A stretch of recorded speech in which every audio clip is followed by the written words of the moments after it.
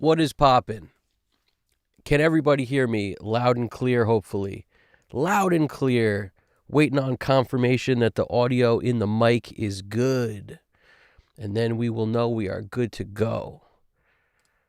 And once that happens, all bets are off because we shall be entering a new dimension of mixing today where we bring in the funk. Extreme funk. It's definitely still in the rock zone. There's a bit of rock alternative 90s flavor in there like usual, but very funky track. And seems like things sound okay, so we shall be starting momentarily here. What we got going tonight is a song called Gumshoes, and I plan on playing that just to kind of start us off so we can everybody just kind of get a sense of what's going on in this track. And then nothing has been done in this song except for some auto align. What's going on, Bin Jammin' Buttons? How you doing over there? Very short notice stream today. I basically lost my voice this weekend from doing extreme amounts of yelling and singing and lots of stuff going on, and I overtaxed my voice, and it came back, today, but it's still on a little bit of a shaky side, so I'm going to go a little easy. But we're back, and I didn't really know until several hours into the day whether this was going to be able to happen or not, and feeling good, so we're doing well.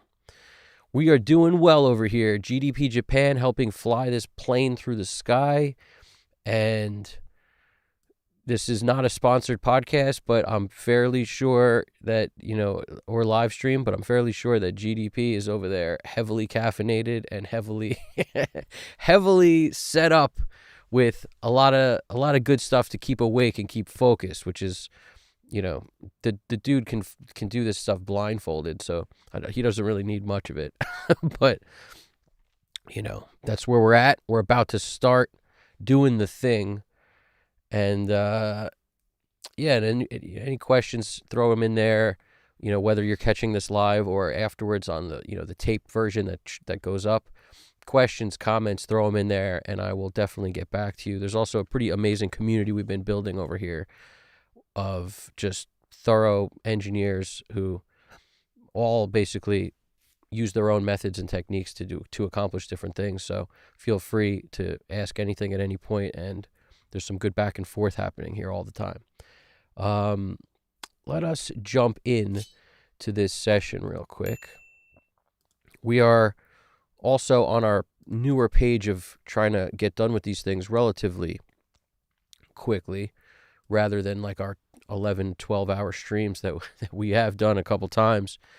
We are on the 6-hour roughly page, so timer starting now for 6 hours. I've got all sorts of old Apple devices here working for us as other monitors.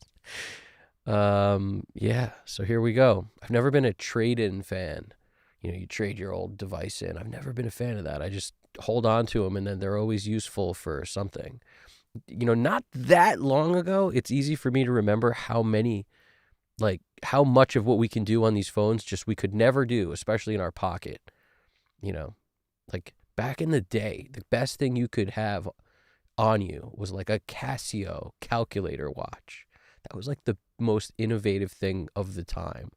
We're talking like when I was a kid, but I remember that. I remember being like, I got to have a calculator watch. It sounds so dorky, but those things were awesome. They weren't that expensive. They weren't, relative, but here we go. So let's start a rockin'. I'm going to play this track from the beginning. We got right here, starting us out. This is what the track sounds like. I'm going to go through and sort of pan a few things. This is not the typical like MBox 2 Pro on everything track. This was recorded at a later date, so the drums are spread out across many mics. All these pink jams are drum mics. The bass is this purple jams right here, these 3 tracks. These red jams are acoustic guitar. It's just one acoustic, but 3 mics on it. And then the green, all the different shades of green here. Not the dark, like olive ones. Those are buses, but These, like, boom, these two, these are all guitars. And then there's only 2 vocals, the 2 blue ones. So makes it very easy. All this stuff, comes in on the template. Everything you see that's olive green is a template import for me, which I just kind of have built over time, keep altering here and there. And then my VCAs at the end where I do my automation, they always sit there. So rocking and rolling without further ado. I have thrown auto align on this thing already to save some time, so that's what's on there. And then I threw up 2 different sets of the plugins I plan on using for the bulk of this thing. It's an SSL 4KG, and we're going to use a 1073 today. That's what this is. Obviously, we all are familiar. I realized I could put a 1073 on every channel because it's the native version. I don't know when they released the native version of this, but pretty cool because it doesn't take up any room on the chip, on the satellite jams. So if you do need to use some plugins that aren't native, I can still do that. And yeah, so I got the preamp and the EQ here for our flavor EQ, and then the 4KG for the other one. Nothing's been touched in terms of EQ or anything. So we're starting from scratch. I just loaded the 2 plugins in and ran auto align. So let's just hear what we're dealing with from the jump off. Where is the jump off? Where's the guitar? The guitar starts the song, so it's back here. All right. Let us hear this thing.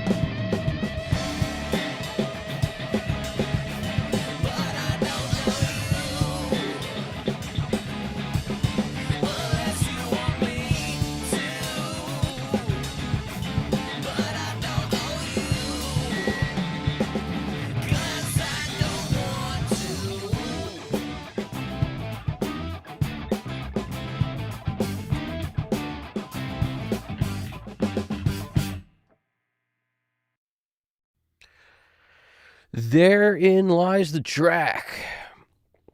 What's going on, Warhard Arts? How you doing over there, bud? I appreciate that, GDP. This is funky. This is Funky Town right here. We have traveled to Funky Town, and now we are in a position to start a rockin'. So my first thought was pan a bunch of stuff around. The rooms, I decided to go kind of hard left and right with them. I don't typically do that, but it kind of felt like, might as well. We'll keep our overheads a little tighter, like 73, 73, at least for the moment. This RE20 mic is what you would call a crotch mic. That is it's in the front of the kit, pointing like at the drummer's section. And that's the move. That's where if I see RE20, I kind of know that's where I positioned it. Let's just hear it. Usually you get a pretty decent picture of the kit from right there.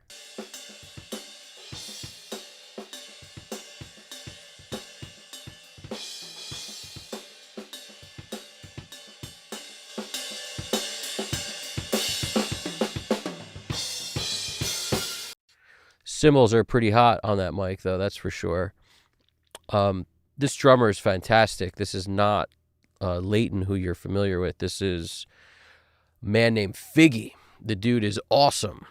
And Figgy is just the groove all day, does play a fairly decent amount of cymbals in the scope of cymbals, but we'll be fine here because we got enough control on the close mics.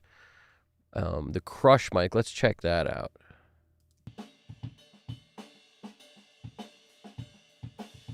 I love that. Listen, this is usually recorded in the other room. I don't remember exactly where I placed this here, and I don't know why it says Crush 2, Crush 1. That's a little strange for me. And this stuff is it's never done like yesterday. So there's no notes in it, and I never have, make notes, guys. It's better that at least some stuff. It's not really relevant necessarily, but it's nice to know just to talk about it. Like these two. It looks like they are separate mics, but Crush 1 and Crush 2 placed where? Your guess is as good as mine. The thing with my studio where I record, drums and everything, I did a video kind of touring it. There's a vocal booth kind of next to the live room that I often will put a mic in and kind of close the door. And what it does is you get low end because that'll travel through, but you won't really, it'll tame the top so much. So it's the good old in another room trick. You could leave the door open or cracked a little bit or closed, but behind walls essentially will do a lot to tame cymbals, especially. There's all sorts of stuff you could do to tame stuff, but in the control room, I would often put a mic that is capturing the drums also. And I also have this kind of no man's land where there's a lot of, it's like an untreated section between the live room and the control room that I would put mics in sometimes also, which is kind of my own little reverb chamber thing. That's this tiny room. It's not a big chamber by any means, but it's just completely untreated. So the reverb in there is pretty intense. And what else? And it's just that happened in the construction of the rooms that I built. I was like, I want a section here to store stuff, but it can also double as a vocal booth that has a reverb kind of built into this room. And then, I would often put mics in there outside of the live room. So there's at least two mics. It's probably these two Crushes that are outside of that door. And that's why these have so much low end.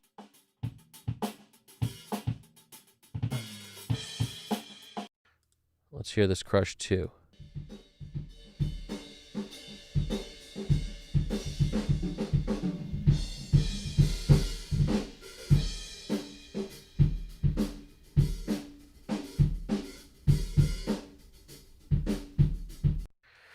You could tell that's outside the room. That one's clearly outside the room. Crush, this one right here, is probably not. It sounds like this is in the room. And I'm able to tell that by the high fidelityness of the cymbals, really, is what I'm listening for.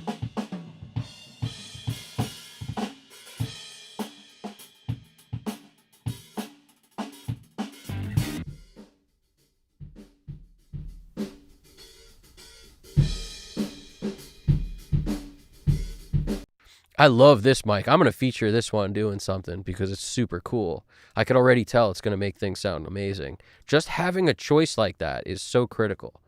You know, face your room mics away from the drummer. You know, you could do all sorts of things if you don't have a second room to put stuff in. If you've got like a crate or something, like you know, one of those trunks, essentially, like a trunk or a crate or something that's, you know, a sealed box. You could put a mic in there and close the lid on the thing and kind of just have the mic cable sneaking out of it. And, you know, but it's mostly closed. Just all sorts of weird stuff like that, you know, can give you essentially a tamed high end and a lot of low end that you then can build in. And it will sound like the drums are, you know, in a bigger room because of that.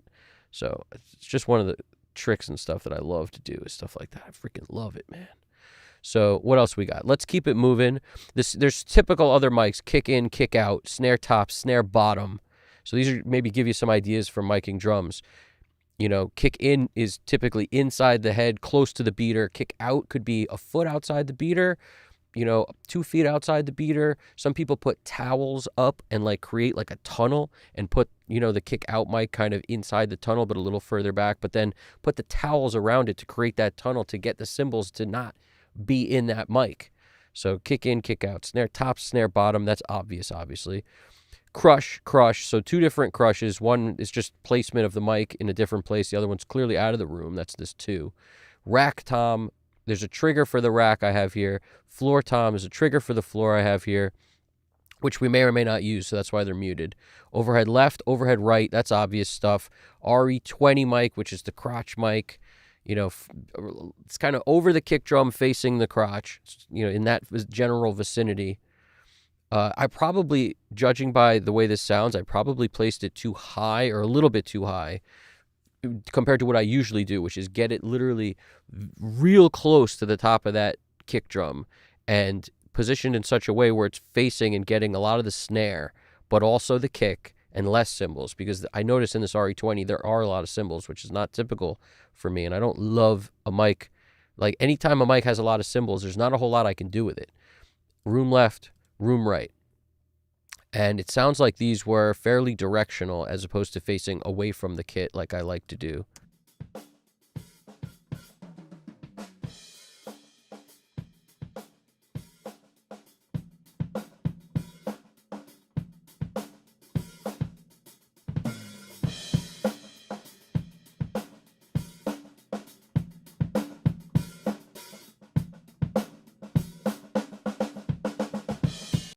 There is a bit of like a, and that's clearly coming from this track with this Echo Boy and the Galaxy thing. I should take that off for the moment just so we can kind of all get on the same page.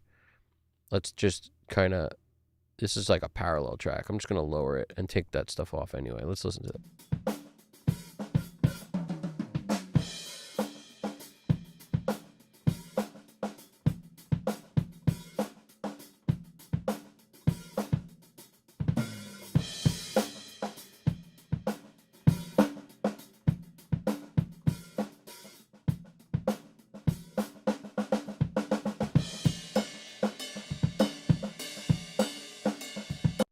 All right, now let's get into the track. We'll start mixing this thing a bit.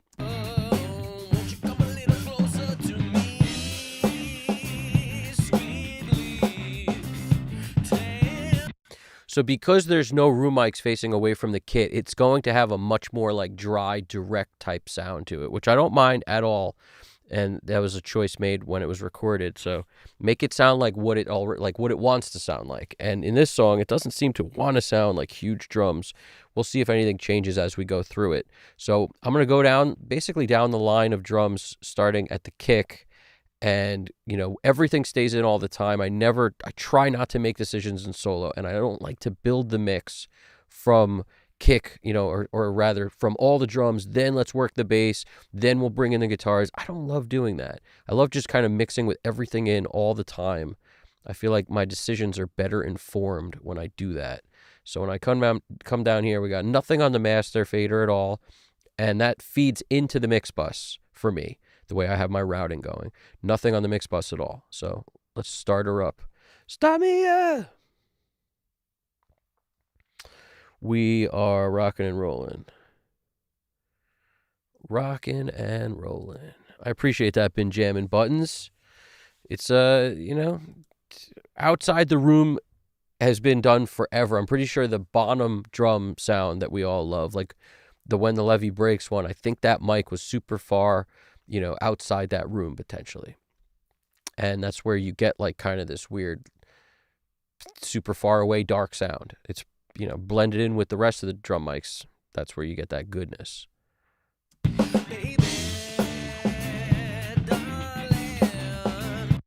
If I'm not mistaken, it might have been on a different floor in that stairwell. There's like this. They recorded a bunch of that stuff. I might be confusing stories here, but there's something about, I remember them recording in this giant, like with the drums at the bottom of this giant stairwell, and they probably put one of the mics like at one of the floors above it, so super high above it, tons of reflections before things got to it. That kind of thing.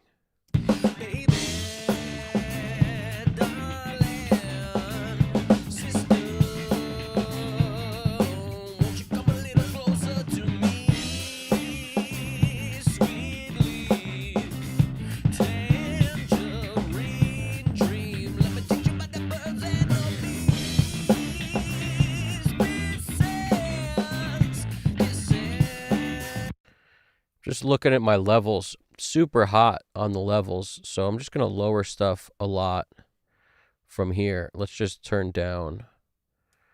That way I can build back to where I need to be without lowering the master just yet.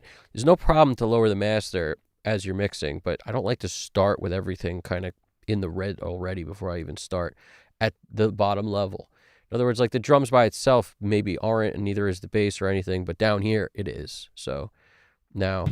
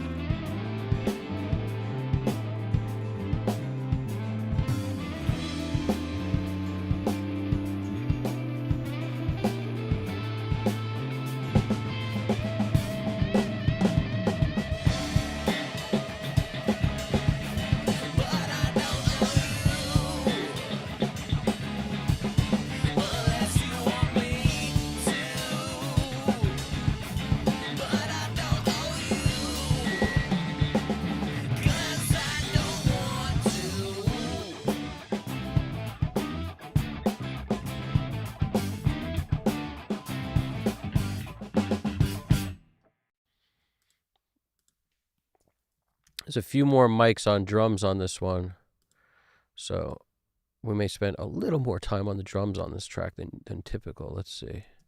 Baby.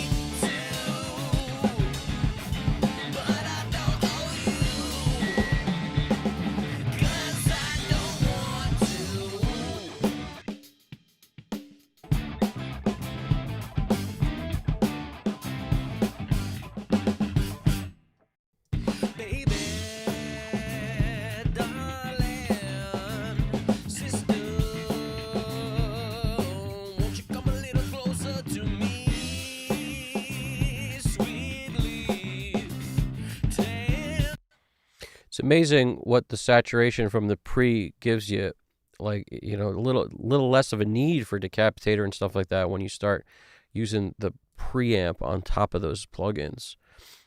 Now, when we still may hit it with a clipper of some kind, like gold clip or something like that, to be able to still get kind of a soft clipped feel on it where it smushes and lengthens the note a little bit. Sometimes a tape plugin's good for that too.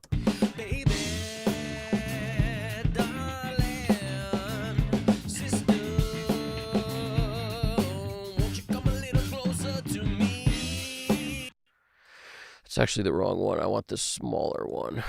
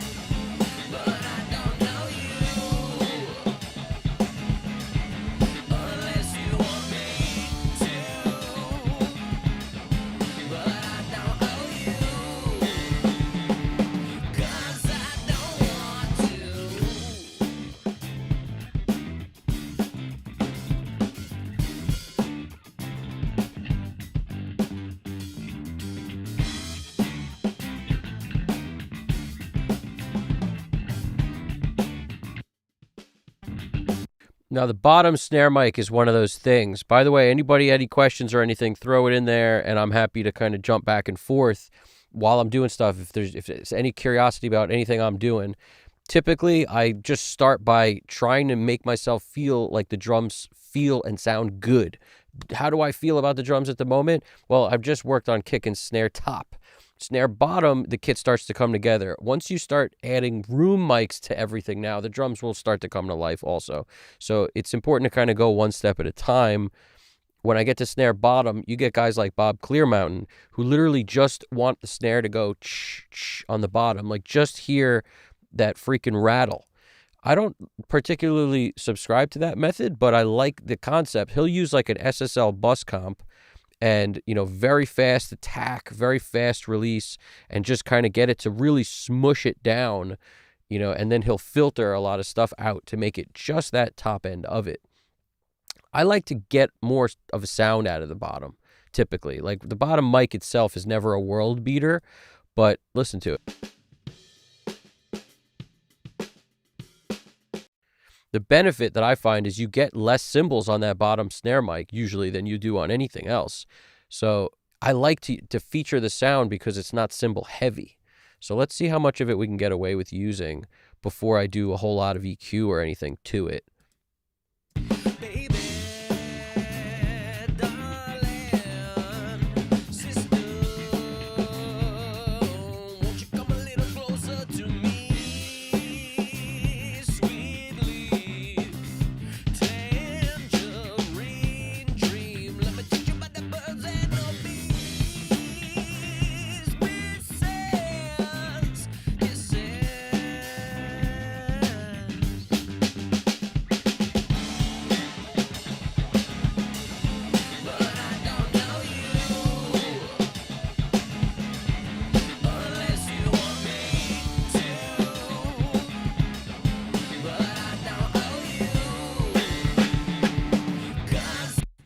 Be careful of that. Whenever you bring up mid-range on any drum mics, you just assume you're getting cymbals out of it too. So try to pick them sparingly, the ones you do want to boost 3K or whatever on, like for some snap of the snare or something. Maybe it makes sense, but just be mindful of it, because even me boosting like 1.6 here, I hear a ton more ride cymbal from the bottom snare mic. You know what I'm saying? So could we gate and go in? Yes, sure. But I look at it like that's a last resort.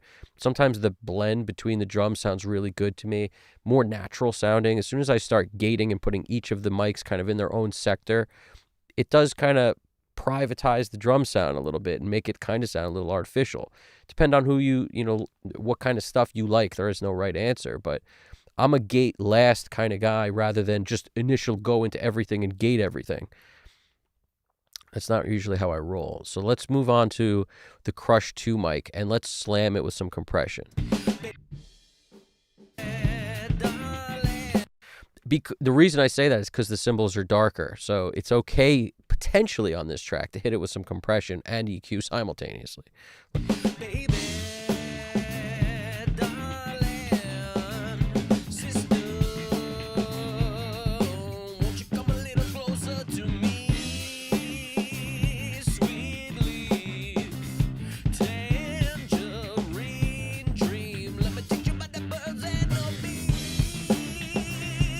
Put a big shelf on the bottom of it too.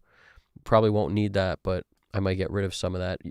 Too often, if you boost lows on all the room mics, you'll get more mud than you want. I like to feature the lows on the kick in and the kick out, if anything. Keep most of the lows out of the rest of this. So what I might do is roll off with some with a filter, but I still might want some kind of boost in like the low mids to give us a very thick room sound.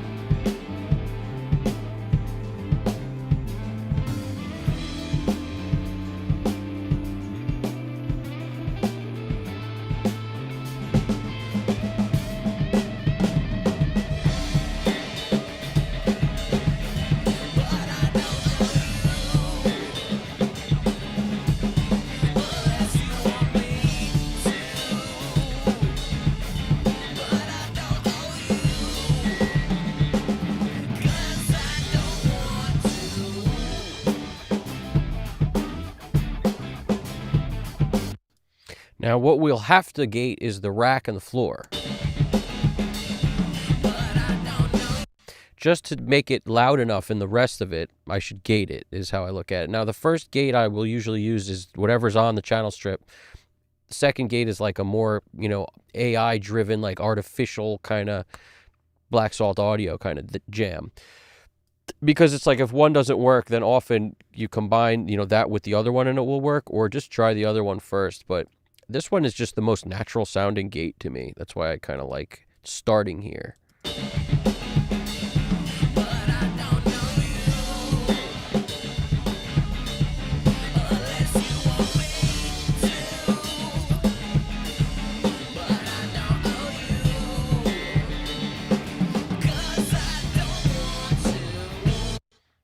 Let's see. We got to boost some low end on these toms. We'll give it some 100 hertz. Gonna give it also a little bit of, I just want to kind of push the middle a little, and I could cut out some of the annoying mid-range down here.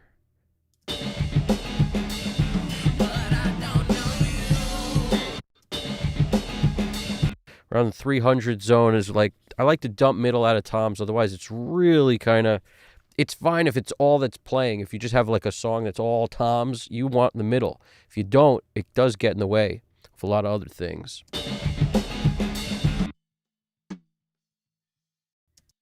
And sometimes, just depending on what we can get out of this drum, like I'm going to have to figure out this gate a bit here. Let's get some more action on this here.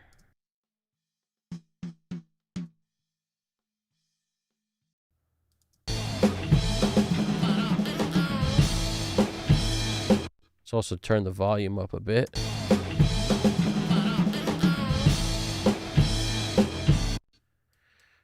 Now, cymbals are coming up, so we got to be wary of that and potentially lower something that has a lot of cymbals in it.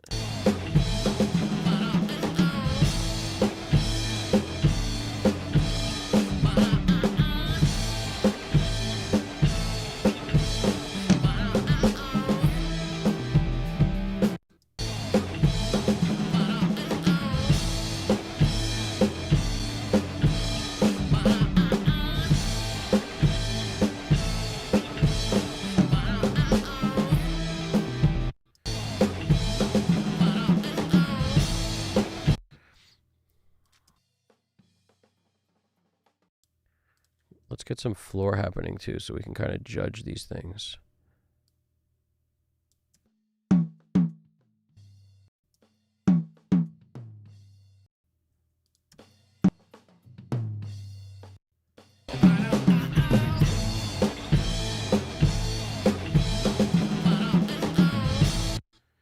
If I'm not mistaken, that rack right there is got to be mic'd with like a 57 or something.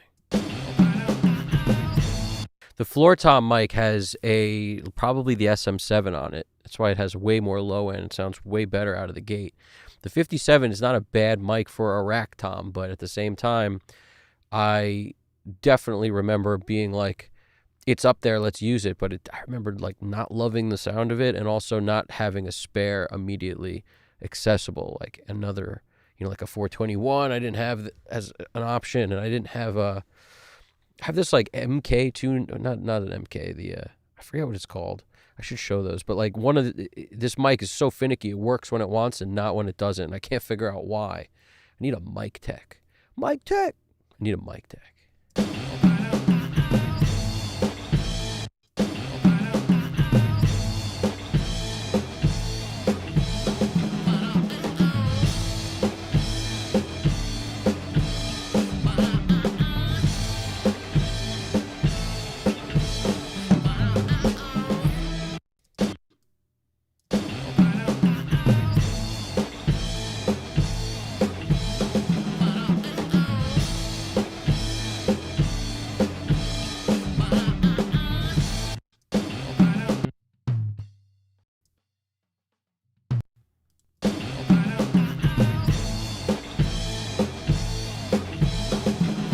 Alex Christoph, how we doing, buddy? Good to see you, man. We're doing our thing over here. Alex wrote, I am stoked. Finally figured out the fast attack, fast release threshold, cranked SSL style compression on them drums. Wow, dynamics feels like cheating. It's fast attack, fast release threshold, crank. Well, if you're doing that, you're probably doing it in parallel. And yeah, sure. That could work. Yup. You got to look at the needle for sure. You know, it's interesting, right? Sometimes it like parallel drums do sort of set things off for people. I remember the first time I ever heard my drums, sent to a parallel track that was smashed with like an 1176 or a bus comp SSL style, whatever you got. And I just remember being like, wow, that's why drums sound good. Everyone must be doing this, and it took me years to sort of not want to do that always, but because when you get that, you do get a lot of other things. So what I wound up doing first is sending all my drums there. Like every single mic that was on the drums, including room mics and overheads and everything, I sent to that parallel. Then later I realized the skins only has a way better benefit, because what will happen is those cymbals never die on that parallel track. They just last forever. And they start to sound kind of unnatural because they'll be like quiet in the front and get louder. It'll be like shh, like crash. The crash is quiet because of the quick attack. And, essentially you lose the naturalness of the way a cymbal's supposed to sound. And it brings up the back so much that it doesn't sound natural. So, the tail end of that note. But at the same time, things can work in different circumstances, but like it took me a while to be like, okay, parallel's helping me, but where is it helping me? That's why when I do run a parallel track with just like dirty drums or just, something distortion or something, I usually don't put it on cymbals or anything that has cymbals in it primarily. But yeah, experiment with your parallel tracks by sending not only, the whole kit to it, but some of the other elements, just skins, for example, kick, snare, toms, very helpful.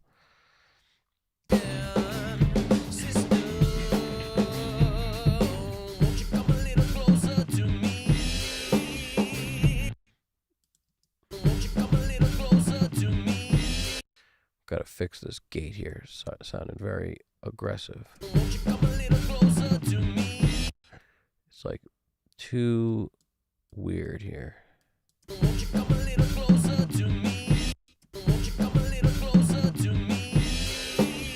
Maybe it's the floor mic. Some sound too strange. Won't you come a little closer to me? Won't you come a little closer to me? Won't you come a little closer to me? So as far as what these do, the range is determining how much it's actually lowering the volume of the thing. So when you get stuff that's super unnatural, it's usually because your range is cranked way too high. As soon as you bring the range back into normal territory, it should actually be more natural sounding. And the same thing kind of with the release.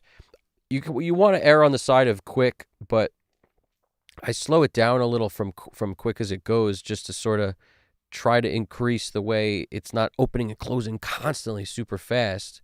But when this doesn't work, just cut things out is another option, or throw a different gate on it. But right now, this is sounding weird. See how like it quiets down almost too much? It cuts off too much of the ring, and that's starting to sound kind of unnatural. So I would take the range and make it where it's only taking it down 9 dB. So that's the concept here.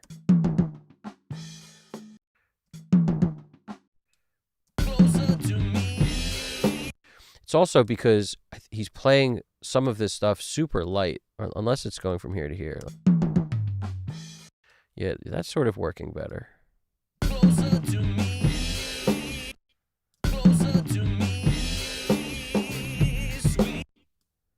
And you could tell if it's reacting to the whole song where the no tom's playing, because this keeps opening up on you. So you got to kind of set the threshold where the rest of the song isn't playing. And that's the benefit of getting rid of the rest of the track. Like just coming in here and trimming out your toms when there's not a whole lot of tom stuff. Very helpful to like getting levels set right. Basically break it, mute it, that kind of thing.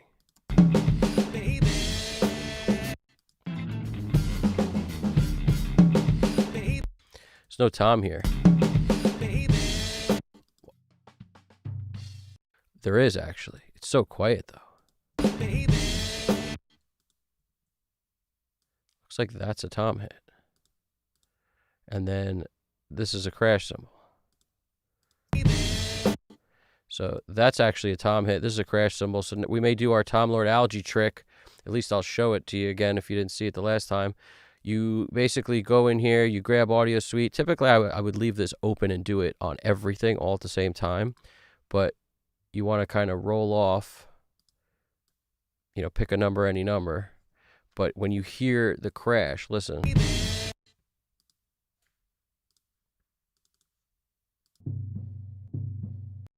See, now we don't hear the crash cymbal. Even though it's there, you don't hear the crash cymbal. What you actually hear, let me make sure that's being routed the right way. Check, check. It is. So basically, you don't hear the crash anymore, but you still hear the ring of the tom. The attack has already happened in the front of the note, the critical part. This is just like extra tom ring. So I like to keep in that extra tom ring. Let's get it onto slip mode so we can get in here. Right where this happens, that's the crash. You can see it above it. And I'm just going to process this section right here. All right, now I'm going to fade this. And that was like, what is it, 200 and something? Like I could have probably gotten away with less even. Listen.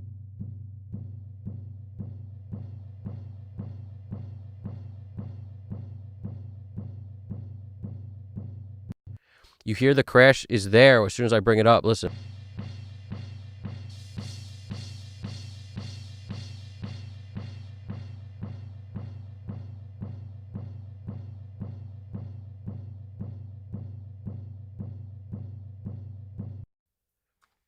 As soon as I get to there, I don't hear any crash. So that means I can boost this like as loud as I want, pretty much, and not worry about that crash being accentuated now, or the tom cutting off on the crash. Either way, it's a bad move. And you know, you'd be surprised how many people edit their drums like that, where they just cut it right on the crash. You know, they go to the last second before the crash is. Well, there's still tom ringing out there, buddy, so don't cut that off.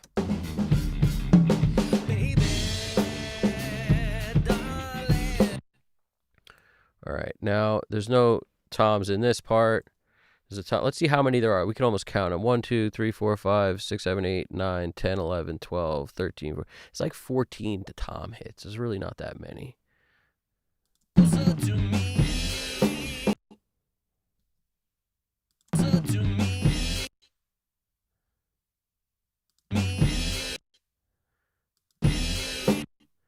So here, again, this is roughly the section. I'm going to click that. So it just processed with what was already up here. I come in here. Make sure you don't chop off the front of the note with a fade. We didn't. We are good. Now we come in here. Let's just take our gate off because it's just going to confuse us right now. A little closer to me.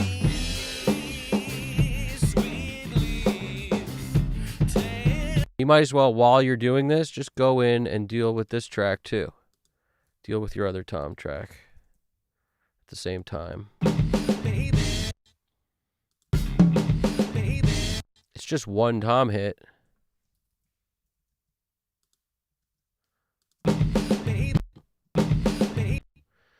And this is snare, and so this is our crash. No, it's not. That's our crash. But because there's this, it's like the ring is already gone there, so we don't have to actually do the same processing craziness there. We could just get rid of this.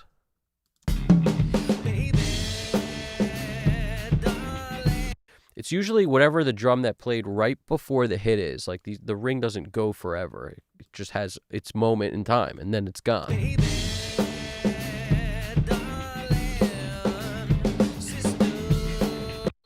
And careful when you're dealing with this, like don't raise the volume up or nothing, because then it'll sound unnatural. I've made that mistake a few times too.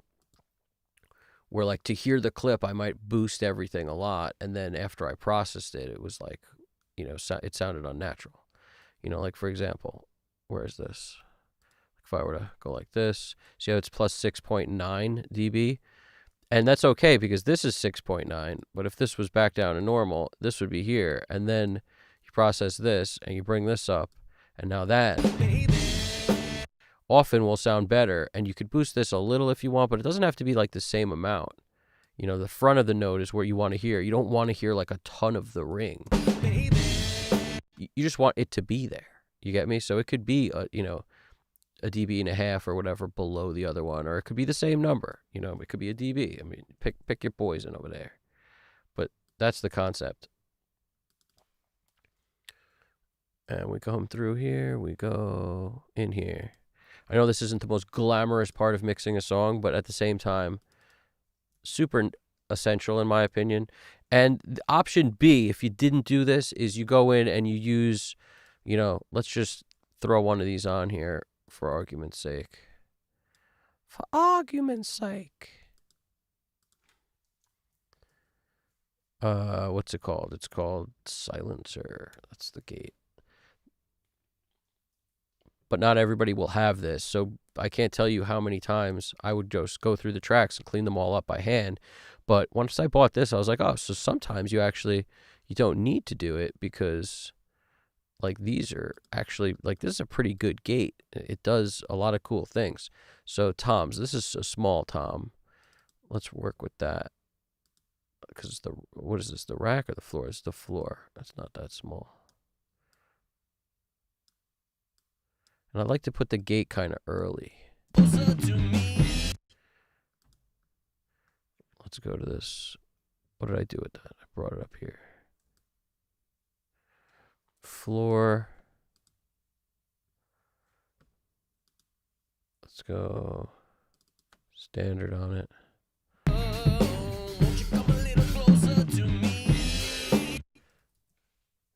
Still don't like the way this sounds, but don't worry. Once I get everything blended in, it'll be better. Like, it's just a little too hot now. Things are too loud, so they're sticking out.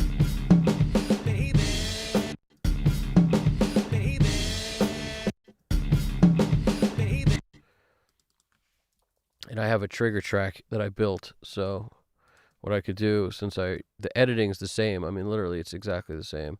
You could just copy it to the track above it, or you could just do it again, shift click like this, break, so it kind of does the same exact edit for you.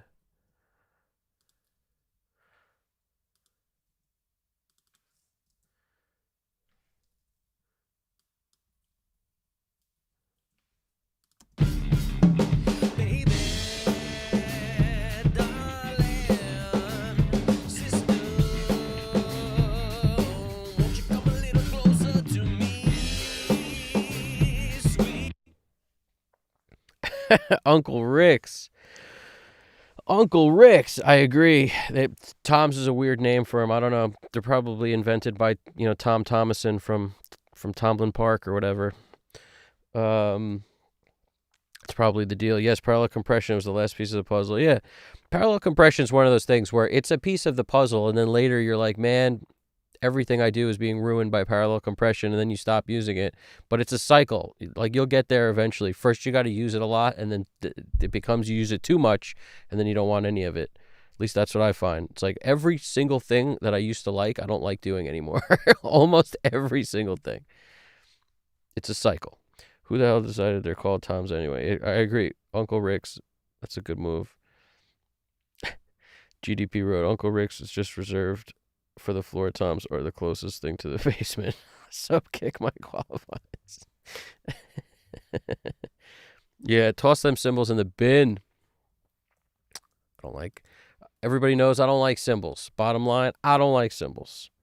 Don't ask me why, I just don't like them. Won't you come a little closer to me? To me. Closer to me.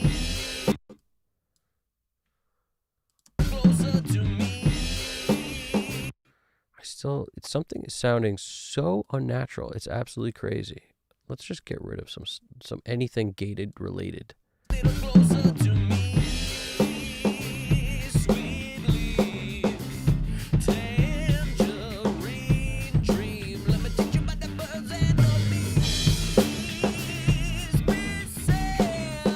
Let's use some of these room mics in the kit, but let's roll a lot of top end off them. And let's see if that works. At least this RE21.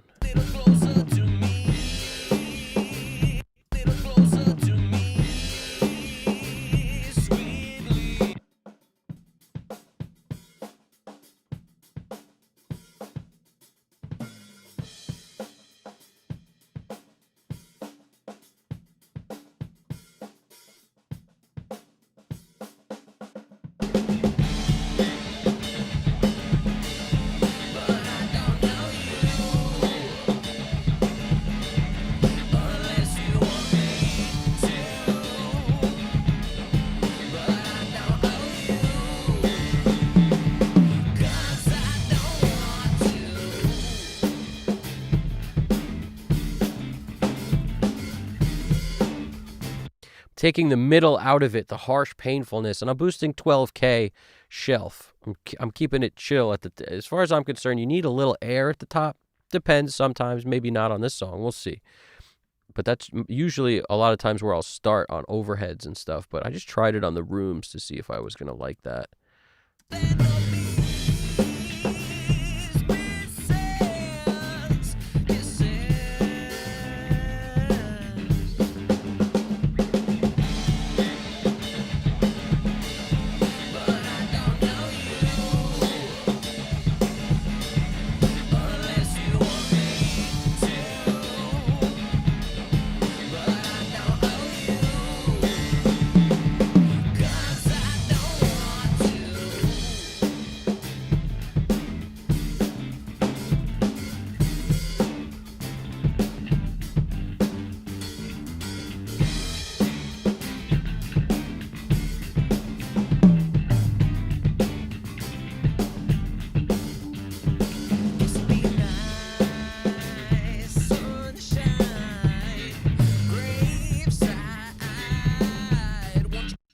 Copying the left overhead to the right track and vice versa whenever I make a tweak, just so these are exactly the same.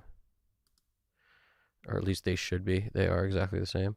Because to me, I want the overheads to stay any EQ's phase adjustment, and anytime I make a phase adjust kind of situation on one of the overhead mics, I want the other one to kind of feel like it didn't lose. It's not canceling anything out because it's slightly out of phase with the other overhead mic.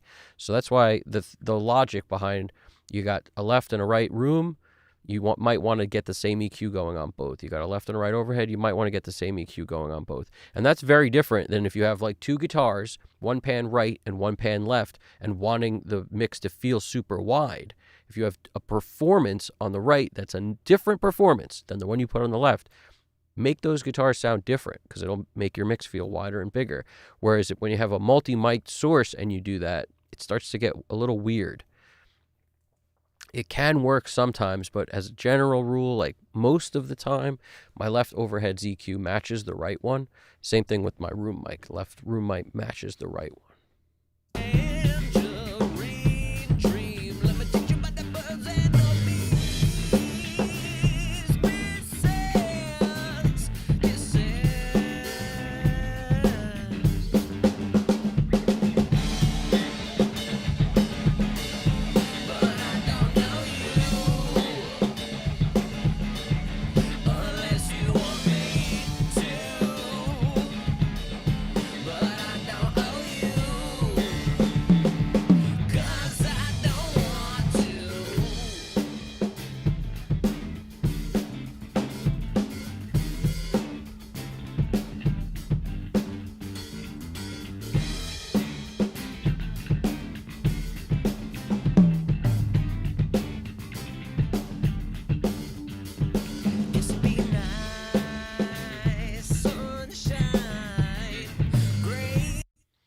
Let's get rid of some of this excess stuff. I do feel like this is a track that's going to benefit from kind of taking out the toms as opposed to using a gate, because it's just something about when I use these, and I could dial them in a bit better, but so far everything's felt super unnatural that when I had any kind of gate on.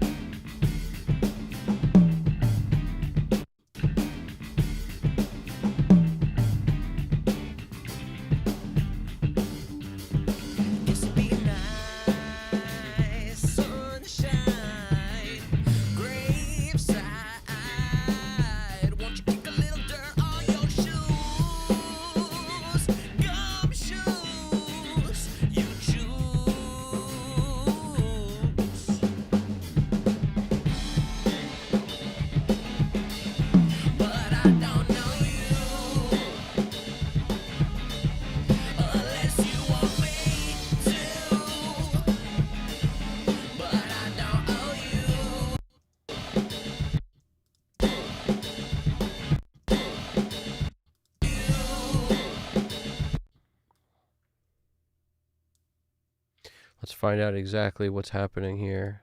Looks like there's a hit. What's this? That's a crack.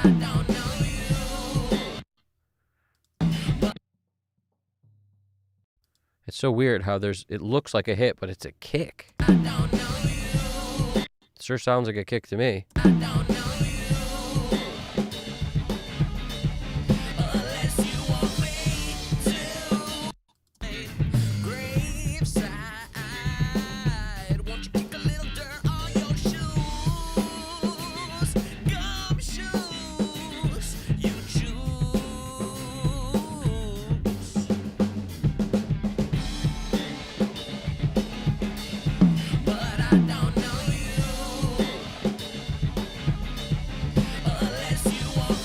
As far as I can tell, this is a kick. I mean, listen to it.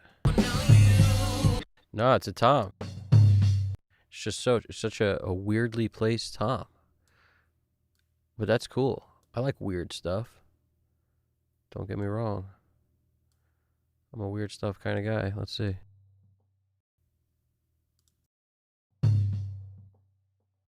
The kick's right after it. Plong clang. It's like plong clang.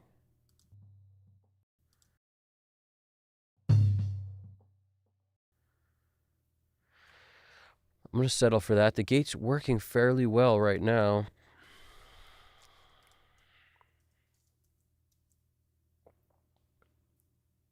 Is there any toms here?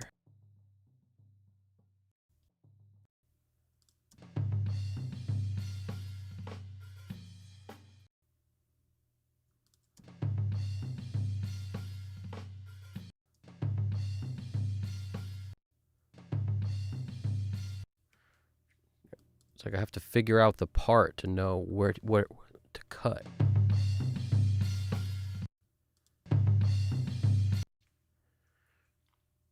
That's such a weird fill too. Some of these fills are so weird in a good way, but they're weird.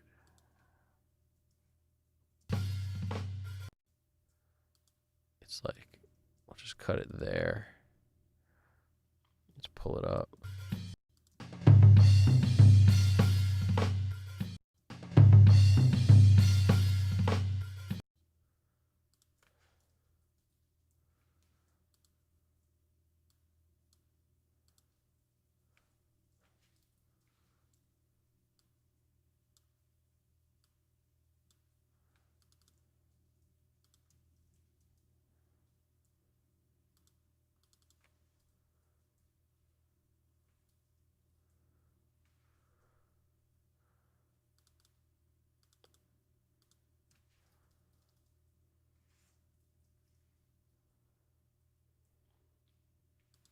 Now, since this is for a trigger track, I actually don't need the ring on it at all. Because if I did use it, it would be... And I'm going to wait till the end to determine if I even need to use it, but... It's so weird. Like, where is this part of this? How much did I make that louder? I didn't. It's very strange. A little closer to me.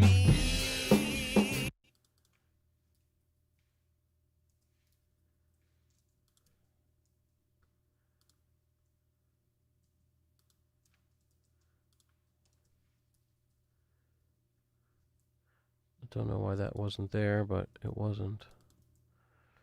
Okay, what else?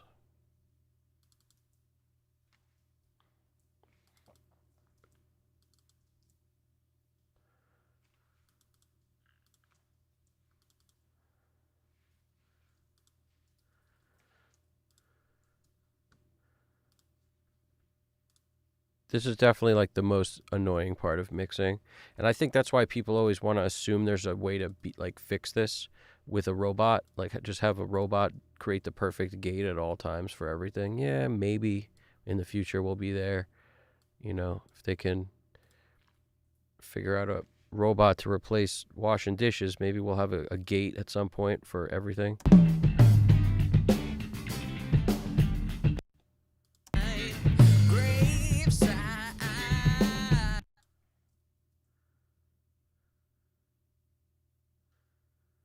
What do we got? Like 7 hits left? About that. Let's see.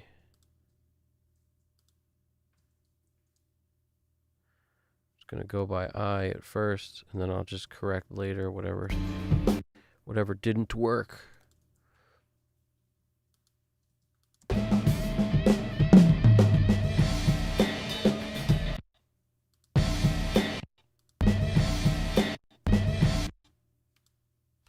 That's a hit right there. That's a crash cymbal right here that might have some tom ring over it, so I'll just bring back our jam,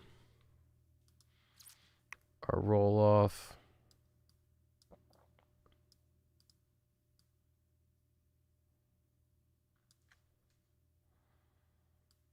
And once it works in one part of the song, you really don't have to check it everywhere. It's going to work everywhere.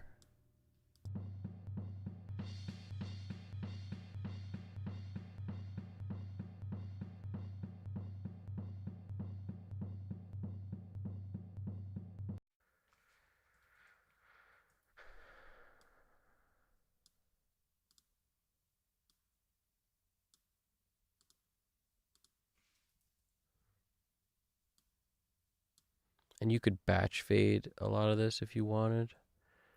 It's not like you really have to go through and do it all. What's going on over here? This is actually, I love Figgy's drumming, but this is actually one of the reasons why I love Leighton's drumming also, because Leighton plays hardly any toms. Like when he does play toms, it's predictable to me in a way that's like very easy for me to comprehend what was played, what to gate, what I should cut out. Like it's kind of the way I would play them.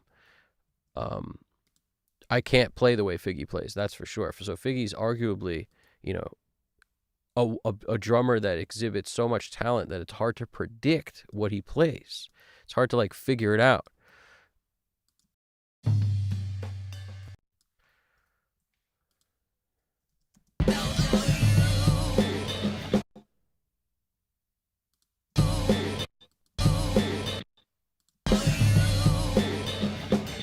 I love that. That fill has no crash after. That's a cool fill. Where's that crash? It's like here somewhere. So this is a perfect move to put that thing here. Because the tom is clearly ringing throughout it. I hear the entire tom. So we're going to hit it with the render.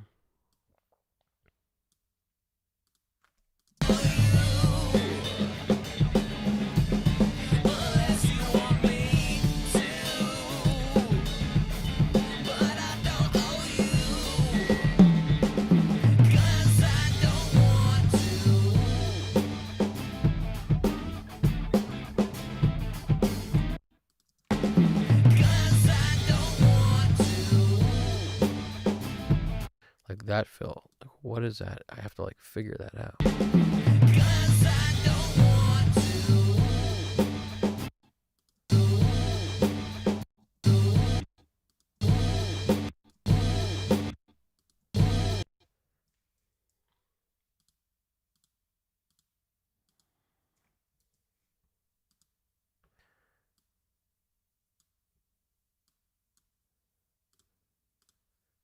We're up here.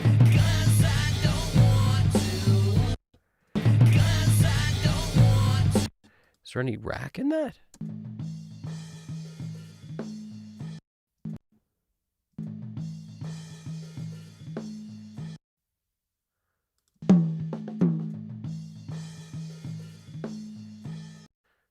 That's just the snare we're hearing there. I don't think there's any rack in that.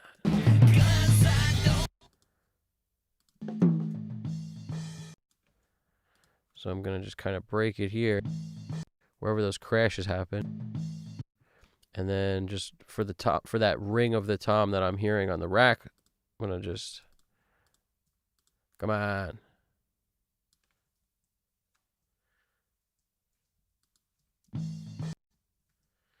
Let's just hit it with that, get a fade going.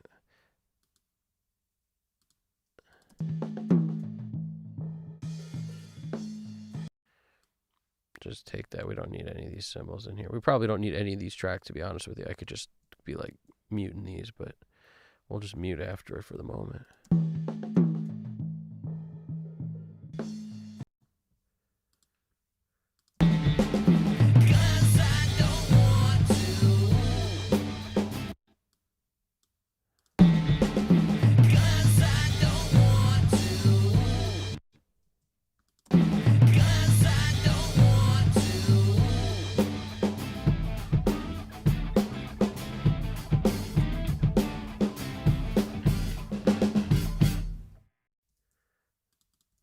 Mute.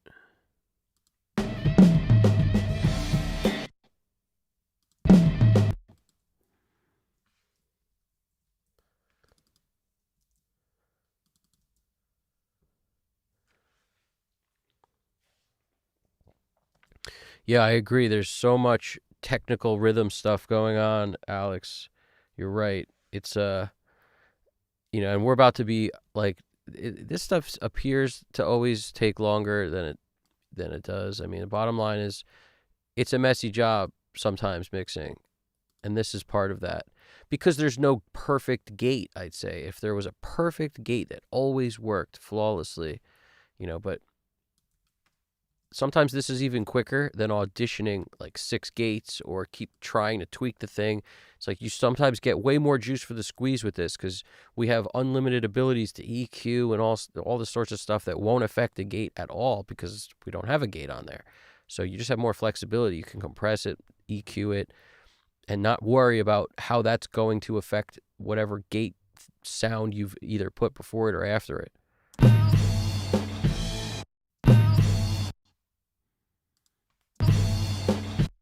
So it may seem like it takes more time, but in the end, you're tweaking less because otherwise you'll put something on it and then you'll be like, oh man, now that gate thing doesn't sound good anymore, or vice versa. It'll do something weird to you.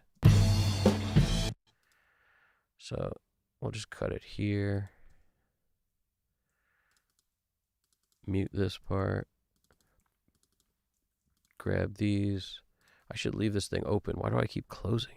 So dumb. Leave this open. Come in here.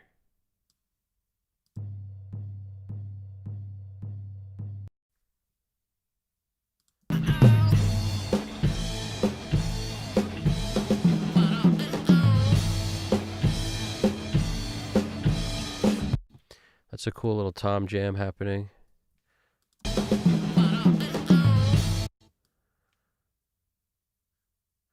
We don't need any of that stuff.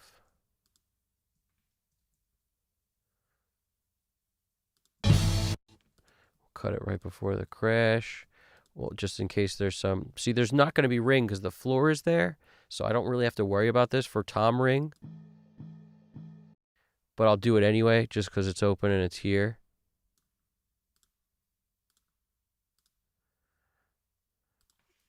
But it's really whatever happens right before the crash. That's really all you have to worry about doing that ring trick to, or you want it to keep ringing.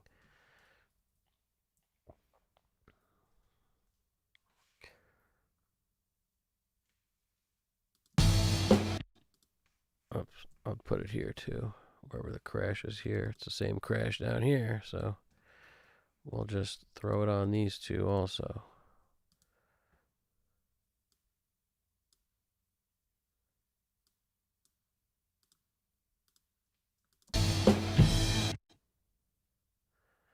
And then we don't need any of these.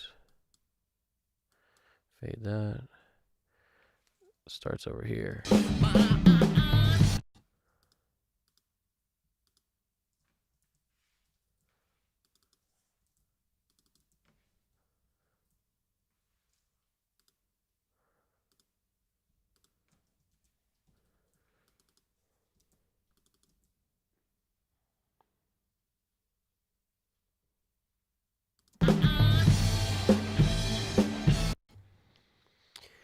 What's going on, Braxel? How you doing over there? Danny Lyrica? How's it going? I appreciate the happy mixing wishes. We are jamming through some tom editing.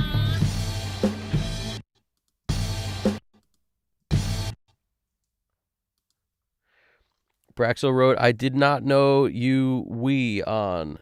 Hello, I did not know you weon. You didn't know we weon? Well, we be weeing over here. What do you mean? I did not know we weon. I did not know you weon. Weon.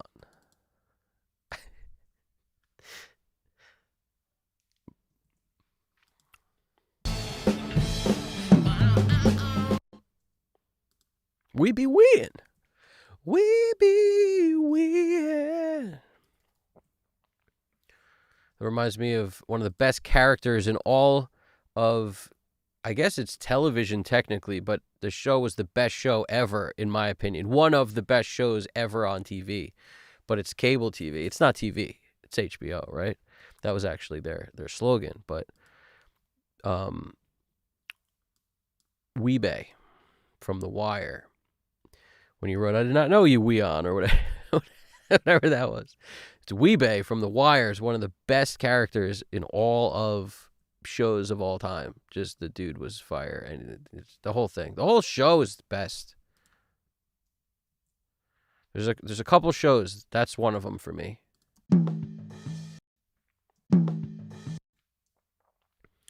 It sounds like the ring kind of dies out before this right here. Like we don't really need to do one of these smooches, but we'll smooch it.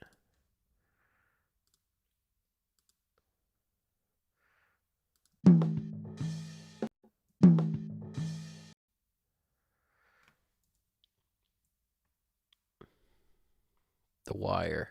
Oh, so good. So many good lines from The Wire. Such a good movie.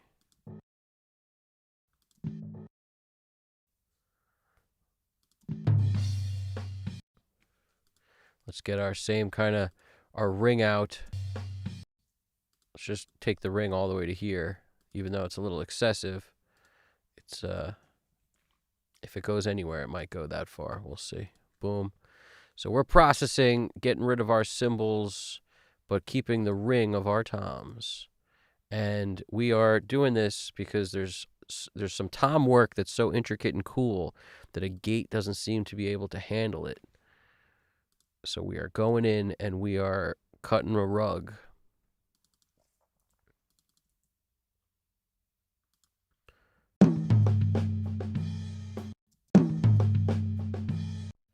That's also like the longest ringing tom of all time.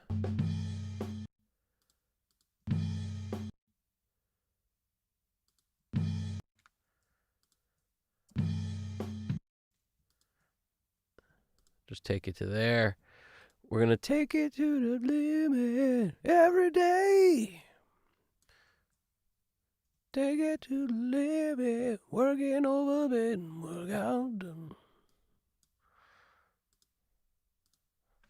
We're going to... Okay. Was that is that a snare right there? Yeah, that's clearly a snare. We'll take it out here.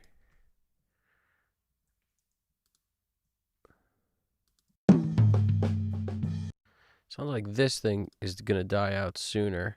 We're boosting so much on the bottom to just make sure we hear it.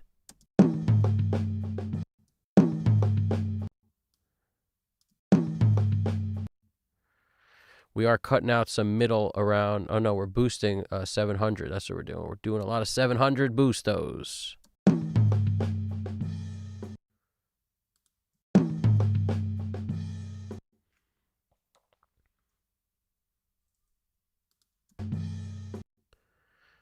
Just kind of take it to...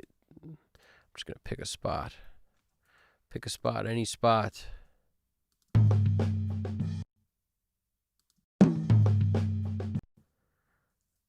Actually, I don't even need to take that spot. I'll just take this spot.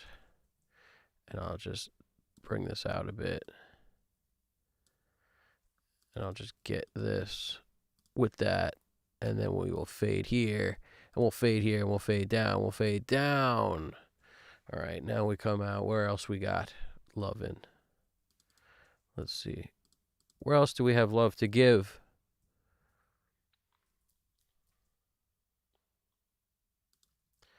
Doesn't look like we have much more love to give. on the floor. The floor looks solidly done.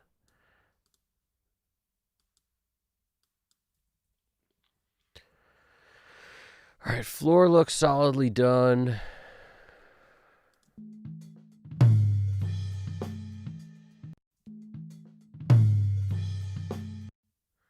I don't actually hear a lot of the cymbal, but I'm going to do the thing anyway. It's like...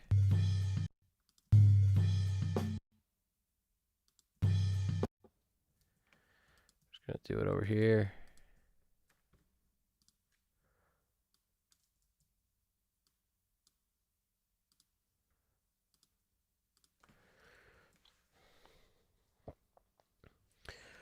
Victor Nova, how's it going? It's good to see you back over here. We're doing our thing. We're fighting for the funk cause today. It is a funky day in paradise right now. We are just funking stuff up over here.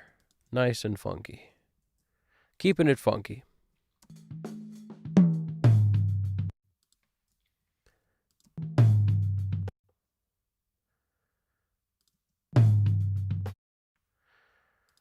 There's no cymbal here, so there's nothing really I need to roll off. Just gonna get rid of some love up in here.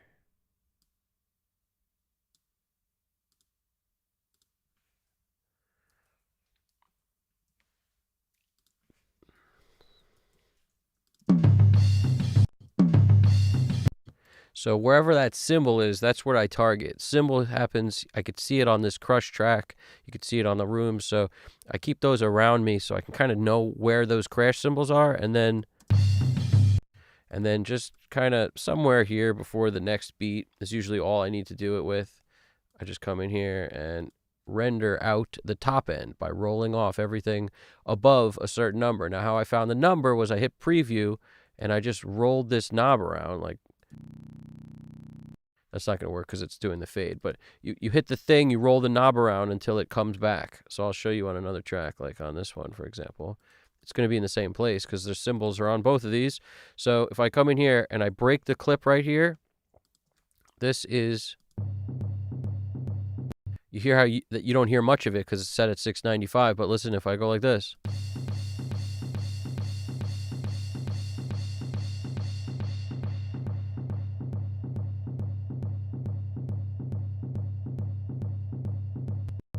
That's the logic. You roll it down until you're satisfied. So whatever that 695 zone was felt about right.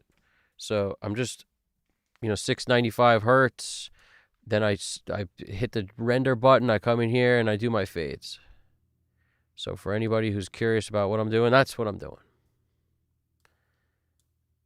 Now that allows the tom to keep ringing, and at the same time, we won't have to worry about cymbals.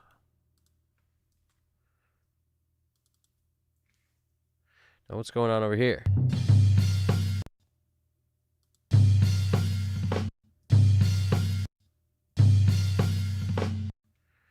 See, I have to keep trying to analyze the part that was played. Otherwise, this doesn't make sense. Like, you have to make it make sense. If you're cutting out space, try to understand the part that was played. Sometimes I sing it out loud. It's a pretty helpful tip to actually be like, like floor snare rack, or like pop ooh kick floor snare. Like just sing it out loud so you can kind of count it. Sometimes if you hear a bunch of hits, like pop pop pop pop, like 1 2 3 4. Okay, so I look for 4 hits, whatever I'm hearing. That's kind of always a move. So I hear like there's a hit and then there's a crash and then there's another hit.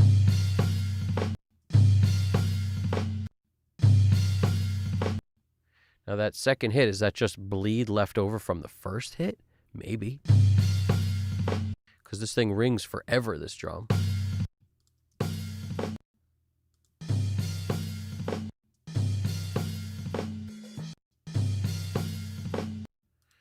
kind of sounds like it. We could turn it up a bit more to know for sure. Yeah, it doesn't sound like it's actually playing over that snare hit. It's kind of anybody's guess, honestly.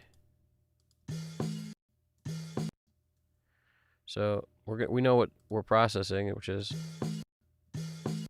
at least this, maybe more while we're at it.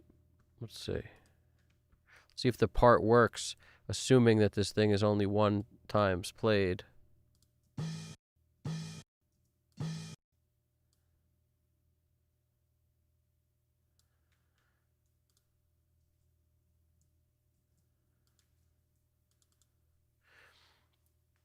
I'm going to lower that too from 7, 8 dB up. Because once you process it, you won't be able to keep track because it'll say 0 again. So it'll erase the fact that it's like 7 dB up. And then you'll forget that it was. So if you wind up lowering this, now this is going to be too loud for it. Whereas I like it better the other way, where they're actually, this is lower than the other one. So as long as you kind of keep that in mind, you're okay. I want the hit louder than the ring, is my point.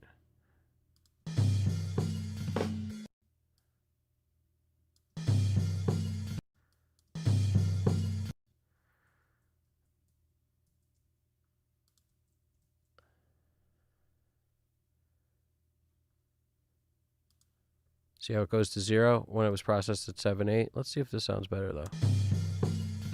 No, still something sounds like weirdly unnatural about this part. Granted, we're in solo, which doesn't make a whole lot of difference, but let me just see something. I just don't think we need a cut there. I also think we're losing a hit. I can't tell if this was actually played. Maybe it is, because he's like, bling, bling, bling, you know, like you wrap up the beat with a snare and a floor together, one of those. So maybe he's like, it's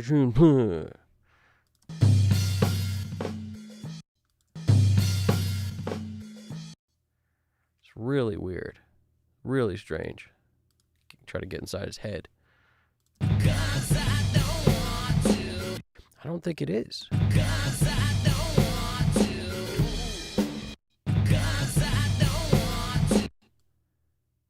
I almost think this is a hit too, but it's like lightly played.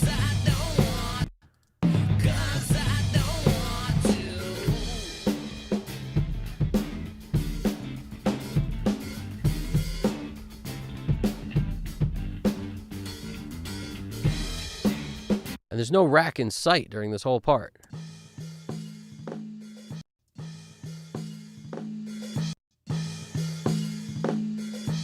That's just snare bleed and cymbal bleed on the rack.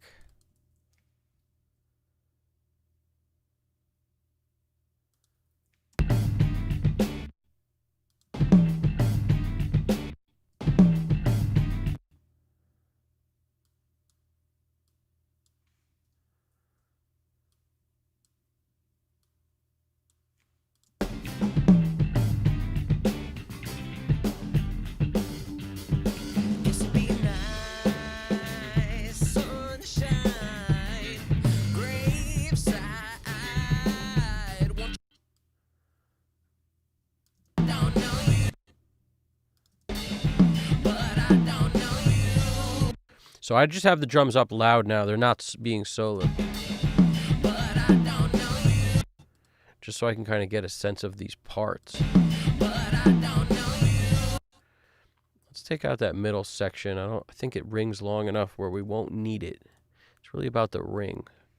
It's like if the tom sounds unnatural, it's because the ring's being cut off too early. But this feels like it's just the right amount of time where it won't matter.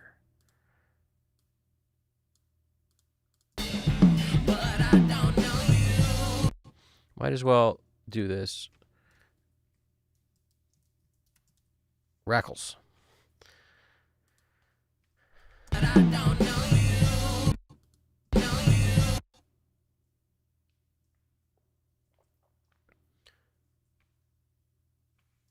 Let's see what else we need to fade these out.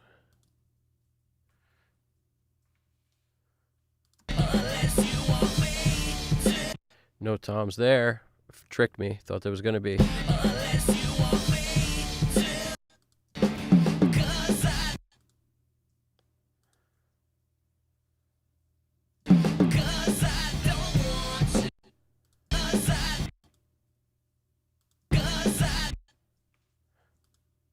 Let's just get that in the game.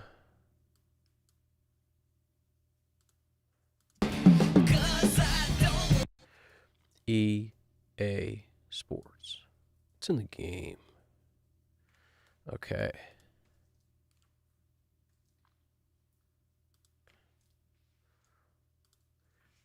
E. Can't do the E. The E on EA Sports is the hardest thing. E. Sports. It's in the game. It's in the game.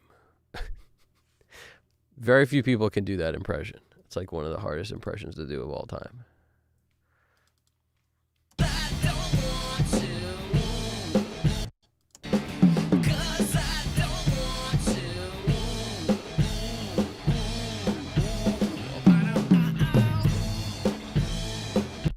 AIM AI Energy, how we doing, man? How's it going over there? DJ Victor Nova wrote, I come across a Rick Beato video interviewing Dave Natal. Yup. It was about mixing loud without pain. Have you seen it? Yup, I definitely saw it. It's a cool video, but keep in mind, he's mixing live shows. It's very different. Very different. It's similar and also very different. Like, as far as I'm concerned, mixing live is a very whole different beast completely than mixing a song in a studio. Because a studio is predictable. A live room isn't.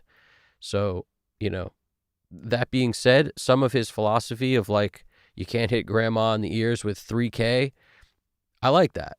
Some of his philosophy, like he's basically cutting out, I forget where he does the roll off exactly, but it's like 2K to about like 4K, or somewhere in there, 2K to like 3.5 or 4K, or maybe even 4.5.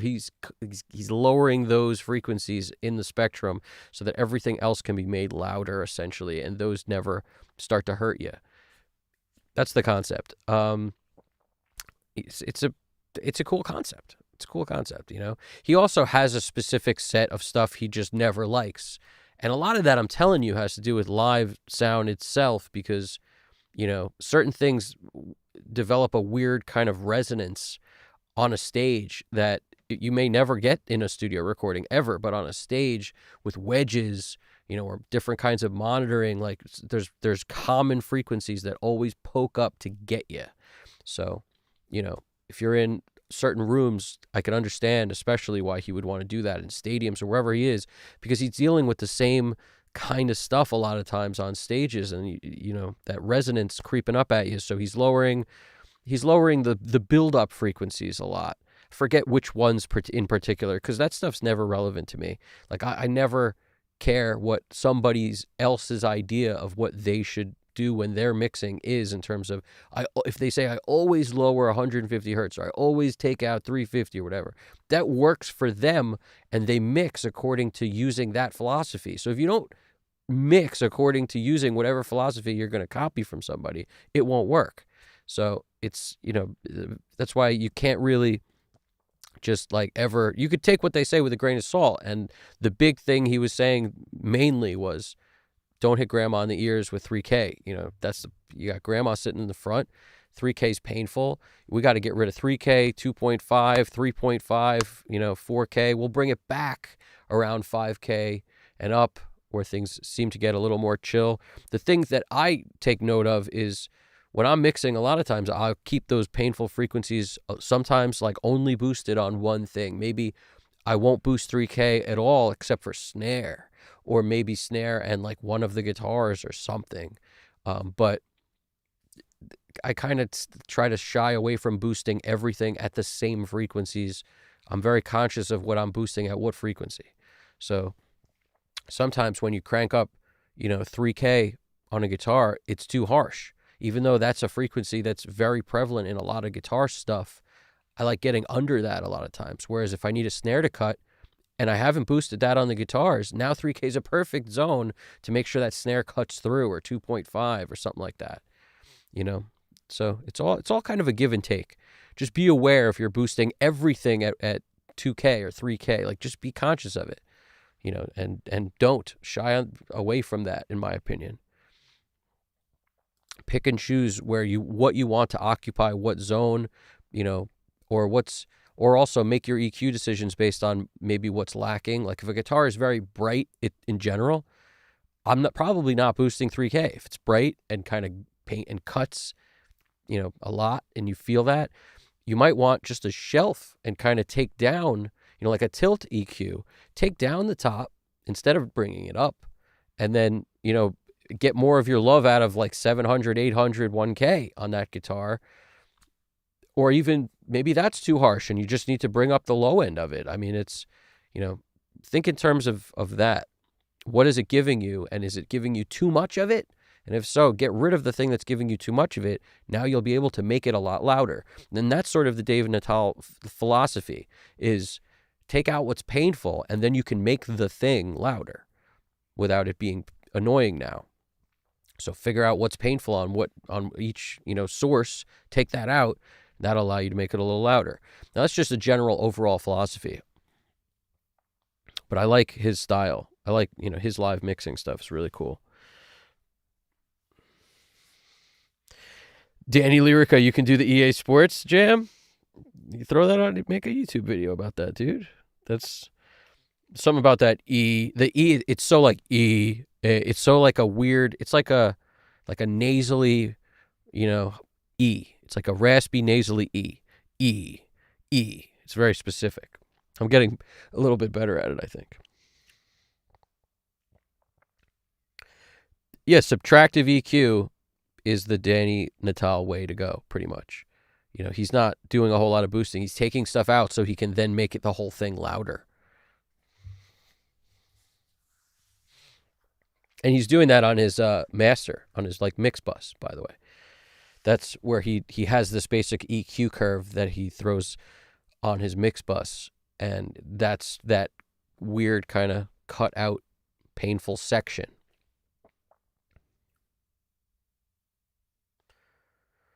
I am eating a cake. It's pretty good. Perfect, Braxel.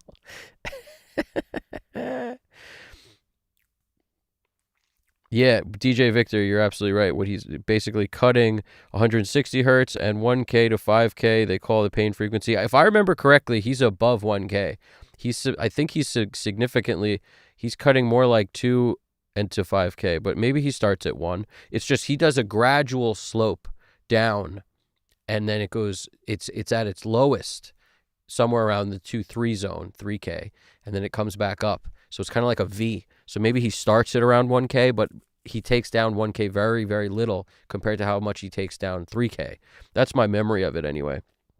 I don't know if I'm spot on, but yeah, and people, 160 hertz is often where you get like some bass love and some, basically the bass love and the kick love kind of are two stepping on each other a lot. So a little bit of cut there cleans up the bottom end and makes things kind of sit a little better. It's not an always fix. That's the thing. There's plenty of songs where I have to boost that area on the mix bus rather than cut it.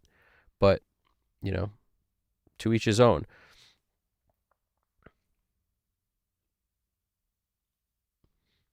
But that's a great video. I like that video. It's a good one. What kind of cake, indeed? I hope it's cheesecake. What do you think my favorite kind of cake is? What do you think? Cake Eater used to be a diss. You'd be like, Cake Eater. It's from Sandlot. Cake Eater, an old school diss. They'd call people a cake eater. I don't know why it's a diss. I'm a fan of cake. Who isn't a fan of cake? Especially cheesecake, New York style cheesecake. Bada bing. And then you got Italian cheesecake. Very different. They're both very good.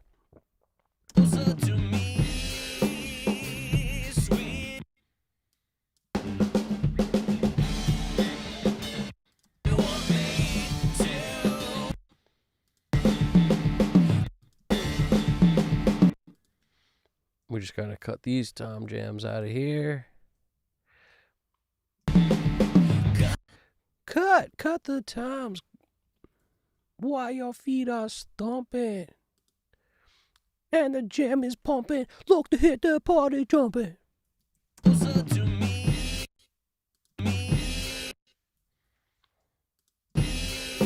Closer to meat. Closer to meat, like salami and pepperoni, roast beef. I know it's meat. I'm just kidding. It's not meat, but imagine if it was meat. Closer to meat, like salami. Here we go.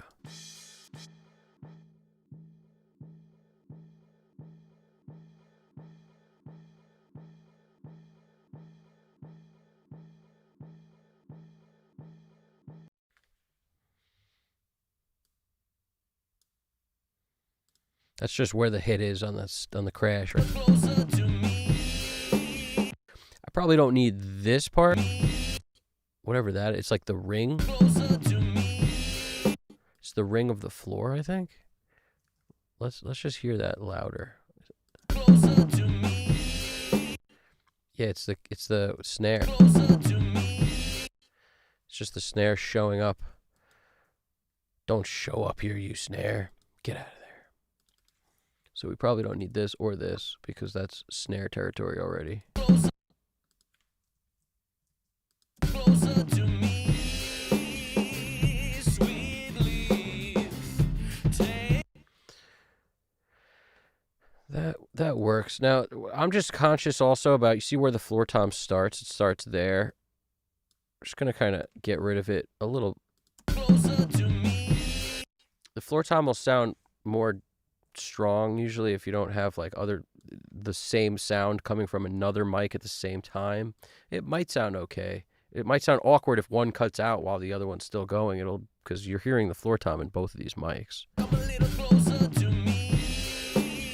But that sort of works. I'm okay with that. Any toms here?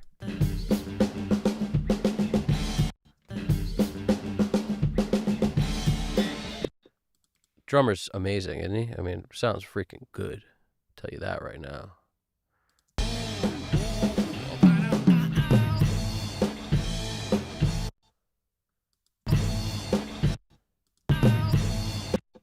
And by the way, anybody who didn't catch it, this is Figgy on drums.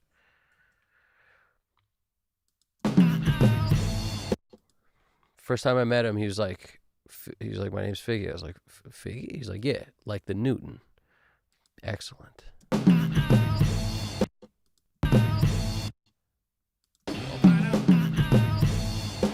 So then I said, like Isaac Newton? And he's like, nah, like the food, like Fig Newton. Of course, I already knew what he was talking about.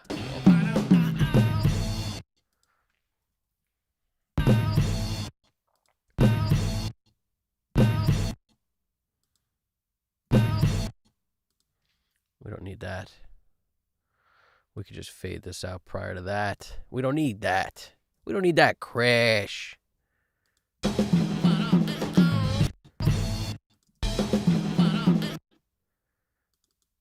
I don't think there's any toms on that thing.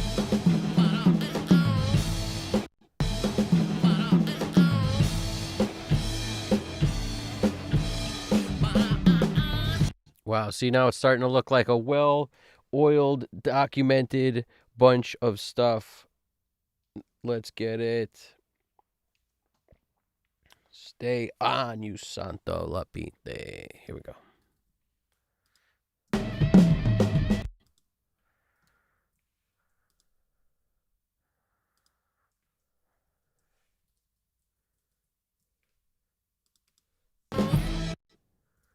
Nothing here, nothing to see there.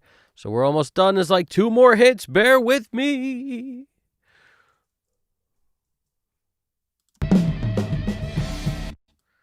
Bear with me, and you'll see in a world of multi imagination.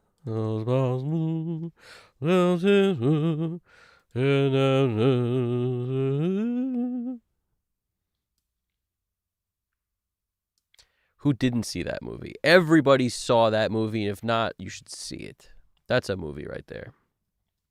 The OG one, of course. You gotta, Gene Wilder. That's what you gotta do. Watch that one.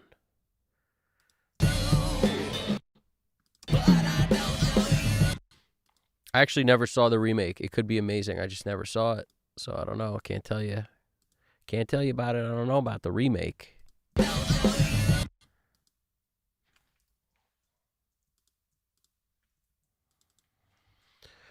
In a world of elimination.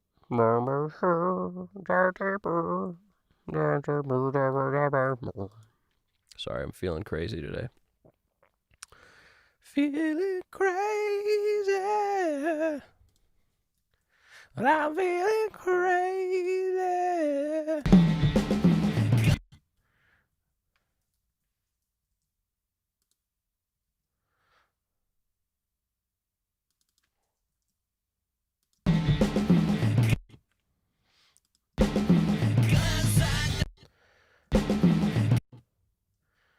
I don't think anything's happening here that I can't just fade that. And then when we come over here, let's just, in case there's something there, we'll just break and come in here. Coming in, do that over there, fade in. And then this is fading out on its own. We got the cute thing already there. All right. I think we're good. Let's hear it. Hold on.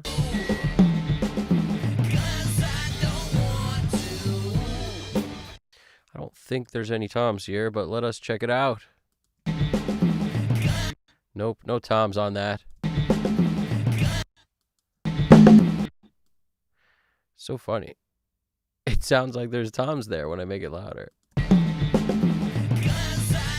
It's like a roll. It's like a quiet roll, like an ever so quiet stick roll, like a French baguette, just like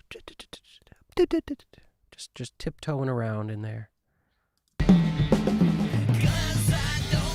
These are two snares. That's pop pop. But then there's a papa papa there's a little snare, a little rack roll thing.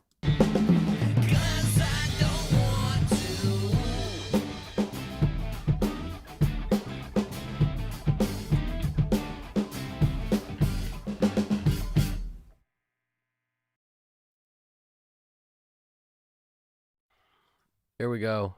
We're there. Look at that. So that sort of looks like when you're done. A bunch of muted stuff and then a bunch of tracks that are now able to see the light of day. And that's just your little colored stuff in there. Looks like, look at that. Looks like a coloring book. Perfect. Perfect. Okay, what do we got? We got some questions happening. I'm going to pop in the chat real quick just to stay abreast of the conversation. That's not to make the 11 men probably who are in this live chat feel any type of way. It's just a verb. Or is it a verb? It's not a verb. GDP, what is that? Just kidding. What else we got? It's a cake roll with a, what do we got? Okay, what do we got? Pound cake. Danny Lyrica, pound cake. You're talking about my favorite cake? Pound cake. Pound cake's good. Coffee cake is delicious, though. Nobody dropped coffee cake in here? That's with the crumble on top. That's pretty good, too. At least nobody said, but it's maybe we should have said it. We should have brought it up. We should have brought it up. Honestly, it's a crazy cake. That red velvet cheesecake with the cream cheese icing or whatever. It's like, what? Who came up with that? It's insane. It's delicious too, but it's insane. But you got to be in the right mindset for something like that. You can't just show up and eat some red velvet cake. It's like, who do you think you are? Yeah, so what do we got here? I wish I could give you guys something. That's nice of you, Braxel. One day we'll be able to beam cake from place to place, and then we'll truly have something, guys. We'll be there. GDP, are you see? GDP is the furthest thing from a bot. They don't make computers like GDP. It's just not possible. They don't do it. It's a cake roll with whipped cream, and the cake is in the shape of a log, and frosting is chocolate. It looks like a wood log. I don't know why that's so funny to me. Before I cut anything, I usually boost it until it sounds bad. Then I'll cut the same frequency by the same amount. Not sure. Yeah.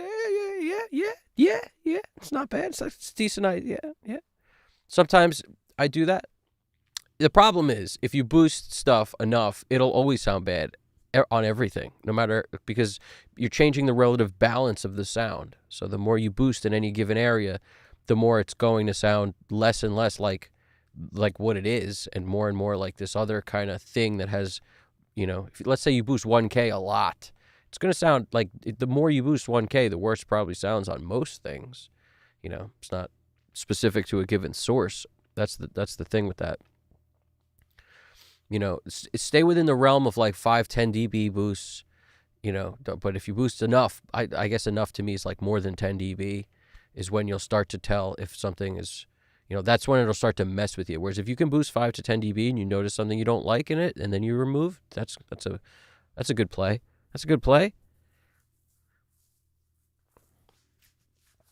We got Danny Lyrica. Nowadays, one approach I have is to EQ only when needed. Of course, find that mixing things into a set of sounds works best instead of mixing all sounds so they can work together. Yeah, I like that idea.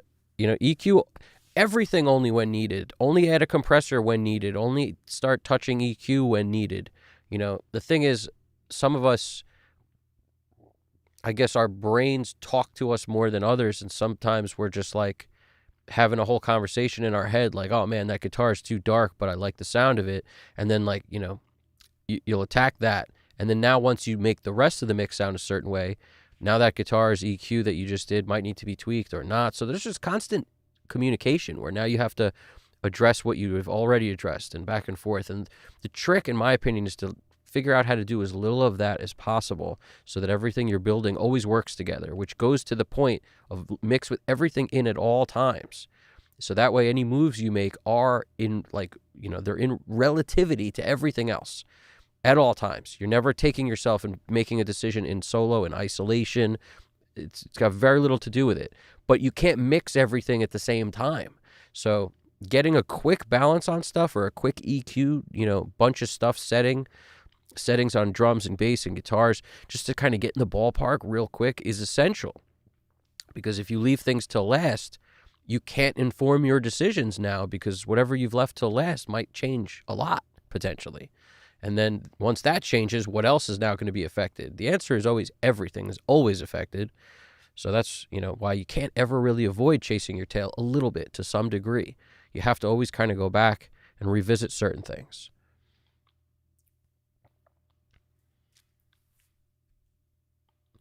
Danny Lyrica. Cyberdyne Systems T1176. I like the 1176 right there, man. Polymetric. This is straight from Terminator. I love it. No endoskeleton required. Observe, adapt, and complete the mission. That's exactly what's up. That's exactly what's up. He does. It's exactly what he does. All I got from that was 1176. Back to the mix. Here we go, guys. Keeping it moving. Keeping it moving. Here we go.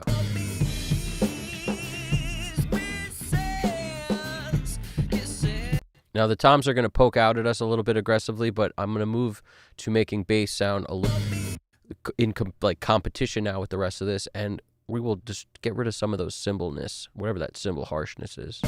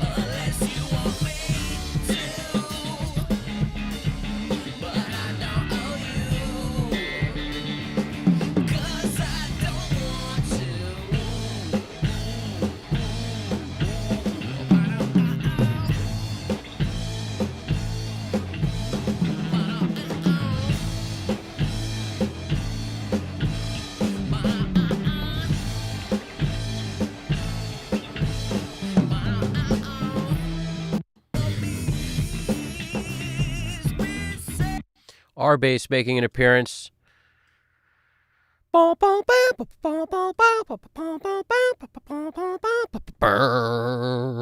bass shows up. The Bulls theme comes on because it's the old school OG.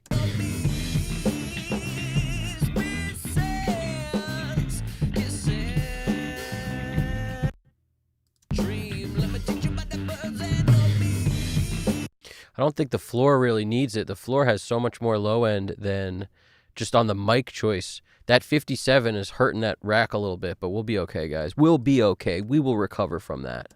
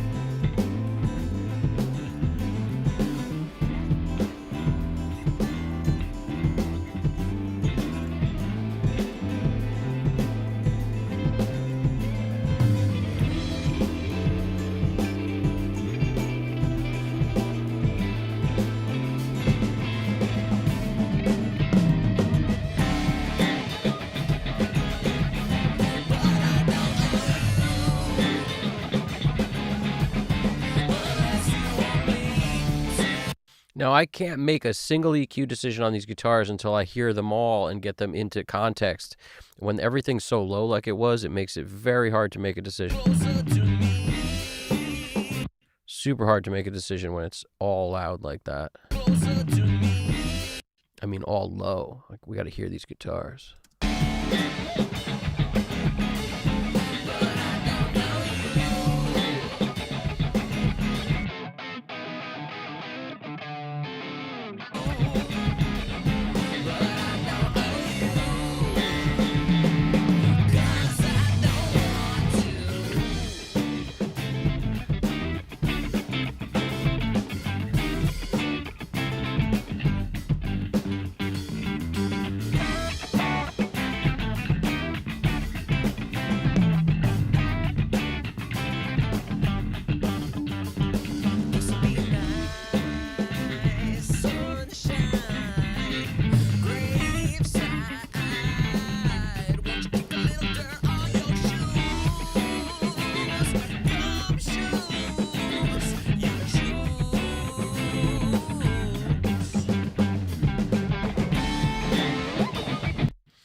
Now this guitar sounds pretty good at that 1/6 zone with just a little boost there. Let's get the vocals sitting well so we know what the rest needs to do.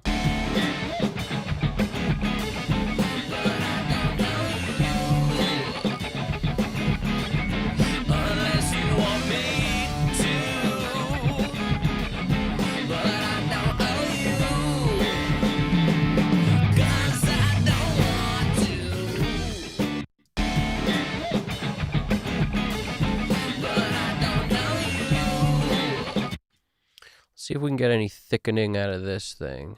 But I don't know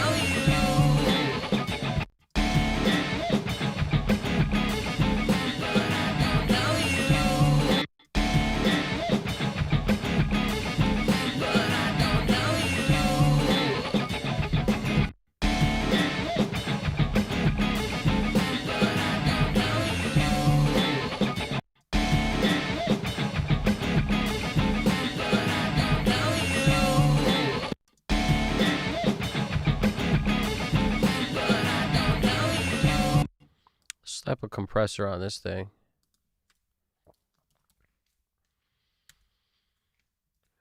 The day will come one day where I won't reach for this, but until then, I'm going to reach for it.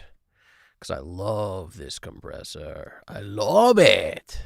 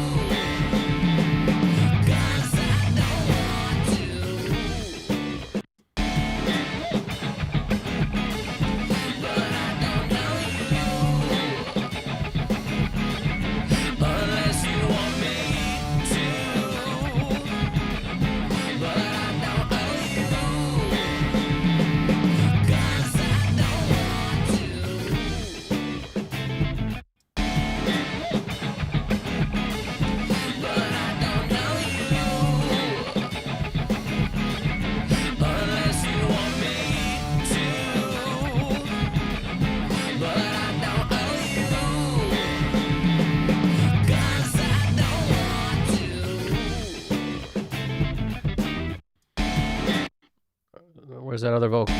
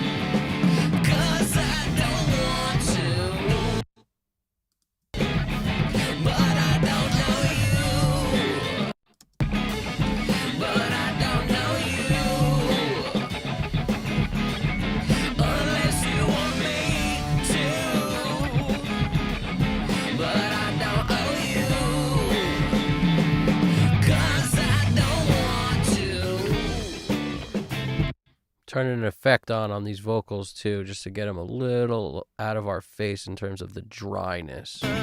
Sister, won't you come a little closer to me? Sweet leaf, tangerine dream. Let me teach you about the birds and the bees. Kisses,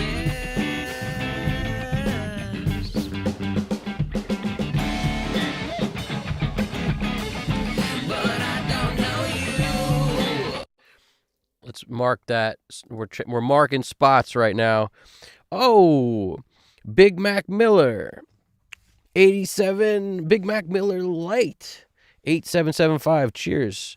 Love the channel. I appreciate that, Big Mac Miller. I appreciate you coming through, checking out the live stream that we got going on at the moment. And we're just sort of cutting through. We edited toms. We dealt with some drums. We are now up to, we also dialed in a little bit of like one guitar. And then I jumped down to the vocals to start throwing on the vocals a little bit of EQ just to bring out a little bit of the top, a little 700 hertz, because I felt like the guitars were kind of bullying their way into like 1.6K. So I'm keeping the vocals a little under it for now. We'll see what maybe needs to change in the future. But literally every single channel has been EQ'd so far. Probably 90% on the 1073. The 4KG is on there as well. Not doing anything on most of the channels, but every once in a while, a little bit of reductive EQ. The only exception may be the kick. One of the kick out mics, I remember I turned a little low end. Oh, no, not on the kick out. Must have been kick in. Nope, not on kick in. Maybe I didn't do it. Maybe I'm out of my mind. Maybe I'm out of my head. Was I out of my mind? I don't know. I could be. It's potentially possible. I just remember doing it. Maybe I didn't do it. Strange. That could have been in another life. I don't know. Maybe it was on, I thought it was right here. Nope, it's not right here. Okay. So I think almost every single thing in this song so far, it must be on the rack. That was what it was. Rack. Bingo. Okay. Literally everything else. Maybe there's a little cutting going on for cymbals, 5, 6K pain on the overheads on the 4KG, but the rest has all been a 1073 EQ. This is sort of answering a question for myself that I find interesting, which is if I owned a BCM 10 or a BCM, two BCM 10s, whatever they call it, BCM 20, 30, 40, I don't know how it works, but let's say you had 24 tracks of 1073s, which is everybody's probably, not everybody, but most people's dream console for tracking, for example. So let's say you had, 24 1073s. Could you mix through it? It's always been a question I wanted to answer for myself, because I feel like then you kind of have the best of all worlds, because tracking through one of those is better than tracking through almost anything, in my opinion. And at the same time, if you can mix through it, then you're just super gangster, because you're super limited on a 3-band EQ, but like how much is enough? Can we get it done with that and maybe some other supplementary EQ for corrective stuff? Because obviously we're talking big, broad strokes on the 73. It's actually why I like 1081 so much, is because they give you that extra band, so they're a little more flexible. But I just figured I'm trying to answer this question for myself. This is just one of those questions that's always in there. It's like, can you mix well on a BCM 20, 30, 40, whatever? You name the amount of tracks. You name the amount of tracks and kidneys and whatever you want to give up to buy something that's that expensive, and then you determine whether it's a BCM 10, 20, 30, whatever. But can you mix a song on that? I saw, who was it? It was like Eddie Kramer was talking about a Little Wing mix on a BCM 10, if I'm not mistaken. But I just remember looking at that thing and being like, wow, yes, Eddie Kramer, yes, now we're talking.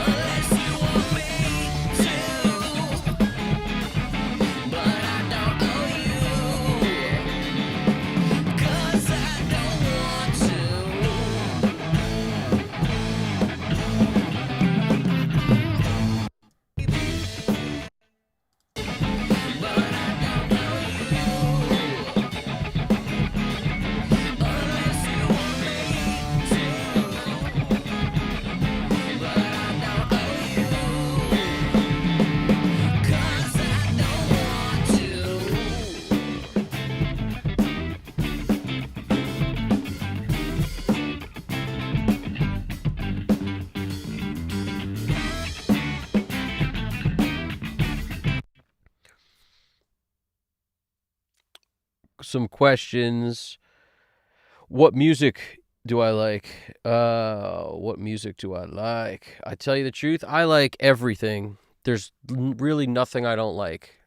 Like rock, especially, but classic rock, especially funk, soul. I'm a fan of rap. I love hip hop. It's just like, what era is primarily the question. If you were to ask me that, I'd be like, well, old school rap. Um, I really like pretty much everything. There's some country I really dig.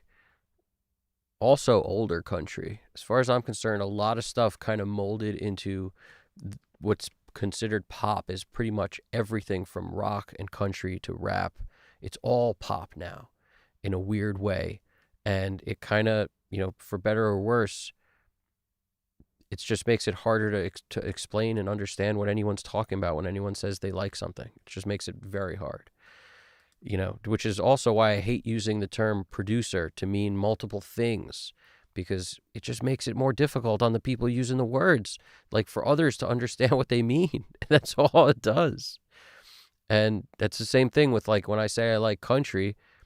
If you think I mean modern country of today, that's one kind of music that is pop to me. It's not even country. So I wouldn't even say, I like country and refer to that really.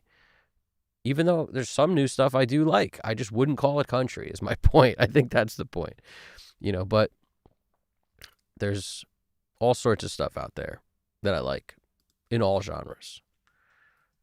And, artists of all freaking ages. It's like some older cats are so good, and some younger cats are so good. It's pretty amazing today that pretty much everyone can be great.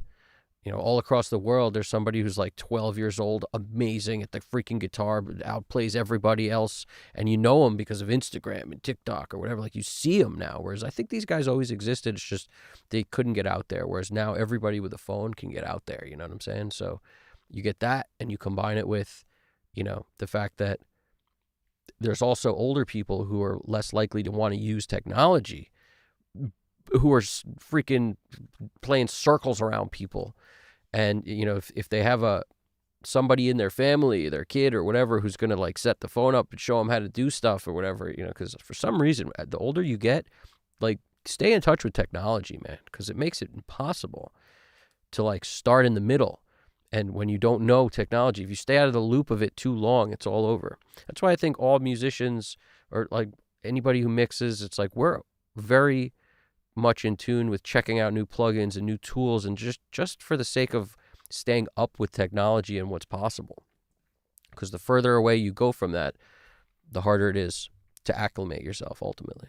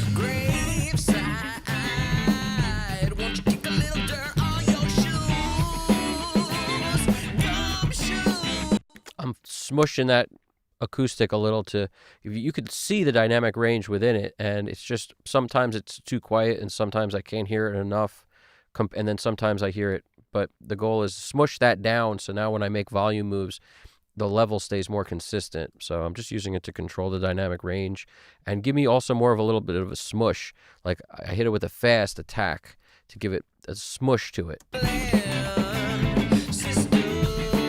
Chops the transient down in the front and makes it sound more gooey. as opposed to as pokey as it would be if you didn't have a fast attacking compressor on it of some kind. Sister, won't you come a little closer to me?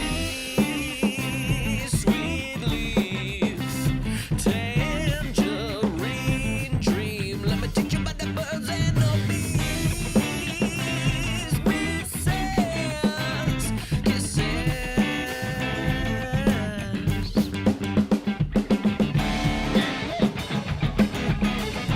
But I don't know you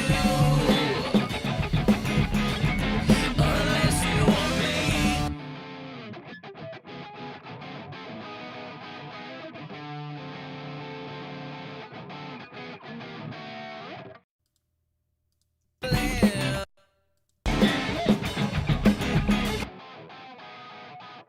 So now what I want to do is assess the different sounds that I have.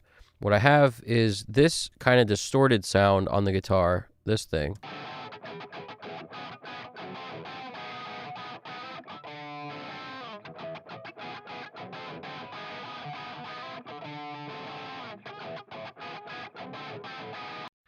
Now that's just more distorted than this. Or they're about the same now that I hear them. They seem kind of close. Let's hear this.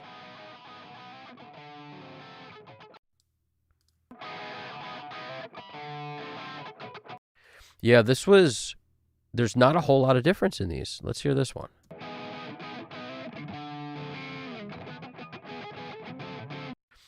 We'll create a little bit of a different sound here by changing the blend. Like right now the blend is the same volume on both mics. Let's change that. We got to alter that a bit. So I'm going to take off these groups of guitars, G1 through G6. And I'm going to adjust the balance.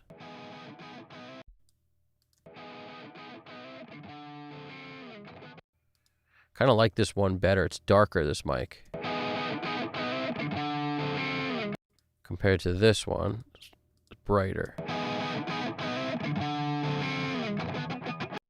So they're both good, but I'm going to actually feature this one and turn this one down a bit. But I don't know you unless you want me to. But I don't know you. And then on this track, we're going to do the opposite. Let's feature the bright one, and the other one will be a little behind it.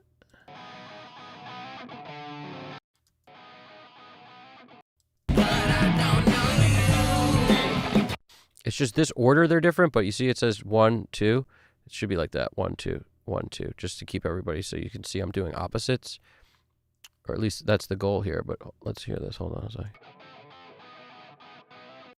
It sounds pretty dark, doesn't it? Let's see. And this one. No, that's clearly the bright one. That's definitely the bright one. So we're doing well. This is the right order. So they're still opposites. 15-7, 10-4. So it's like dark, bright. This is dark, this is bright.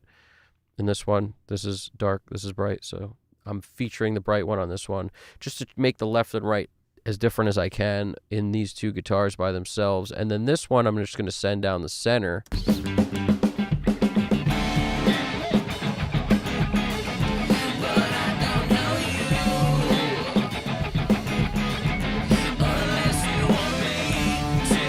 But let's still mess with which one is the dark one? Let's see.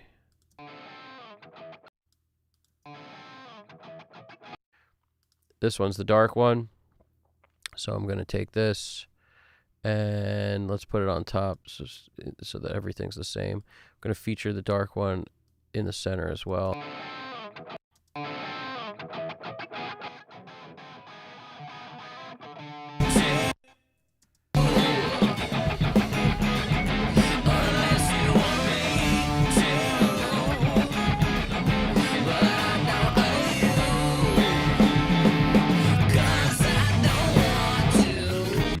All right, we're turning down our master a bit because now we're super hot, and I could pull everything down without doing this. Like, I have a group of every track, but I'm not going to do that. I'm just going to lower this. And that might be too much. Let's just see where we're sitting. Let's go to one of the louder parts.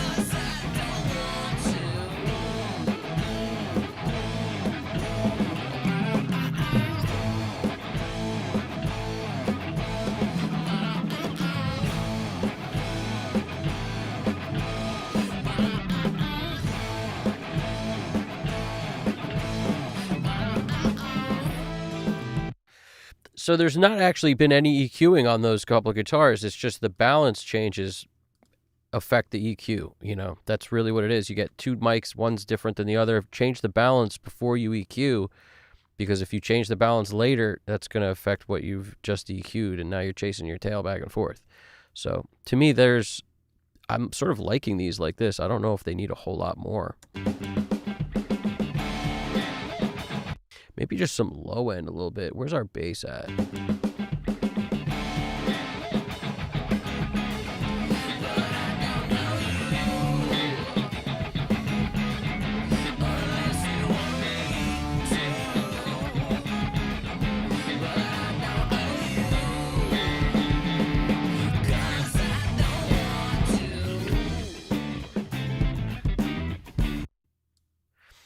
I love bringing the kick drum up for like a little later in the mix, because it's just so good. Once you do that, oh, it's so good.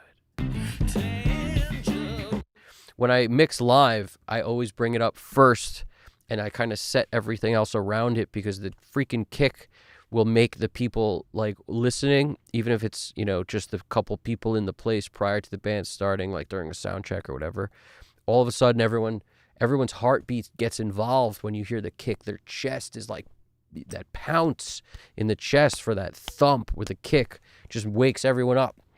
So it's the first thing I dial in a live setting, because everyone goes, oh, there's about to be something going on. Like, I can feel that. Whereas if you start like doing anything else first, nothing makes sense as far as I'm concerned. So in a live situation, bring that kick up, get it to be nice and juicy before you do nothing else. Like before you do anything else, rather. Won't you come a little closer to me, sweet leaves, tangerine dream. Let me teach you about the birds and the bees, with sands, kisses.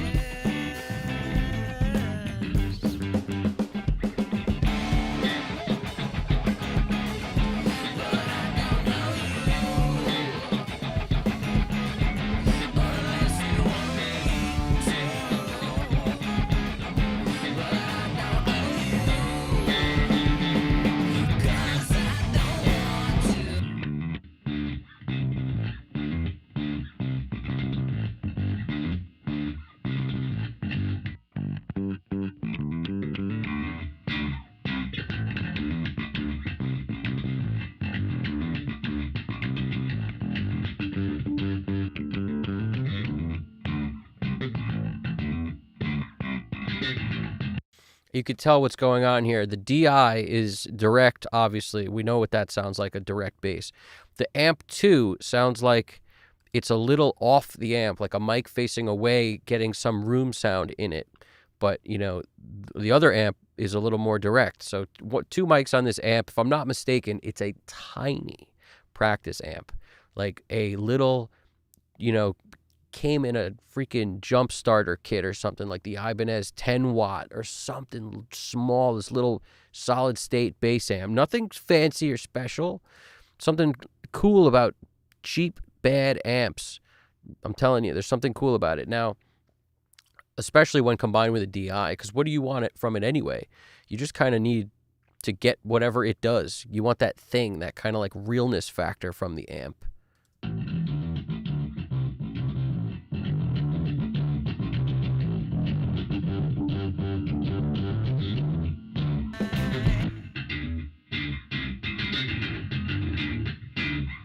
So you can already tell one of these is basically giving us some bite, and this is the one that's facing away from the mic cab.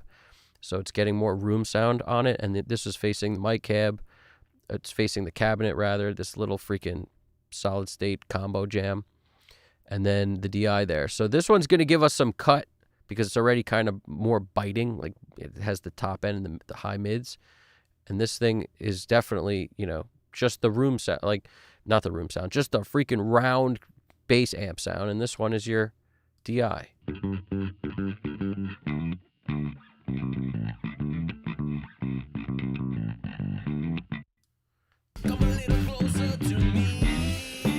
And what I want to do is get a little more of that DI because it'll make the bass sound even clearer.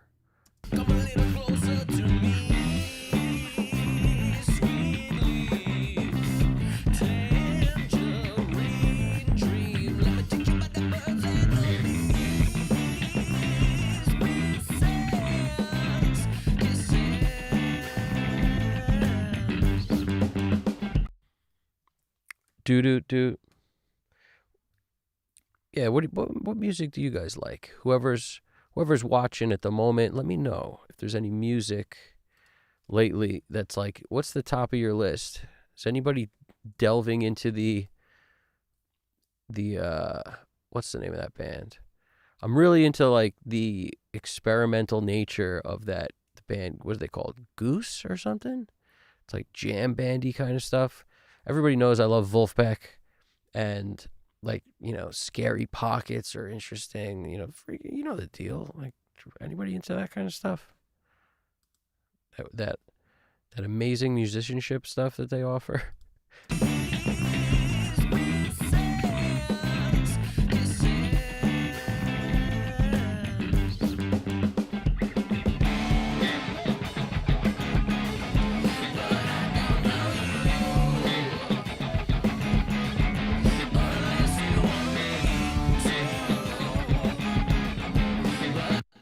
Blue Moose 0228 McGee. Is that Humphreys McGee you're talking about? I sort of reawakened my love for music recently.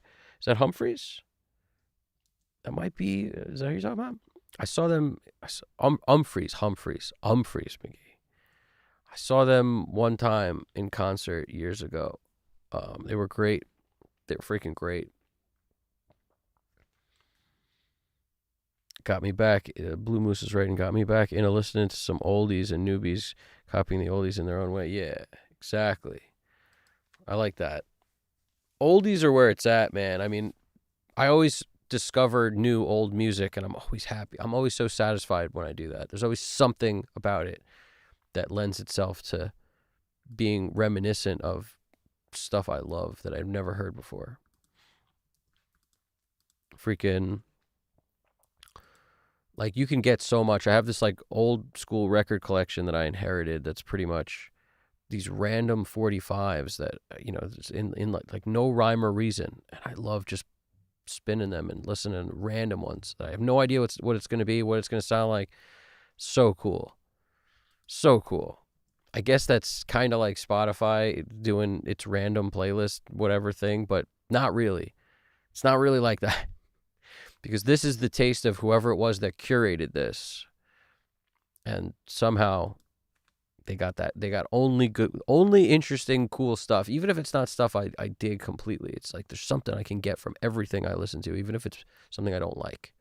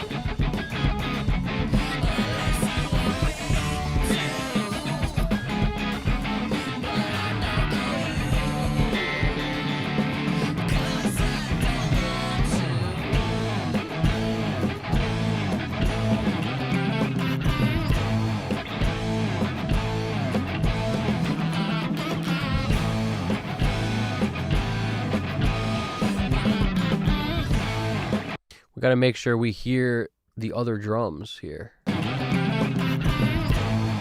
Like there was a cool fill there, and I was like, it sounded like pitter patters of little feet.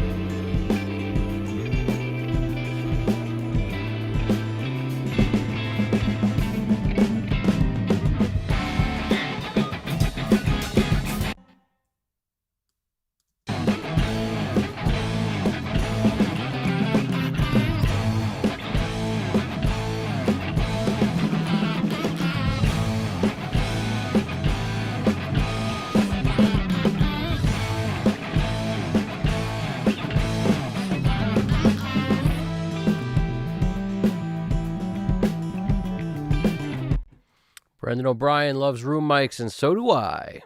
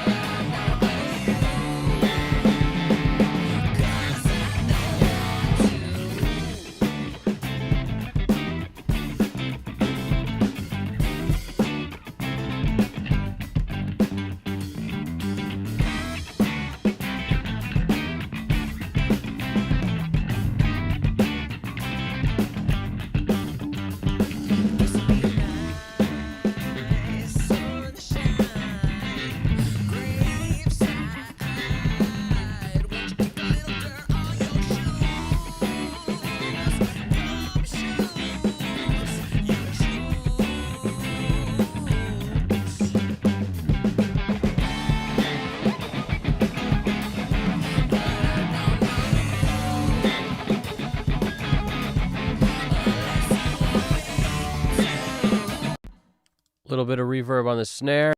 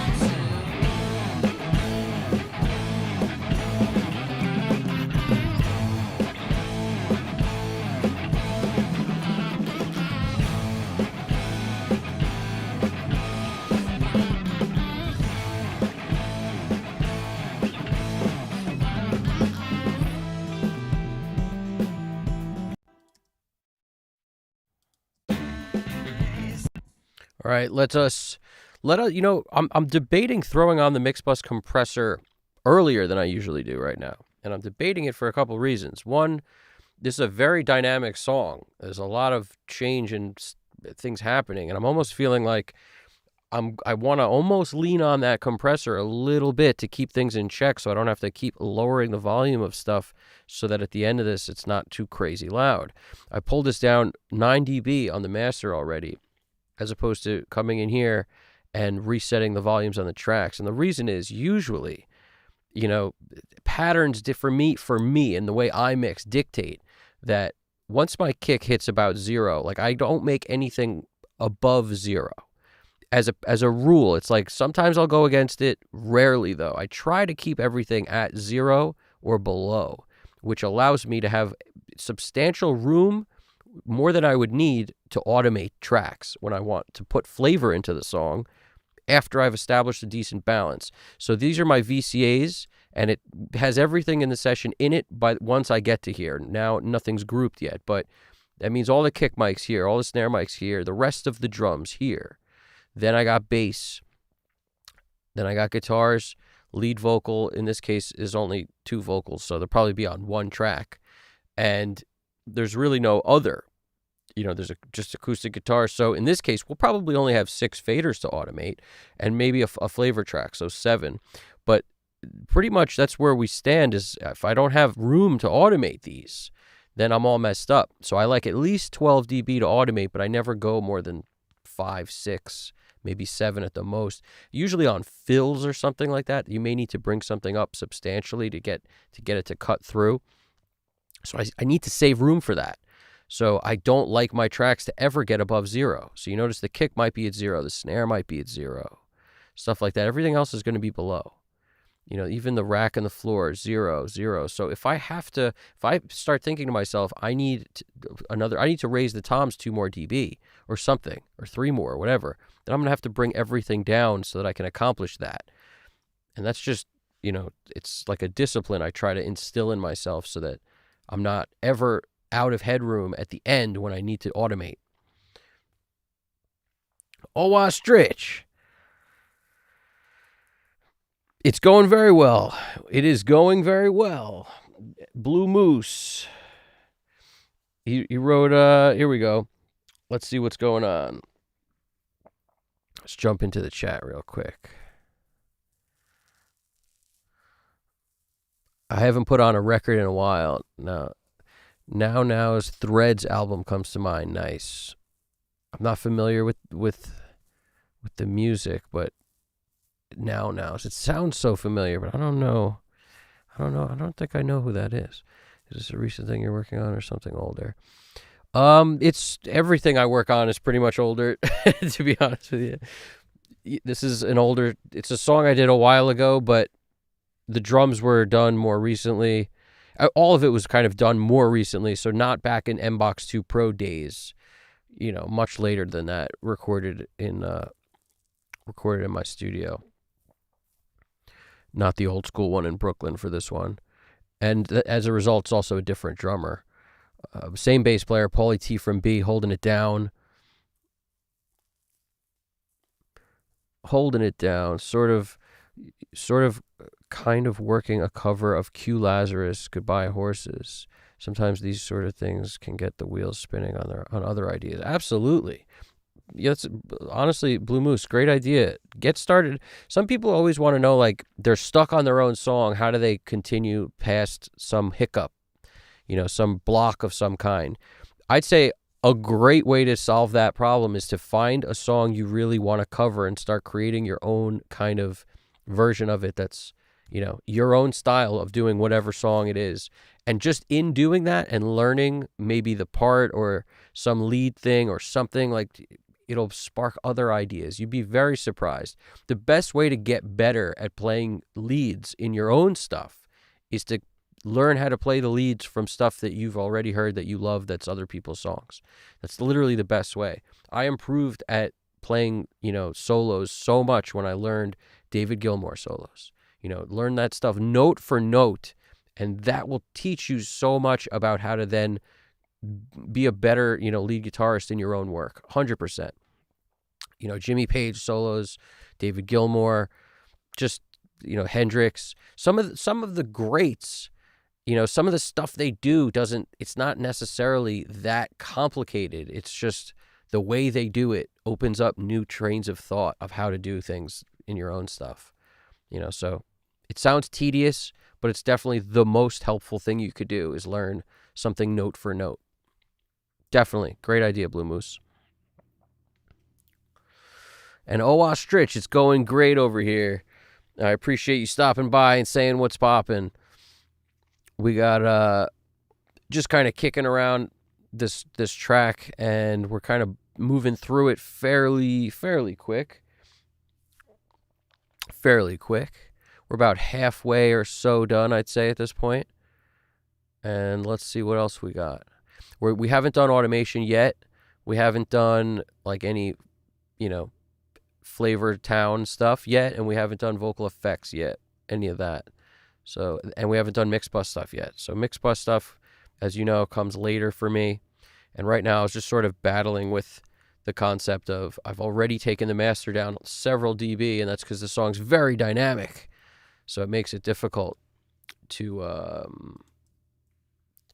kind of, I don't want to keep pulling this thing down, so I'm going to probably take it down on the track level. That's why I created an all tracks bus to just sort of pull everything in the session down. And you only have to be mindful that like the bass sound may change, because as I lower these 3 tracks going into the bass bus, it's going to send different amounts of level to all the stuff on this bus. So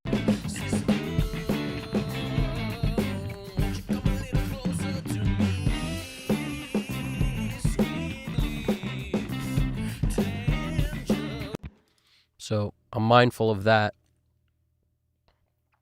So far, there's no parallels on anything. There's a drum parallel that's set up to rock and roll, but it's not actually in use yet, and may never be in use. Let us determine such.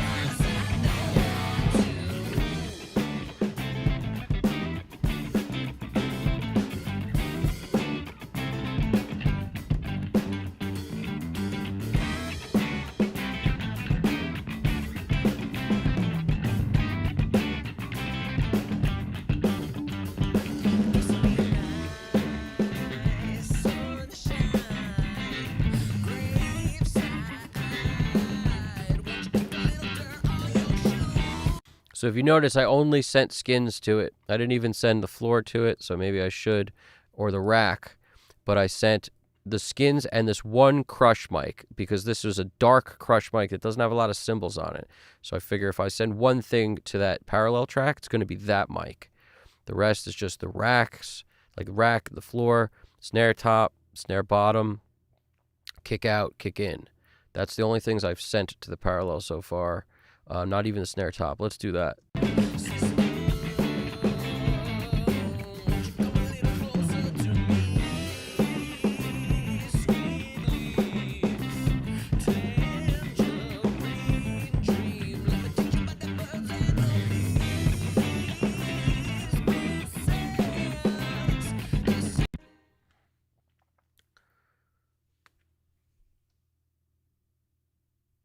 Oh, ostrich. CK1BQ. That's right. That's right. That is right. What do we got? I'm glad you're doing well, oh, ostrich. It's probably oostrich. Or is it like ostriker? One or the other. And we're definitely very glad to have everybody who's checking it out. Check it out. Ask questions if you have any. And join the extremely friendly community we got going over here of people who love music, spend their lives working on music and mixing and freaking everything. That's why all this stuff, this is our zone. It's like, where do we live? This is where we live. In music. Permanently, forever.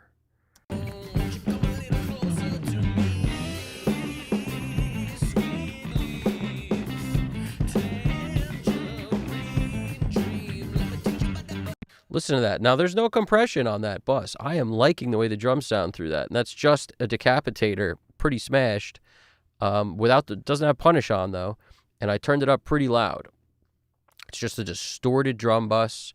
And in this song that has a funky kind of flavor, I didn't want to err on the side of, bigness. So I'm not doing any of that delay, reverb, triplet thing in this song. It doesn't seem to need it. This is sounding pretty quality on its own. Maybe I'll add a compressor, but I'm not sure it even needs it. The saturation from the decapitator is kind of doing the thing for me right now.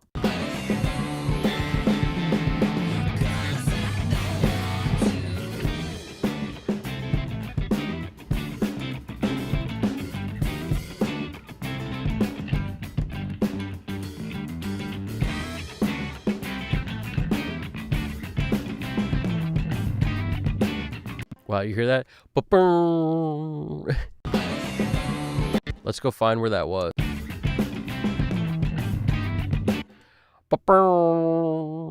Sounds like it's the rack.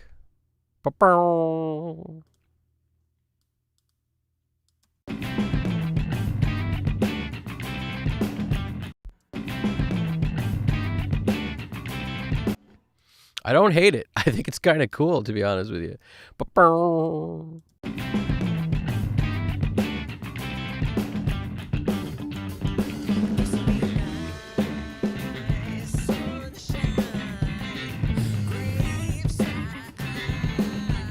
Those toms sound like thunder.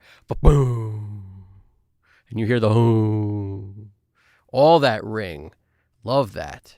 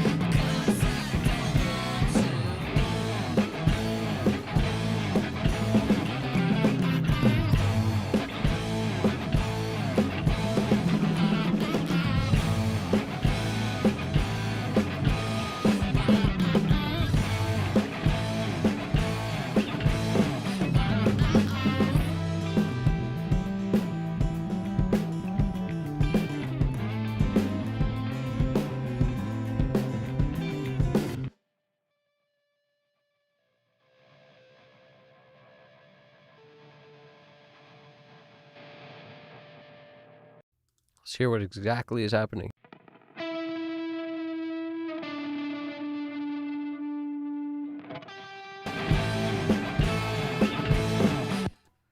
We got to make this whole part louder, I think. It's just too under the radar. We're not hearing enough of it.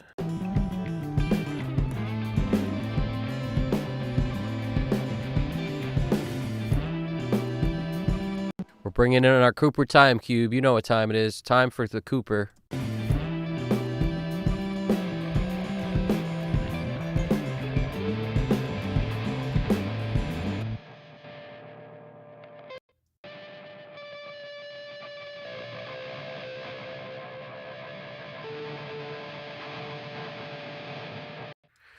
Wow. It's like the machines fighting the machines right there. Let's hear what this is.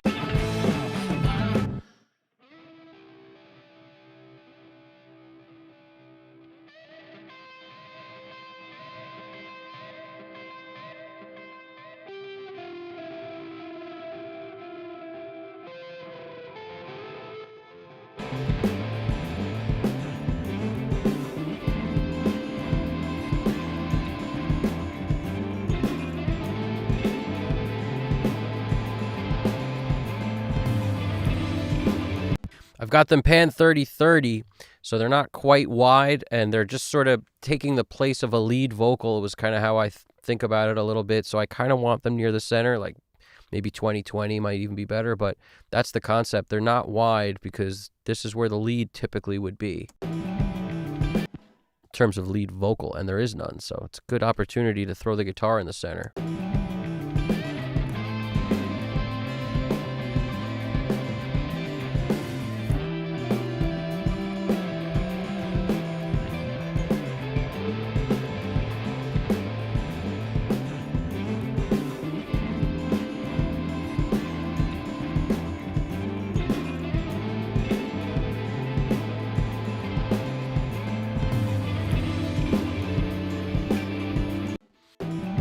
I threw the group back on so I could globally operate these. So now when I twist this knob, this one shall be twisted also.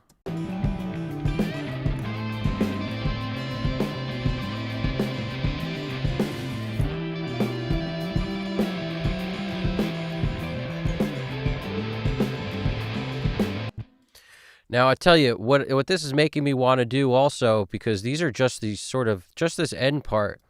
I'm even thinking of maybe we center it and just have them thrown around like a panner.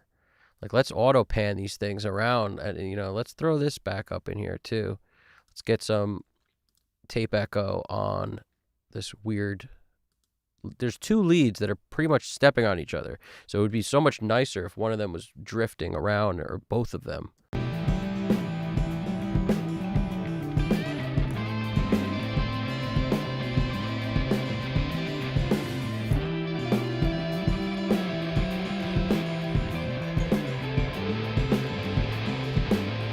I'm going to move this one because it's sort of the more annoying one. When I say no, it's just the super machine fight on this one. It's like machines fighting the machines. Let's put on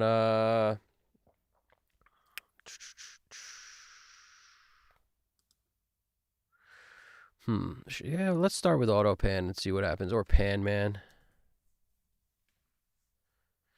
I just blue screened there in my head because I was like, maybe a randomizer panning thing would be good.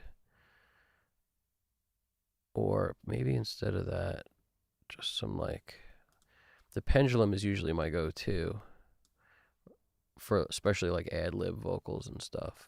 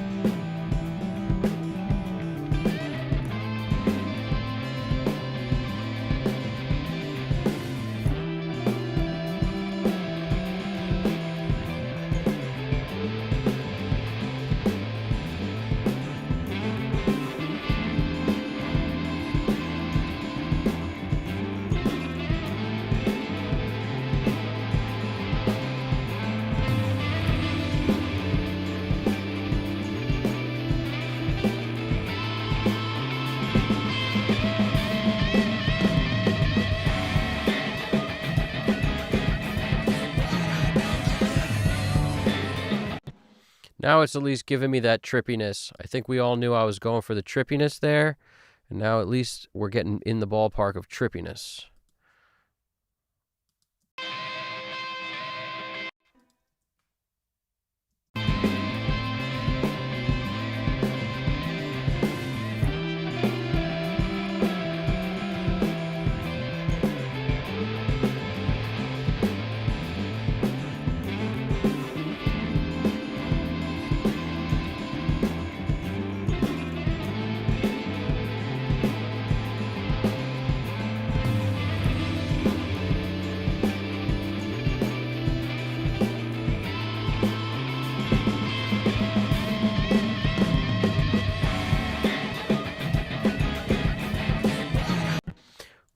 Braxel, glad to have you listening over here.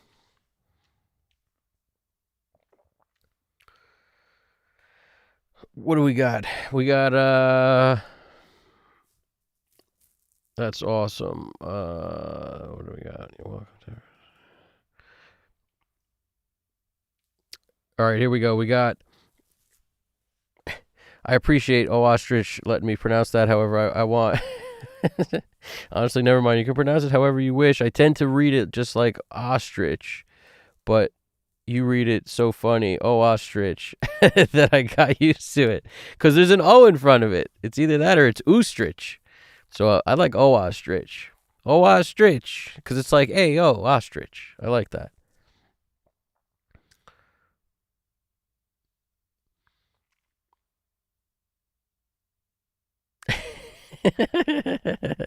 At GDP, I keep mispronouncing your name. It's pronounced as inflation. In Oxford Inflator fans, that's a good question, GDP. Fantastic question. One of my OG favorite plugins was the Oxford Inflator back in the Deuce. I love that song. I love that plugin. It's amazing. Braxel wrote, you know what sucks? When I sit there and not playing but trying to dial in a new sound on my amp, everything I seem to play my worst. It is every time I go to dial in sound rather than just play. There's a weird fix for that, but it requires some sort of, machine. It requires it's a stomp box or at least some way to basically reamp your signal. So in other words, you send your signal from your DAW out through an amp, and that allows you to dial it in when you're not playing. So in other words, it's you could use a looper pedal for the same thing. Like just run something. If your looper pedal doesn't change the sound, a lot of looper pedals kind of take off highs and lows, and they kind of just make it sound worse running through the looper pedal. But it's like they have filters built into them or something. I don't know, but maybe it's just the looper pedals I've used have been crap. I need to open for discussion on that, but I'll tell you the truth.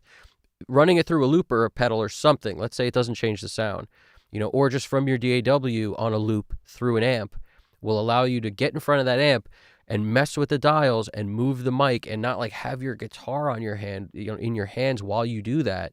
And then just don't monitor that send out. Just be monitoring the recording track coming in with your mic in front of the amp. That's the only one you want to hear, so that when you move the mic, you can tell if it sounds better or worse.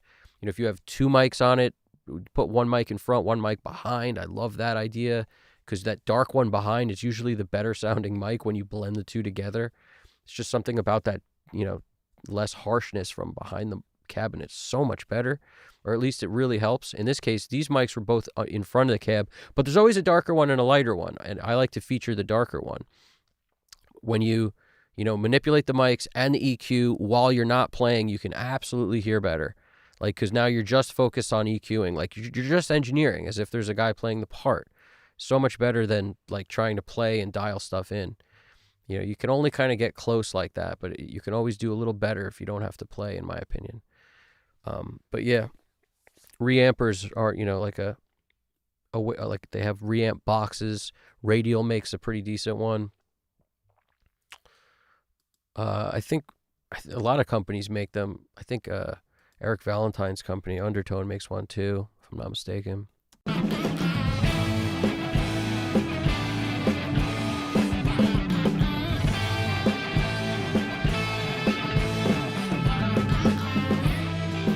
Danny wrote, "Hey Jaffe, just want to give you a huge thanks for these streams, man. I had finished a big project with many songs and instrumentals, and ever since you started doing these streams, I've been in my DAW." That's amazing. I'm really happy to hear that, man. Thank you so much. Motivation has been awesome. I really appreciate that, Danny. Honestly, I appreciate the kind words, and I appreciate knowing it helps you. It makes me feel great about doing them. Honestly, these are something I always wished I could find, like when I was way back when, before nobody ever really even had a thought to do this. It's just like years and years and years ago. I feel like if you could shadow or like over the shoulder of a guy who was mixing stuff, that's like the only that you and the stuff he mixed you liked, the way he mixes or something. That's just the ultimate learning experience. And this is kind of that. And you don't need to be in the same room as the person. It's pretty amazing. People all over can do it. So it's just such an idea that I felt like everyone needs to be doing, honestly. I love it as a concept. Because there's always something you could pick up from. It doesn't matter if you've seen the same, style constantly. There's always going to be one little thing you could pick up that might change everything you're doing. I really appreciate that, Danny. And then we got, I didn't know you also stream Ostrich. Mispronouncing names is part of it. It just comes with the territory, right? I'm just so glad that you recognize me. Honestly, dude, you're the man. What are you talking about? So honestly, nickname doesn't matter at all. Let's go with Ostrich. I like that. You're the man, dude. Braxel's like, yeah, I got all that stuff. I guess I never thought to do that with a reamp box when I'm dialing in my own sound. Absolutely. 100%. 100%. Super helpful. It's like trying to sing and play guitar at the same time. Like, they're both going to suffer a little bit. No matter how good you get at both, like, if you could just do one, it would be better as far as I'm concerned. Like, you could focus on it. More focus equals better results. So, that doesn't stop me from when I play live. I sing and I play guitar. It's like, you have to. In my opinion, I like doing that. But if I were to just sing, my singing would be better. If I were to just play guitar, my guitar playing would be better. Let's face it. Anyone who says that that's not true, I just struggle to believe that, to be honest with you. I think it's just the case for human beings. Our brains are like computers. The more we overtax them, or the more processing power is going on, it's like each task slows down a little bit.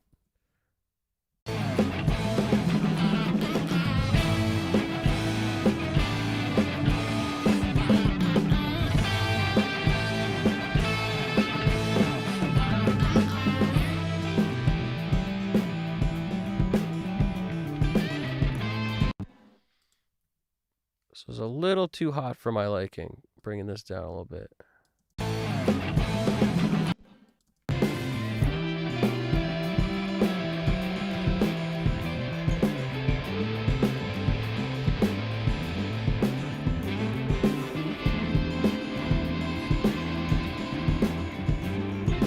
It's a good example of you don't need to EQ everything. At the moment, I like this one darker and hiding in the background, just kind of lurking.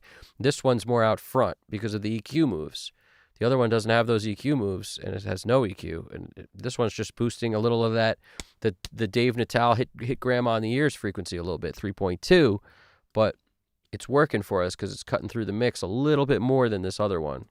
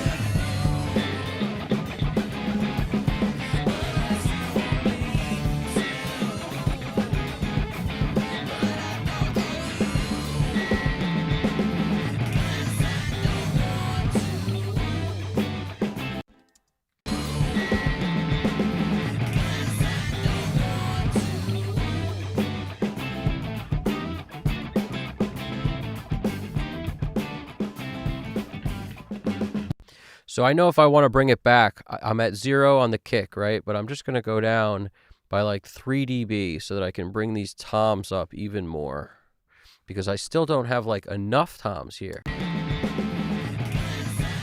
At least for my liking, I don't have enough toms there. Like, I want a little more on the tom front. Just a little bit. Boom.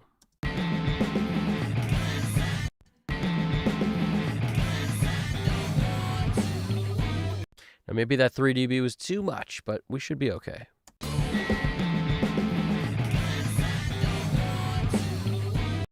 it looks like we're still okay here. We had about, I don't know, what is that, 6, 7 dB gain reduction? Let's see.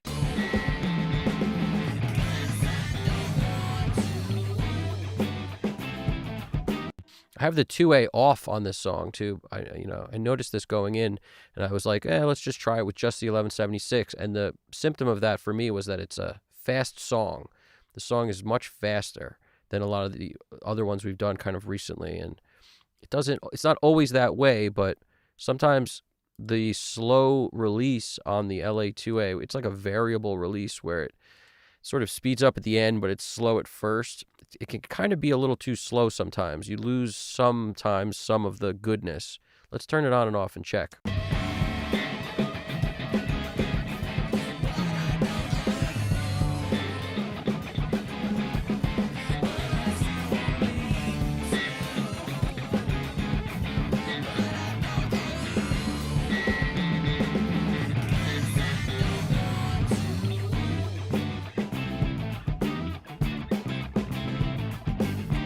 Tell you, I kind of like the smush it gives. Once you add this in the front of it, just now this is taking the bulk of the work, and now we can make the bass much louder because it's much more consistent volume-wise when we combine these two. Because there's no compression on any of the tracks here. Like, there's not even EQ on. This is just off. Everything's just off here.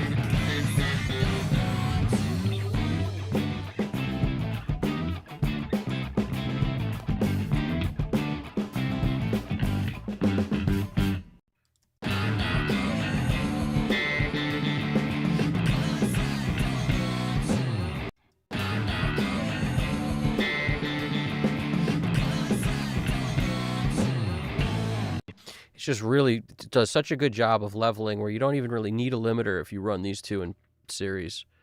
And that's kind of where my head's at the moment.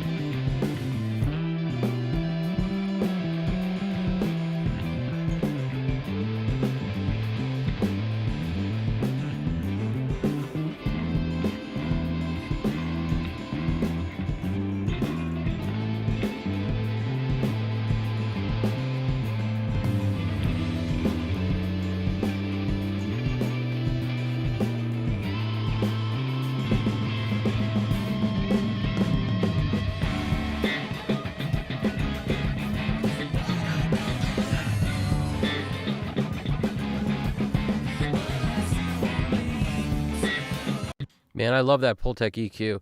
The attenuation, you hear how dark I could make those slaps if I want, just by setting it to the 3K and then cranking the attenuation. and that at 5, if you notice, we're over here. So I'm just sort of rolling off a lot of the top that's been brought up with like the 1073 as I crank the top like crazy. And it's just sometimes that push and pull is really interesting. I'm also cranking 1.6. So there's really no need to boost on the Pultec that 3K zone, but I am.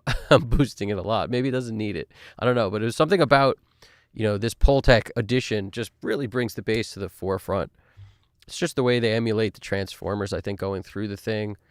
And this EQ does do a number, like take it off. It sort of still works. It's just chiller. And then with this thing on, it's super in your face.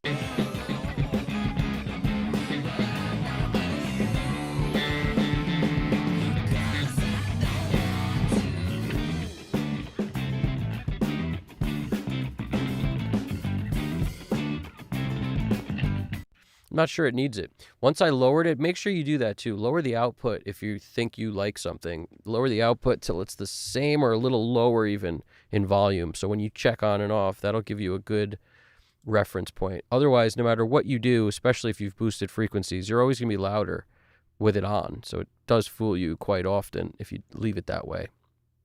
The volume will fool you.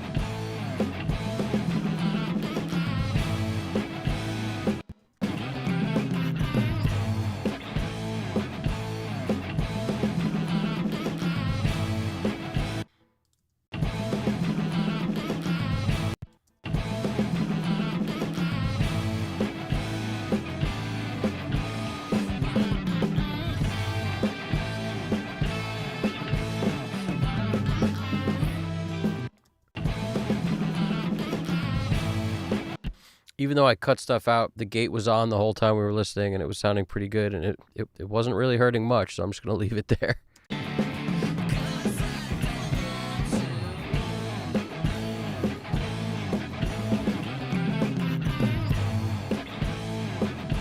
It's cool that there are no samples on this thing right now. I like when we can get to a place where we don't really need samples, and then we're just using them for taste and flavor if we need that, as opposed to kind of going about this thing differently.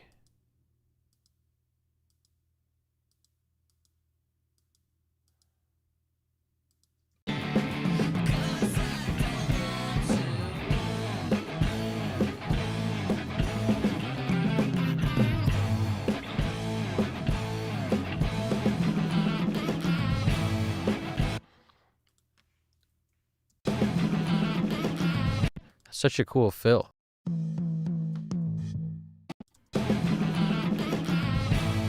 It's all on the snare, really, is what it sounds like. But he's hitting the snare and the tom at the same time. That's pretty crazy. That's pretty cool. That's what I mean. This dude just, it's like his hands move faster than the speed of light. Faster than the speed of sound.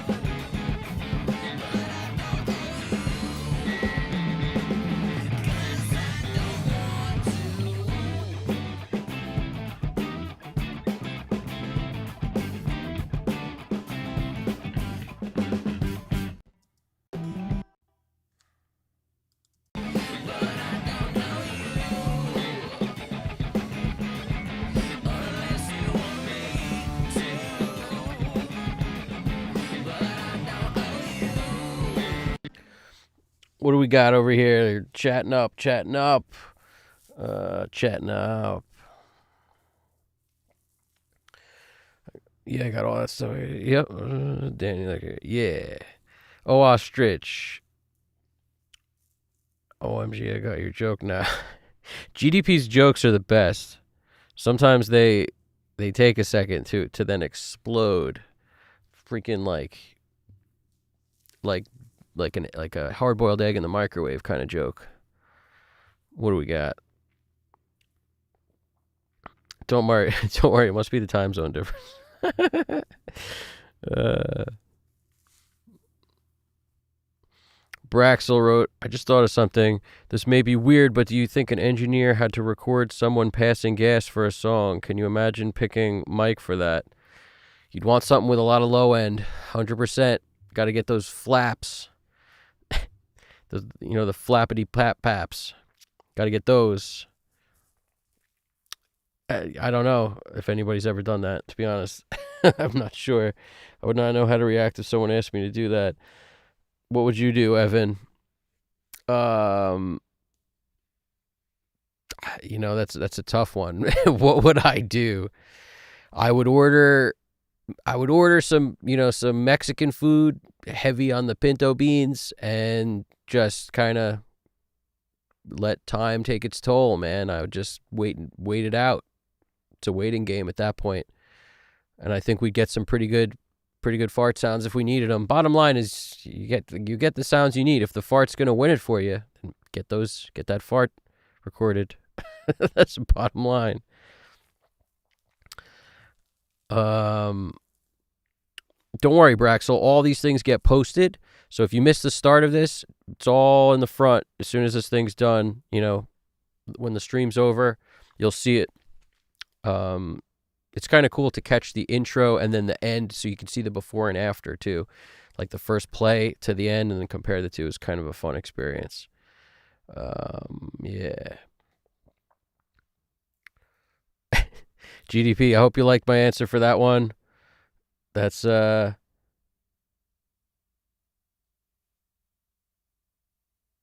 is a bizarre question indeed. It is a bizarre question. But yeah, we're doing the thing. Let's keep it moving. We're gonna keep going through this. We're gonna Denny Crane this thing up. Denny Crane. I don't know who that is, but I'm sure he's an announcer of some kind. Tell me who Denny Crane is. Let's see. Let's get our welcome points here. Like, where's our start? Where's our start? Where's our end? Find it on the guitar. So I always associate, like, what's the first instrument I'm hearing? It's guitar, and there's both acoustic and electric. So I'm going to roll these things in, and I'm going to fade in, and then I'm going to assume whichever one's first, which in this case is kind of this one. And all we have to do is make sure, you see how it says 01.79, 400ths of a second back at the minimum. You can go beyond that, so I wouldn't worry about, like right now, if 7.9, you figure 7.5 is 4, right? But we're going to go before that just to be safe. We're going to go to like 7.2 or 7.1 would be fine. And then we come in here, we hit marker, and we go start. That's 1. We're going to go to the end of the song, do the same thing.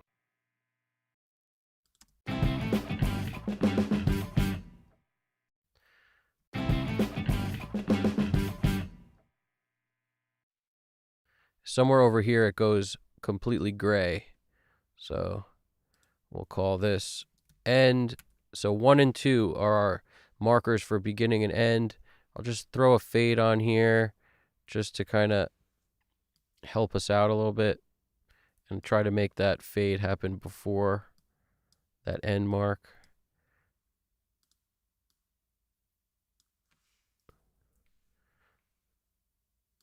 And then we're going to go down to the mix bus is really the main place you got to do this. The mix bus is the key for making sure it sounds good. You just got to get a fade that works on the mix bus.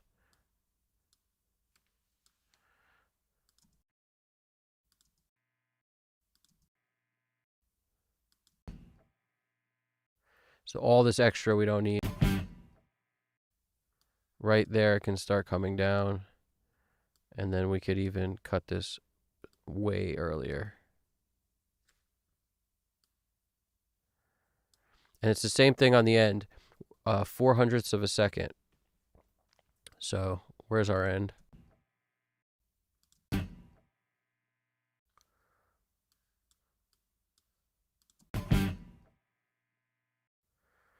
That works.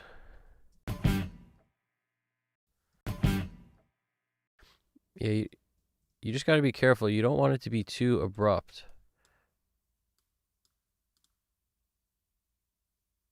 Because even though it doesn't seem like there's anything, there's like a little bit of the room sound on the drums and everything needs to kind of go away. Sometimes I'll fade the individual tracks on drums differently to get that sound to kind of not be there. Like even take it out so the very last hit has no room sound in it, so you don't have this to deal with. But it sounds pretty natural like this, so I'm not going to mess with it. But that room sound has a decay. And if you cut the decay too short, it will sound strange.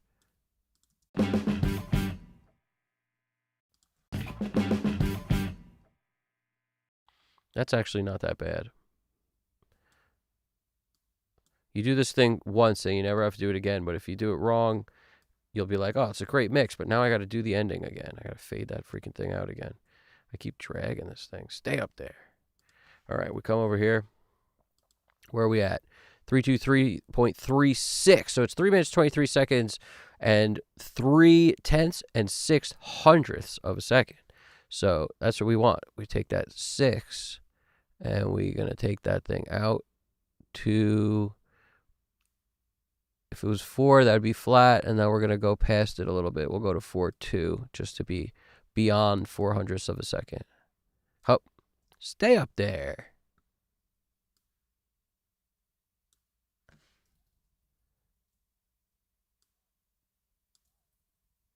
Okay. Now that we're in the ballpark, let's hear it one more time.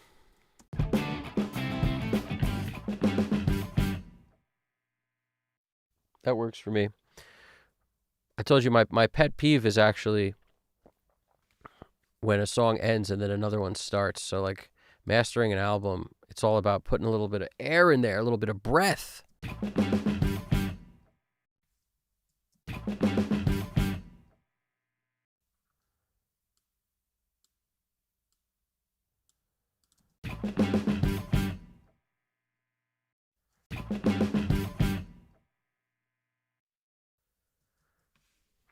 And there's something that has like a buzzing happening. It's probably on the bass. It's like a buzzing. I'd like to get rid of the buzzing.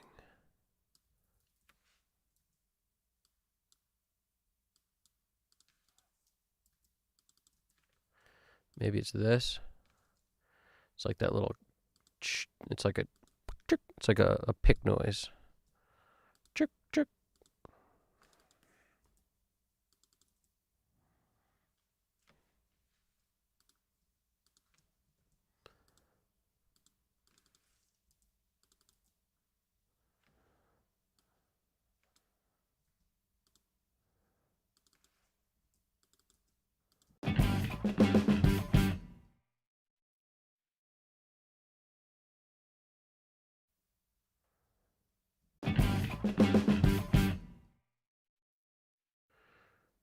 I am going to take the drum parallel, I think, and manipulate. Because I think a lot of that noise is actually coming from this track with the decapitator on it.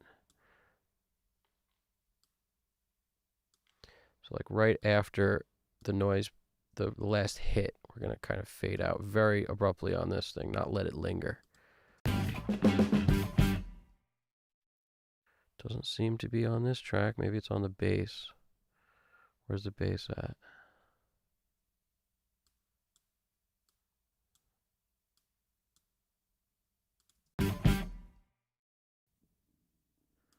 It's got to be on the drums. It's just probably not on the freaking parallel.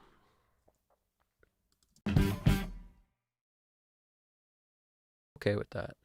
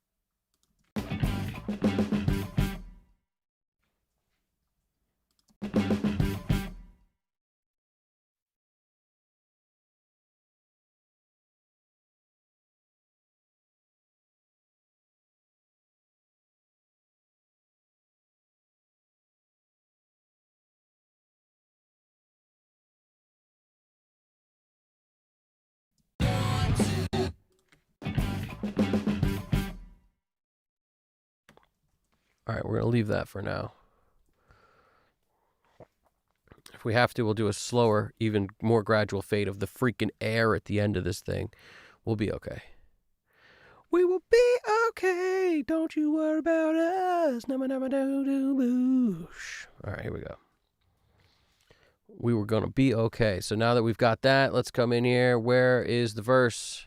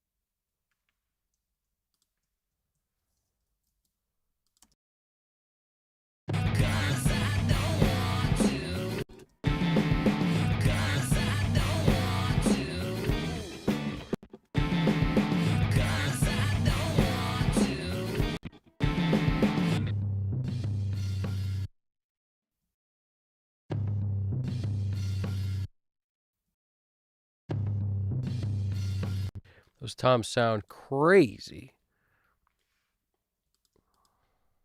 A little of this might actually help in this case. Let's see.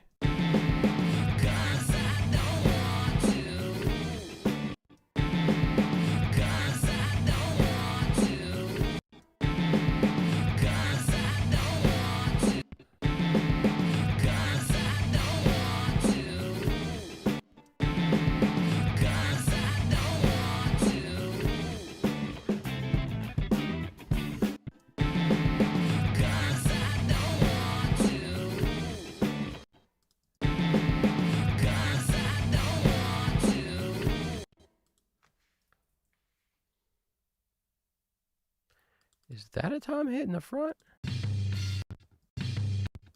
No, it's not. So we're going to do a little of that.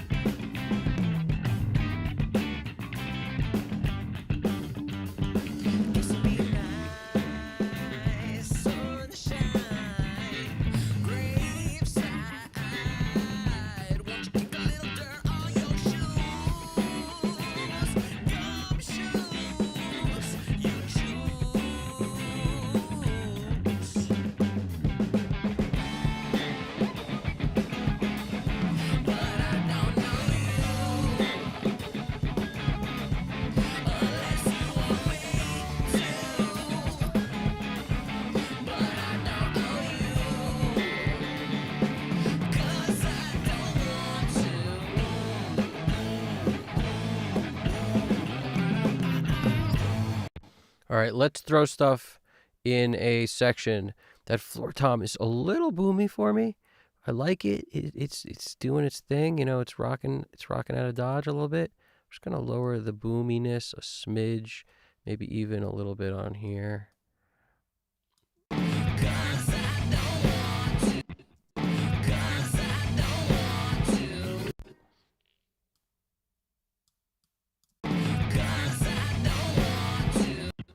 What are we doing on this track?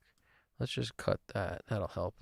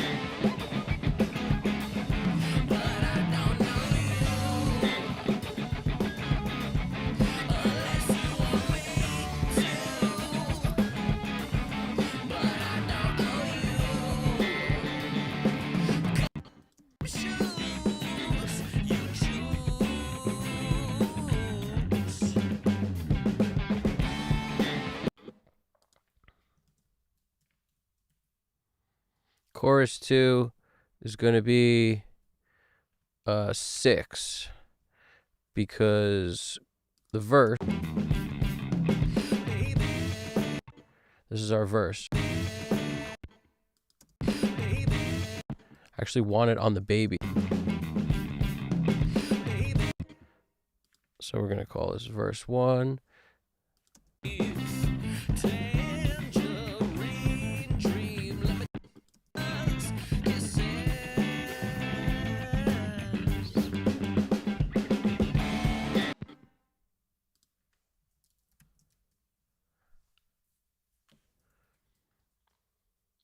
Three, 4. So we got 1, 2, 3, 4.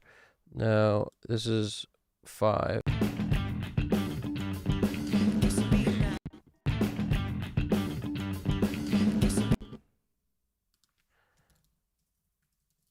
Verse 2. Oops, I wrote 1, but I meant 2.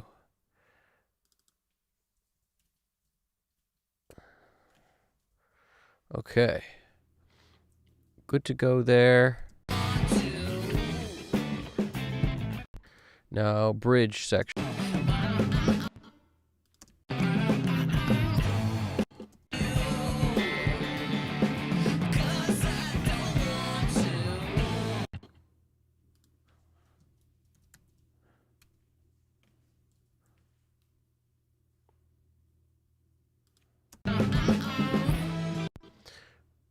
I guess technically this would be called the post-chorus, or at least that's kind of what it seems like, and then the bridge happens next.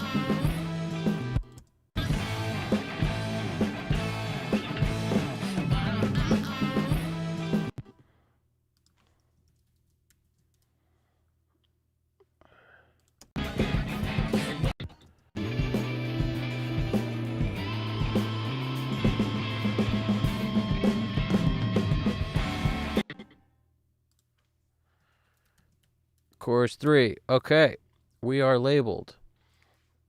That'll help with this next part because it gives us the cross lines. So now if I wanted to turn on 99 to 100 on the lead, I'll know where I might want it off too, which is helpful. So like we come in here, verse.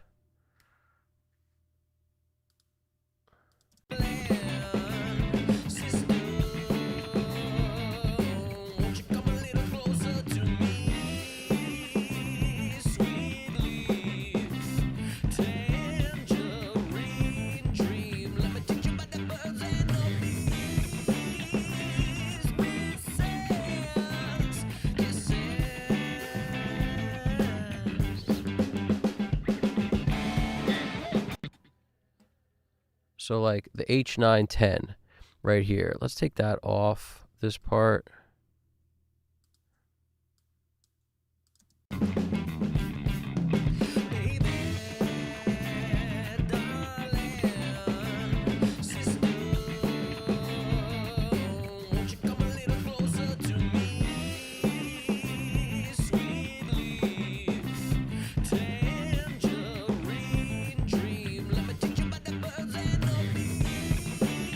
It looks confusing because these are here.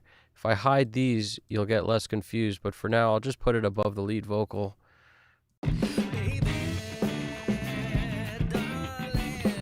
So we've got the D verb, the DB verb rather, and little plate giving us our vocal sound in the verse.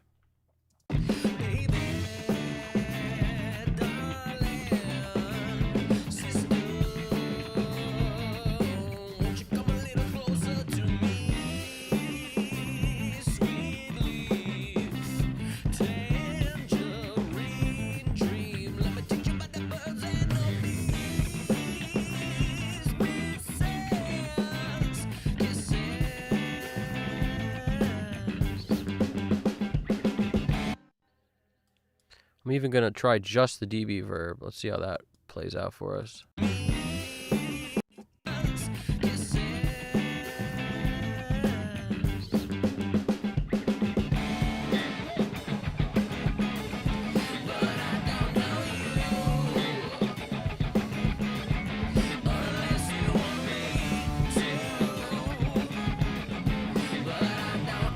See now, if you've watched any of my last streams over the several last weeks here, what we've been doing is not actually taking breaths out or even talking about it because I didn't hear it. Like, it didn't need it.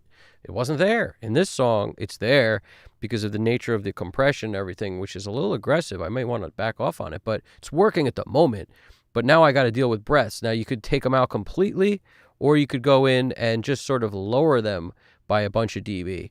And what I'll often do is pull up like a gain, any plugin with the gain on it and take down the breaths by a lot just by clicking render. Instead of this, it'll always be 16 dB down or whatever I set, just like with the drum cymbal jams on the toms. So in this case, like, let's just take these down a lot.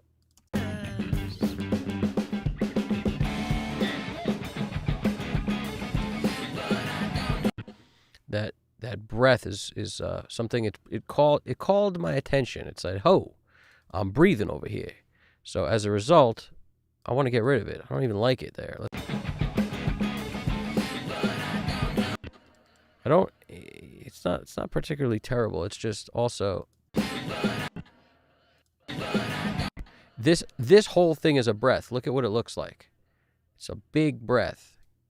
Let's get some of that out of there.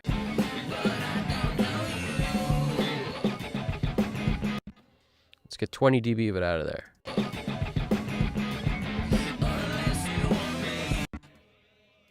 Now, once you notice what they look like, you could bring them down like this individually, or you could just clip gain them down. Like, you come in here, where is it? Gain. You could do it on an EQ also, but just take this down 10 dB, 20, like whatever dB I'm doing, just leave this around. Leave it hanging out, right? So now it's going to essentially do the same thing I just did here. Bring it down 17 dB. Okay, so let's leave that in that zone.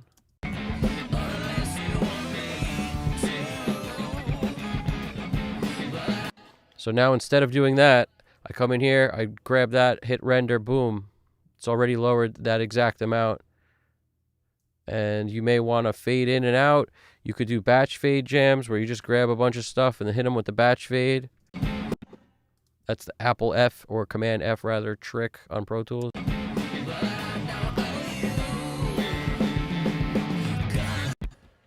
Right there, just highlight, render, it goes away, grab them, F, keep it moving. So you could go through a whole track like this. It's really not that big a deal.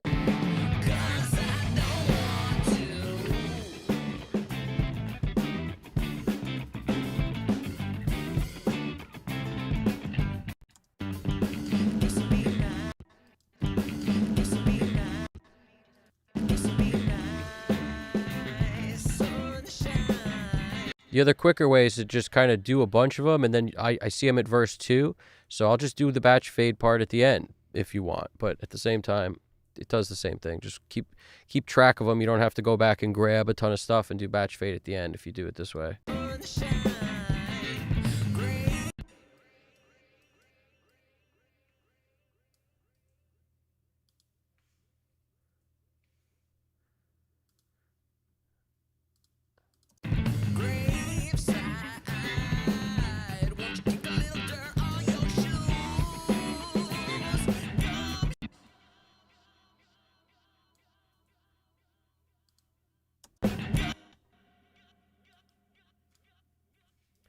Just be careful you don't grab, like when I say shoes, the S.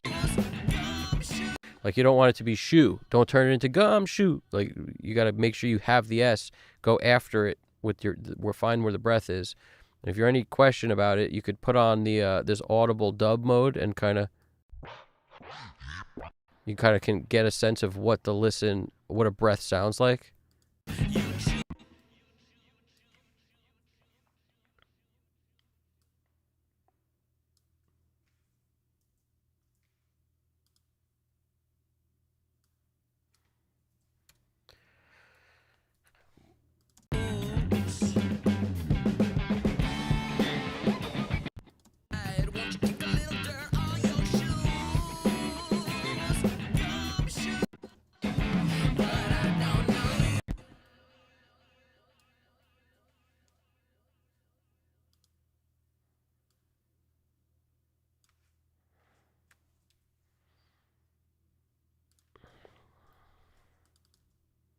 Some lip smack thing in there I had to get rid of.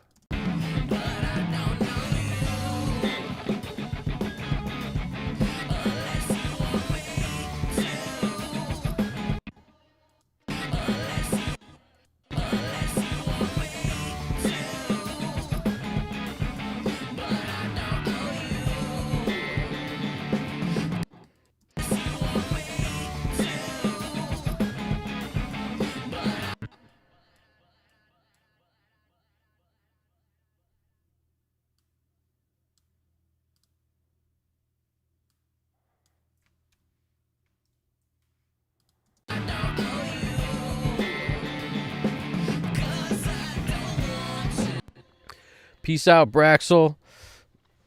Have a good night over there, man. I'm glad you stopped by. I appreciate you letting me know. It sounds great. Thank you. I appreciate that. Here we go.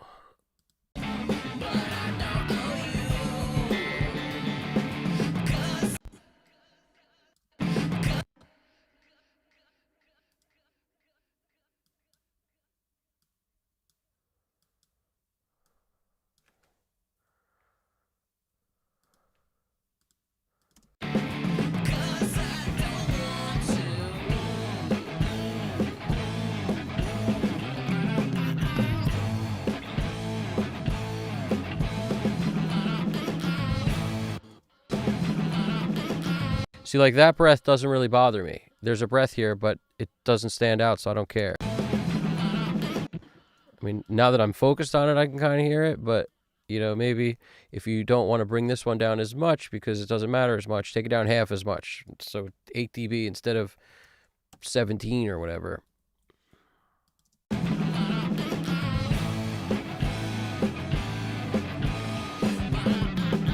Looks like a lot of stuff at the end of this doesn't need to be there.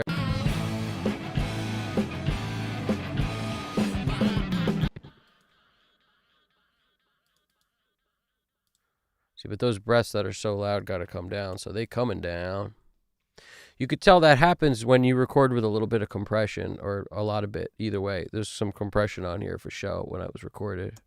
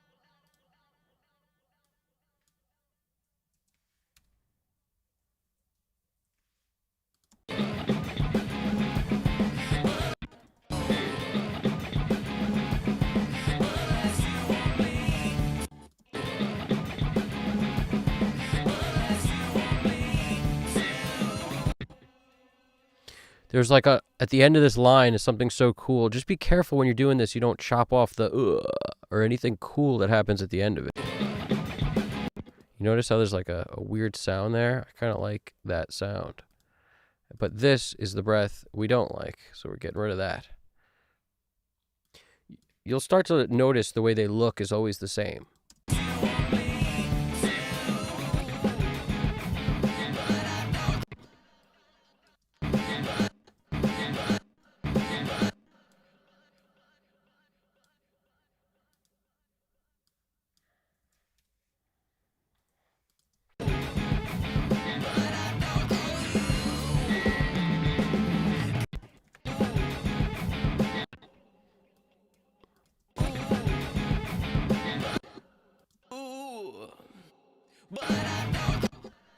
It's like an exhale there. That's kind of cool.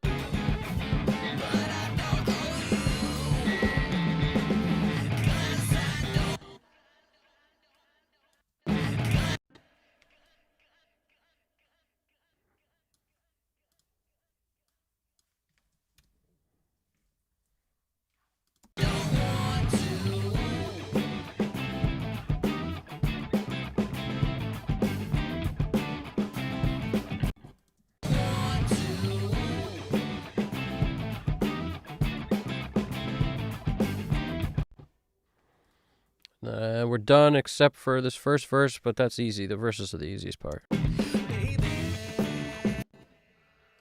Done except for the verses. Just the first verse, rather. Now, if you mess up, you could always boost this up. It's just gain in either direction. So it doesn't really matter if you got to take down a few dB less or just do it after the fact. It's like, don't be so concerned with it. I'd say just pick a number and then rock and roll. It's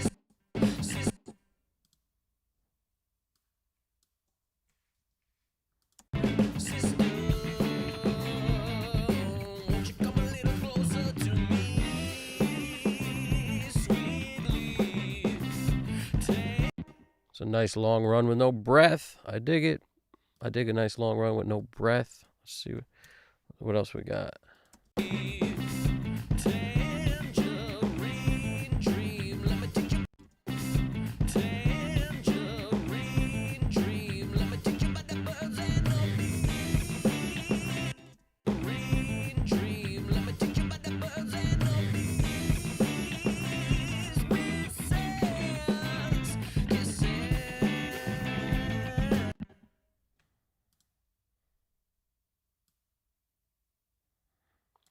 Just kind of taking it all the way down, bringing it back up a dB. I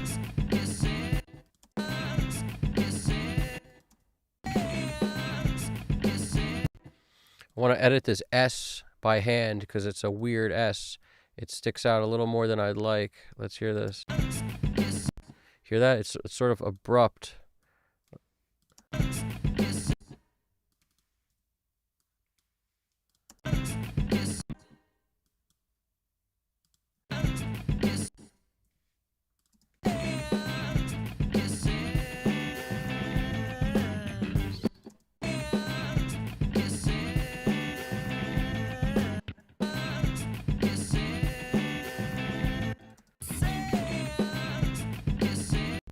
Maybe I'm being crazy.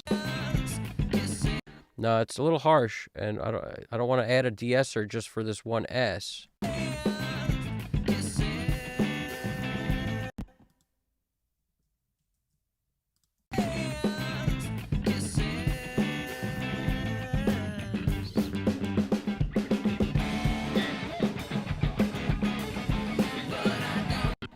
Okay, we are done with that part of this thing. Little interesting. What's going on? It's true, I am streaming and you are screaming. That's what's popping.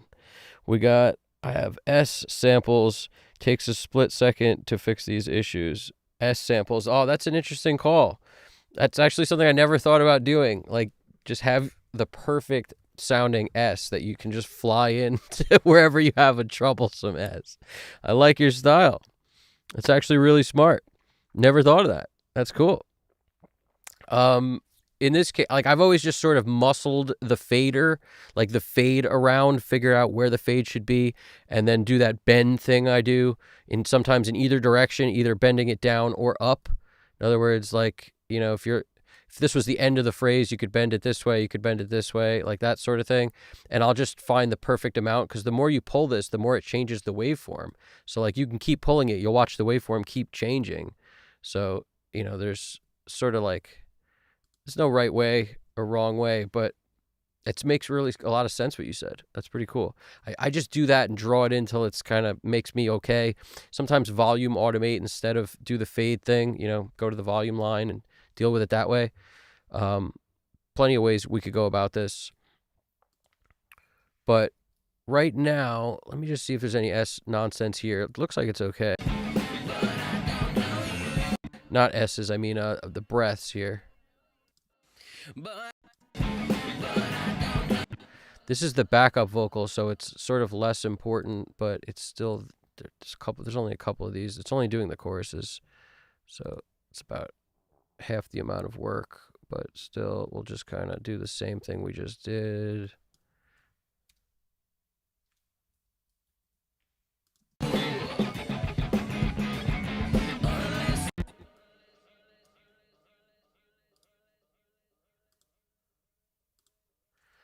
What am I doing? Batch fade that. Always listen to just to make sure you didn't make it worse.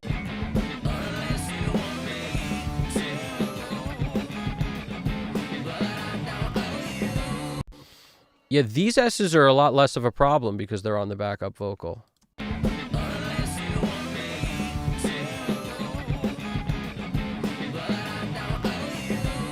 Like, I'm not even sure they need anything, to be honest with you. They might need just a lot less if we do take it down at all, but I think they're okay. Like, I don't think I need to even waste time on this. Let's just finish this first chorus.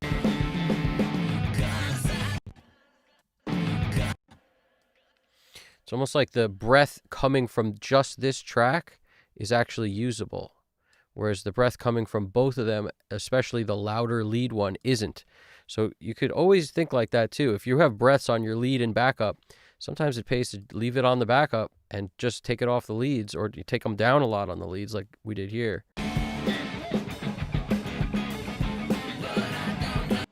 Yeah, like I don't think this is better. I think it's actually better like this.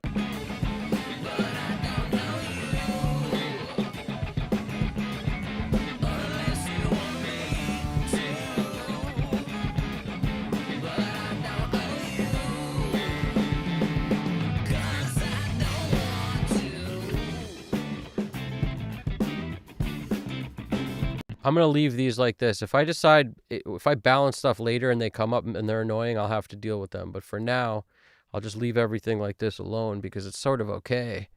We're doing okay. We're doing okay. All right, let's come back over here. Kick in, kick out, kick trigger, kick out right here. Well, first we'll save it like this, and then we're going to save one as with automation.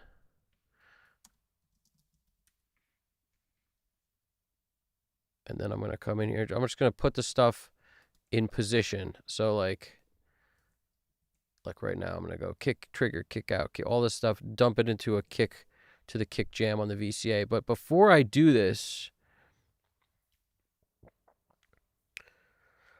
dude, I appreciate that. A little interesting. And I just want to throw it out there because you reminded me, you know, anybody who hasn't subscribe. I really appreciate it. And it helps the stream. It helps us do more of these and keep answering the questions and keep these things coming. Me and GTP really appreciate that.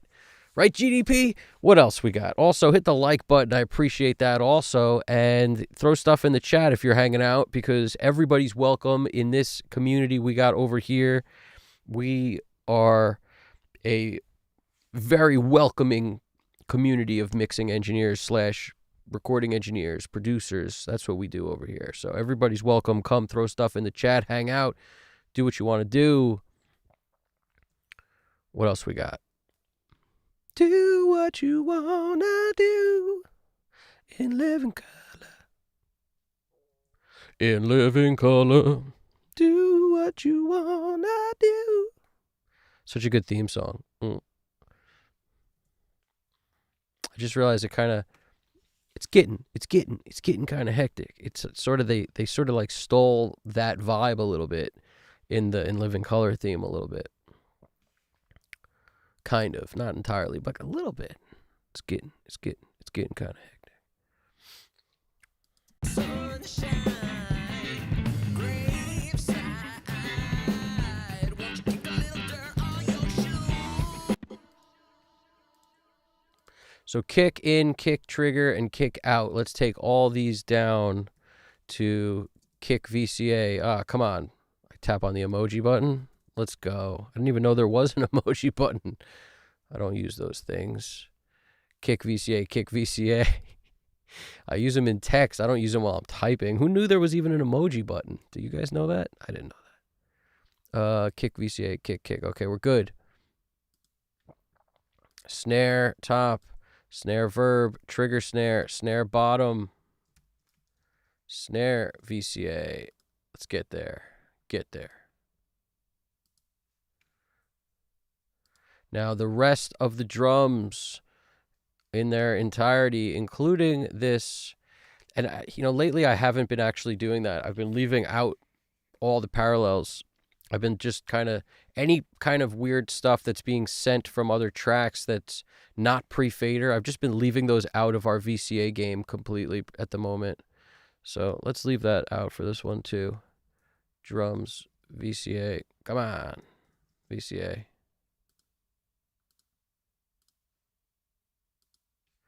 And that's room all the way through the crush. Okay. And now the bass bus. Let's take our bass bus and just take that over to because this isn't in parallel. This is just being sent here. So I want to just take that into our VCA. Bass VCA. Let's get our acoustic and all the rest of the guitars. Let's just take them all together because the blend is working at the moment. So we're going to go all these. We're going to leave out the reverbs if there are, because there's not even, these are all inactive anyway. So it's not that big a deal. Take these. Okay. Let's make sure we got all of them.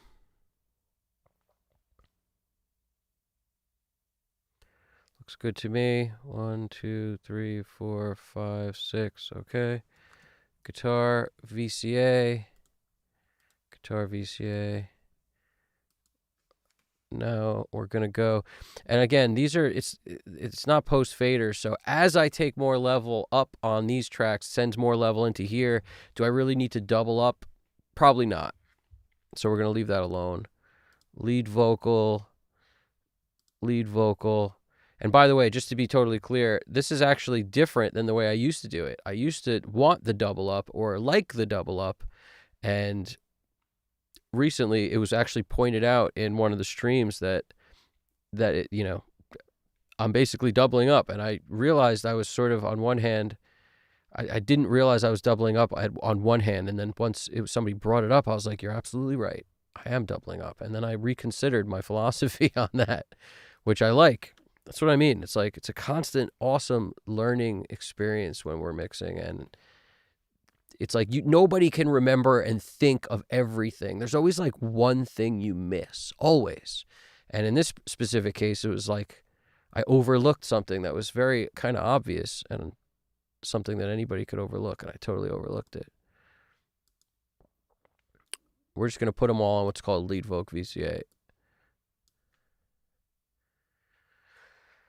So yeah, so that's why I'm leaving all these out, because as I take more level in here, it's sending more level into whatever happens down here. And essentially it would double up. If you took these two, you'd be making the output louder of your effects, but you'd also be making the amount you send into the effects louder by simply moving this up. So that means every move you make on this going up, this chorus vocal up 2 dB, You're going to actually get 2 dB more level being sent into here. Now, my logic originally was that some of it's being held down by compressors and other things, so it makes kind of a nicer sheen. The problem was it didn't work like well on a couple songs because I took stuff up and I was bringing up the effects so much, I then had to go back later and lower the effects. So it's just that constant game of like chasing your tail and how to not chase your tail as much. And whenever I notice I'm chasing my tail, I just don't like it. And that's what happened. Was somebody pointed out that I'm basically doing something that could be causing me to chase my tail in some cases with that. And it did. It was very, very well pointed out. I forget who said that, but somebody said it. I forget who said it. What do we got here? I appreciate you guys. Happy holidays. What do we got? My auxes have emojis as of last week. That's crazy. That's insane. I like that.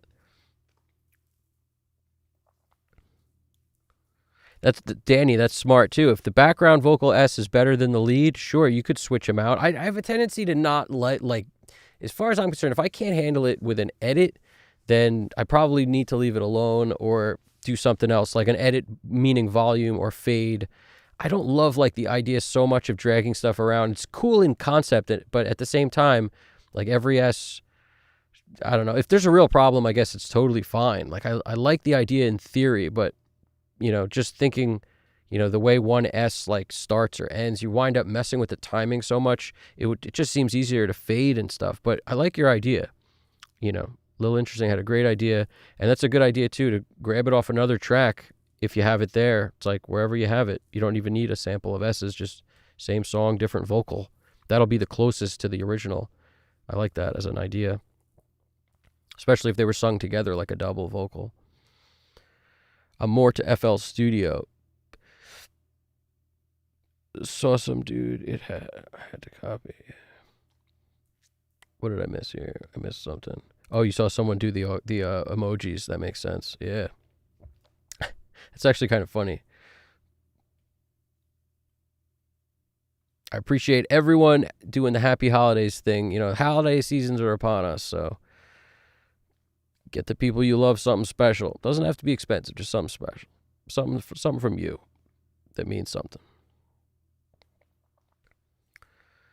GDP wrote, once I named all my session tracks in Arabic. It was hilarious. Great. Nice. Good to know. I'll share it on Facebook or Meta. I don't know. Thanks. It means a lot. That's awesome. Mixmaster season session.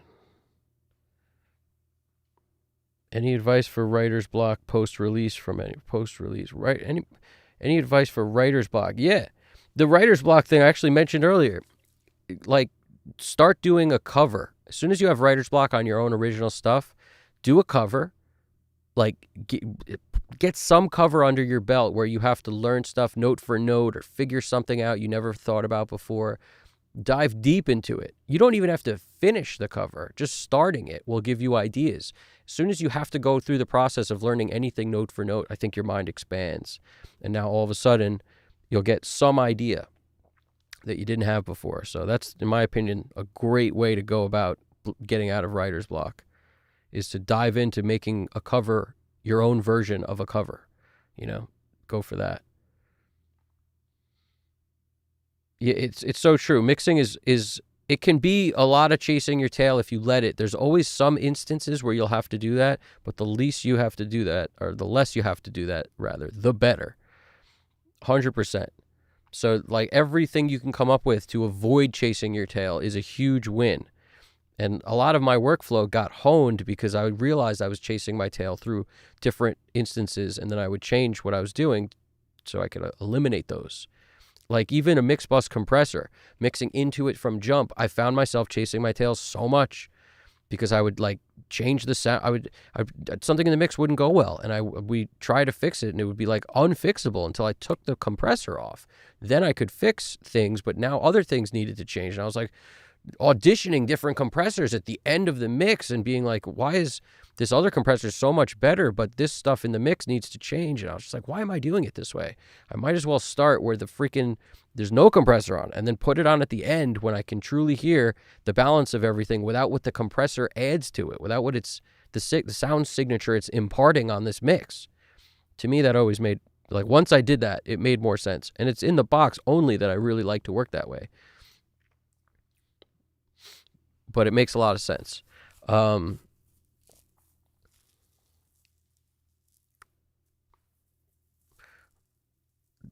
Lyrica wrote, suggest travel somewhere and you'll be cooking with something. Experiences make for great songs, man. Good call, Danny. I absolutely agree.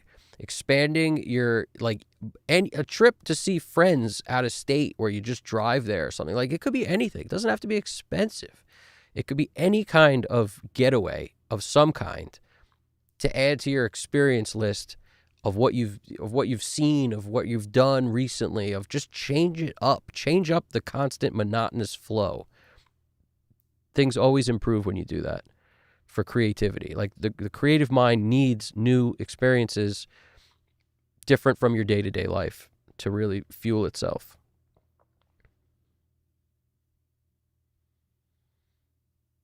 What do you do, Danny wrote, what do you do when you're mixing your own voice? How can you avoid chasing your tail since you want it to be perfect? It's not really that. I mean, tweaking your voice while you're listening. First of all, abandon the idea that you want it to be perfect. Nothing's ever perfect. It just has to be as good as it can be based on how good you are at listening right now. And really, that's all mixing is like, how good are you at listening, to determine not everything that needs to change, but how to make a series of moves that makes your voice stand out in the mix, and not in a negative way, but just where you can clearly hear what's going on. You hear all the words. You get rid of the parts that maybe you don't like, but you don't have to focus on every little thing. You don't have to go through and get rid of, DS every single thing by hand and take out all the breaths. Only need to do that stuff when things pop out at you. And a lot of times, rather than go and do that, look at why that's being caused. Like, go to what you put on there already and realize maybe you don't need 2 compressors in a row. Maybe it's over compressed. So you're bringing up all these negative things that actually wouldn't be a problem if it wasn't. So before you go in and try to do all the little things you've ever heard anybody talk about for how to make a vocal sound good, like, what's on there? What do you have on there? And maybe take some off. Whatever is on there, maybe you don't need all of it, and try to work with it that way. If you've assumed, or if you come to a place where you realize you think you need all of it and there's some parts of it you got to take out, it becomes practice. Like, make sure the vocal has a room place in the song to sit. So that could mean panning stuff out of the way. Don't have a ton of stuff in vocal range sitting in the middle where the vocal is. The pan knob's your best friend. I love the pan knob. And you have to. If you don't love the pan knob, it's not going to go well. So right now, we're in a position where I desperately have to go to the bathroom. And as soon as I do that, I'll print one of these right now, and then I'll come back and we'll continue from there. But I need a bathroom break, so that's what we're going to do.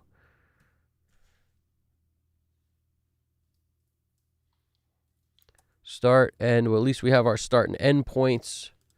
I'm going to save this thing. I'm going to call it Gumshoes.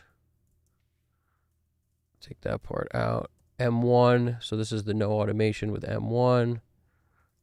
I'll just note it on there. No aught. Wave. Come in here. Output. 1340 wave. Interleave.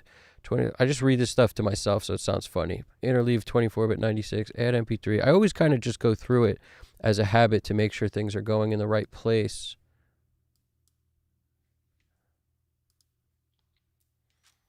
Okay. We're taking offline is going to be on so you guys can hear the bounce itself, but the rest of this is all looking good. So I'm just going to take this off real quick, and then we're going to run one. And since I haven't put any delays or anything on, I'm going to set the BPM as soon as I come back and take a guess on what you guys think the BPM is while it's playing. Let me know what the guesses are when I come back. I'll be right back in a moment to finish this mix out, and we will keep boogie oogie oogieing till you just can't boogie no more. A day trip to the countryside is amazing. I recommend it highly, highly. Be right back momentarily.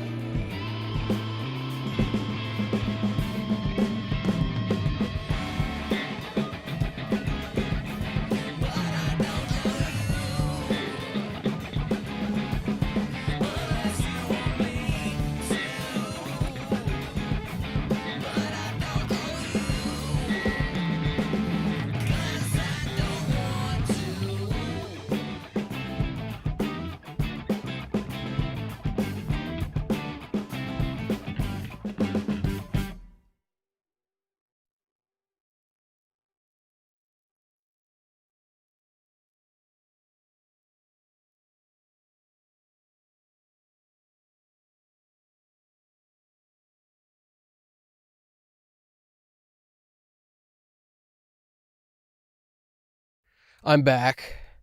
We are back. And we are ready to tackle the next step in this mix. Now, the first thing I'm going to do is count out the BPM. Does anybody know what the BPM is? I like how Danny wrote, my guess is BPM's in the 100 to 110 range. It feels about right. It feels about right to me too. It feels about right.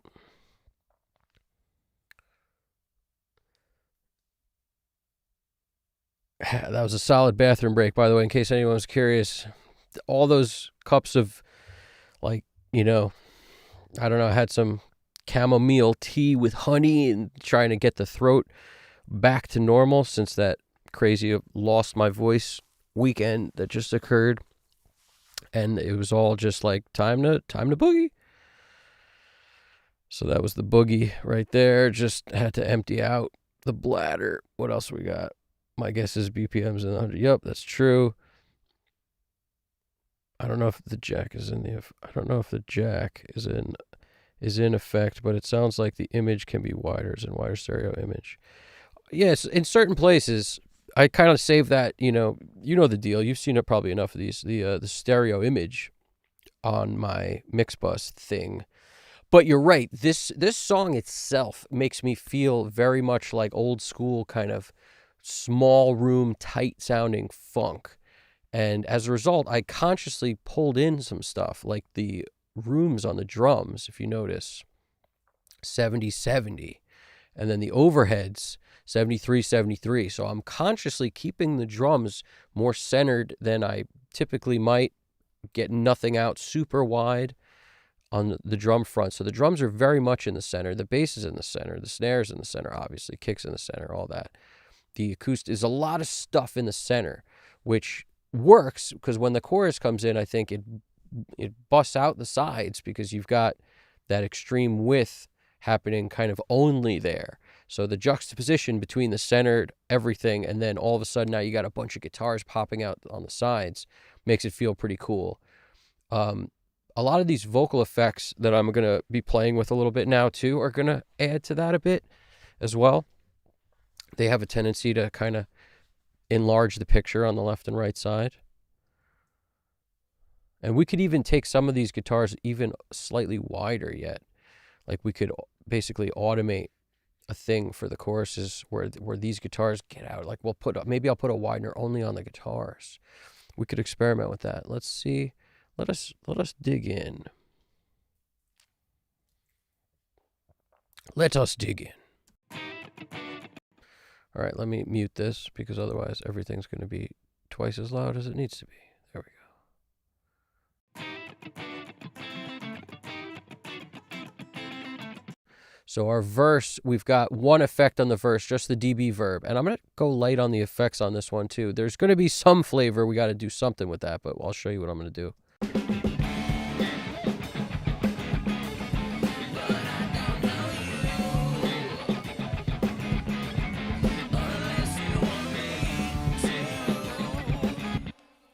But I don't owe you, 'cause I don't want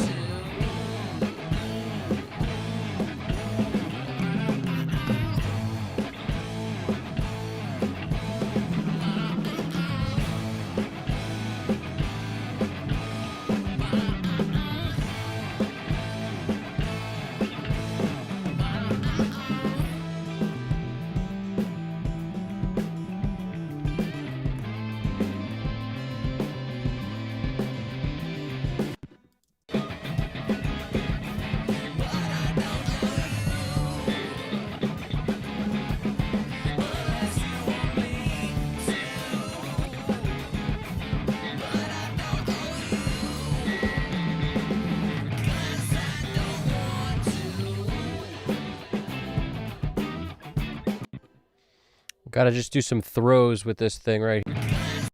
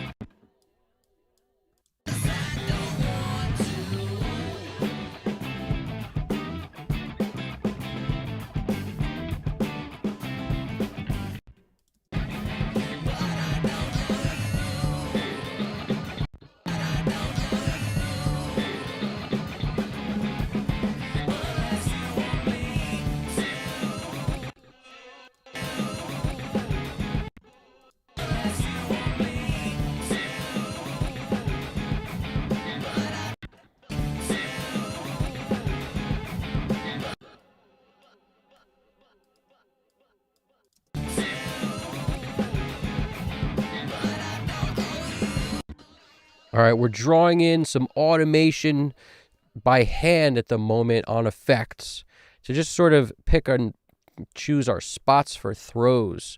Like, this is an Echo Boy. Was this a slap? That would be the worst thing to do for a throw. Yeah, we don't want that. We want whatever this is. It's like Galaxy Tape Echo with an R comp kind of ducking things down and then a pan man throwing it left and right. That's a good moment for a throw. Something on this thing. Let's see what that sounds like.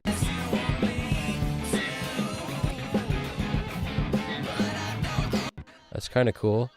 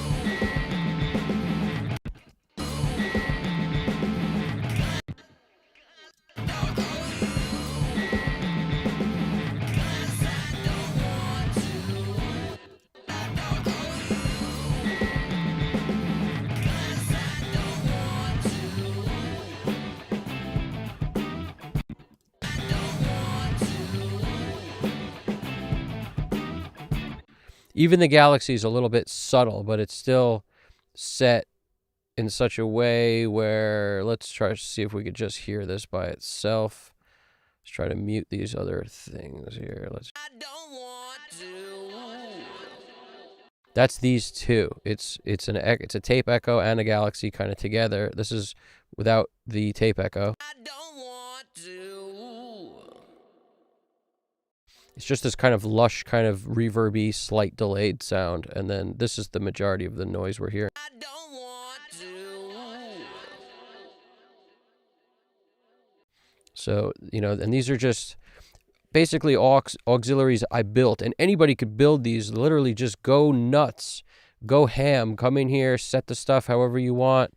And speaking of that, let me drop the BPM in because it's going to affect stuff, but I could always bring it back to 120 if I wanted. So let's just drop our BPM in.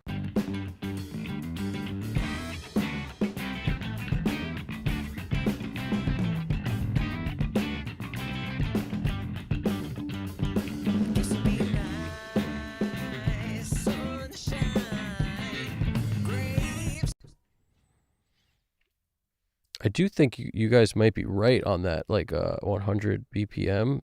That does seem about right. Let's see.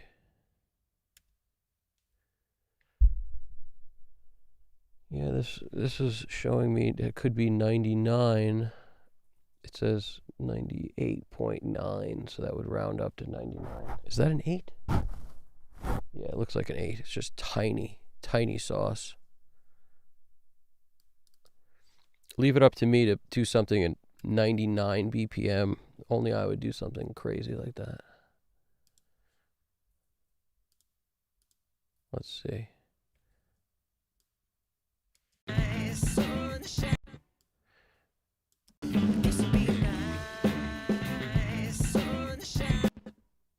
find a good spot.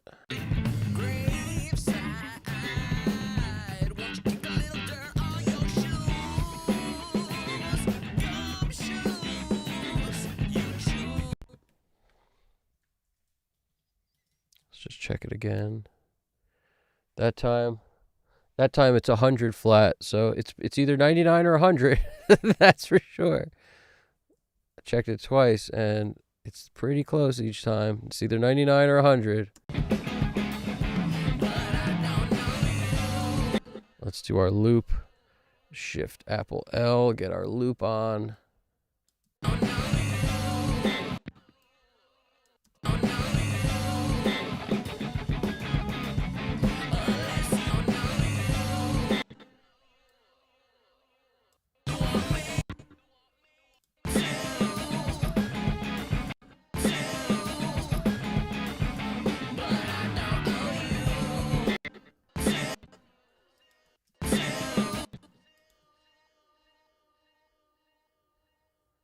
2. Should be there, no?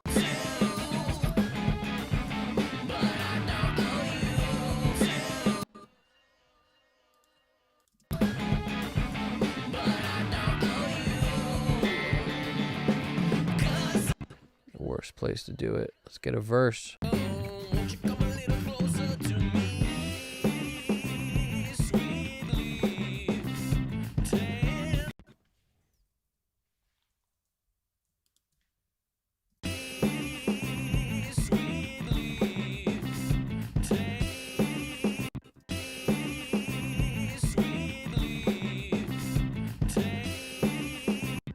Let's try 100. 99 doesn't feel right now. Let's hear it. Closer to me. Sweetly. That's falling much closer to the grid, it looks like. Let's hear it.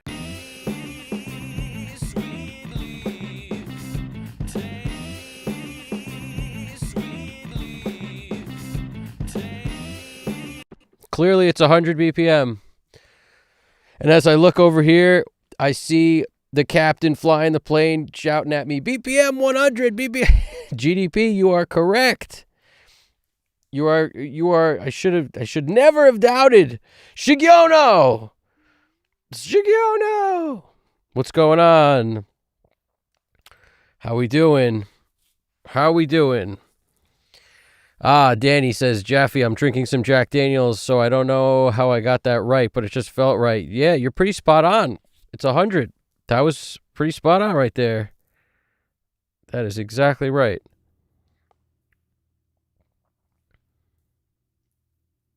What did I miss here? Oh, it's 7:36 a.m. in the Karoo, South Africa. The Karoo, South Africa.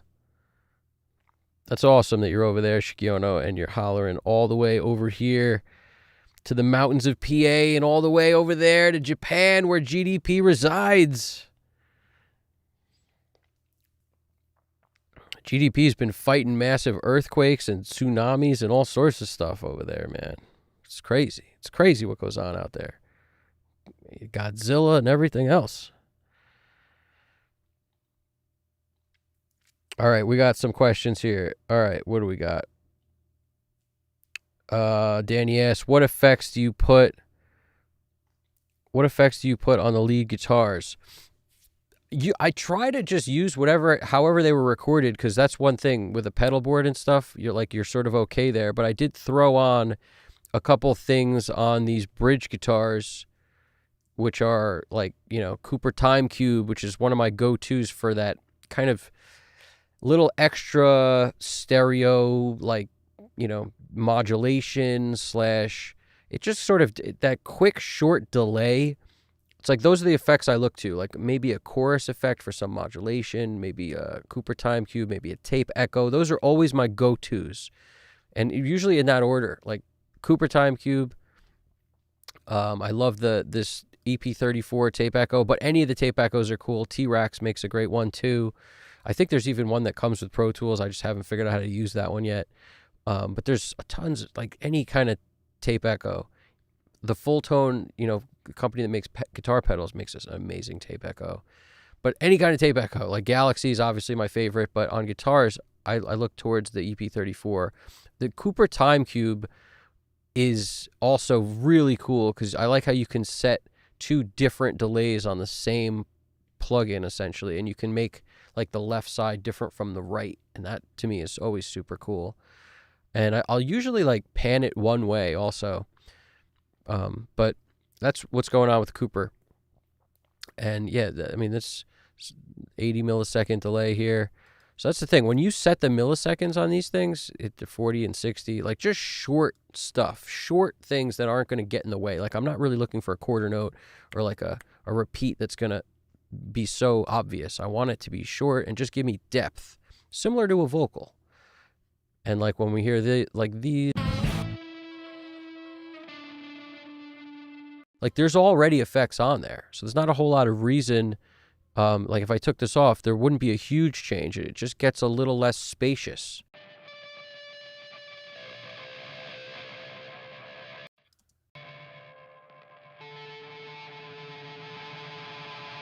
Not a whole lot of change there. Very subtle. And let's listen on this one. This guitar is a little clearer.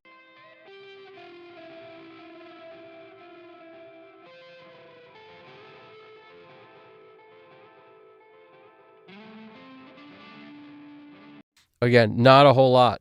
Like it's literally minimalistic here, because it's not. It's not being sent very much. 10 dB down on the send, and then the output is 10 dB down. So could it be made louder? Probably, but I'm not quite at the point of wanting to change any of this stuff yet, because it kind of works. And that's what I meant by like most of the time, hardly any. Like what effects on guitars do I use? Hardly any. And if I have to use something, it's like Cooper Time Cube or Tape Echo. But a lot of times that'll happen because I didn't record I didn't do the arrangement in a way that made sense. So now I have to fix it later, or it was a live recording where there's just one guitar and one mic on the guitar, and now we got to make it sound bigger in the chorus or add something to it. It's got to create some kind of atmospheric change. So that's where that might come in, where I'll throw on an effect like that and then just pepper it in certain spots, kind of like with vocal effects, but on the guitar. I appreciate that, Shigiono. We are indeed getting this thing into shape. Now we got ostrich eggs, 6754. Wow, you and ostrich need to team up and do a ballad of some kind with the two of you doing a duo. You got to do a split screen. You guys got to do a head to head. Ostrich eggs 6754. And yeah, making music without headphones is the way to go. I hate using headphones. I just hate them. It's like put a driver right up smack next to your ear and see if I don't like it. I hate the concept.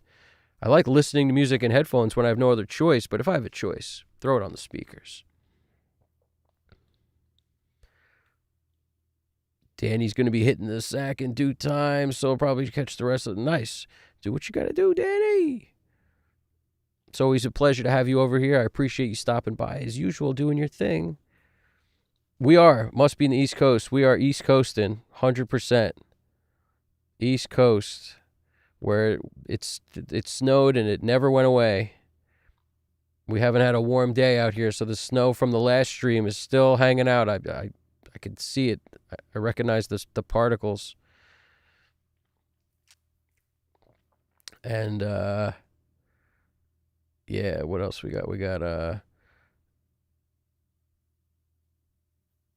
12:34 a.m. here, man. Yep, it's the same over here. We got 12:47 on the clock at the moment. Work week, get some sleep. 7:36 a.m. in the Karoo, South Africa. That's pretty crazy. I love that. I love YouTube and the internet for bringing everybody together. This community is solid. We got a solid community, guys. Ostrich capital of the world. True story. Nice. Another ostrich. Let me guess. Your original YouTube channel got banned too. Why are all the ostrich guys getting their YouTube channel banned? I don't get it.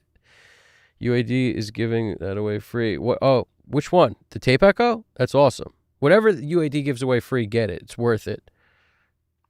It's most likely it's not going to crash your system like some other plugins, so no matter what, you'll be okay. But always back up your system if you can help it before you download any new plugins.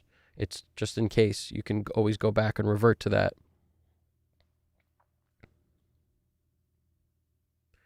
Ostrich. I like how Ostrich CK1BQ is talking to Ostrich Egg 6754. It feels like that one location.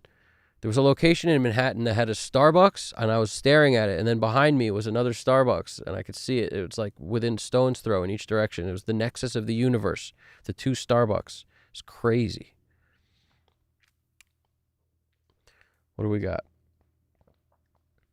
By the way, I'm not a Starbucks guy. I mean, I'm not against them. I like coffee as much as the next guy, or actually that's not true. I like it a lot less than most people.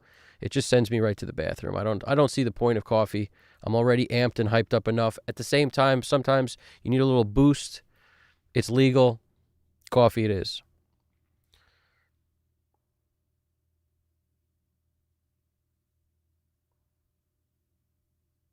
Am I seeing double? That's what I thought. GDP, that's what I thought. I thought I was seeing double.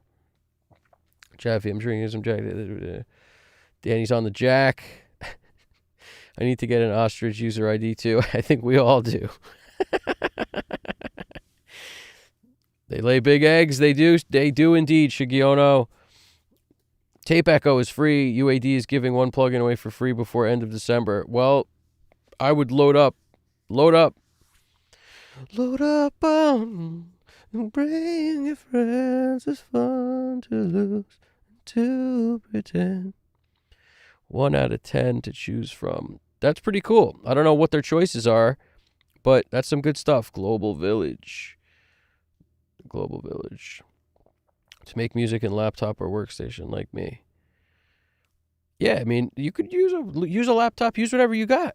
Do I make my music in a laptop? I use my laptop when I'm doing my thing, moving around. You use a laptop. Laptops are key. There's no reason not to use a laptop, especially laptops today with like the new processors are more powerful than freaking. I had in the old studio the iMac, like an iMac that at the time was like super amazing, but it's Intel, so it hit a point where every single plugin I would try to run on there was like draining the system so much because it's just time. No matter what you get at any given time, it's like the technology keeps getting where what was originally something you could run anything on then becomes like, oh, you can't do nothing now. It's just how it is.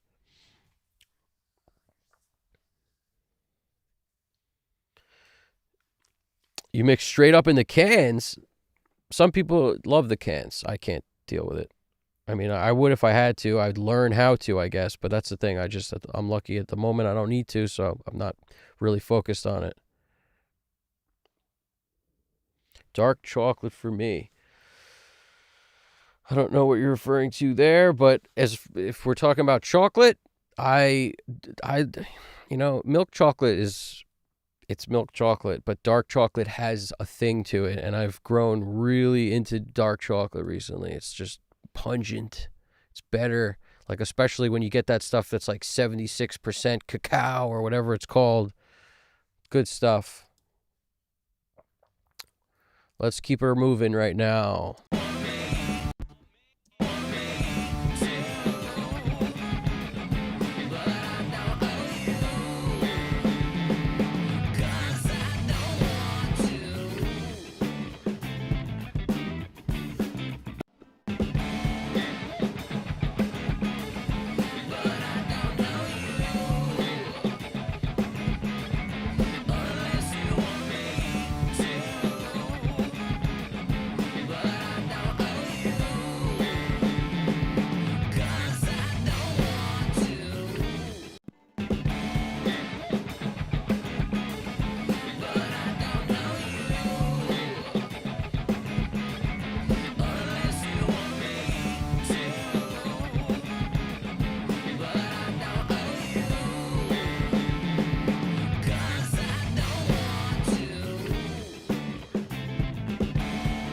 There's actually no reason to automate these if I'm going to do this.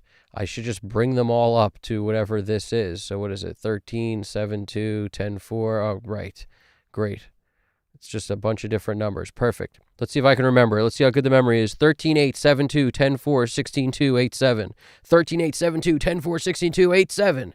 13, 8, 7, 2, 10, 4, 6, 2, 18, 7. 16, 2. Okay. 13, 8, 7, 2, 10, 4, 16, 2, 8, 7. Okay. I won't remember that. I thought I could gangster up the memory right now, but just couldn't do it. Nope, couldn't do it. We go one at a time. Perfect. We'll go one at a time. This was 13-2. This was 7-2.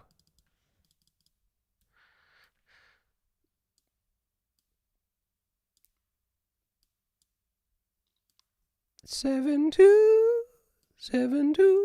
it could happen to you. All right. And this is 10-4. 10-4. That's the only one I would have been able to remember.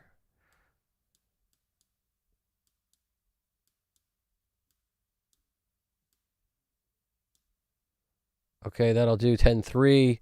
10-3 will do. Get rid of that dot. 9-9 will have to do. I'll like it. What do we got? And this is 16-2 and 8-7. Okay.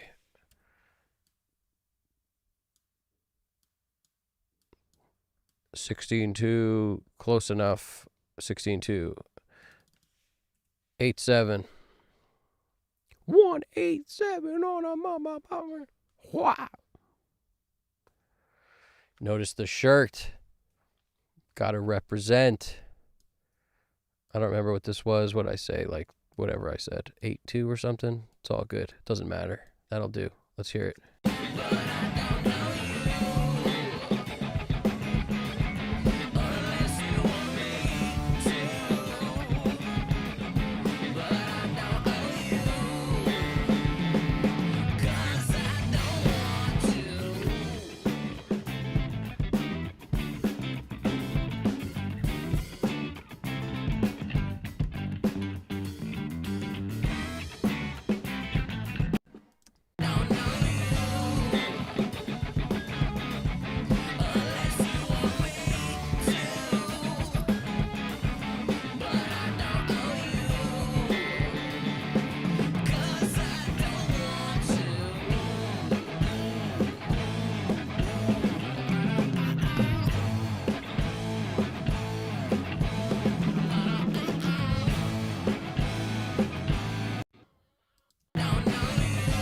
I'm going to experiment with a super widener in here. And it's actually not your typical widener. Throw on the Wolf comp. Go over to one of my favorites, which I might use this twice today. But Gentle Stereo Wow. Bada bing. And truly, it is a wow. But let's see if it helps or hurts. Let's find out right now.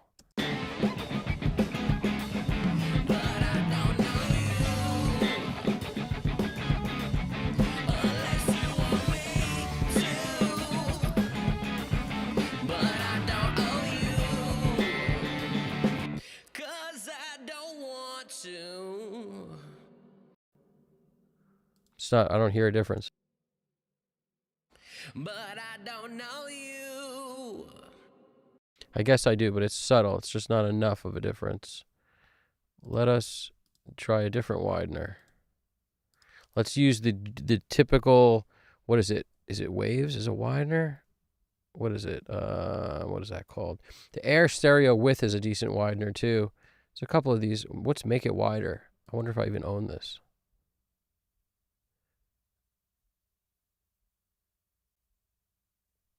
Huh. It's like a preset of some kind. The enhancer and the stereo width. That's interesting.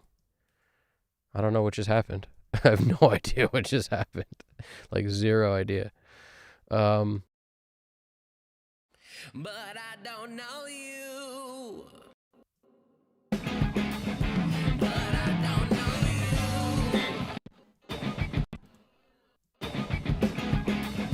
But I don't know you.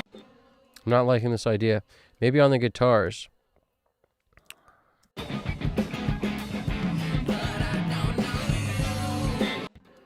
There's definitely a Waves plugin that does a widening thing I like sometimes too. What is it called? What is it called? Maybe I'll experiment. I gotta remember what this thing is called. I know it's in like one of my templates, but I haven't pulled it in forever. Spread? Was it the PS22 spread? Maybe that was it. None of these other ones are jumping out at me is what it was. Ooh, Brower's always nice too. Yeah, I don't know. It wasn't that one. It's like the 3D Imager by Waves. What is that called?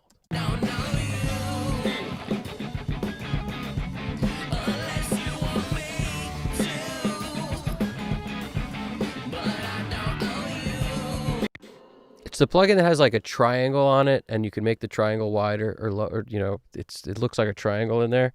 Yeah, it's the stereo imager, definitely, definitely. But like, where is it?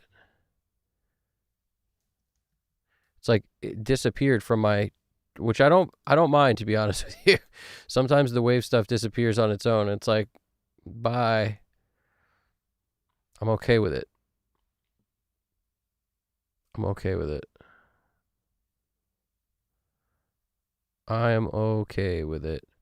I'm okay with it. UAD's precision K stereo thing is interesting. Don't know you unless you want me to, but I don't know you 'cause I don't want to, but I don't know you unless you want me to, but I don't know you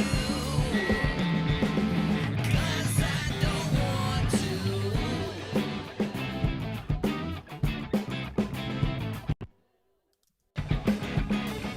but I don't know you.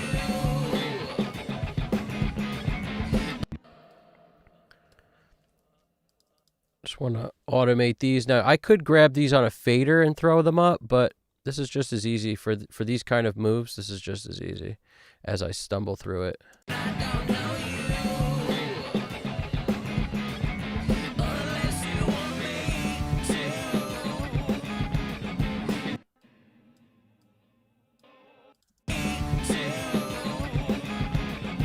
but I don't. I put on headphones for this because it's hard to hear in stereo, like with speakers for this thing, but it's very easy to hear it in headphones. What it's doing.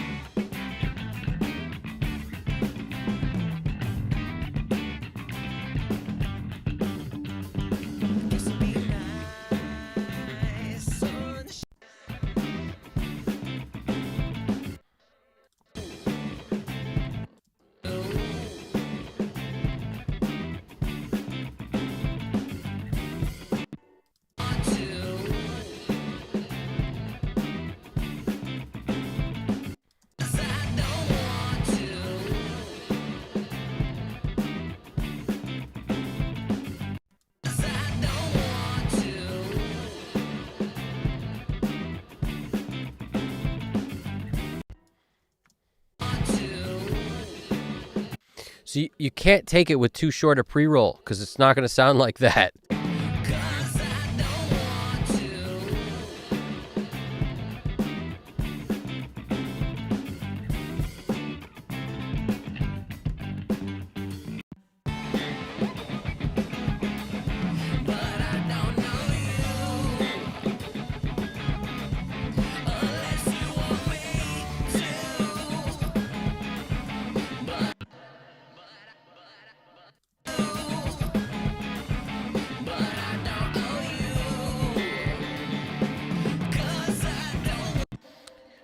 I'm focused on making sure it stops before the next verse and, just trying to drawing it in and then pulling down something to like where it doesn't just jump out at us. all of a sudden loud. Just fading it in is kind of important, I think. That's why I do that kind of thing.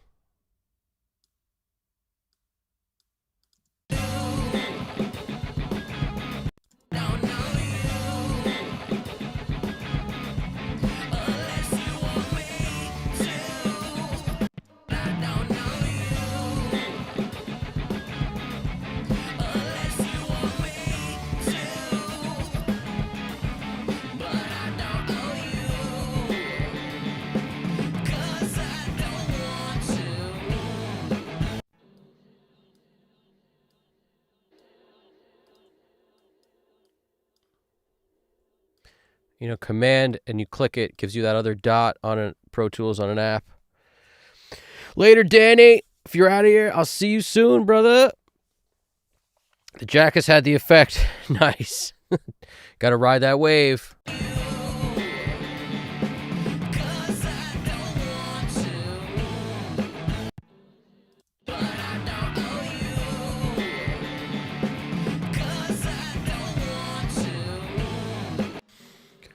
Yeah, ostrich eggs. Honestly, the thing that's cool about headphones is, you know, effects always seem louder.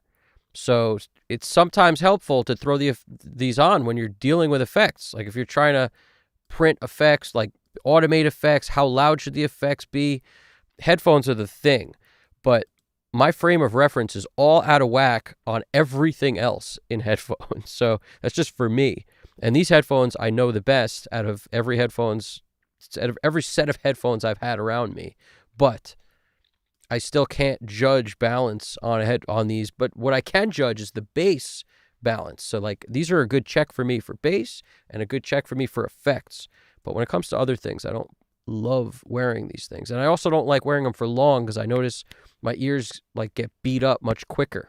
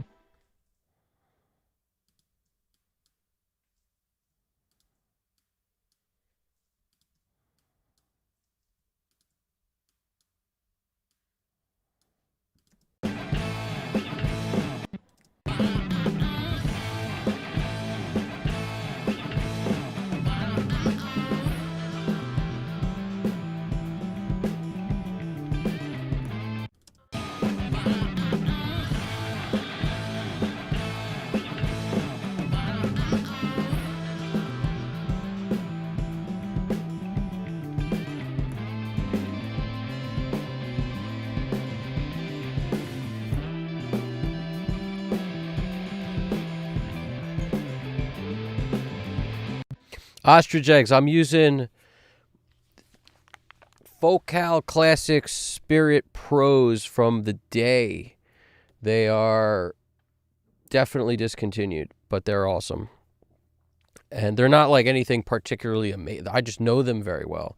Like, I'm sure you could buy headphones nowadays where that might be superior, but these are just the ones I know the best, so I always throw them on.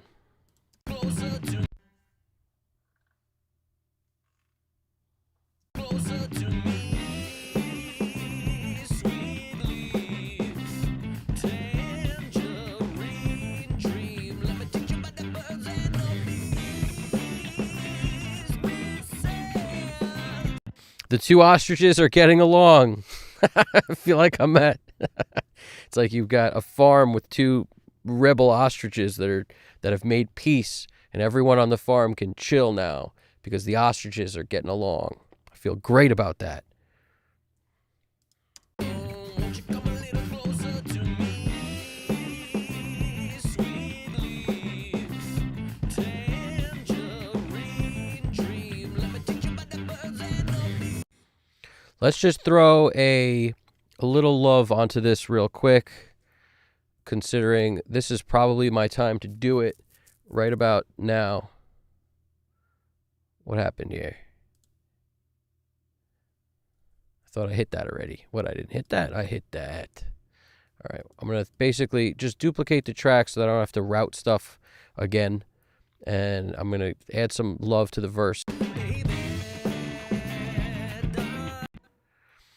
Baby, baby, baby, baby. We need a little bit of that, probably. Let's see.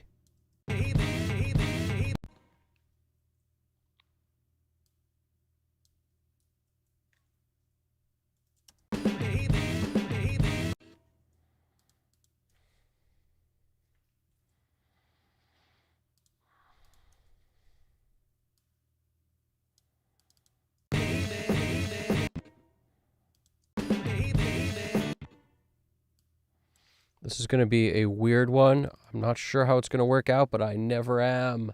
So we come in here and we go over there. We go to little plate. Little plate. Maybe we'll mess with, I don't know if we can get all that effect I want out of this one. But this is another one of my favorite Eventide plugins for reverb.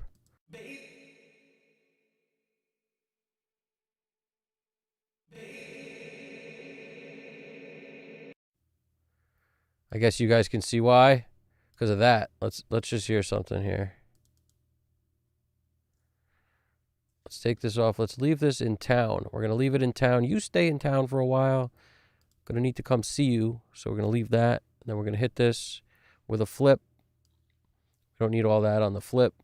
Let's drag her back. Let's punch it. Now let's flip it back the other way.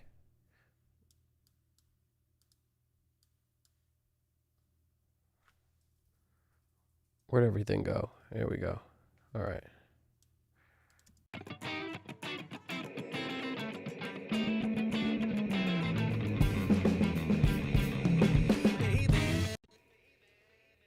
A little bit of this action.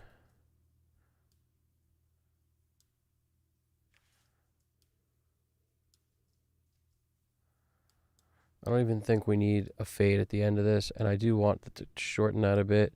And I want to drag this. Hey, drag, you santo. Going to put that. It's got to basically end right where the word starts.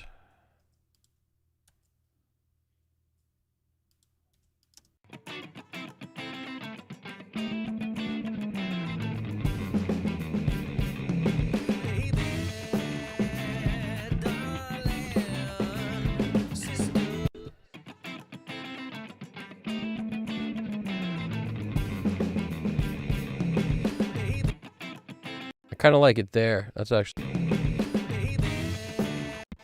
It stops so you get that drum fill by itself, and then everybody boogies on down. Let's see if we can mute out anything that's going on right here that we don't need. Is there anything? Maybe just some acoustic stuff.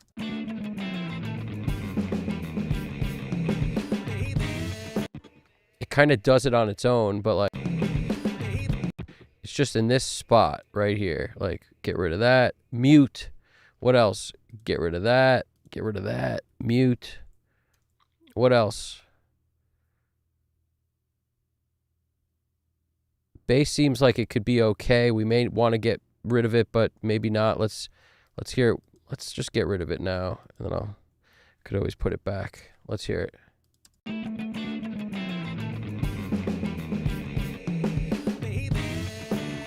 I like that. I'm liking where let's see what it sounds like with the bass pulled back to normal. Let's group the bass so I don't have to move 3 things at once for no freaking reason. Boom. 1, 2, 3. Bass. Bass in yo face. Carry it this way.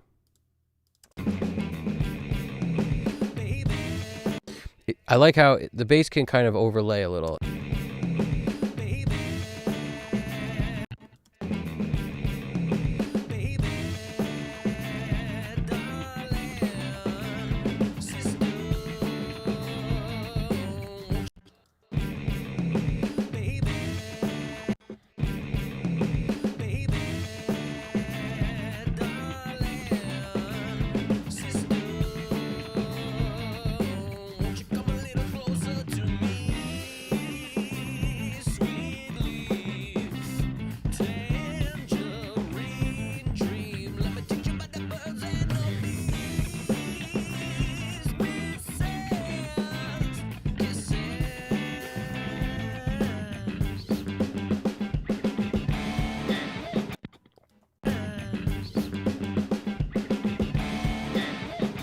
Now, I was thinking about taking it out here, but I love how the drum beat and the guitar are playing the same exact thing. Listen to this. Like, that's kind of cool.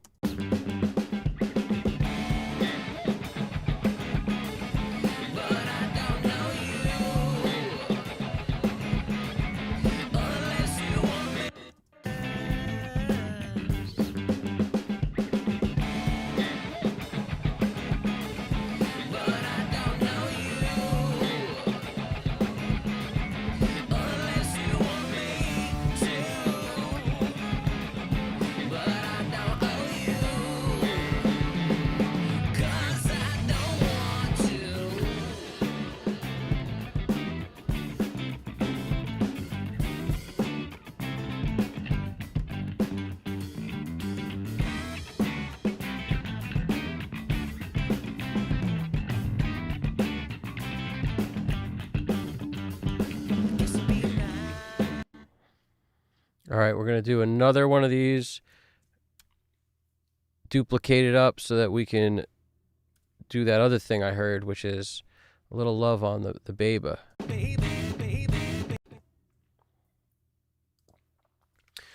Oh, baby, baby. All right, so I gotta hold shift when I come in here so that I can grab something fun. Let's do it. Oh, come on. Here we go. Boom.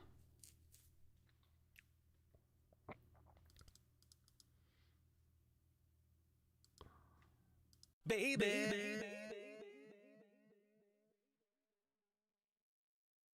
Baby.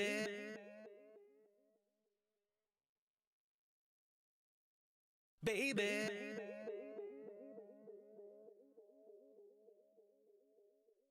Baby.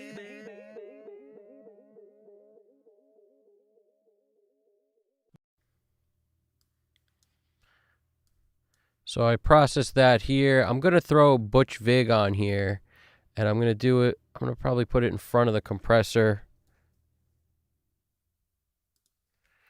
because Butch Vig gets us there quicker to a nicely filtered, cool sound. I might use the CLA plugin at some point, but that, I got to say, my favorite Waves plugin is probably the Butch Vig Vocals plugin.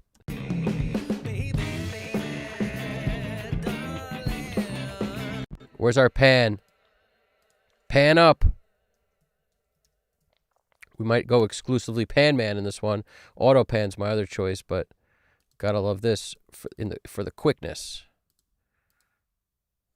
A little bit of pendulum.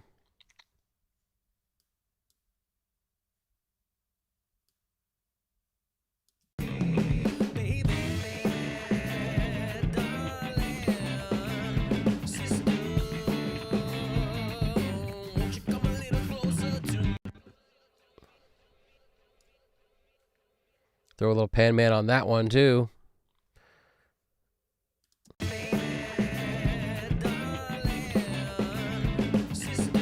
Sister, sister, sister.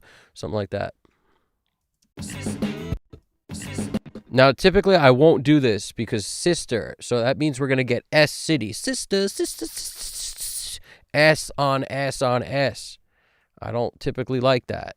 But I do have to try it because it's in my head. And I have no choice but to try things that are in my head. But I already can tell I probably ain't going to prefer it. That's okay. And by the way, if you notice, I'm not on grid mode. I'm on slip mode, just throwing stuff places because that's how we do. I like the idea of it not being perfectly on the grid. It's better.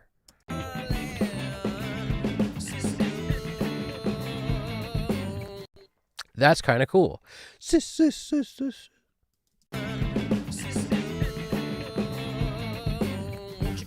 That's interesting. That's just the sis.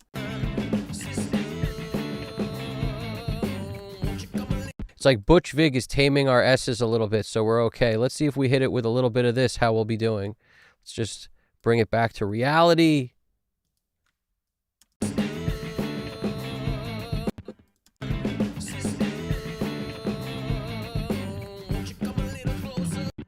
Took that off. Let's see what happens now.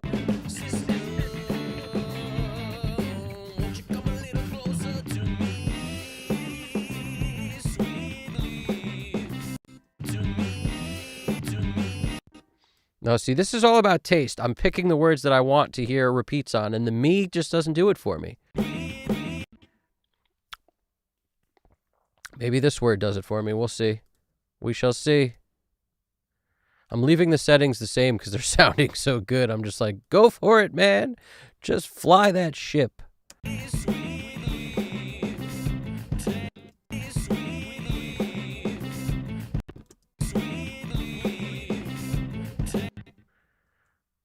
Just fade her in. I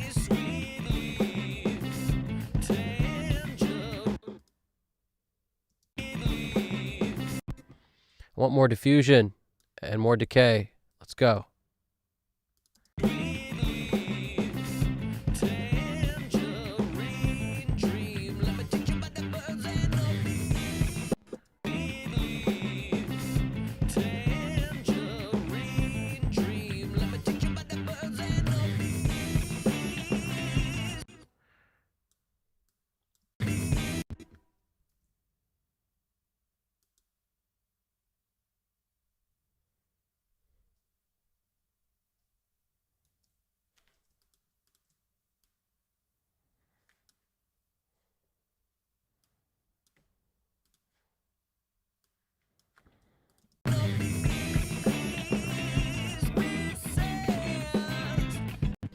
Beep, beep, beep, beep.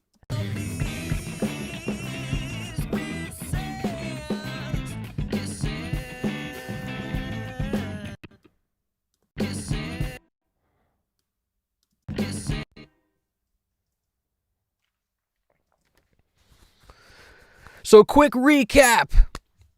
Anybody watching, this is the recap. We've gone through a song from scratch, and in that time, we've chatted and answered questions and gone through this whole thing, starting with the kick drum. And we're basically a couple moves from the end. If you were to look at this whole thing as moves that are left, there are some flavor that I'm building right now on the vocals, because in my opinion, no mix is complete without the flavor. After that, it's moving to automation time on the VCAs to give the song life. So many times I think people leave out these two steps, flavor on the vocals and then automation time to actually, not just draw it in by hand, but actually try to feel, where you can push things like drum fills, bring those up, where the crashes are. Maybe you want some more excitement on the crash, where a guitar or bass fill, somebody's doing something cool, you got to make that a feature for that second. Don't just try to set the volume right of everything and then the fill is the volume it is. Like, make it the way it should be as far as I'm concerned. And these are the way people always did stuff. Back before there was automation on consoles, people were grabbing faders, calling in other people in the studio to grab faders and make sure you catch that bass fill. Make sure you catch that drum fill. The vocal does a cool thing here. I want to hear it. and everybody just remembered their parts of what they had to do, bump the faders up to where it has to be and bring it back down. I always found an interesting part about that is they would have the guys who didn't play their own part. Like, they'd have the drummer automate the bass and the bassist automate the drums. That way, people didn't have a tendency to bring up the thing too much. Because if a drummer automated the drums, we all know what would happen. The drums would be too loud. They would just be like, why'd you do that much? They'd mess it up all the time. So they'd have guys do not their own instrument. I always thought that was awesome. But after this, after we hit the flavor up, VCA automation for the good stuff, then mix bus processing. Mix bus processing, and that's usually where I deal with any sort of automation of widening. If I decide I want the guitars to get super wide, maybe I'll throw a widener on the guitars, or maybe I'll just do it on the stereo imager on the mix bus in the interest of quickness, because I'm a fan of the quickness. Anybody who's digging it, you're enjoying what you're seeing, you want to see more, hit the like button, subscribe if you haven't, and turn notifications on so you get a notice when I'm dropping these things, because there's usually 30 minutes notice, sometimes an hour, sometimes 24 hours when we can plan ahead and I don't have no voice the day before, because that's what the case was this time. But I'll try to give as much notice as I can going forward, and these things happen all the time, so make sure you got your notifications on or you won't know about it. And as soon as they're done, they do get posted. So if there's a part you missed, you want to go back, you want to look at whatever, you can do that tomorrow. As soon as we are done with the stream, it goes up. Yeah, and what's going on? I check over to the chat, so any questions you guys have, throw them in there. Happy to answer the questions. Let's keep going with the flavor savers real quick, and then I'll jump in there while I'm on a roll here. I want that kiss. Even though there's an S in it, I still think it'll be cool.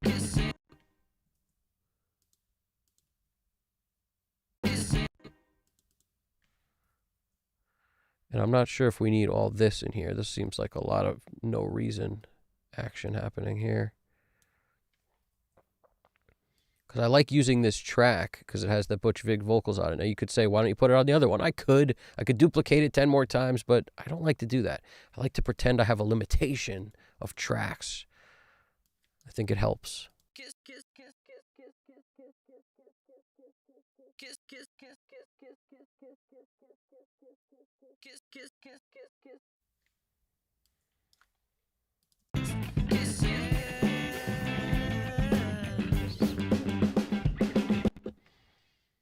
I want this to go until that fill starts, and then I want it to disappear like it was never there.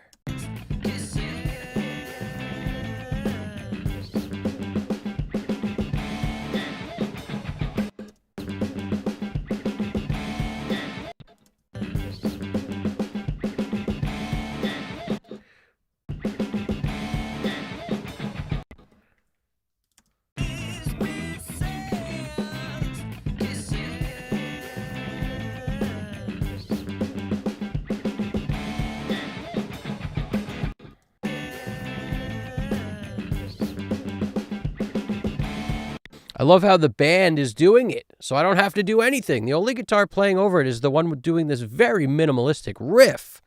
The rest the band is doing on their own. I don't need to mute stuff. Look, it's already muted. It's like it didn't even happen. Maybe I could go in and clean it up a little, but it's like it didn't even happen. Bada bing.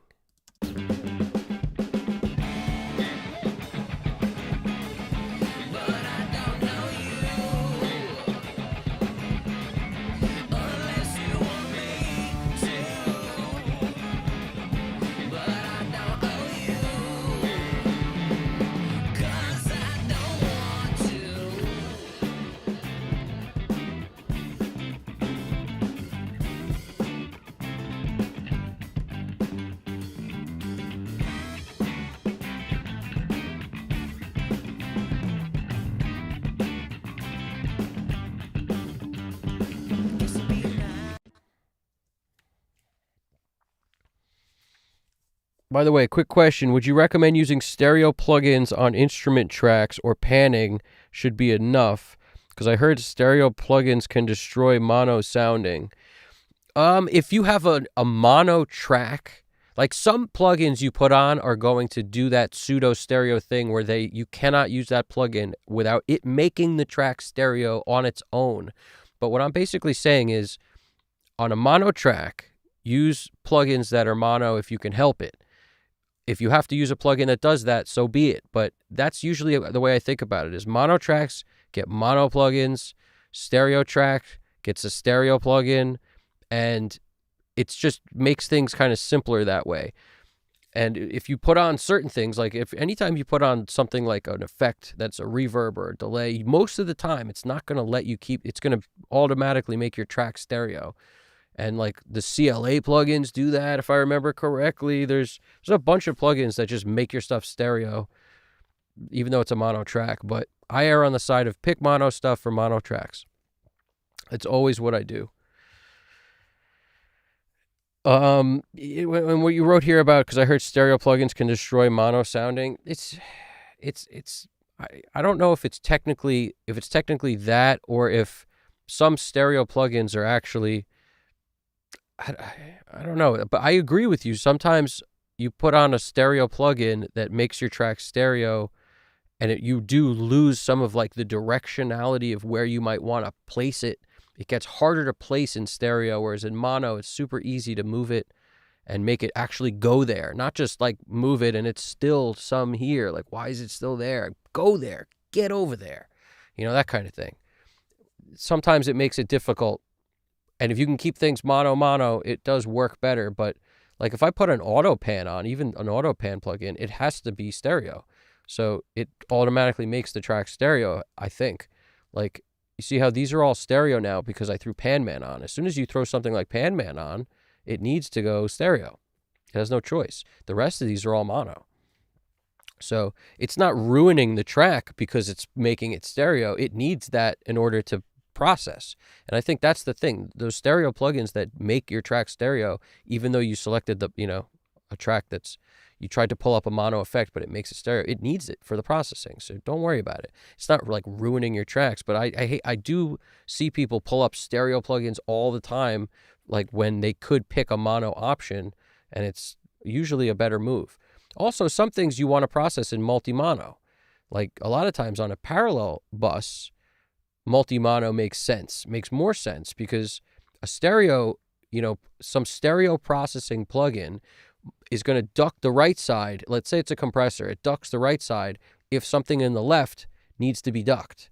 So it ducks both sides. Even if the right side didn't need to be ducked, it ducks them both in stereo together. Multi-mono, it'll just duck the side that needed to be ducked, that's over the threshold, but the other side will be left alone. And that difference between left and right side can really be cool on certain things. Parallel. On a mix bus, I used to do both. I used to like always audition multi-mono and not on the, what do you call it? The the Rupert Neve Designs MBP. I used to always audition both. Sometimes I did like it better in multi-mono because I felt like it made certain things sound wider. But a lot of people on the mix bus, they just keep stuff stereo on their mix bus because they don't like that feeling of the different left and different right side. I like how the Unfairchild plugin has that option of you can create like a mid-side multi-mono situation, and it does make it feel different and weird, but it alters your stereo image, and some people don't like that. So it's really, everything we do is so personal taste. I don't believe it destroys the sound of anything. It's just like, why do it for no reason? Like I know some people who record stereo, even though they have one mic up, they think stereo makes things sound better, and it doesn't. It doesn't. If it's the same signal on both channels, it makes you think it sounds better because it's twice as loud. Like it's just louder because you have a second one right under it. Like that's just, it's faking you out. It's not actually any better. If you turn the volume up, it's the exact same thing.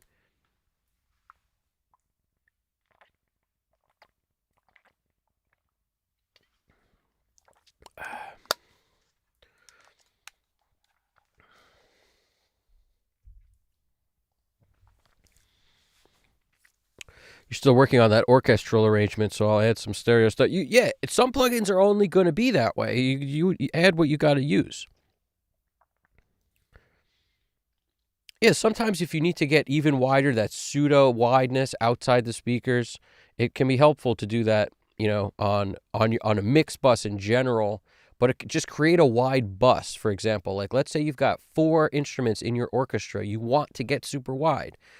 Create a bus in parallel, call it the wide bus, slap like the Waves 3D imager, or that Wolfpack thing with the gentle stereo wow, or literally anything, the SSL plugin I use for stereo imaging, or if you have Ozone, their stereo imager, any stereo imager, and just send stuff there that you want super wide. So you can take any elements within the orchestra and just pretty much put, if put that send on all the stuff, and then you can audition. It sounds good with this, super wide or not? No, on, off. And then you can just kind of go down and pick and choose what you want to be wide, as if it was a real orchestra. Some things might be outside of, your left and right more than the stuff that's sitting in the middle. So definitely use all that to your advantage. All that stuff. S1 Imager, that was the one, dude. Good call, man. GDP always got the answers, dude. That's the one. It was that S1 Imager. I like that. GDP has a great suggestion there. Check that out. He says, quick tip, if you have a stereo track you want to pan, drop a Waves S1 imager on it without enhancing the stereo image, and pan inside that keeps things consistent. That's a cool tip. And basically what I'm saying is create a bus in parallel that has, that on it, for example. And you could do it in parallel or not. You could actually just create one bus that you're sending a bunch of stuff to and have it go nowhere else but there. But you could also you could try that in parallel if you want. And it'll send like whatever you send to it super wide, but you can still kind of maintain some of the other image if you want that also. So like rather than put it on the individual tracks, like you're putting 6 S1 imagers on stuff, just create a bus with the S1 imager on it. And you could do it in parallel or not, and then decide what goes there, and then that'll kind of give you a cool thing happening too. Because I find some plugins, especially wideners, kind of work differently, in my opinion, sometimes a lot better when they're working on more things at once. That's really why when I threw that widener on the lead vocal, it didn't give me the effect that I'm used to, because I'm used to throwing that on like a wide bus, and then the effect is much bigger when it's on many things compared to just one thing. It doesn't have to be on everything, but on more things. I used to do this with guitars a lot, or, it's a trick you could use when mastering too. You could split stuff up. Like if you stem out the master thing, you just stem it out, like all the drums, the bass, everything else, and vocals, right? So the everything else that has guitars or whatever, I used to often spread that out a little wider, and then all of a sudden it's like just that mid-rangey stuff and not vocals can kind of get a little more elbow room in there, and it has a tendency to feel pretty cool. But yeah, you could just do that also on a 2-track. You don't have to do it just the thing, but I kind of like doing it on just the thing because it's super specific. Good tips, guys. Good tips. Yeah, I appreciate the questions because it helps me kind of lay down the law for, anybody else who watches this later and needs tips, and I'm happy to help you. And I know other people are going to have the same issues.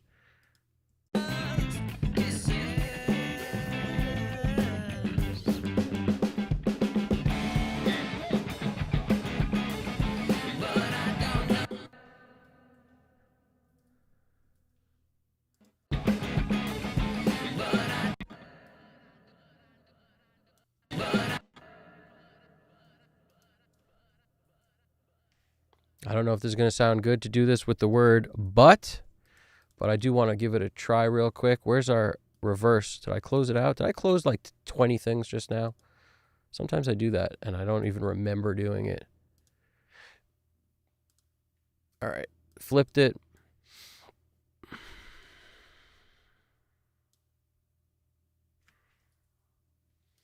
Dragging into another place, and I'm basically going to hit it with this delay effect, and then I'm going to flip it the other way.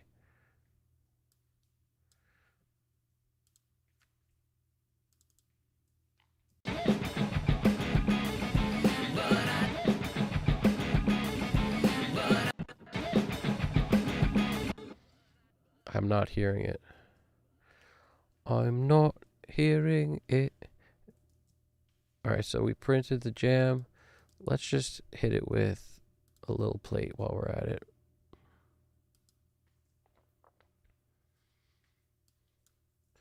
Our dear friend Little Plate makes an appearance 5 hours and 30 minutes into the stream. Little Plate's like, put me in, coach, and now we put it in. Let's go, Little Plate.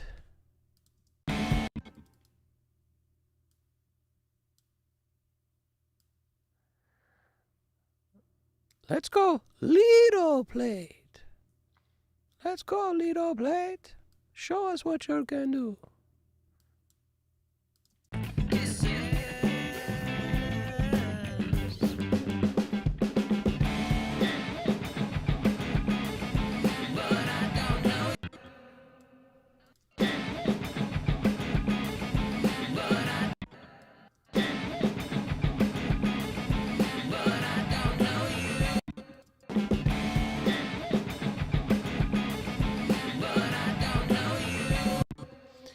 It's super subtle, this thing. A little too subtle for my liking. Let's hit it with something aggressive and see if it doesn't punch us in the face when we do it. Let's see. Let's hit it with Decapitator. Let's hit it with the Massive Crunch drum preset.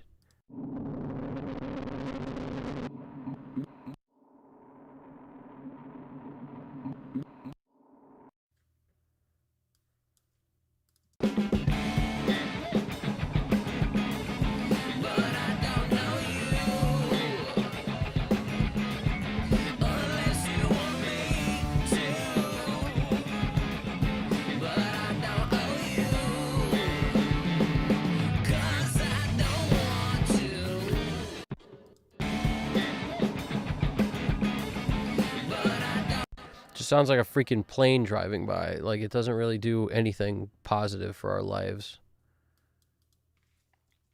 Before we abandon ship, real quick, Filter Freak. It's like, let it go, dude. That effect ain't helping anybody. But it might.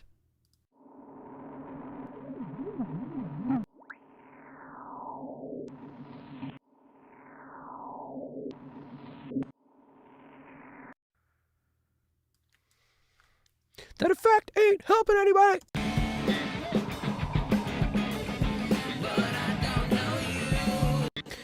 For the win, Filter Freak. She's Filter Freaky. Like that, Filter Freak. What else we got?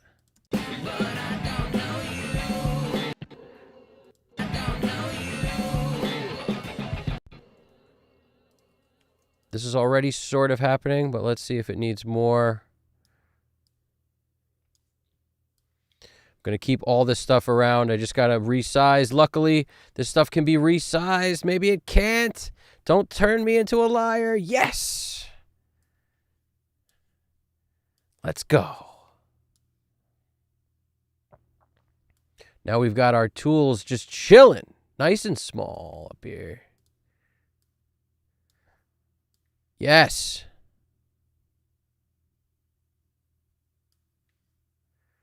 Talk about a good plug-in company. Uh-oh, where's our dual Revox delays? Are you kidding me? Are you kidding me?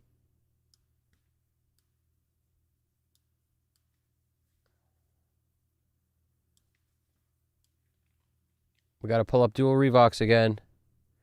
Fantastic. Delay. Echo boy, come on, dual Revox. It was working so well for this track. There we go. Dual Revox. Don't know, no, no, no, don't know, no, no, don't know, no, don't know, no, don't know, no.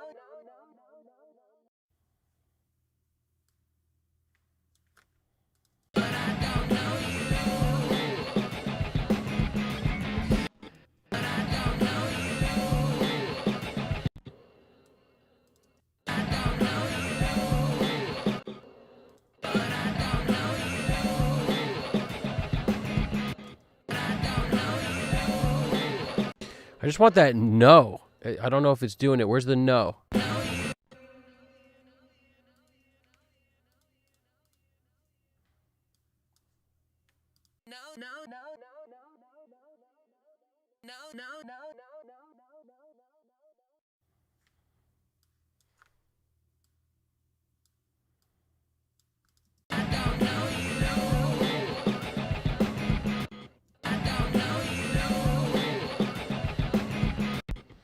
It's kind of cool, but it dies out pretty fast. A little too fast. I can get back there in like 2 seconds, so let's just try something else. Let's try the Memory Man.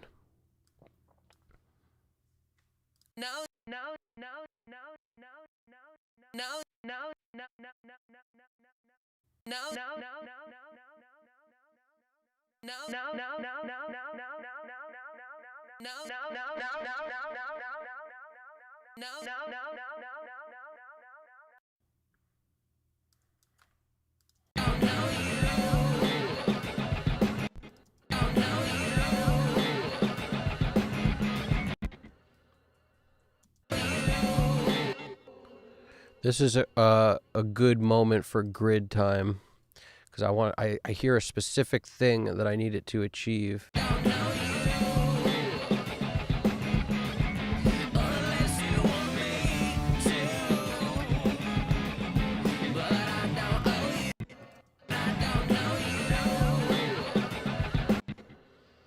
It's like crazy fast. I might want to set this by hand too. Just like slow it down a bit from the quarter. Like instead of a flat quarter, we'll go to 530. 500 was a quarter. Too slow. So I hit undo. We'll go to a note. We'll hit a quarter. Let's see if the quarter works.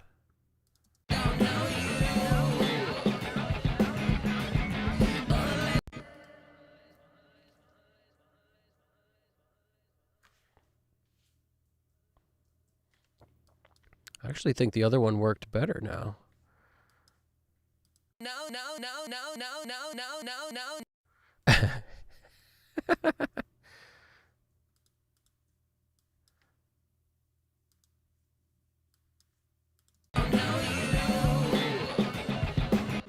Nope.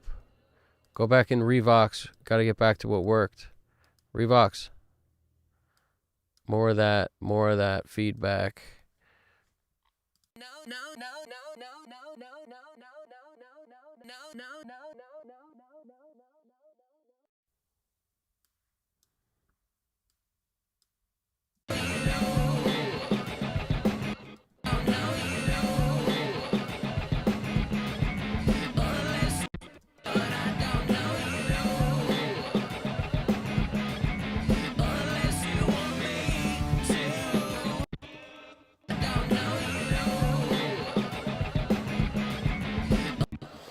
And sometimes if the timing feels close to you but not exact, just sliding it a little bit either direction works the magic.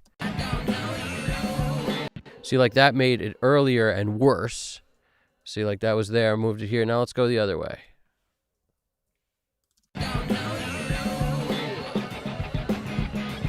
That feels a little bit better. Because it's just a human nature.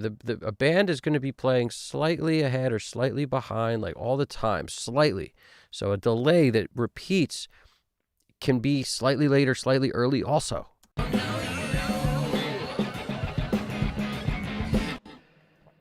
actually think that other one was pretty much the money. So I just undid it. This is where it was. I moved it back to here. It's like the second one I did.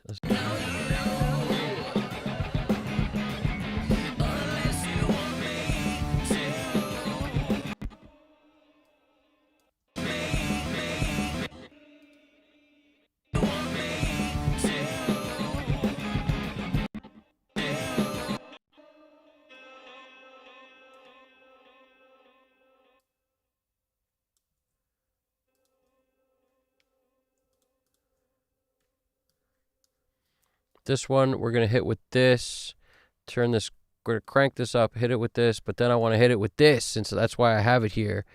This clean resonant down sweep.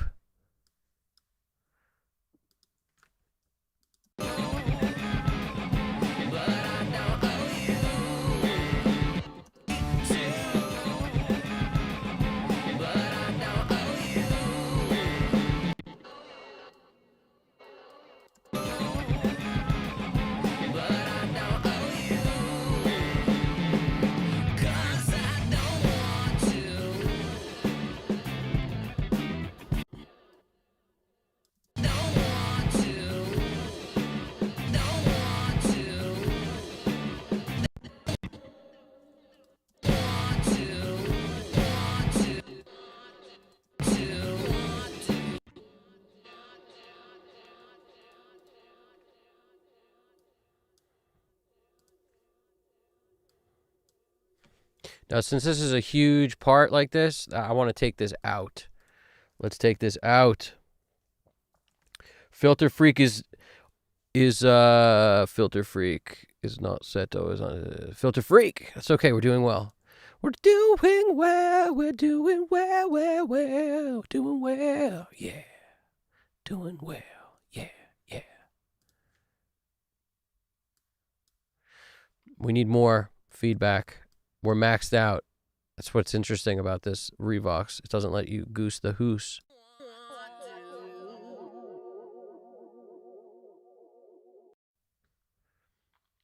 Let's hit it with that, but then let's hit it with some other stuff too, because that's what we can get out of this. But let's hit it with something else too. Hey, get out of there. We're going to pull up the Junior. Yes. We've got Junior now.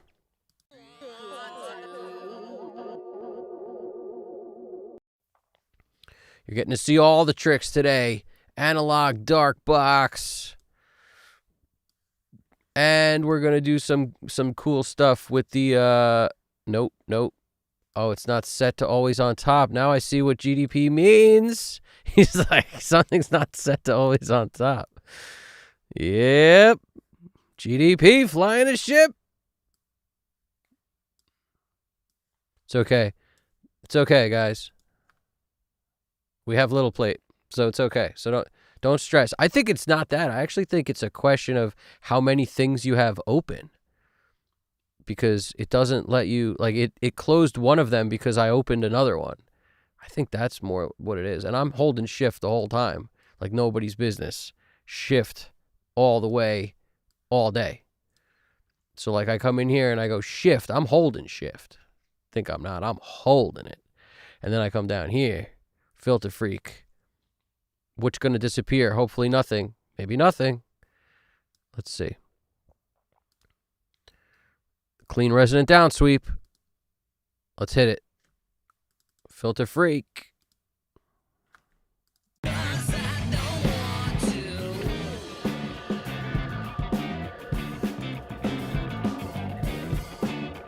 It's actually too crazy.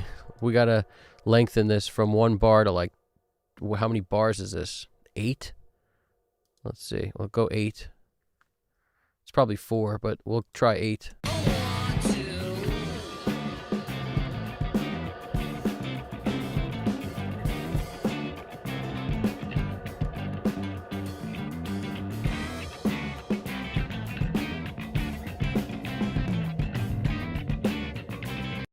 I like how it changes, but maybe we can get away with 4. Let's try 4.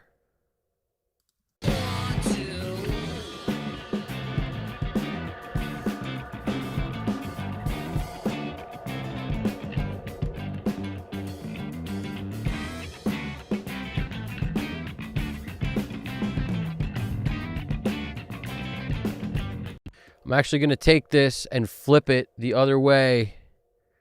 I'm going to flip it, like, half of it the other way. So, like, I basically want to do this, copy this, paste it in here, right? And then I'm just going to flip this the other way. I want to see what happens if I do that. And then I want to hit it with something else, like another, because that's what I do. I'm nutty. I'm nutty up in here. We're going to hit it with, like, a different, this sweep. And we'll set that to 4 bars.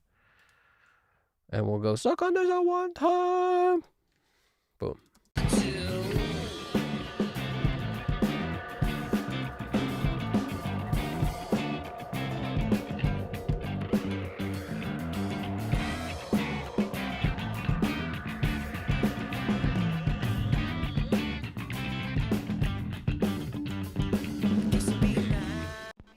It's interesting.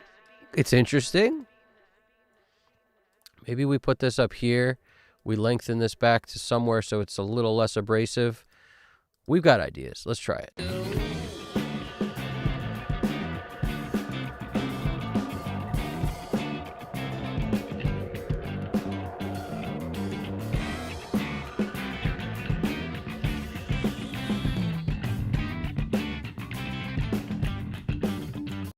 I kind of like it. And then I'm going to take the ending here, just this ending part, and we're going to paste it below, and we're going to hit it with a little plate so it just kind of goes off into the distance. You heard that. You heard that. You heard it. First, we're going to hit it with that. That might be better. We'll see. That was the dual Revox.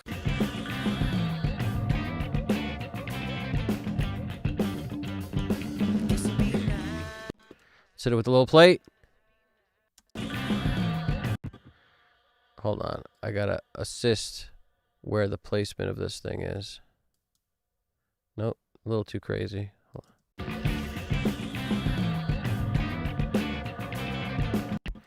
In fact, I might even get rid of this before that crazy ending. That sounds like a baby being born.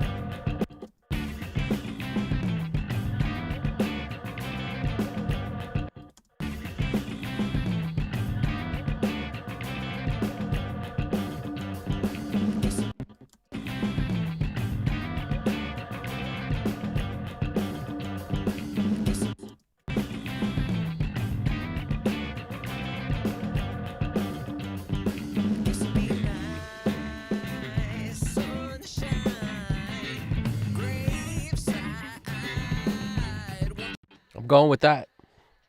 I'm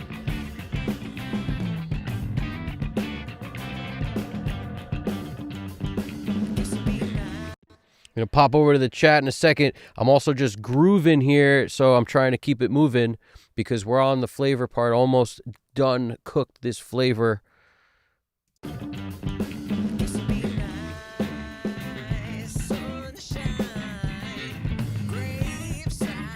That tom sounds like thunder.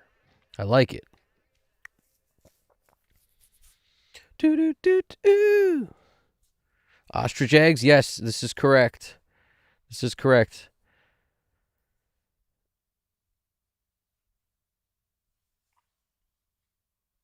I would never have AI mix while we create, ever.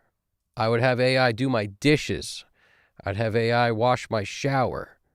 I'd have AI feed the cats. I would have AI clean the car. Actually, I don't know if I could trust it feeding the cats now that I think about it. God, that's one duty I got to do. I wouldn't necessarily trust AI to feed me, so can't leave that to the cats. No way. No way.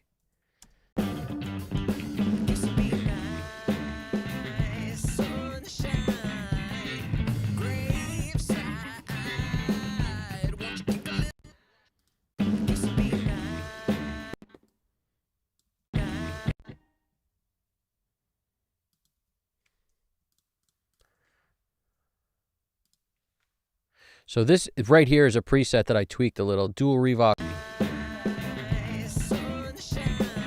Just because I like what it's doing here. But I might throw a Galaxy up instead in a second for a little different flavor for the second verse.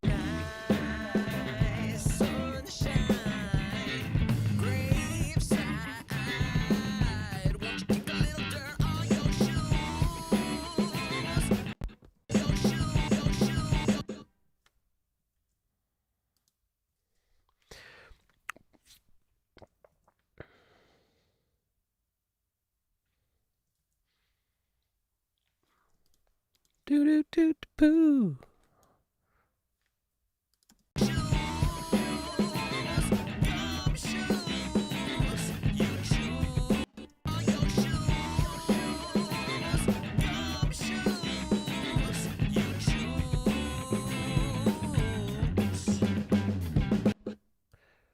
Just by moving it onto the track that has the Butch Vig sound on it, the Filter 1 preset on Butch Vig vocals, makes it so much cooler to, like, you could bounce from track to track. It's the same delay time, but it still sounds very different when I move it to this track that has that filtered sound.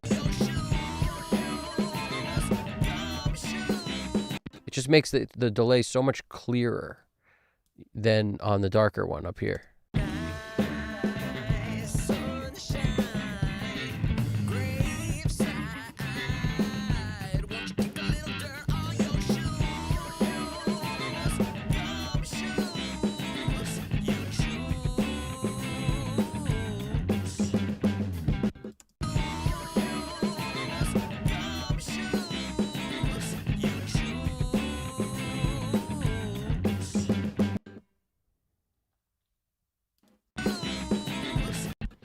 Now the song's called Gumshoes, which makes me want to grab this word, but I don't think it's necessary. Maybe I can just grab the end. Let's hear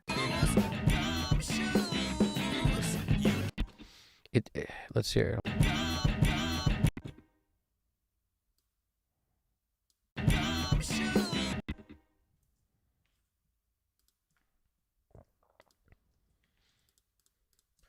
Let us take this down for a ride here. Let's see.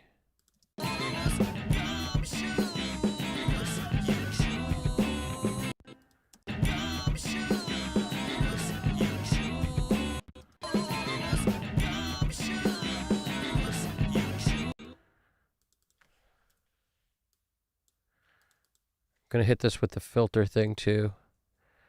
Where's our filter at? Did it disappear on us again? No, there it is. Thank goodness. What do we got? Let's go to the cleaner one, clean resonant downsweep.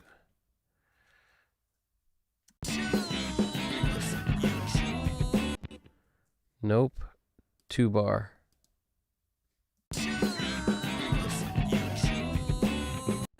Nope. Better without it.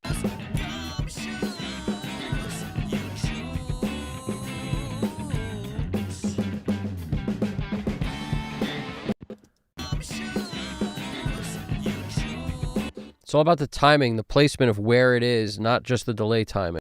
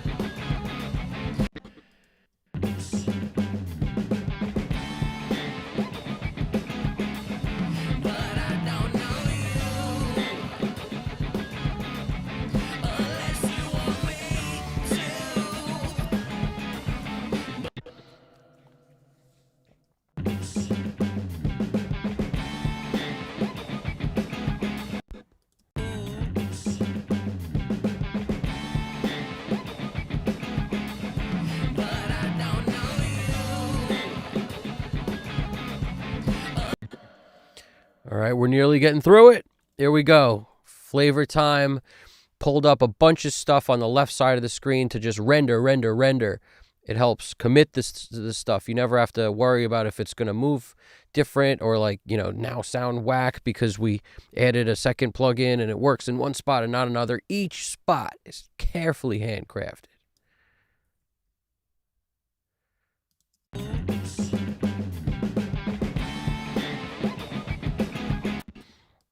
Now, experimenting with something for the first word here, like potentially hitting this reverse thing.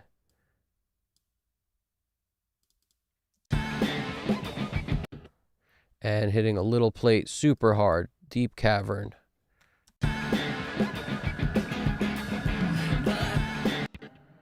little too crazy for our liking, but that doesn't mean that we can't still get there by adding a little of this Filter Freak, my absolute favorite toy.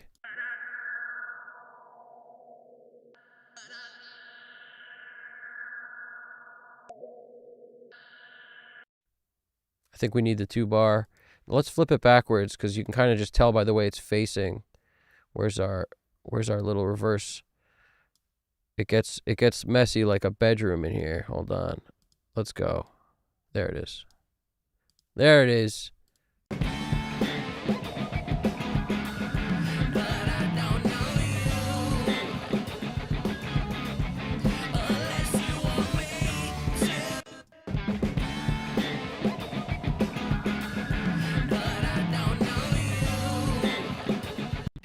Anyone who knows me knows I love the Galaxy spaceship sound, and if I can get that on other plugins, I'm all about it. Love the Galaxy Tape Echo.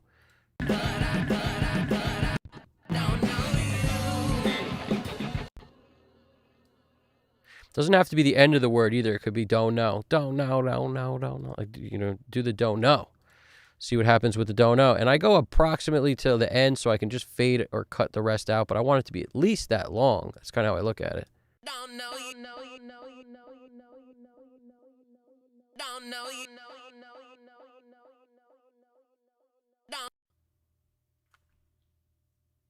Take the beginning one off because it's the crazy loud one. Just back it up into position, make it louder, and now you've got this that you can fade out. And you could do a little fade, or you can do a, make it more massive. Let's see.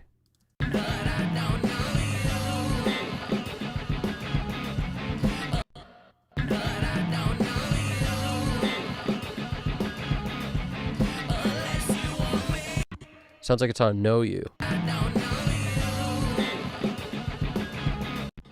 don't particularly like it. Let's throw it here, see if it makes it any better, but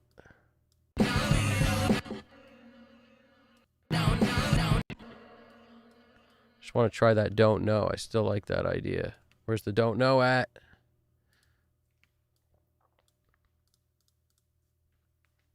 don't know don't know don't know don't know. If you need a super wide effect, double wide within Echo Boy Jr. is amazing. It's a stereo widener essentially, but it's done with delay. It's amazing. Don't know don't know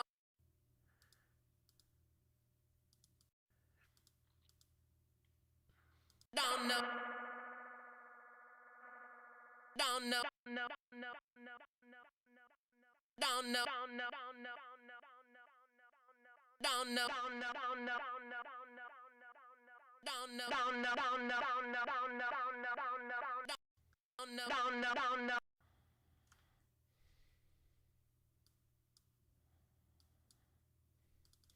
I want it to be gone when that next word starts here, so that's how I control. Basically, that's all I'm thinking about is just be gone by then.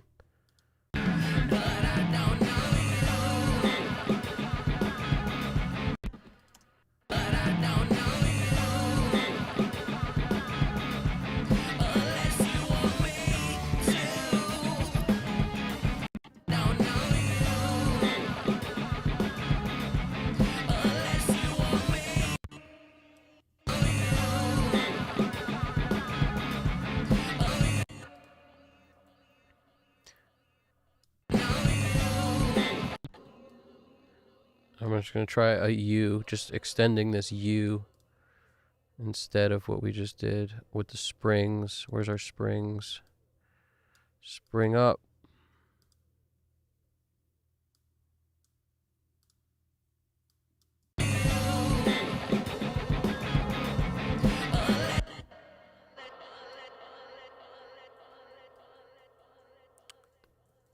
A little too much. Undo is like is my best friend. You have to use a lot of undos when you do stuff like this.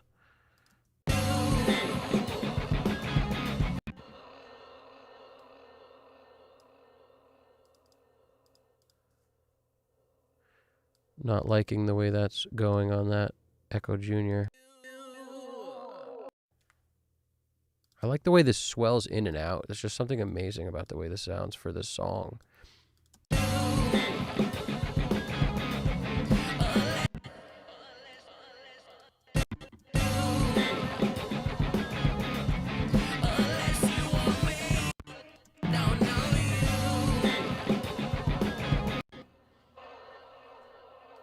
I think this dono thing was our best bet, so we're going to use that.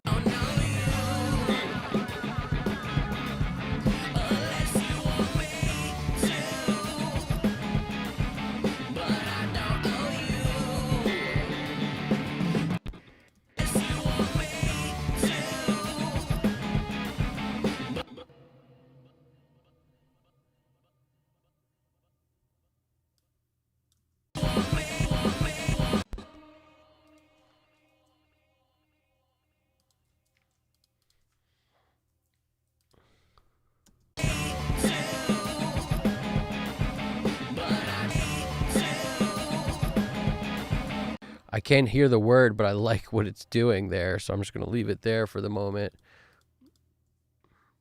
Let's hit this with something else.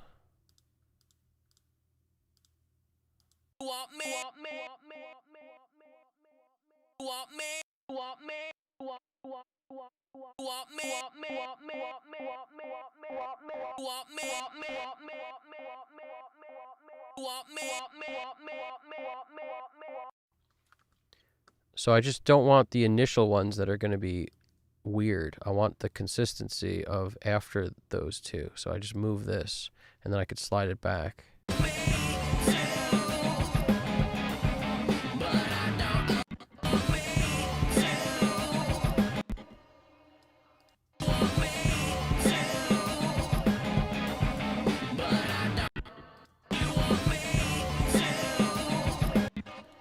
Get rid of that.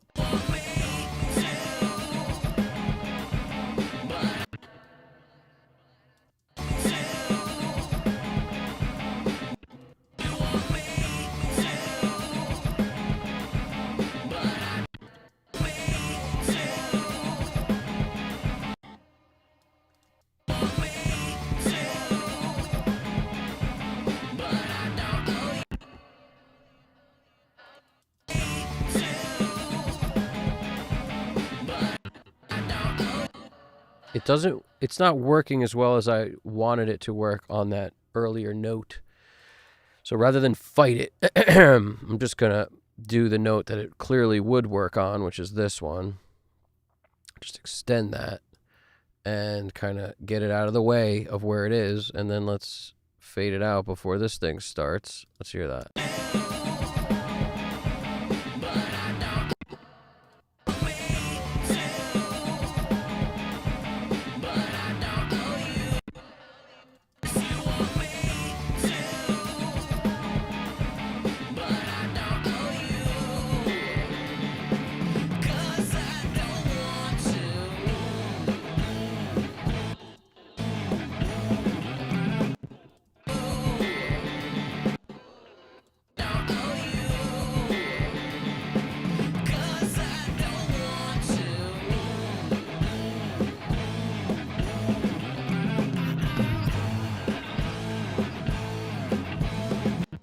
There's already delays happening on the automated tracks here, so I'm not going to do a ton, but I'm going to definitely throw some stuff in.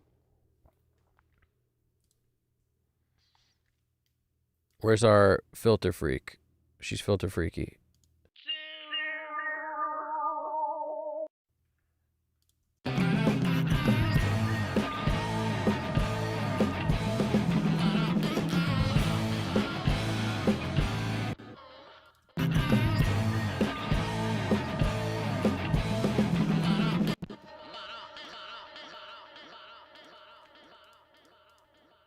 I actually meant to take this word, and I took the other word, but it's okay. We may be okay and in the clear. Let's just see if we're in the clear. Clean resonant filter down sweep. Calm it down a bit.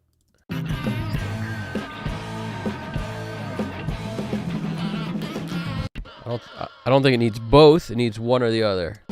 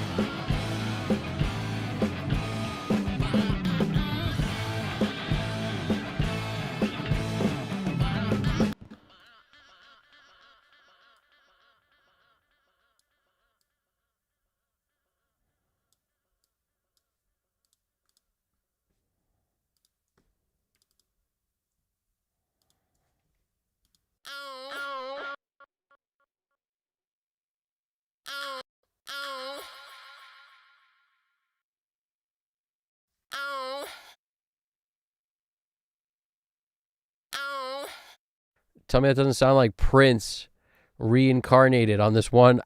Just that line, that note. I mean, I can't help it. I gotta hear more of that. We need more of that Prince. Let's go with some repeats. Yeah, here we go. Where's that like half? Was it a cheap tape hall? What was the thing?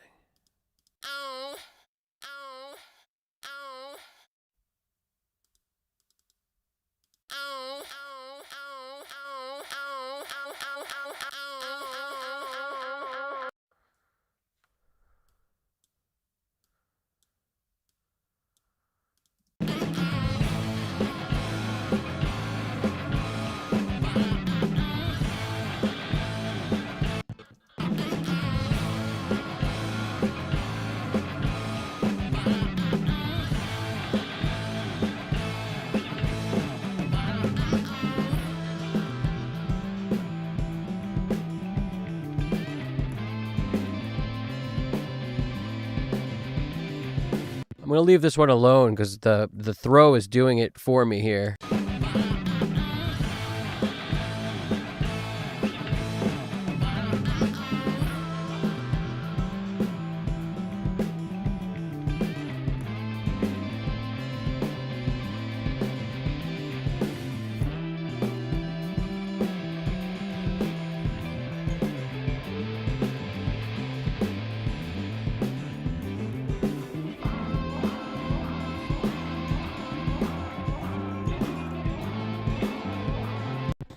I love this.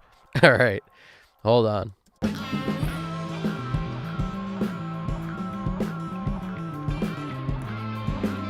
We're going to do all sorts of stuff with this. We got no choice. But first, we're just going to copy it so we have it no matter what above as well.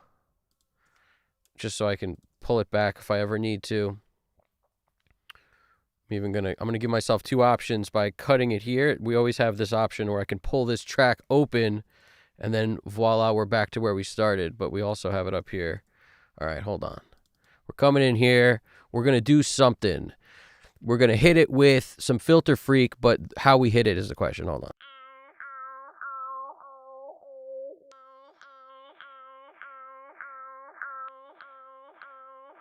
This has got to be an 8-bar jam, maybe 4 bars, but maybe 8, and maybe not the clean resonant sweep. Maybe we do a different one. Maybe we do half sweep's fun.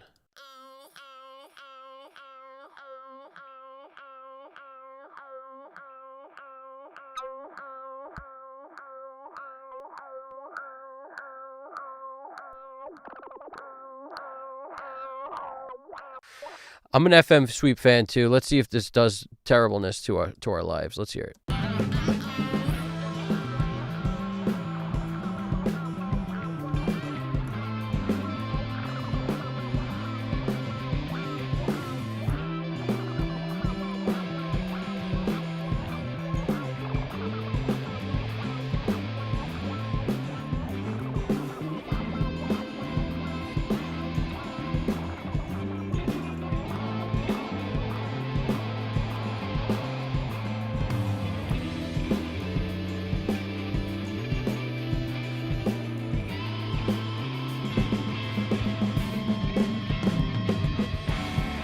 You already know what I'm going to do. We're going to move the pitch around.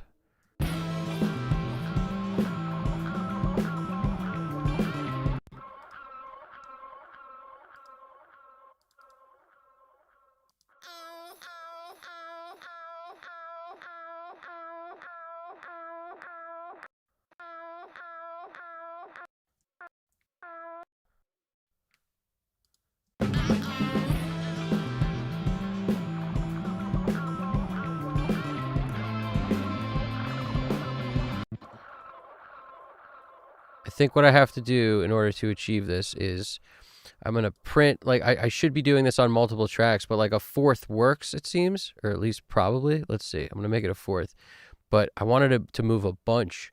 So what I was probably going to have to do is duplicate it and then just sort of build it that way. Or I'd have to keep doing it, but I kind of want it to layer on itself. So I don't want to just change one part to a fourth, one part to a fifth. I don't want to do that.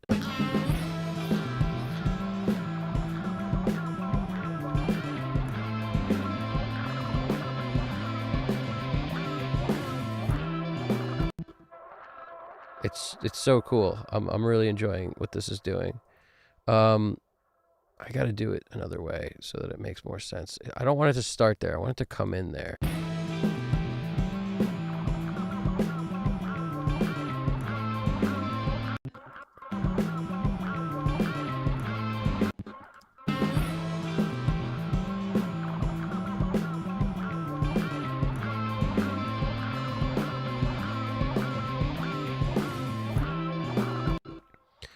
Somewhere in here I want it to change to another note, but for now we're going to turn it to this one first.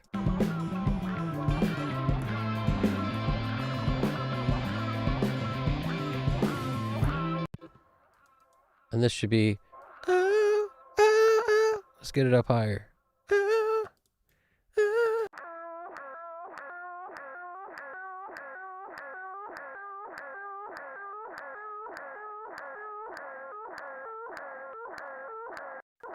Sounds crazy.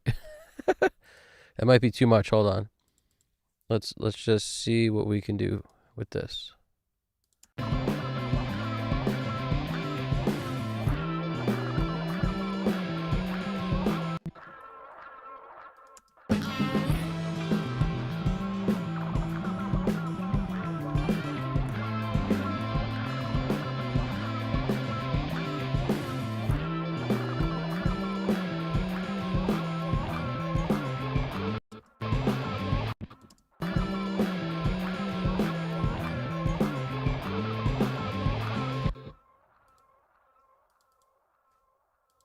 I'm literally just winging it.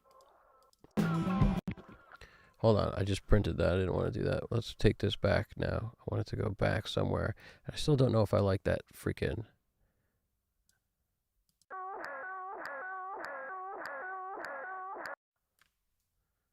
Let me see something.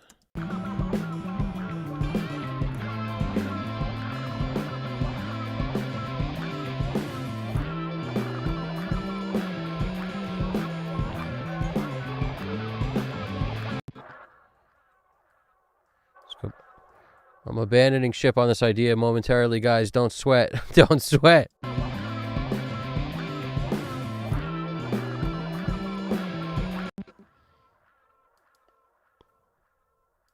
It's like right around here I want it to change.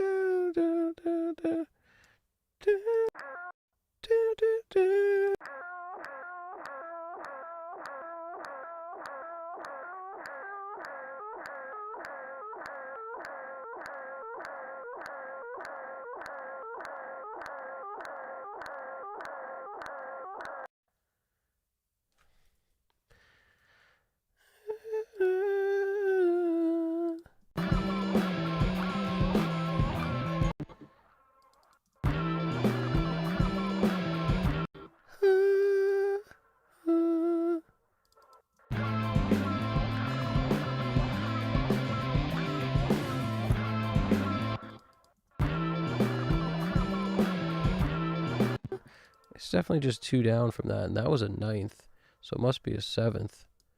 Let's see. 1, 2, 3, 4. 1, 2, 3, 4. 1, 2, 3, 4.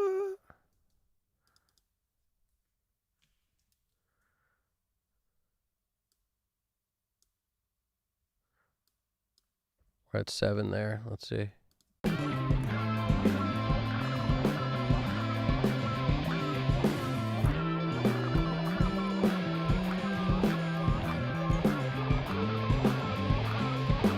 This is a 4th again. 1, 2, 3, 4. So it's like, I understand it now. I understand it now. I'm just staring at these things, and now it's like the Matrix. If you stare at the Matrix code long enough, pretty soon you see Trinity doing freaking spinning kicks in the air and stuff. I have no choice, you know. Watch how see, watch how see, watch how say. What? It's like I've got no choice right now. Have to. So back to the 4th is what I hear. And could we add something in between? Probably, but is it necessary? I don't think so. Let's see.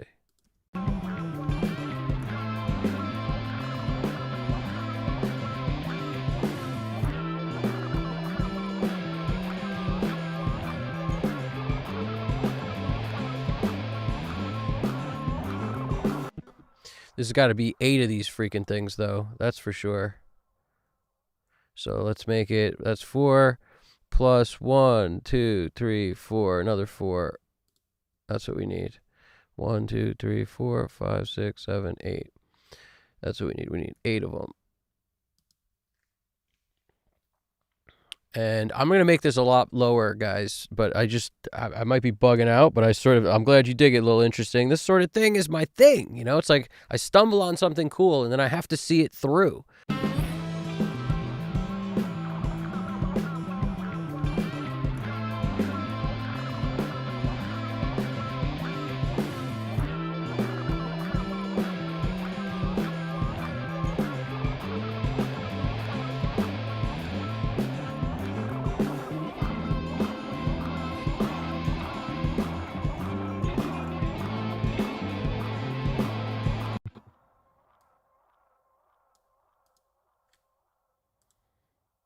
And right now, I'm just going to get out of it.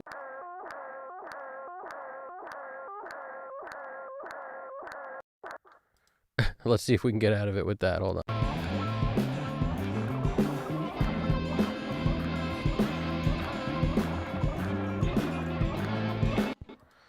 Obviously, it's not going to do anything.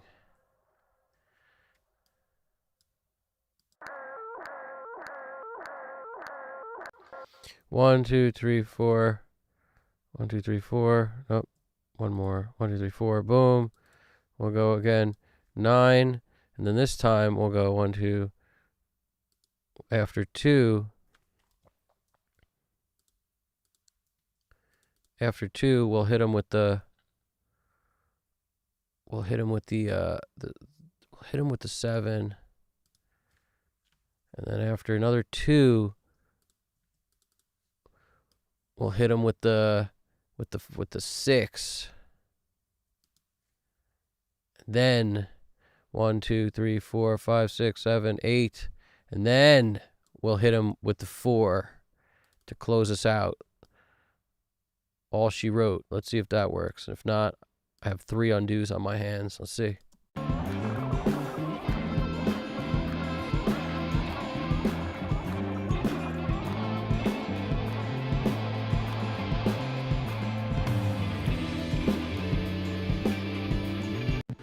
And then we're gonna take it home with the band. Let the band take it home on that part. Now, instead of just letting this run like this, I may actually do the unsinkable. The unsinkable Molly Brown. That's what I call it. And it's from Titanic, I think. And then we're going to come in here. We're going to go. We're going to add a resonant down sweep to an FM sweep. The unsweepable Molly Brown. And we shall see how this comes out. With the unsweepable Molly Brown. Let's see.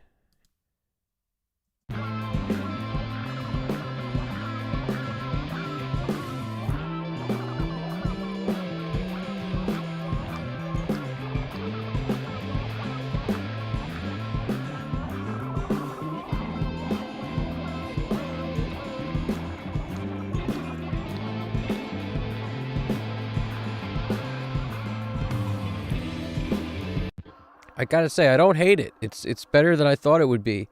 But at the same time, I don't know if I love it.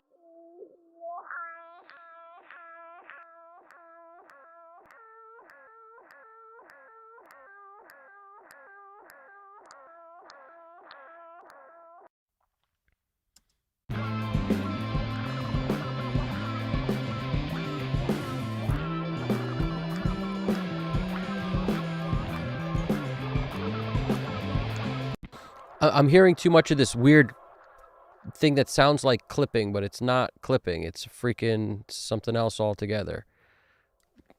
I'll give us a batch fade in there, but that's not, I'm hearing something else. Actually, we don't want the batch fade everywhere. We just want it in the middle. I'm hearing something else. But what I'm going to do, I'm going to take the last note of this thing and we're going to expand on that. And that's how we're going to get out of this thing. It's like, how's he going to get out of it? Well, that's how I'm going to get out of it. I'm going to pretty much take this and grab grab a log. Grab a log.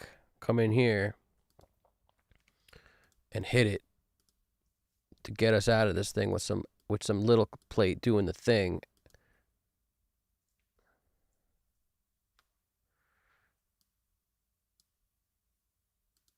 And we got to flip this thing. It tells you what it wants. When it's ramping in the wrong direction, you already know we got to flip it.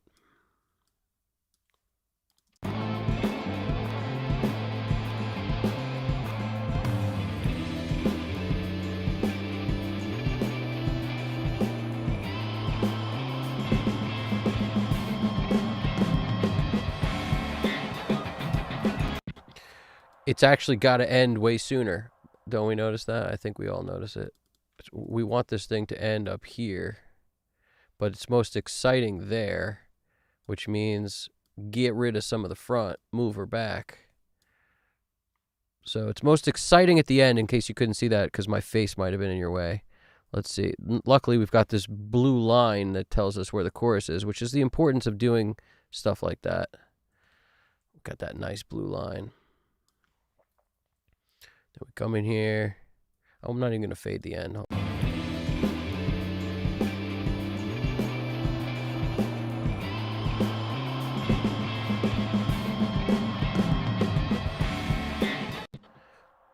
I don't hate it. I don't hate it. I don't think I love it, but I don't hate it. Let's see something.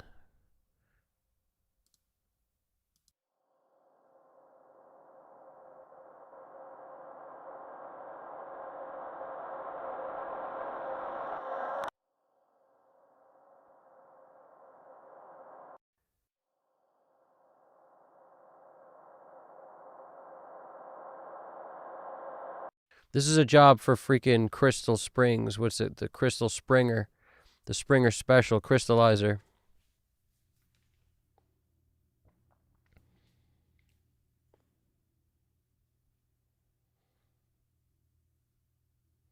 I'm checking out the chat right now. What is that? Marshallore 6869. Can I pay you to listen to a mix and tell me what you think? I offer like consultation / private lessons where I could literally listen and not only tell you what I think of it, but also kind of look at your session and give you suggestions, see what maybe might make sense to change, or if you like the ideas, like we could audition 6 or 7 ideas and we'll listen to them in real time. I mean, there's ways that we can work that out. Absolutely. So, that's all kind of part of the thing. Some people like to open up a session and literally like mix it kind of with me over their shoulder to give them ideas, or like, what do you think about if I do something like this, or like the guitar's not sticking out, help me with that, or like what I really want to make it where I can hear every word of the vocals, but there's such a dense track. How do I deal with that? The kick drum's getting lost. How do we deal with that? Or like I'm not sure what it needs. Tell me what this part needs. And there's a million ways to go about it, but the truth is there's no right answer. So all there are suggestions. But if I give you suggestions and you don't implement them correctly, the suggestion falls on its face. Whereas it's, as you can tell, as we go through things, you have to pivot and change based on the result of what's happening. It's all very fluid in a way. And you can't just like one idea based on like try an 1/8 note delay with it. That's never going to work. You literally have to grab stuff and see what it does. And it's just like that with every part of the mix. You have to go to that track and see what happens. That's why whenever somebody just listens to a track and then tries to tell you what you should change or whatever, it's never actually helpful, in my opinion. Because as soon as you change one thing, now everything else is also affected. You're affecting the entire mix by changing one thing. So all suggestions are actually not valid unless you can sit there and watch the suggestion, listen to it being made, and then figure out what other problems have now been created that you then have to solve. Like nothing is in a vacuum. It's all connected. So, the concept that like something could work if you try it, maybe you've already even tried that. So that maybe is a bad idea. We should try something else. Or maybe you've tried it, but not exactly the same way that I could do it or someone else might do it. So it's really just about that. It's like, There's literally 10 or 12 ways to do the exact same thing, but they all have slightly different benefits and different, if something's going wrong, you try a different one. And some of this stuff is just like second nature at this point, because once you've done a certain amount of these things, the choices become almost, it's like I have to speak out loud what I'm thinking because my brain just goes through different, options when things don't work. And, I think we all do that. It's just everyone will have a different set of ideas that they'll bring to the table. So yeah, I definitely work like that. It's just, it's not going to be helpful for me to just listen to it and then spew some nonsense out to you. It wouldn't be helpful if anyone did that. It would be one idea. And then when you change that and other things now get messed up, what are you going to do?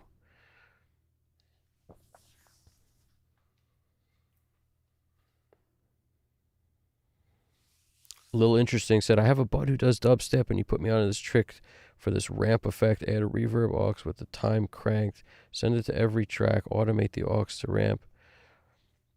I'm not really understanding that, but at the same time, it's probably similar to like this kind of thing where you take a word, like I have the little plate reverb time cranked, because then it just makes it where it's like a feedback loop on a delay, except it's on a reverb. So it just basically at a point, it just keeps going on itself, and then you fade it in, or out. I often do that with whatever the word is that's going to be the next phrase. Copy that to a new track, flip it backwards, throw the reverb on it. So then it's like reverb ramping up to the word. And when the reverb's done, you actually hear some of the word, and then you hear the word on the real track. And it just kind of makes sense. But that's an old school trick. I just love doing it because it makes things sound so cool. But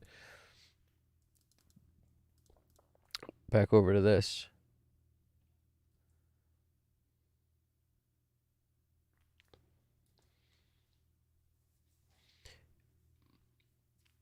I mean, there's a million different like ramp tricks that I know, and there's people that do reverb stuff on their mix bus to try to bring the track into like a different world. It all depends on what the track needs. Like no trick, no matter how good it works on something, works for everything. That's why you always need to audition things and have more ideas, because the same trick won't work on everything. Guaranteed 100% of the time. It's not going to work on everything. So what do? You have to have a lot of tricks. And putting like a reverb kind of on your mix bus does bring the whole track into like all of a sudden another atmosphere completely. And then once you take that off, it's kind of cool, but it takes the right track for that to happen. I wouldn't put it on something like this, which is very kind of straightforward funk. And then we've got this spacey stuff happening simultaneously as well.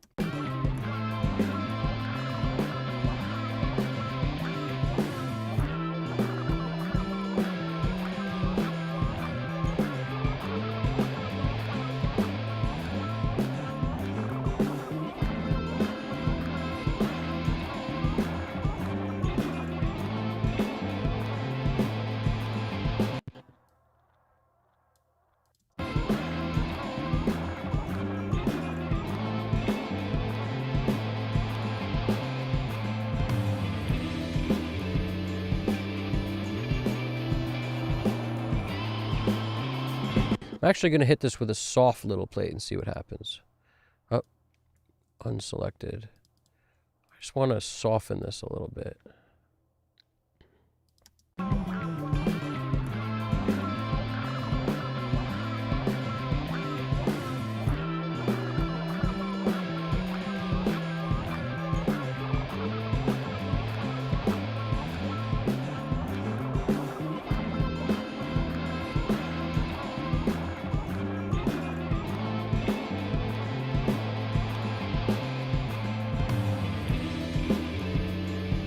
About halfway through, I want to soften it.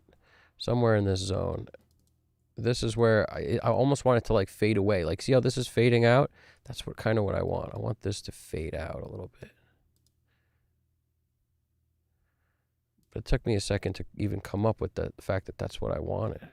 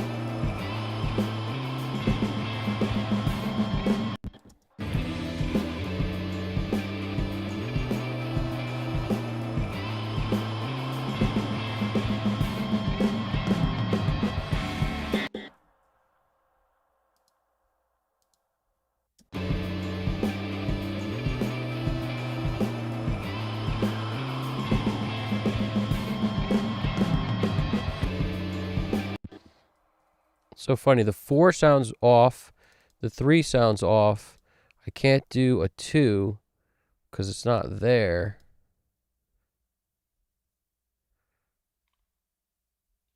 I mean, there's not 3 here. There's no 3, but the 4 sounds too, like, long.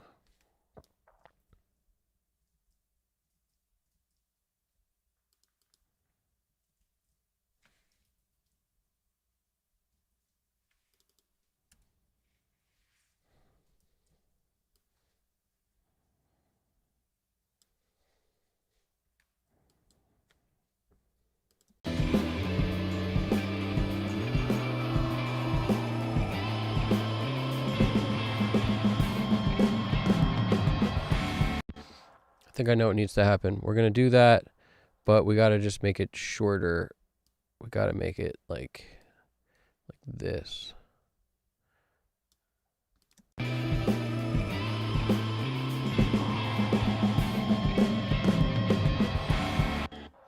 Like, we don't need the ending part, or maybe we want this part and not the other part. One or the other.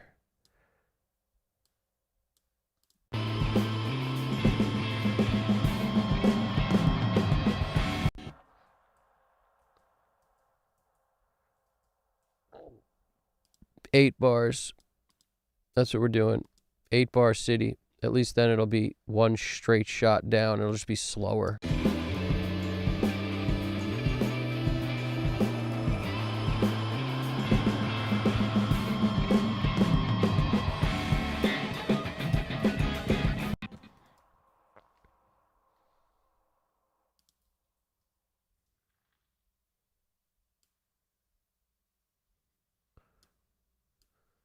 And then if you feel like it ended too abruptly, just take that new track and then hit it with something that gives you some tail. Not enough tail. I want some consistent long tail. Let's go.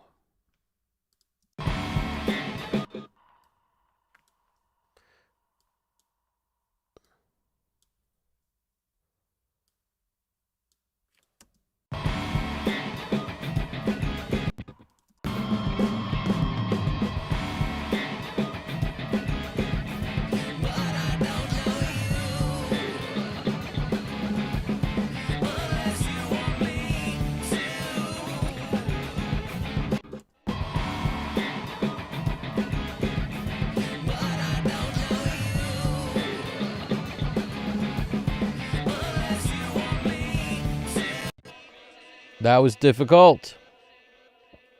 And we got it though. Okay, now it's coming in here. GDP, I'm working on the clock right now. We're doing well. We are doing well. We are 16 minutes until that's the 7-hour mark, if I'm not mistaken. So I got a boogie oogie oogie. It's the freaking flavor tracks that wind up taking our sweet time off this thing. I'll tell you that right now.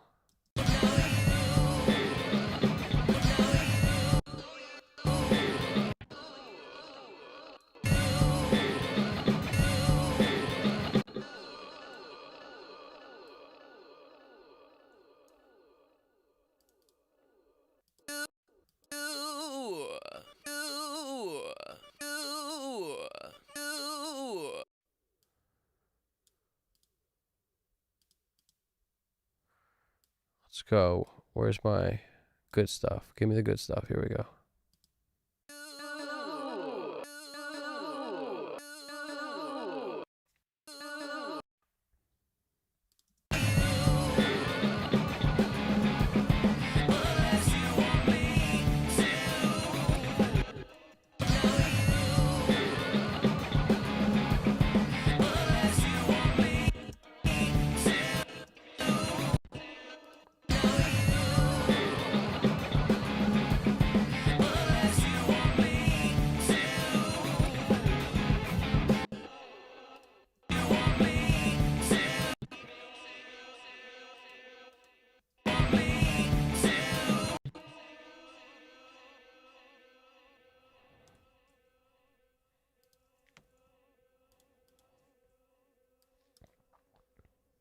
Let's go back to our Revox.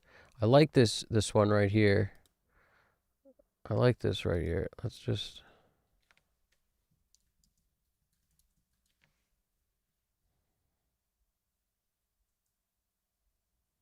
Revox.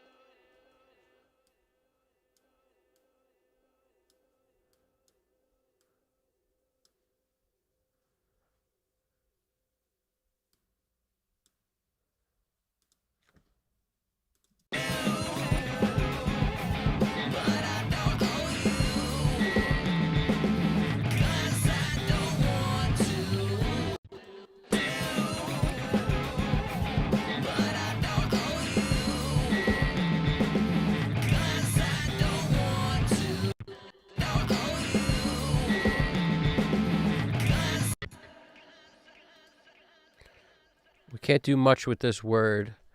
We can only sort of, because it's so quick. So maybe we'll hit it with just some filter freak action and maybe a little bit of a plate. Let's see.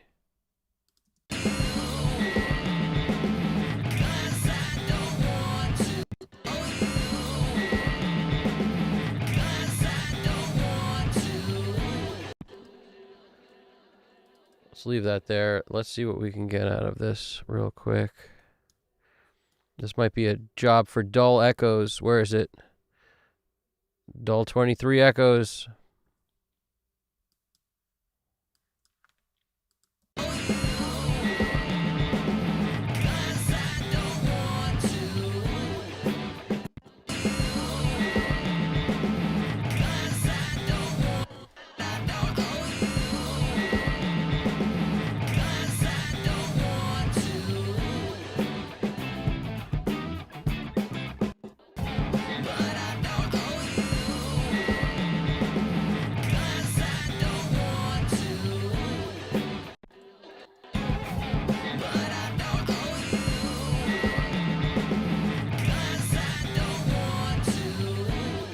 I actually want that off of that fill. That fill is too good to have this on it.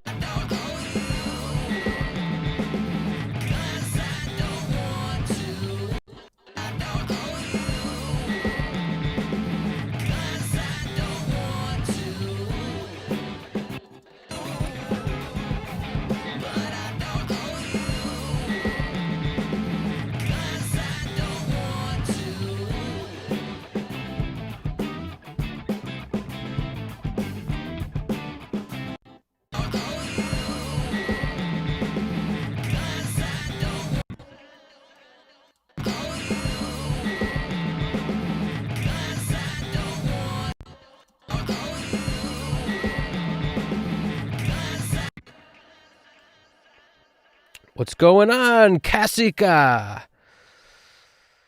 What's going on? Hello from Indonesia. Are you using FL Studio? No, I'm using Pro Tools. I am using the Pro Tools. Sieg XQ5 the man. How's it going? Just popping by to be like number. Nice, man. Happy to see that you're popping by, dude. We're finishing touches, and by that I mean I'm about to automate everything in a few minutes, and automation, mix bus processing. I'm glad you stopped by though. That's awesome.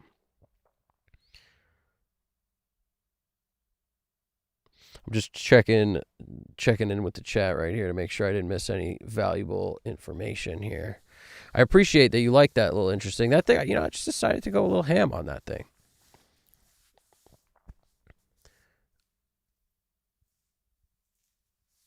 I really appreciate that, Shigiono.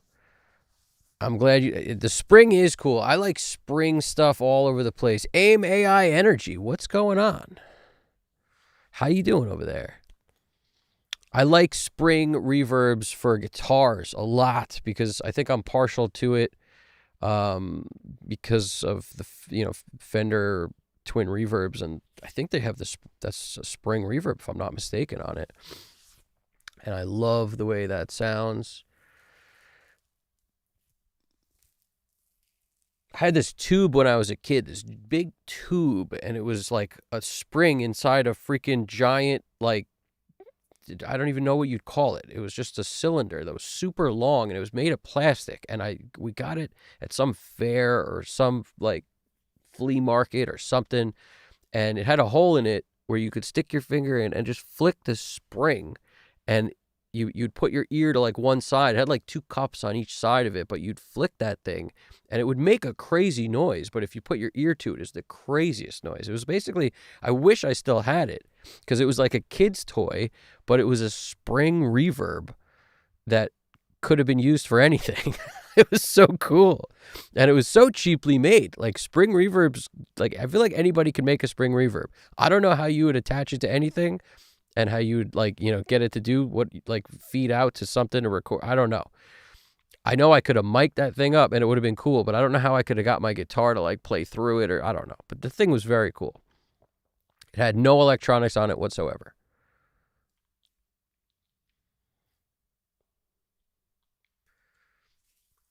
Man, I'm not opposed to anybody who uses FL Studio, but I am not an FL Studio guy at all. It's like playing a video game in a way. FL Studio is what it looks like to me. It looks like playing a video game.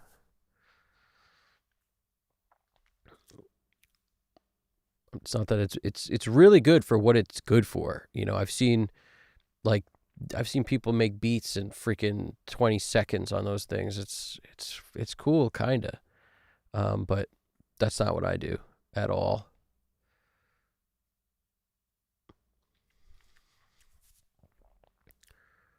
Am I missing any good stuff here at GDP? I don't think so. There's great comments in here, but I feel like it's cool that you guys like interacting with each other is awesome because this is a great community over here. That's awesome, a little interesting. You think we think similarly. I dig that. And I appreciate the love, Shigiono music.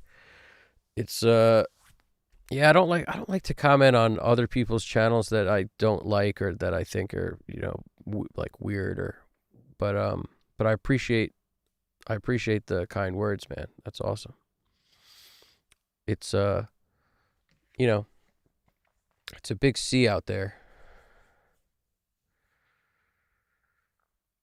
Time works just like Einstein said.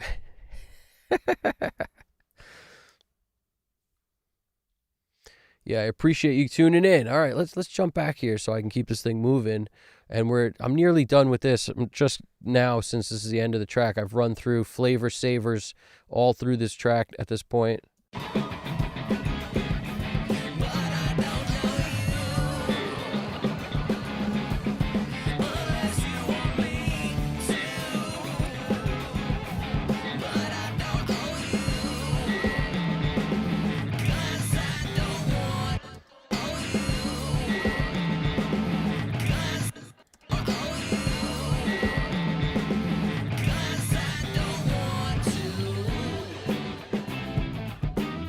just love that fill. Nothing shall get in the way of that fill, if you ask me.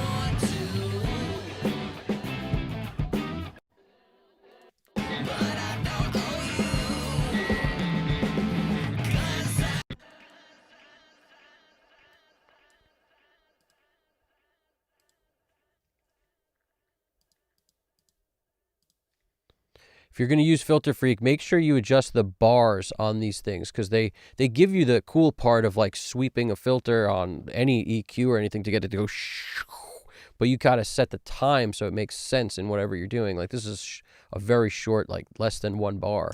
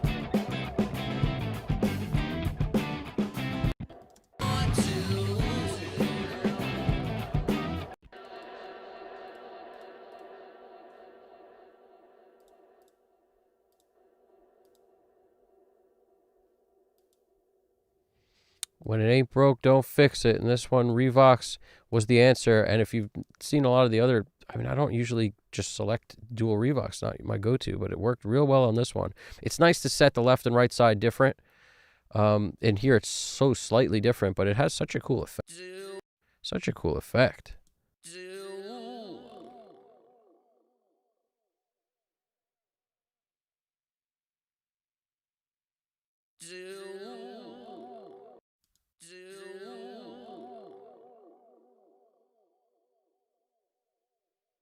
Want more?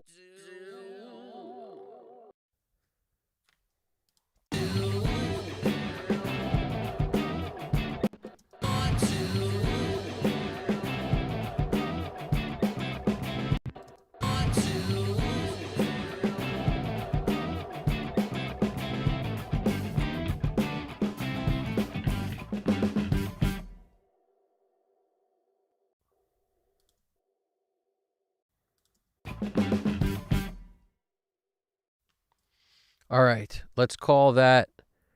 We're going to call that right there.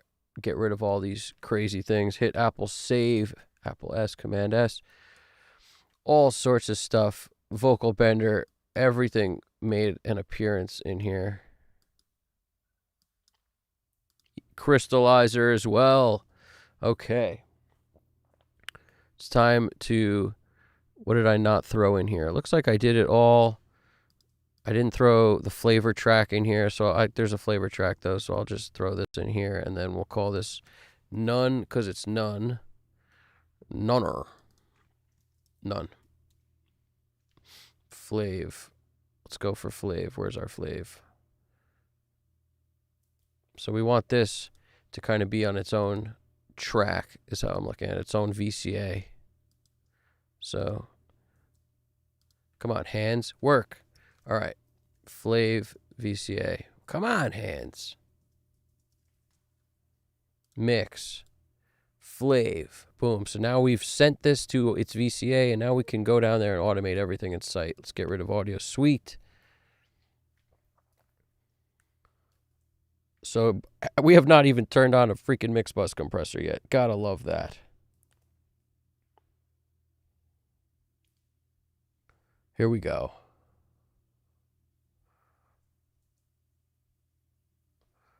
Let's bring her down here. Kick, VCA, snare, VCA, drums, bass, guitar, lead vocals, and flavor. Coming in here. Touch. Let's run it. Gonna run it from the beginning. Everything's on touch. Gonna be hitting some automation stuff. You could see how I like to automate. And if I mess up, I hit stop. I just go back to that spot in the song. And then when this is done, throwing some mix bus processing on, and we'll call it a day. Always save it. Like right now, it says with automation at the top. Well, that's a lie.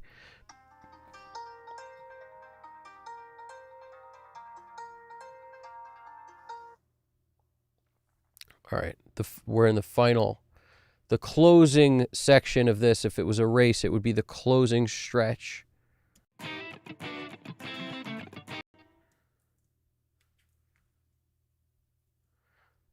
M2.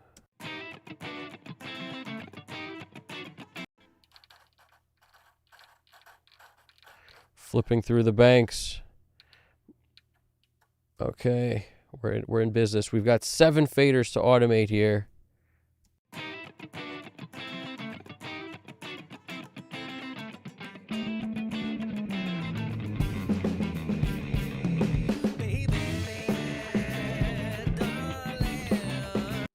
Before I start, I'm just going to take these flavor tracks and bring them down because they are a little hot for my liking. Before I even start, I'm going to just bring them down.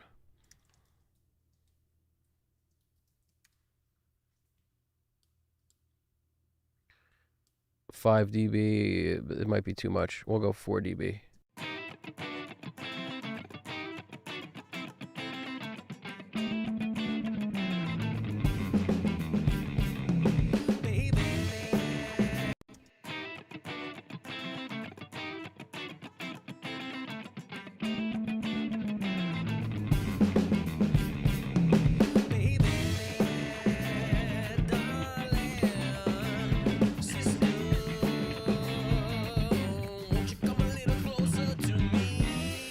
Fill right there.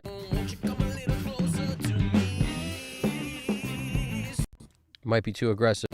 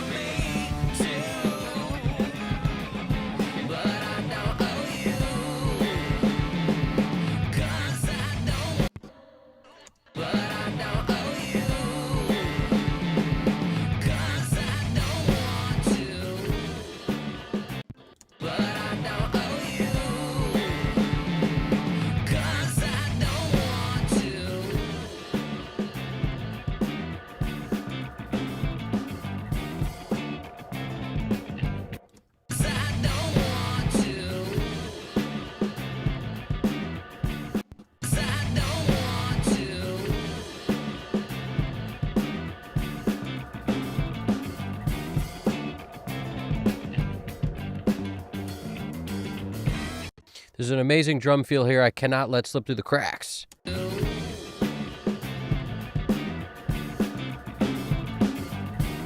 hear that? Listen to all that hi-hat work.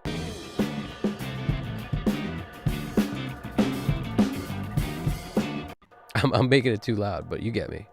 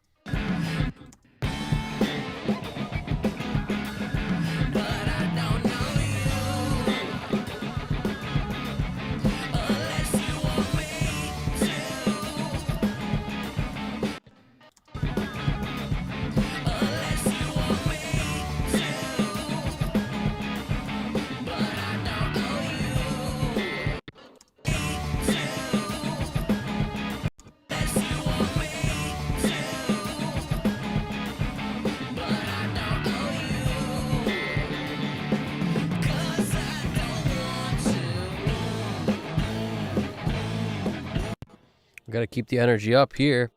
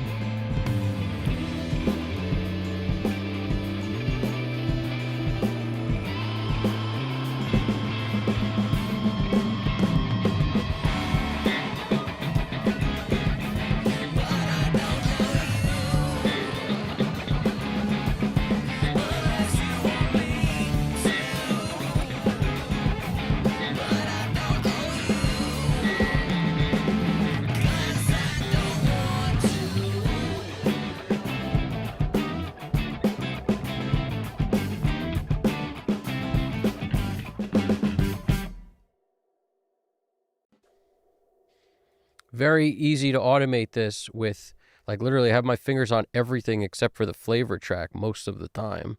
So, just piece of cake in terms of that's how you're supposed to do it. I don't know. Get your hands on all the whole song if you can at one time, every finger. Can't you really use your pinky so well? So it's more about like 6 fingers, and then every once in a while you throw the pinky in there.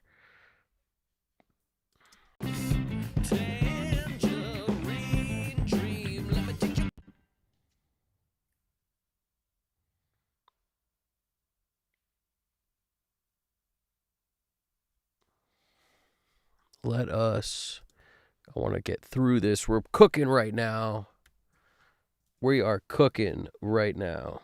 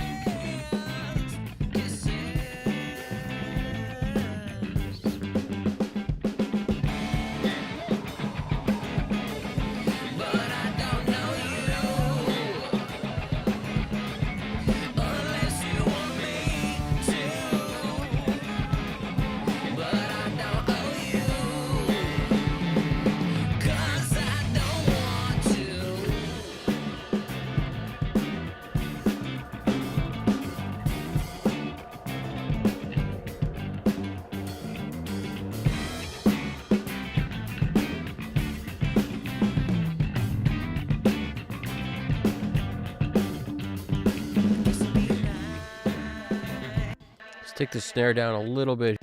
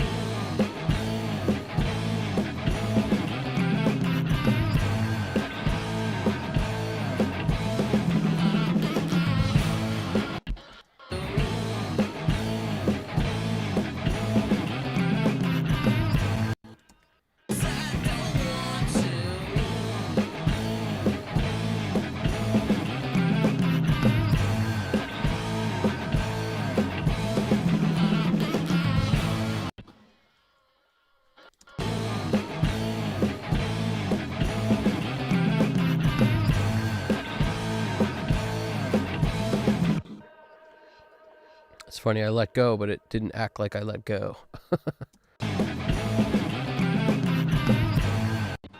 Worked that time.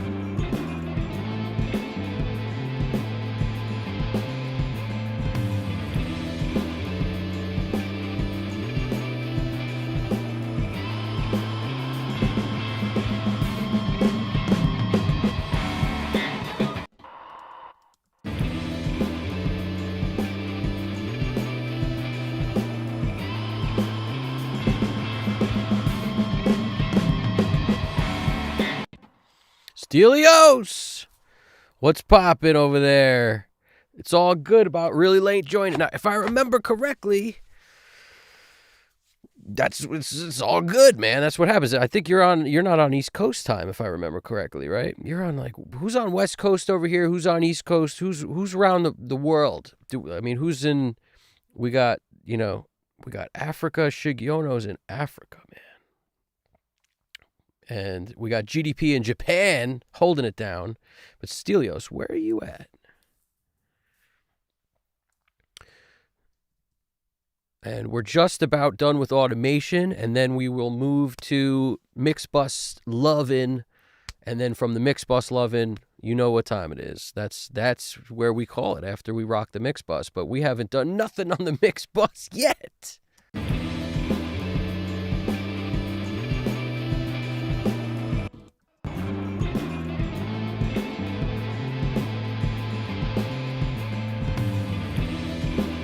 I love that fill. I don't know if it needs to come up. It's kind of the perfect volume. I might be okay with that fill right there.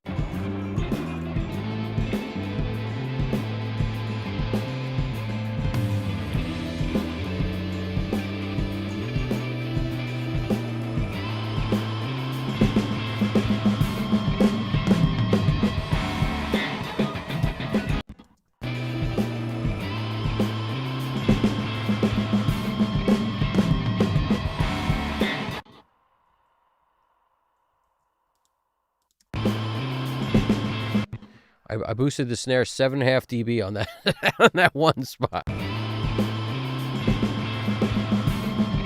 It's because I want to hear all those little intricate, cool things this dude does, man. Figgy, rocking the house.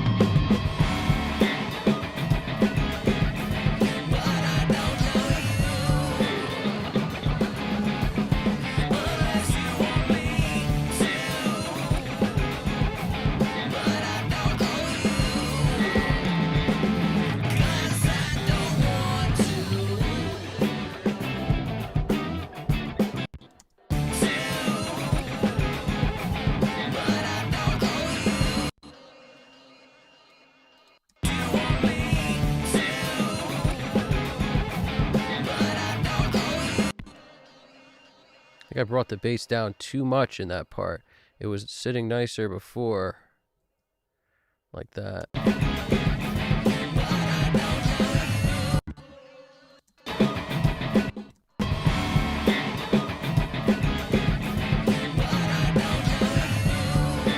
Bassist is so good we can't not hear him. What are we doing?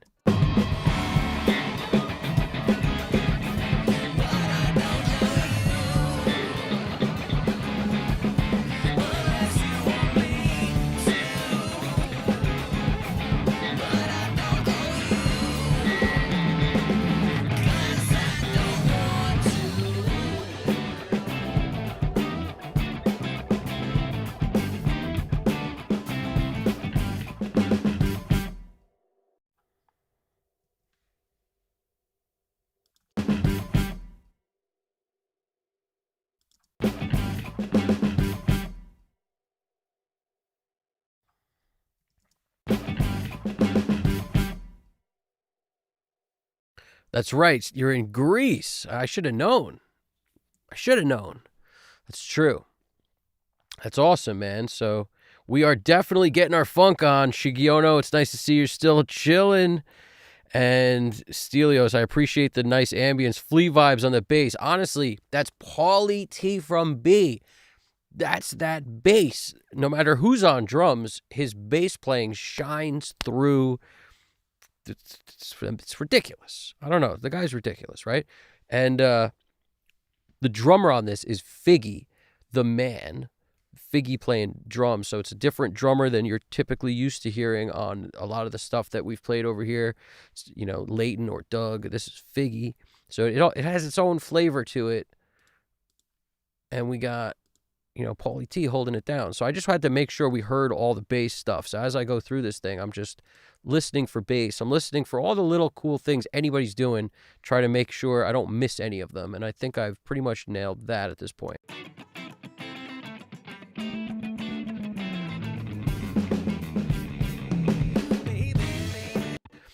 I want that guitar riff to come up on the bump, bump, bump, bump, just the end of it.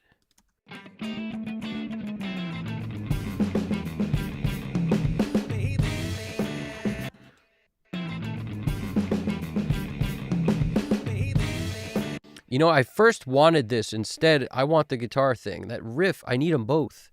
Like this, everything else muted is fine, but this one little guitar riff, we can't lose this because it's such a hooky riff to me, this thing. I love that thing. I just need that in my life. It just goes with the drums.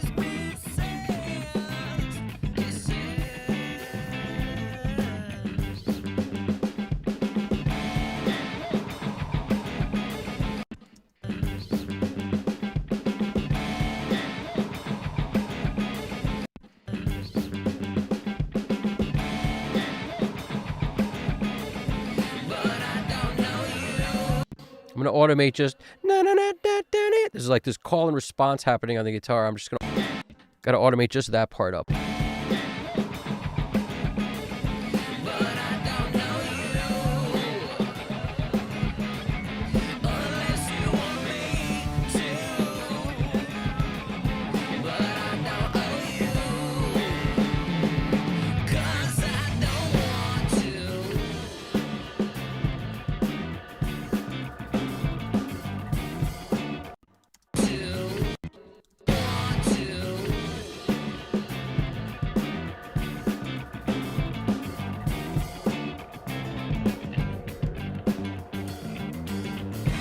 Got to get a little of that bass fill action.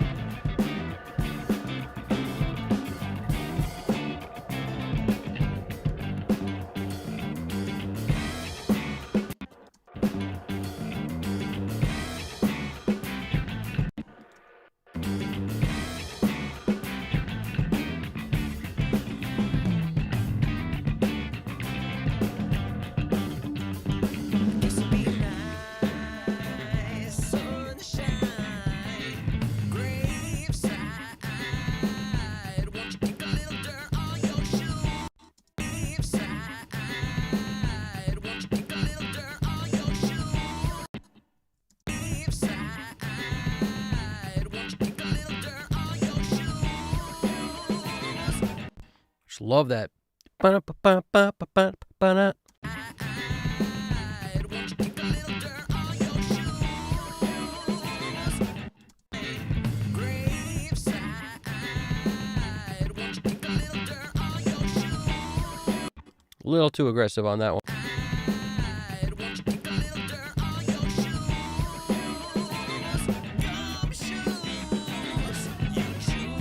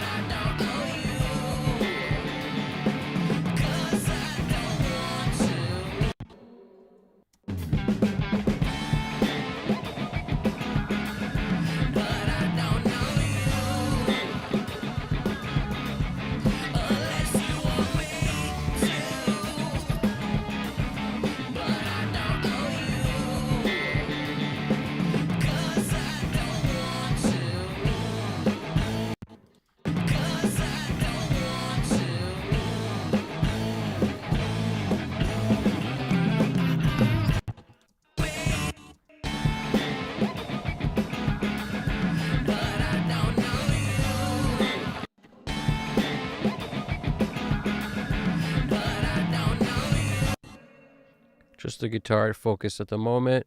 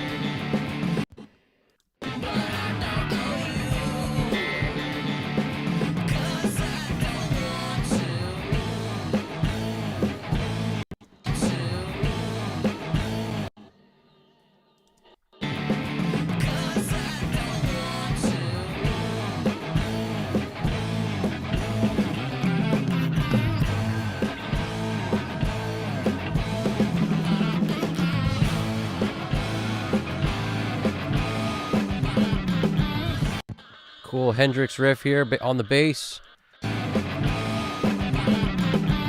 Sounds like something something Noel would do. Let's hit that up. Get the Noel in us.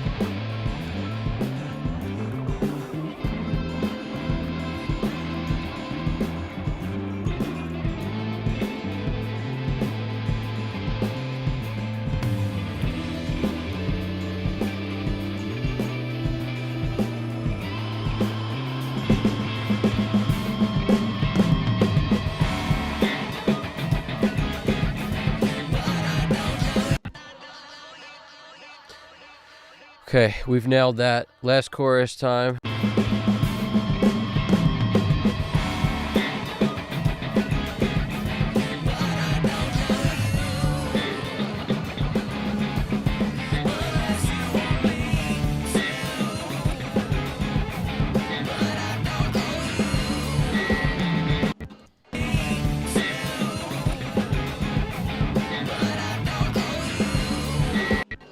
So Such good bass playing.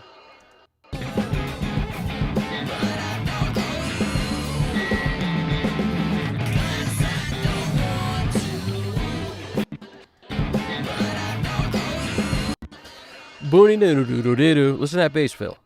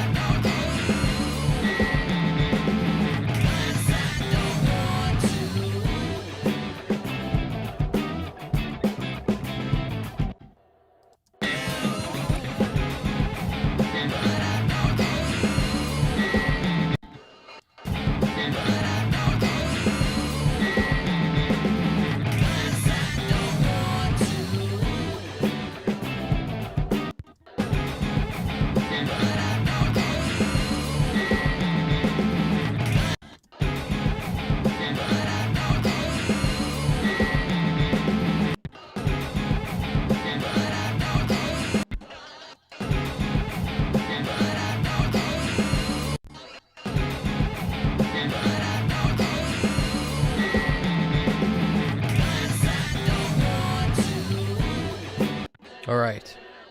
Going to leave that alone for the moment until it bugs me later. Now we're going to come in here. We're going to kick, flav, read. So we're just moved all our VCAs to read.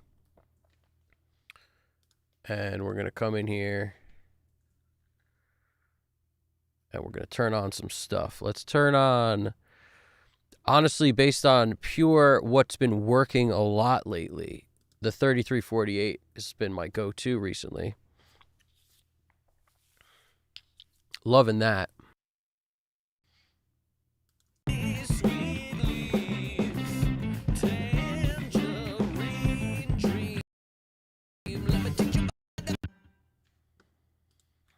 You can't let stuff play when you turn on that sidecar, man. It just doesn't work. You got to turn it off and then turn stuff on again. Here we go.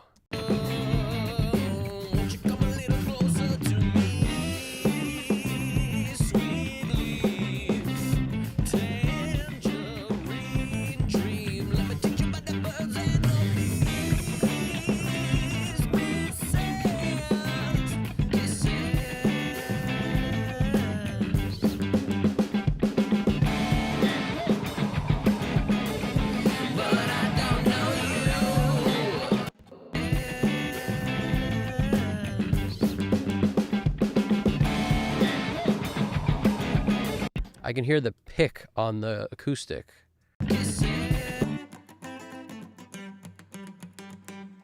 The pick is louder than the guitar because I have fast attack on. I'm going to take that off.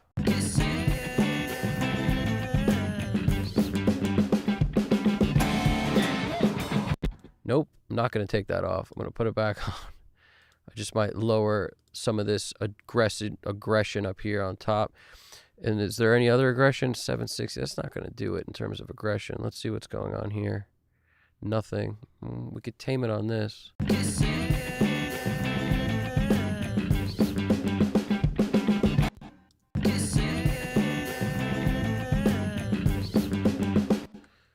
don't want to do that.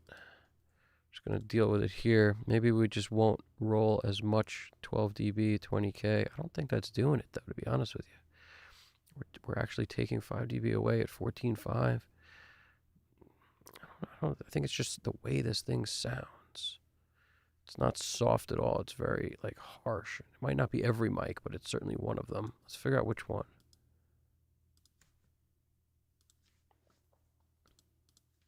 I hear so much pick on that. definitely a result of the compression, no question.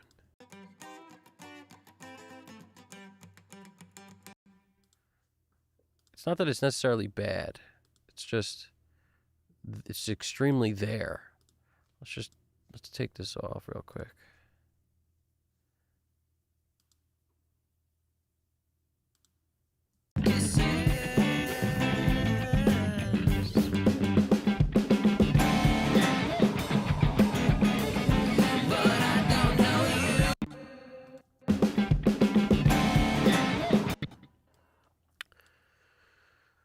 I gotta put everything back the way it was because for some reason it didn't, like that timing thing didn't bug me and now it does.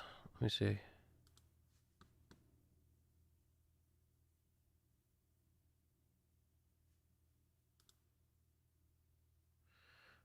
Oh man, I had stuff grouped. It's okay, I know exactly what was going on here, but what an annoying thing. Because the guitars are grouped as all of them. Every time I hit the freaking, I know what to do. I'll put them back on. And I will hit the fast attack button because none of the other guitars had that on, I'm sure of it. None of the other guitars had compression on them either, I'm pretty sure of that. So I'm just going to take this off for all of them.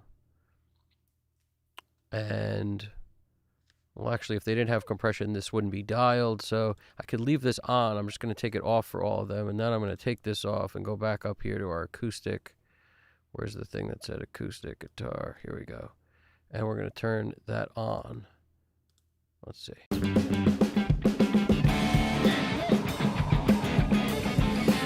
Yeah, so as long as these things never got touched, then it won't matter. Like, they'll still be off, which is great.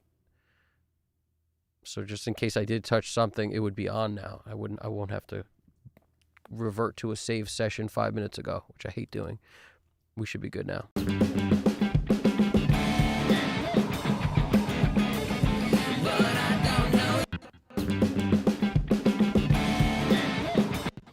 I still notice this timing thing now that I didn't notice before, so I'm going to mess with this.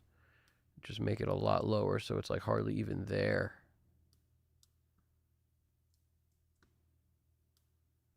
Might even mute it.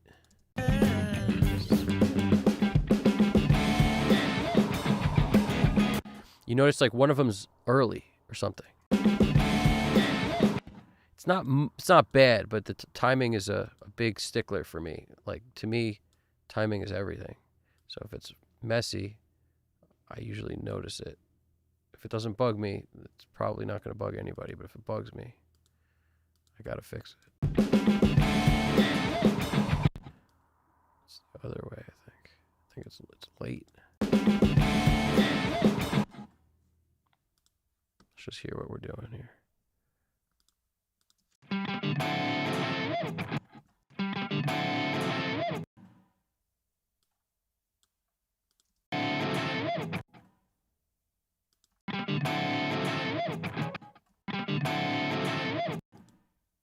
I think that'll work. Don't ask me how I found that so quick. It just felt right. Yeah, the strum is really all you hear on the acoustic. So if that percussive flank of the pick is off, it's going to feel weird.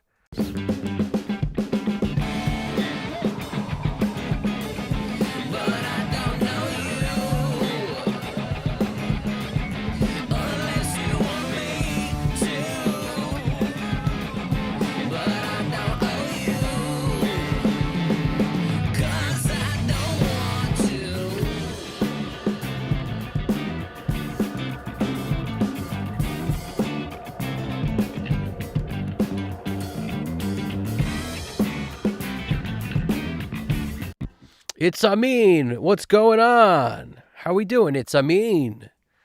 Good to see you over here again. Hope you're doing well. Hope everybody's doing well and they hit that like button. Feed this thing to the beast out there. Got to do that. We are closing in on final moments here. It's Amin. Relatively close to final moments closing.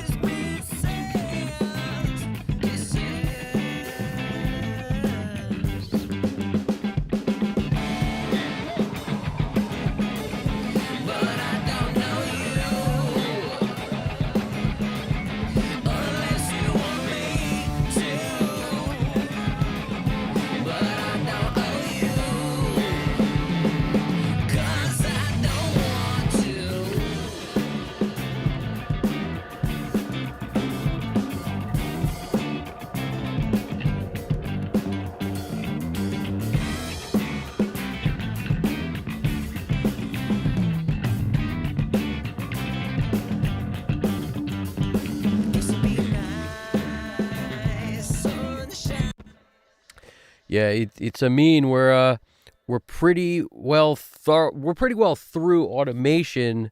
I'm pretty much going through tweaks at the moment and a little bit of mix bus automation I haven't touched yet.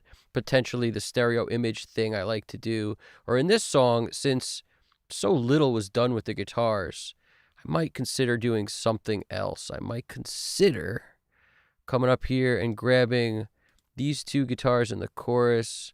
At least let's throw a bus on here that I might make a wide bus just to try that on for size, because we haven't done that. I don't think I've done that on stream yet, but it is something I like to do.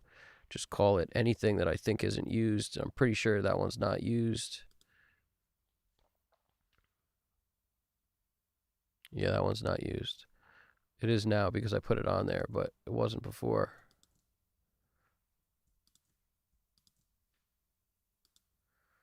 Just double checking. Yeah, see? We're good. Not used. Excellent. Excellent. Just for an input. Sometimes I check both. Good, good, good. Okay. So once we come in here, we turn on, and a lot of times I double check stuff for no reason. I understand that. Don't worry. It's just sometimes I can't help that. I'm a double checker. He's a double checker. Checking the double doubles. Double checking to the check down. And a checking down the bubble. Double trouble and double the checker.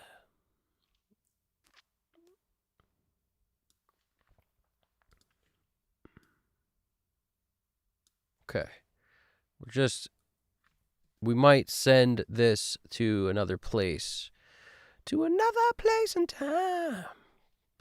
To a wide bus. Now, I could put that anywhere. I generally would put it somewhere down here, like near my mix bus, so that I can kind of control the automation down there. But in this case, since it's only going to be on these two guitars, I'm going to put it up here somewhere, like right below this.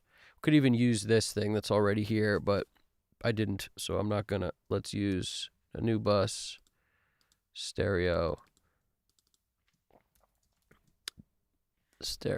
aux wide. Okay. Cactus 5060.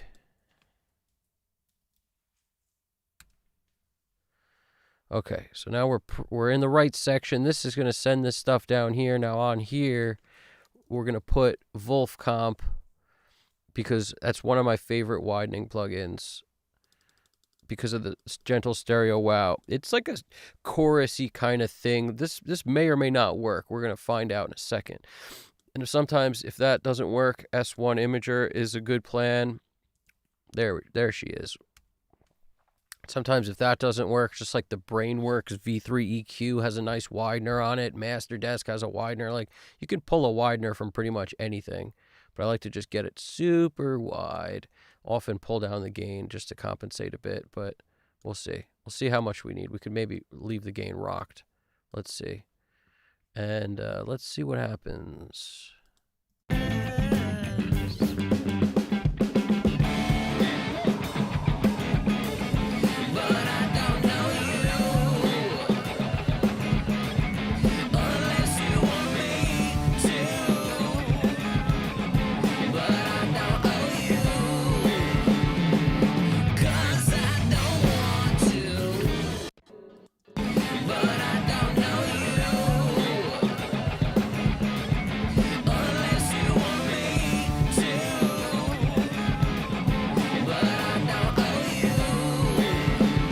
It's nice to put them, stack them, the Wolf Comp into the S1.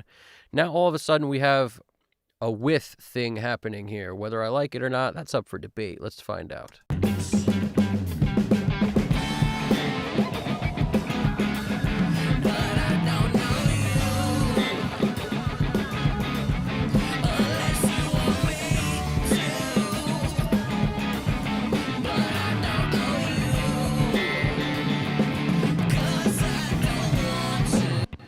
Definitely makes the guitars more outside the speakers, I'll tell you. I mean, feel that.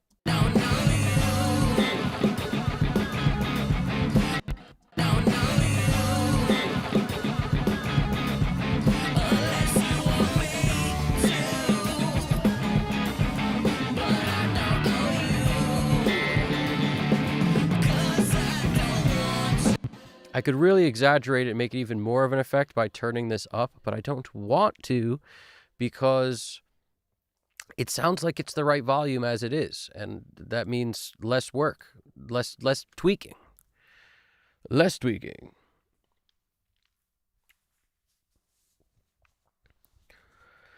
Stelios drops a cool one. He says,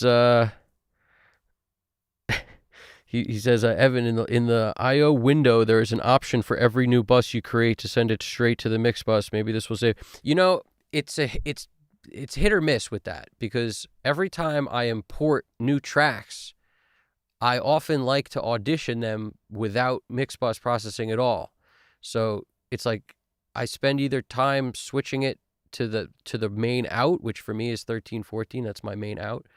That's where the mix bus feeds out. Or, you know, so when I import a session, I import a bunch of WAV files. It's like, what's the default that it puts on the bottom of everything?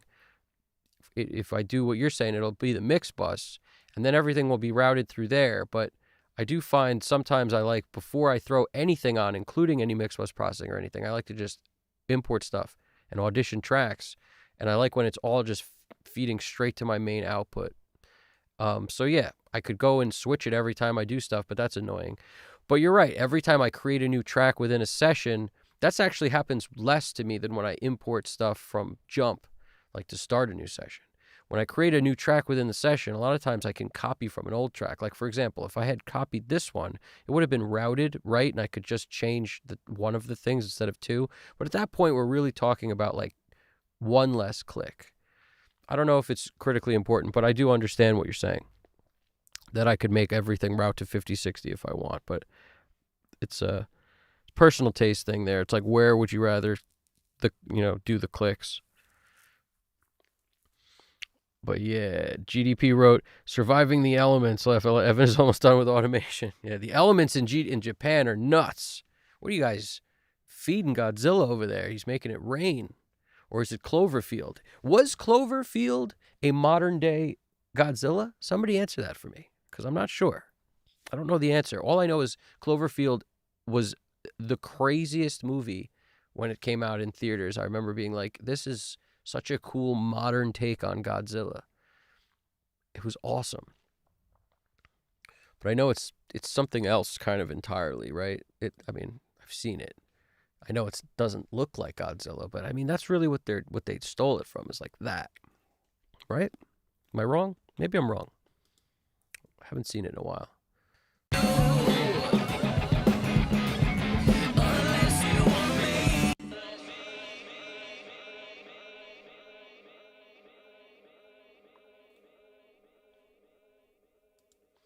You know, that's a good call, GDP. GDP reminded me just now that follow main pan was off. And if I make it right, it might keep everything where it's supposed to be on this bus. Let's hear the difference. Because at least now stuff is where it's supposed to be. Like right is going, left is going left, right is going right on the main pan being followed. That's what happens at the end of the day, man. Hungry, bathroom, thirsty, all of it. Here we go.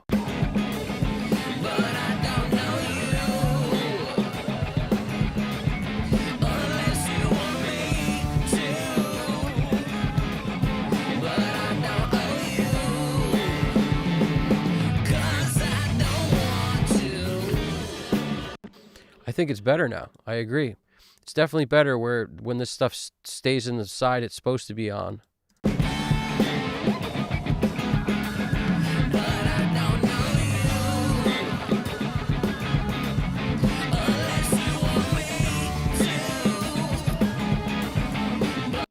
I definitely dig this, so I'm going to keep it as is with that.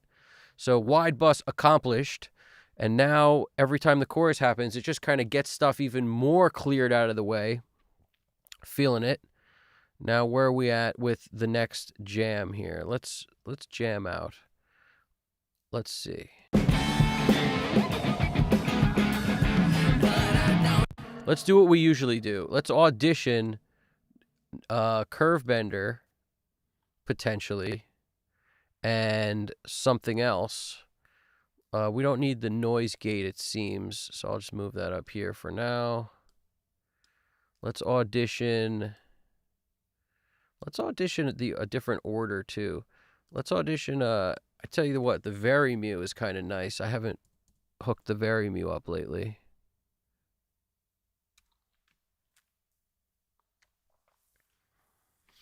Right now, if we use, I can't remember what order Tom Elmhurst liked. I think he did Curvebender into Verymu, if I'm not mistaken.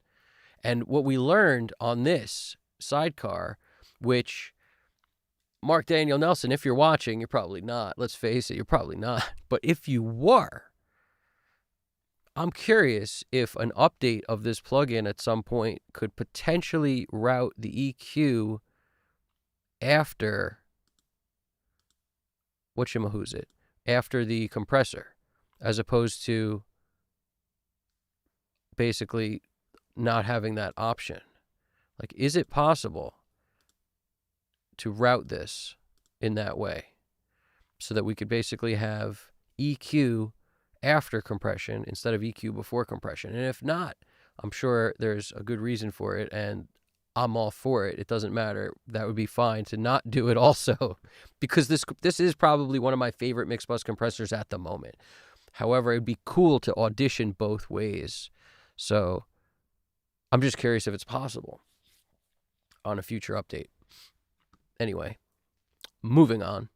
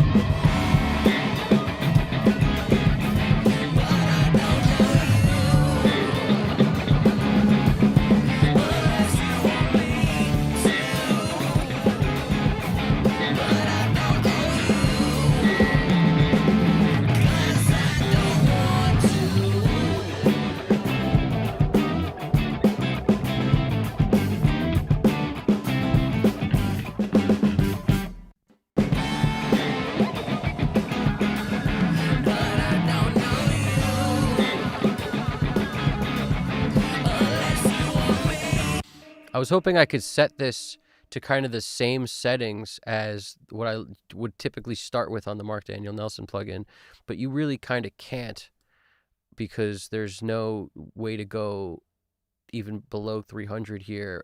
I mean, you can kind of get close, but these are kind of the starting point that I like. I like to basically on here, I kind of like to boost, like cut around 150 a little bit, boost around 200 a little bit. Is that 200? Got to get up in there. What was that, 230, 200? What does that say? I guess that's 200. My eyes are getting bad eyes. And what do we got? A little 8K boost, a little 20K boost, but I'm going to adjust this either way. I'm going to try to get satisfied with this. I was liking that 70 hertz thump a lot.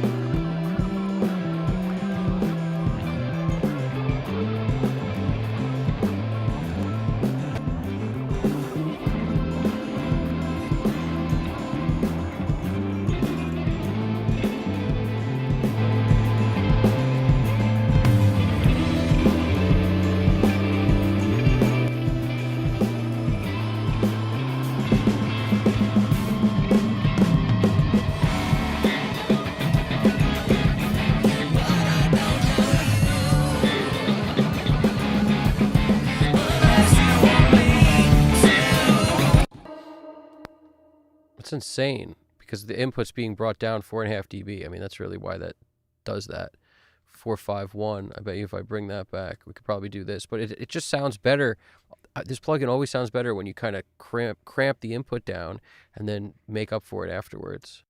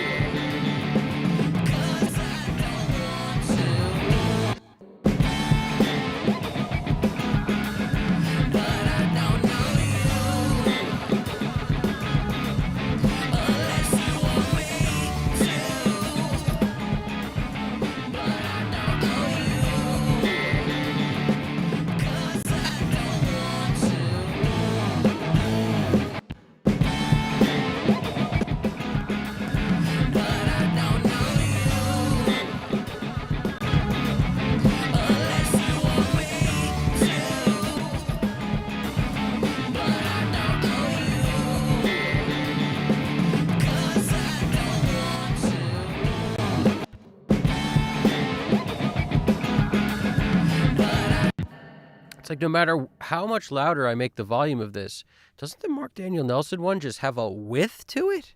Does everybody feel that? I'm seriously curious if you feel what I'm feeling on this. You know what I'm saying? Like, why is that?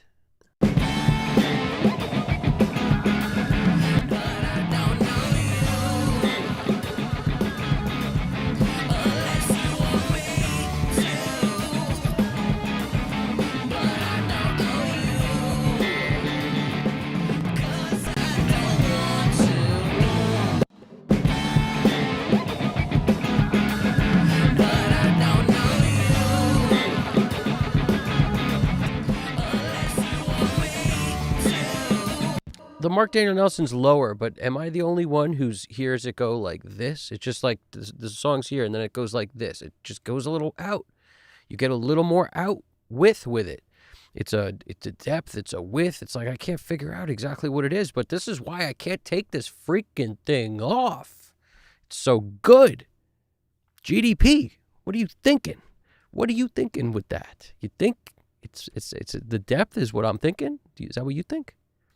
I don't know. Listen to this thing.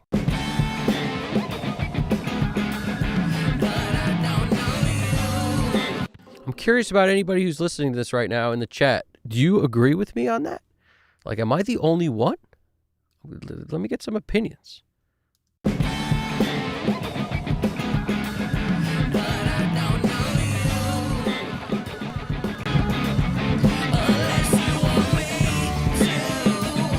Like, I have to make the curve bender so much louder than the sidecar to make it comparable, where like maybe I'd pick it. But if it's the same volume or lower, I pick the sidecar every time.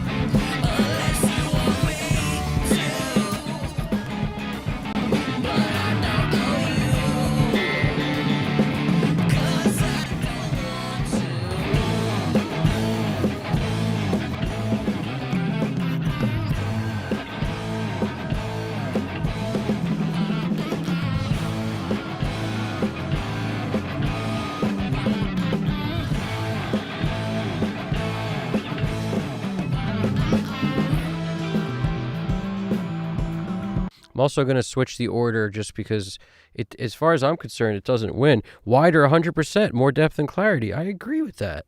I was curious if I was the only one who agreed. But since you agree also, GDP, I bet you other people feel the same way. The sidecar is of the devil, and I'm not fully sure how they're doing it, but it's almost like more open. Stelios agrees too. That's what I'm saying. It's something about it. So I got to switch the order and put Curve Bender in front of it. Like the sidecar works the opposite way I've worked on my mix bus for years. Now, granted, sometimes I would flip the order around to audition things both ways. However, putting the EQ after compression on my mix bus always seemed to make more sense to me. It was like get the smush, then boost a little bit out of it. At least in hardware, with the hybrid flow, it worked better like that. In the box, I felt like it was the same. However, it doesn't work that way on this plugin. The EQ is first, and then this is second, which is how your eyes flow down the page. So it would make sense, but it's just interesting, isn't it? I find that crazy interesting. Like crazy interesting. What is this button up here? This global in out. That's everything in out. Got it. This is just EQ in and out. This is the global for everything in and out. Interesting. Because I was like, is that the button that could flip the EQ to the back of the circuit so it's compression first, then EQ? Like, I'm so curious about, how to make that work. I'm so curious.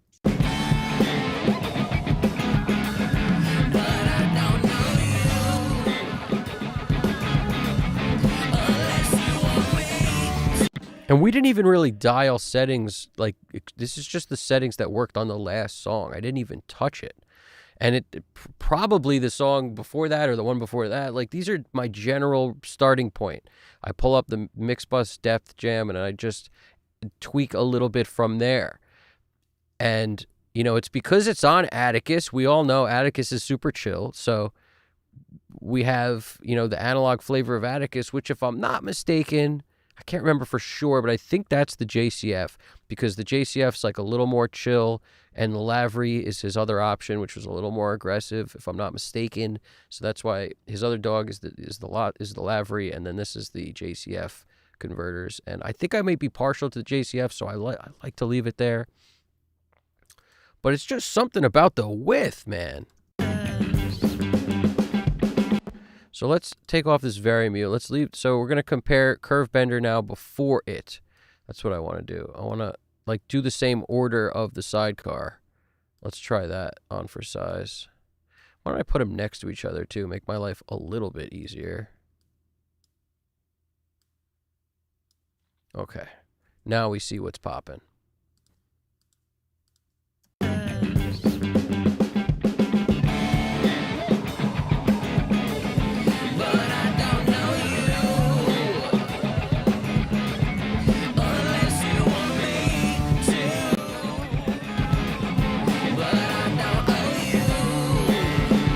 You notice how it takes a second for it to ramp the volume up? I find that interesting about this plugin too. Like, once it's running, you never notice that, but when you just turn it on, it goes like whoop in the beginning. As soon as you turn it on, it has like a whoop, a little ramp.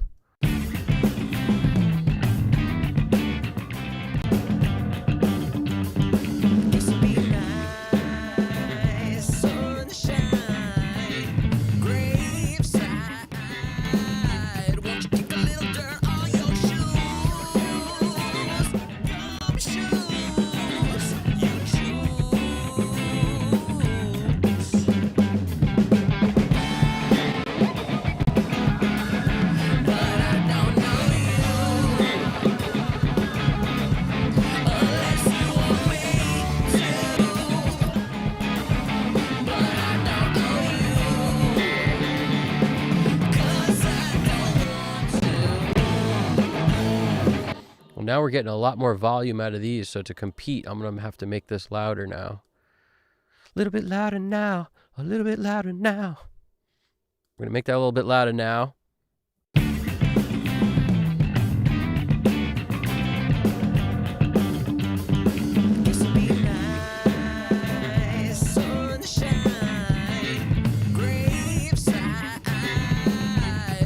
It's such a dark sounding snare.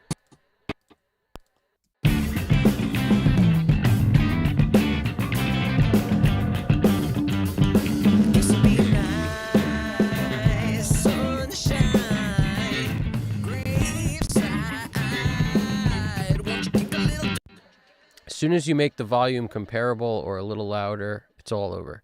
But comparable, even when it's the same volume or a touch lower, this thing feels wide. It definitely is of the devil.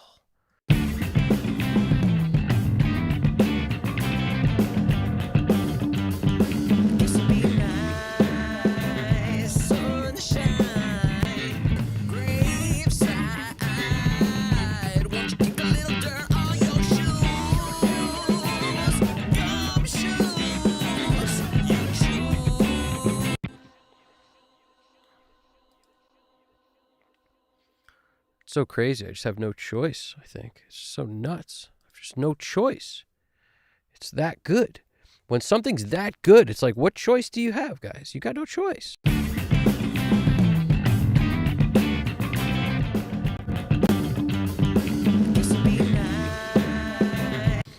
Listen to how much darker the snare gets on this 33609. It's so much darker. Like, it gets crazy much darker.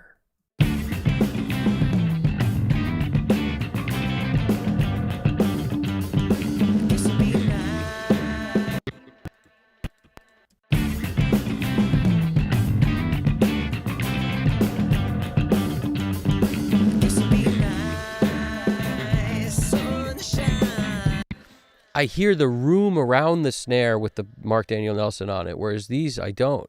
That's what I mean by flatter. Things like lose a dimension. It's so interesting. I gotta leave it. It's so funny when you find a world beater. It's like, what are you gonna do? You gotta leave it. Let's see if we even need the stereo imager. Probably not. But let's see if we need it or not. Throw some gold clip on it. Let's see where we're at. L2. Do we need the imager? Maybe not, because our guitars are already doing it. But let's see. Maybe just in the choruses for a little extra love. Let's see.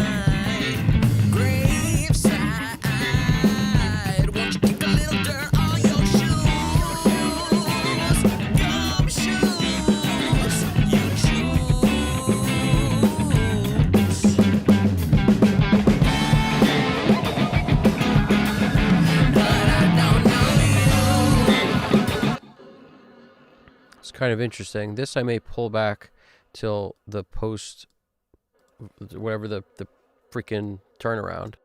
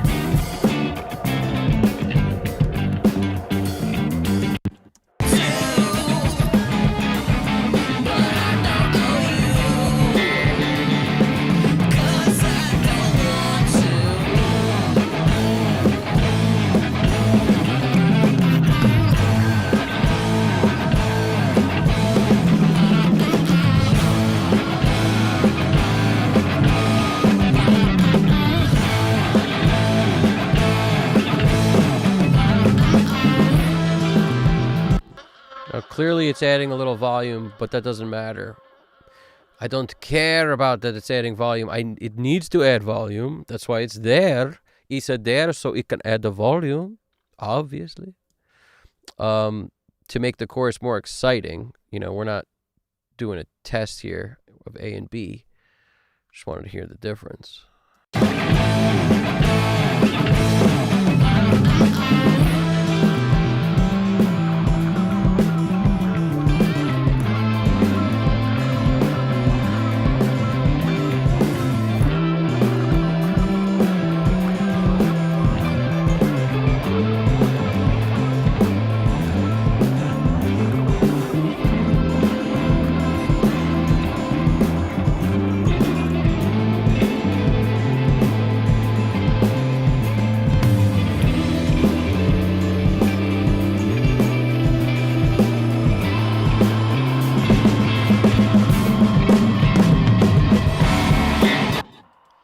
I'm going to take out this guitar here because it's bugging me.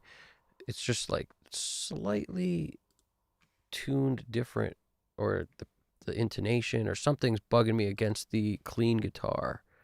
The strumming works sometimes. Sometimes it just sounds like it's unnecessary.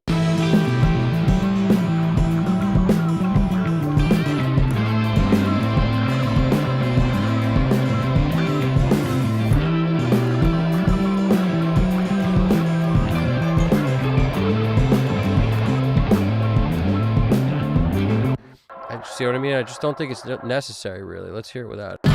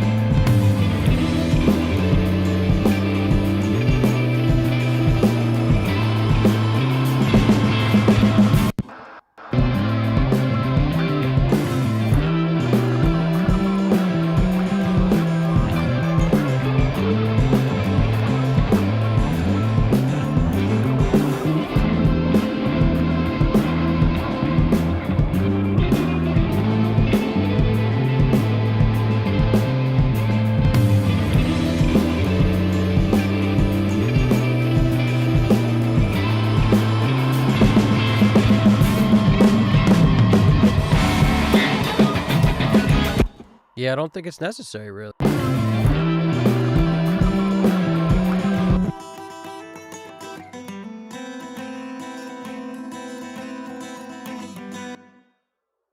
mean, it's a cool part. I just don't think it's necessary.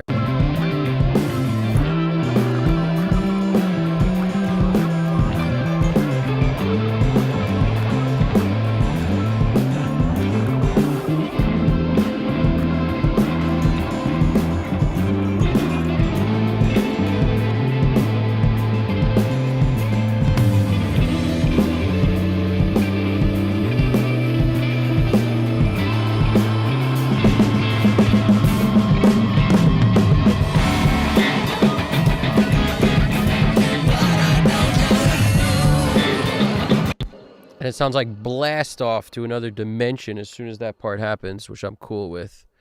So.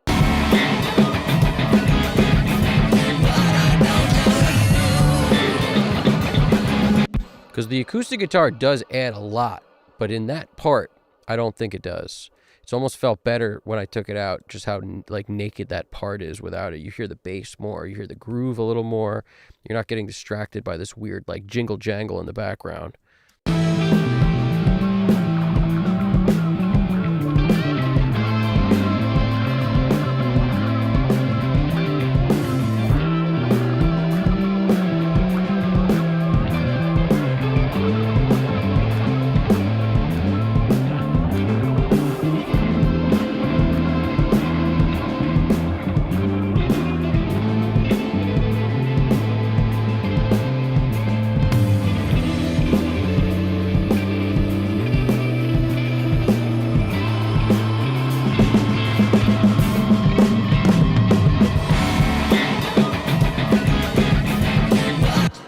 doing like 2, 3, between 2 and 3 dB of gain reduction. Let's look at what this looks like now.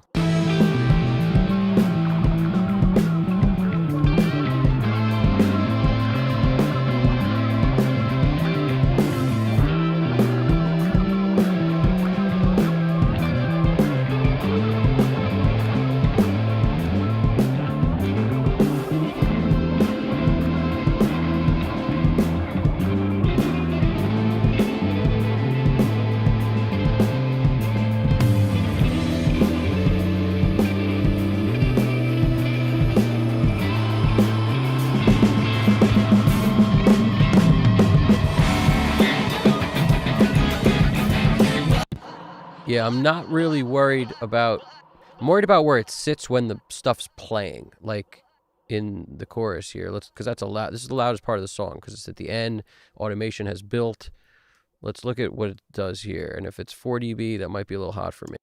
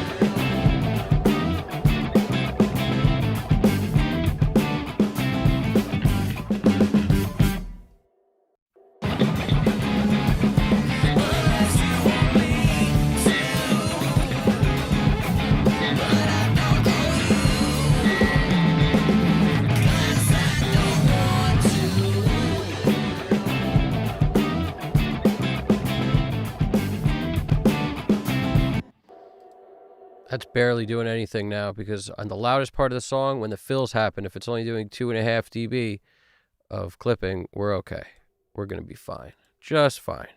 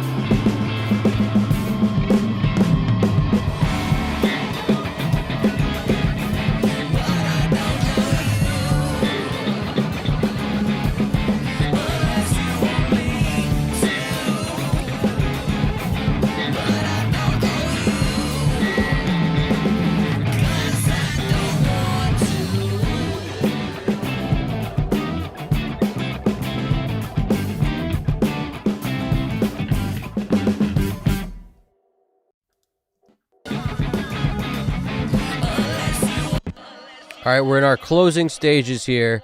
Just throwing a CG2 on it, and then let us just see how this goes. Let's listen to a loud part of the song.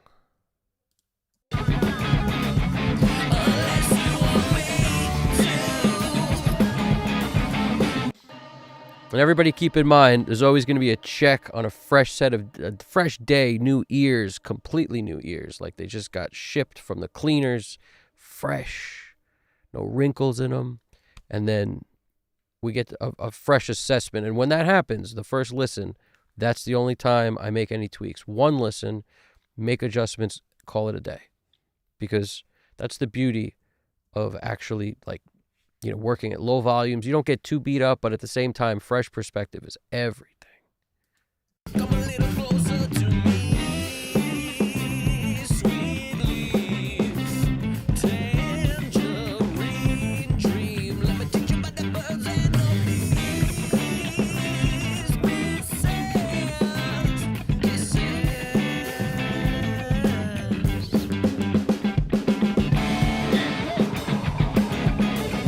But I don't know you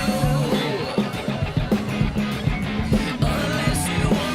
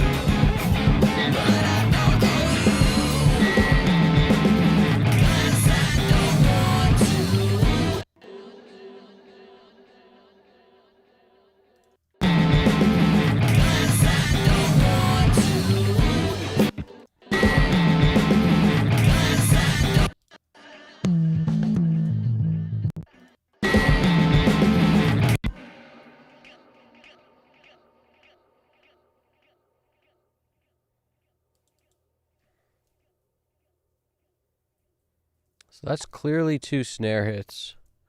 That shouldn't be here.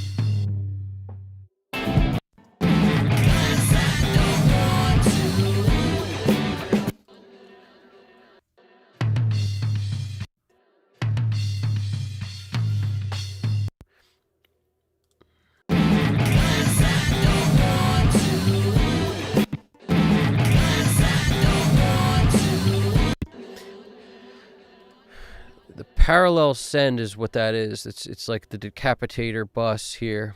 It's just a drum parallel.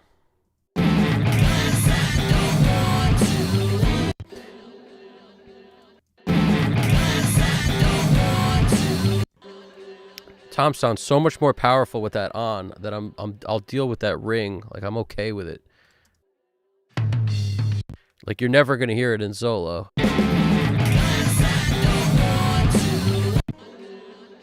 It just sounds so much better. I'm gonna just take this down a smidge.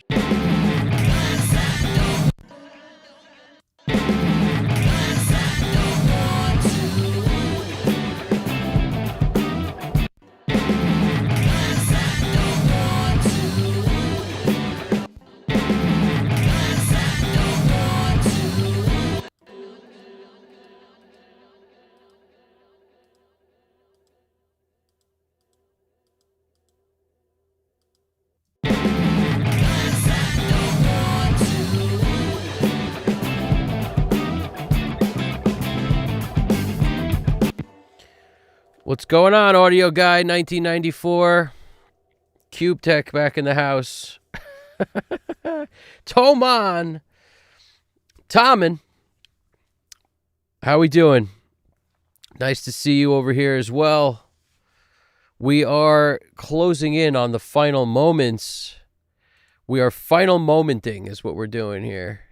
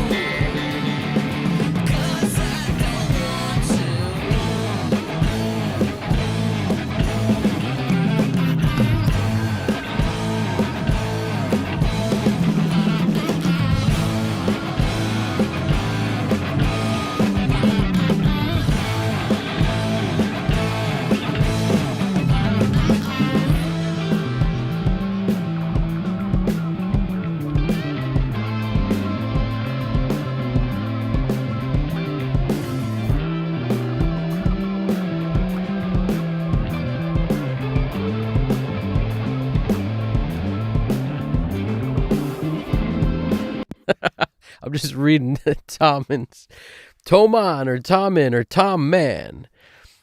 You're hilarious. You're writing the lyrics of the thing, and it's making me crack up over here. I can't help it. Cracking up over here.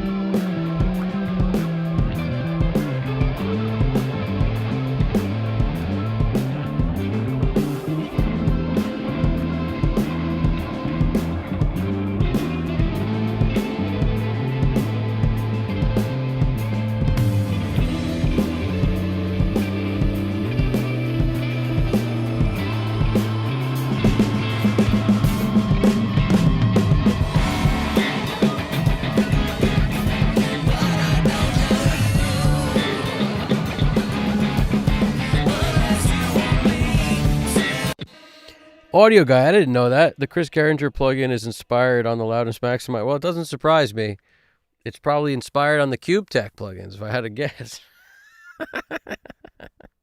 I don't know, but I'll tell you, that's CG2 clearly stands for Chris Geringer 2. It's a cool plugin, but I use it super sparingly. I mean, I don't know where I'm at. Loudness like barely creeping up. It's like less than 0.25% here.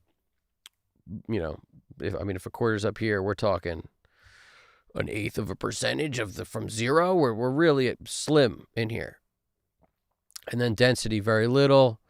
And I typically don't care or worry about true peak, but that's actually one of the few true peak limiters, the one built into this, that doesn't seem to like really just make everything a lot worse. So I'm sort of okay with it.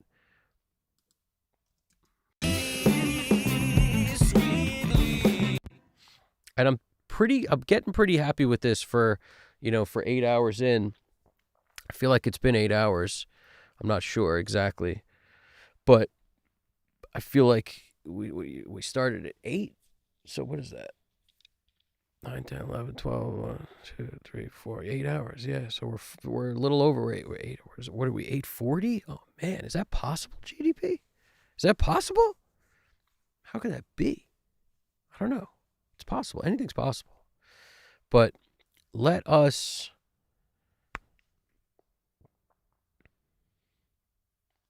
8 hours, 40 minutes. Wow. Okay, we got to get done here. So I'm going to be done. I'm going to be wrapping up.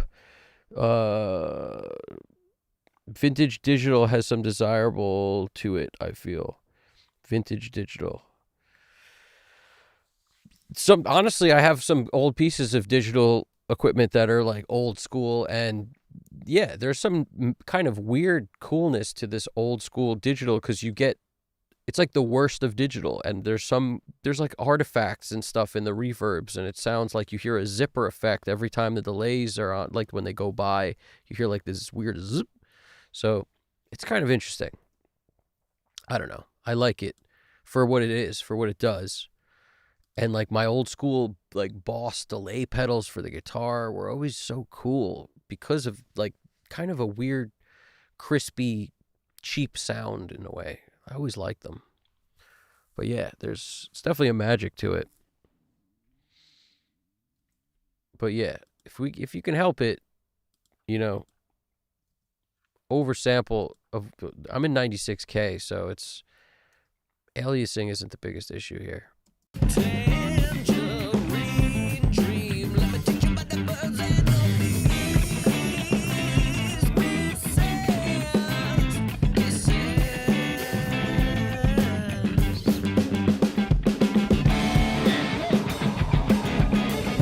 But I don't know you unless you want me to. But I don't owe you, 'cause I don't want to. Just wanted to check the verse vocal volume here.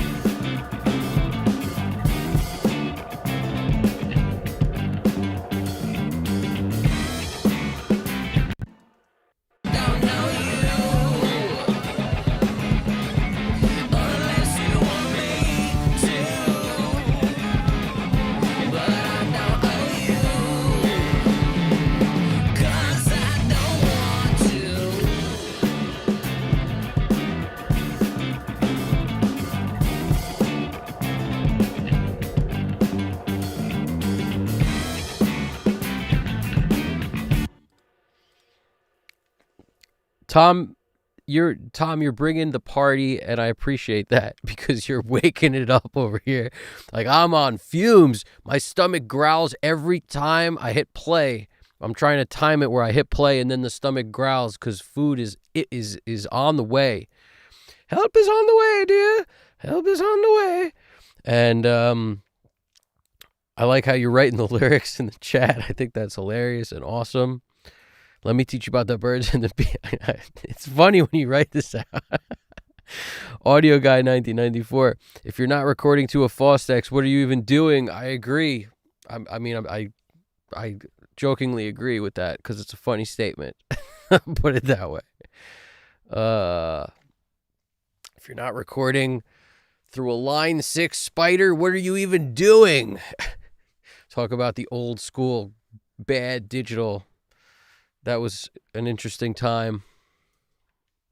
I fell victim to a Line 6 back in the day. It was like one of my earliest amps, and I still have it, and it still works. And I'd be lying if I said a few years ago when I was doing a bunch of cover gigs, I took it out because I was like, what's the perfect amp to like leave in the car all winter? It's the perfect choice. And I didn't have to bring a pedal board. I was like, why don't I? And it wasn't a Spider, though. I mean, it was the Flex Tone Duo or whatever, which was the best sounding amp they made, I think. I mean, in combo form anyway. It had a lot of like, tube emulation kind of amps on there, just different flavors of breakup. And all you had to do was bring the foot switch, which had 4, presets on it. And I'd bring that and a tuner and I'd be done.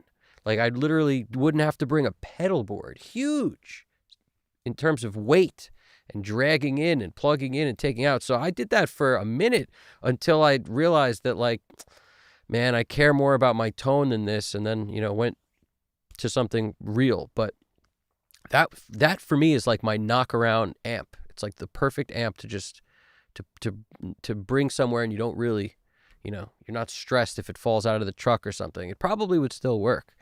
Speaking of that, I have a Fender Twin and it has wheels on the bottom and I forgot to lock them once, opened the trunk, and I was on a hill and it was just the dumbest move ever because I hit the freaking, like the button to open the trunk. So it automatically went up. I wasn't even there. And the thing just came rolling out the back and crashed on its head. Still works fine. Didn't damage anything. Those things are made like tanks.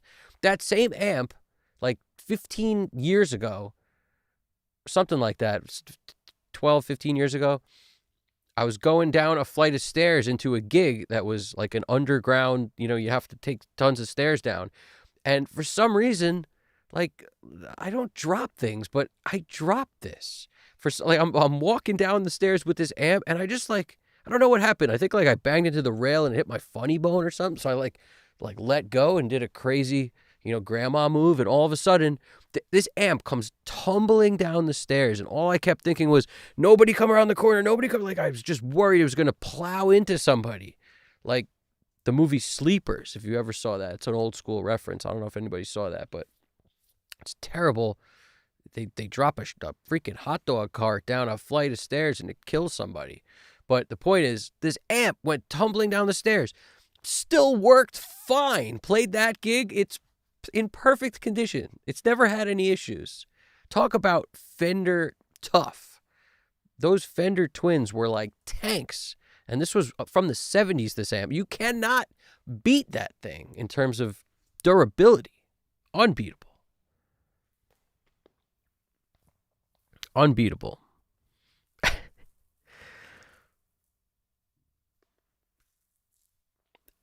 Fostex the Tangerine Dream. It was not meant to be funny. That to me, that's funny right there. GDP wrote, I just had a mate wake me up yesterday at 7 a.m. with an audio message. He said, dude, what's going on with the Ampex ATR 102? I can't find any studio in Japan that has one. Do you know any? Wow, that's a crazy statement right there. What's going on with the Ampex 102? What do you mean? It's a tape machine that costs a lot of money. But in the States, I knew a dude who used to master my stuff and I saw he was selling like years ago. This dude mastered my stuff, and I remember him saying that he had a tape, he had an ATR that he used to run everything through for like extra love, and he just sold it not long ago. So if mastering guys are, if mixing guys and mastering guys are sort of not using those anymore, people are definitely selling them, and they're worth a pretty penny. Like, they're not cheap. I think he sold his for 10 or 11, maybe even 13 grand, something like that. But yeah, tape machines need to be serviced. They're difficult to maintain. Like, they need love. That's for sure. They need some love. So what I'm about to do is I'm going to print one of these, and then, I'm going to listen with fresh ears tomorrow, because I'm feeling happy with it. At the same time, my ears are definitely could use a solid break. So this kind of talking might help a little. And I'm excited to listen to this one time through now. But we've basically done it. We've done the automation. If we take a look up through the session, look at all the automation lanes we've run here. We've run the automation on this thing.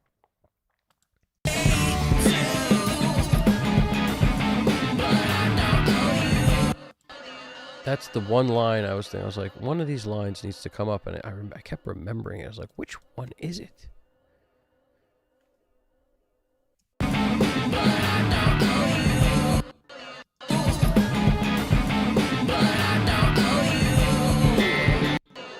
Too much.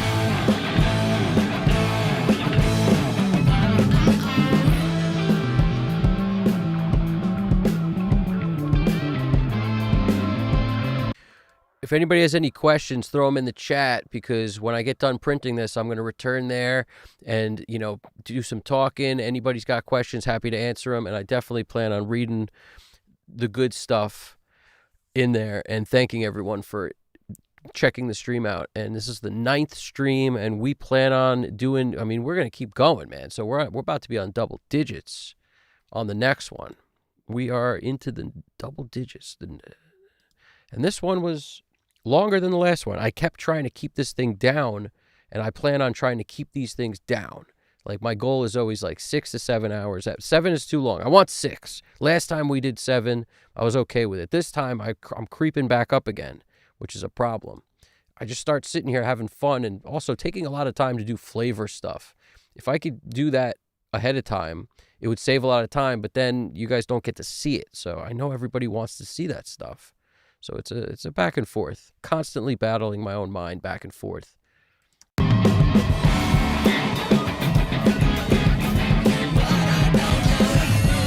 Let's just bump this a little here.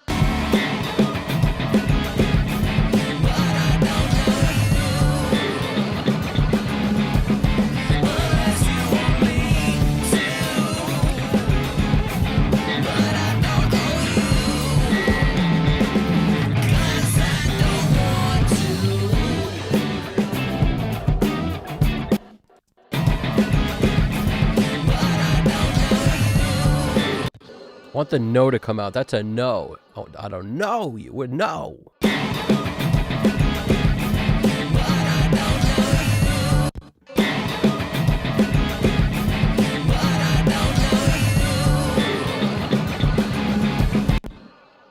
Let me make sure it actually is a no. But I don't know you.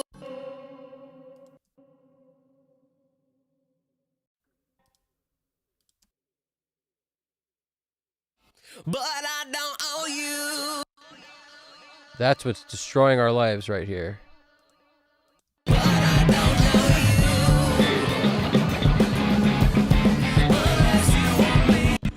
gonna have to pull that. Unless maybe the second one's backwards here too. Let's hear it. Unless you want me. Owe you. But I don't owe you. Second one's right, the first one's wrong. Let's find it. Finding.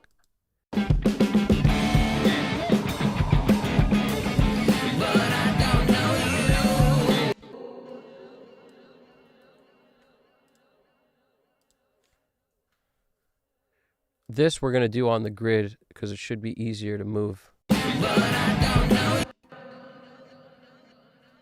actually only going to grab the no part of it.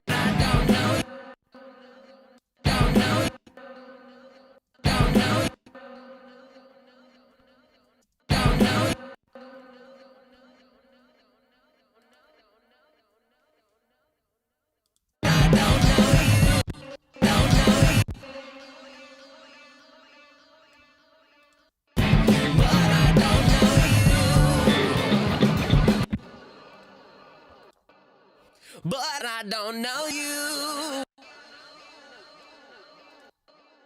But I don't know you. But I don't know you. The note clearly moves, but that's okay. Let's hear how it sounds.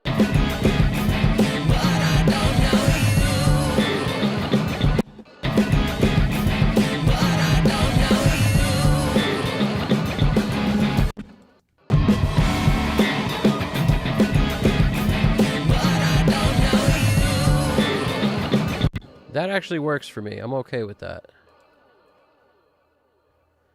And before it was all this. But I don't owe you. But I don't know you.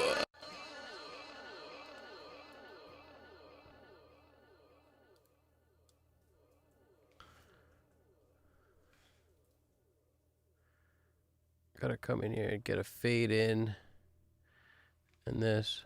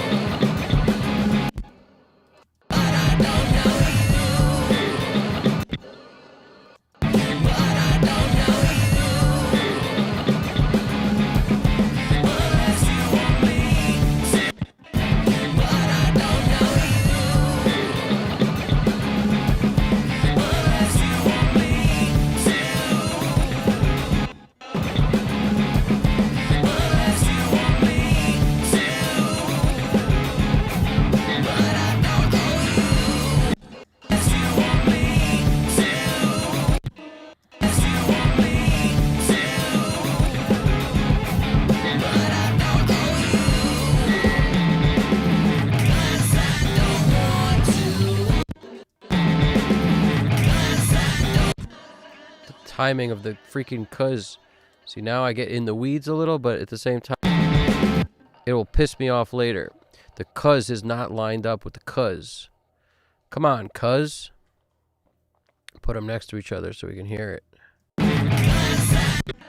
It's close. It's not dead. See? Look at that. I could feel it. I can feel it coming in the air tonight. Hold on. Well, I've been waiting for this moment. I gotta do something to cheat this over here without it being weird. Let's see. Let's hear it by itself. Cause I don't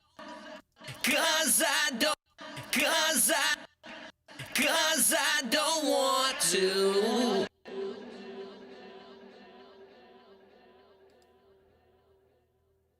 Cause I don't want to.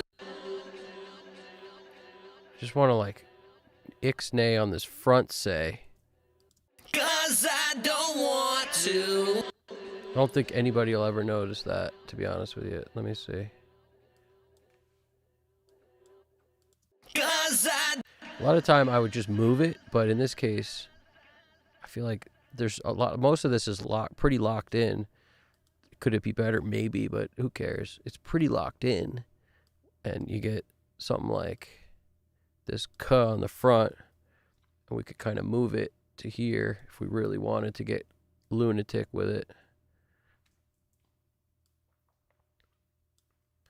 Just kind of fade after that. Let's get it even closer.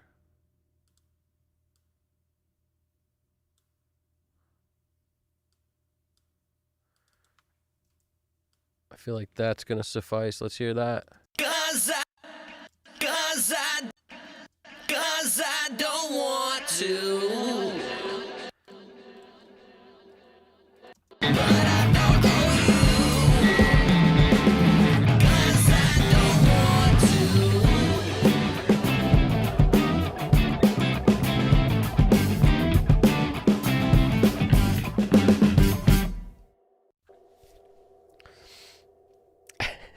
GDP dropping the 7.6. I can't say it the right way. I don't want to, cause I don't want to. I don't want to say it the right way. It's the 7.6.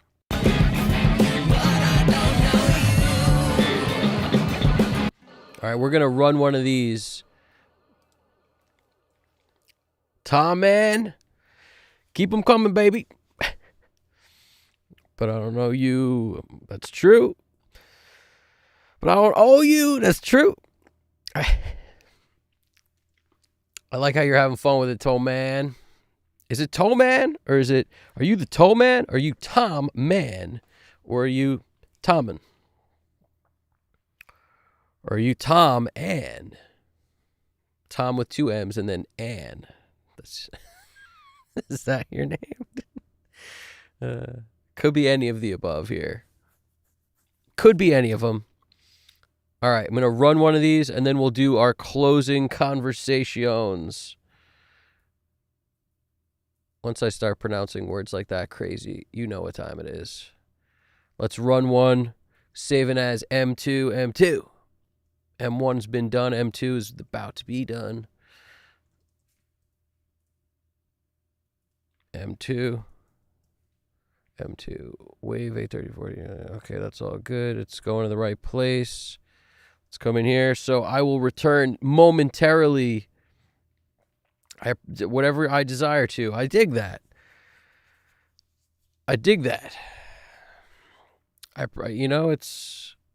just curious what the way you pronounce it, the way you envisioned it when you drew it up. You know what I'm saying?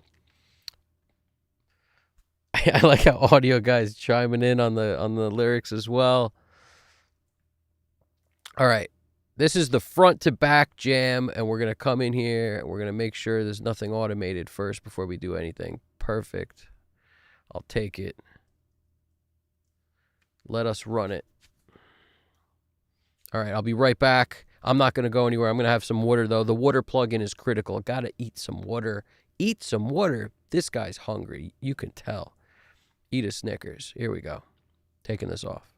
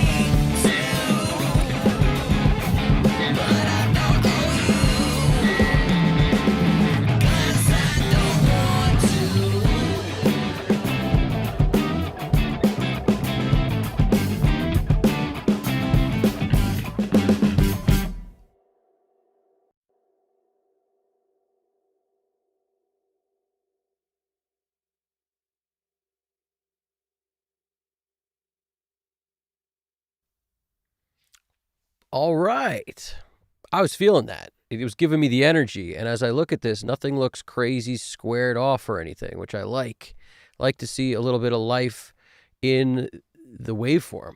And that's where we're at. That was an interesting one. It's so funny how some of the time the songs are easier to mix than others, and it's really got nothing to do with how many tracks are in it. It's so interesting how it's so unpredictable. It's also how much time do you spend on little things, whether it be fixing or manipulating or, a lyric's wrong or the freaking flavor tracks. Those can take up hours. And I've often been guilty of spending like half the time of the mix creating the flavor tracks, because for me, they just do something. That atmosphere is kind of very, very needed in a lot of songs. If it's built into the production, it's not needed, but in a lot of tracks, it is. And as I pull this up over here, I have to laugh, and I think it's amazing. The toe man and the audio guy back and forth talking about all that good stuff. At first, when I saw somebody talk about someone's mom, I thought it was going to go bad, but it sounds like you guys are just complimenting each other, which is amazing. Mother Nature. We have to get a Discord going so the conversation can be continued. Audio guy, I really appreciate that you like the track. That's awesome. I really appreciate that. And, Tom Man or Toman, I'll pick one of these days, but Mother Nature named me like this, and then Toe Man, she's beautiful. It's nice to see people getting along in the audio community. That's what we like to foster over here. Getting along. That's what's up. That's what we like to do. There's going to be so many more of these things, and I just want to say that I appreciate everybody watching, hanging out, and any questions anybody has while I'm here, you throw them in there, and I'll make sure right now to answer them. So we're in the closing stages here, so throw in any questions about all the good stuff. Also, somebody mentioned that UAD is giving away a plugin or something out of 10. I don't know if they're like 10 choices of plugins are giving something away. So if you're catching this when it airs or live, you may be able to take advantage of that. So you might want to go and check that out if you have, UAD satellite stuff or any way to run UAD plugins. I think there's some of them probably are going to be native too, because that's what they're doing now. So you should check that out. Toe Man, it is all about the headspace. I think mixing a song with if you're like not up for it, if you're already feeling tired before you start, that's the worst possible position to be in. Like, you got to sit down as if you're about to go, play a football game or something for 4 hours. Like, you literally have to think of it that way. You have to sit down on a full stomach where you're about to be in a full contact sport. You got to be completely there, or you risk, instead of injuring yourself, you just risk kind of going down a path that's very hard to untangle. That's kind of how I look at it. So there's like a logic to why I always have a water bottle with me, even though I don't even think I touched it. I barely touched it, I think, on this stream. I don't know how I did it. I don't know how we do it.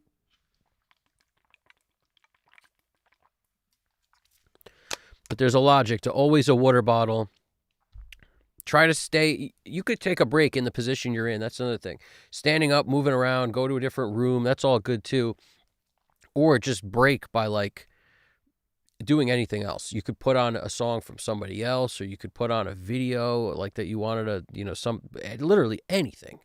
Just zone out for a few minutes and then you can go right back. Whereas if I leave the room, I'm much less likely to keep going. So I sort of trained myself a while ago to, when I take breaks, like, just try not to leave the chair. Or if you're going to get up, walk around, but stay in the room. Very helpful, because then you'll get back into it.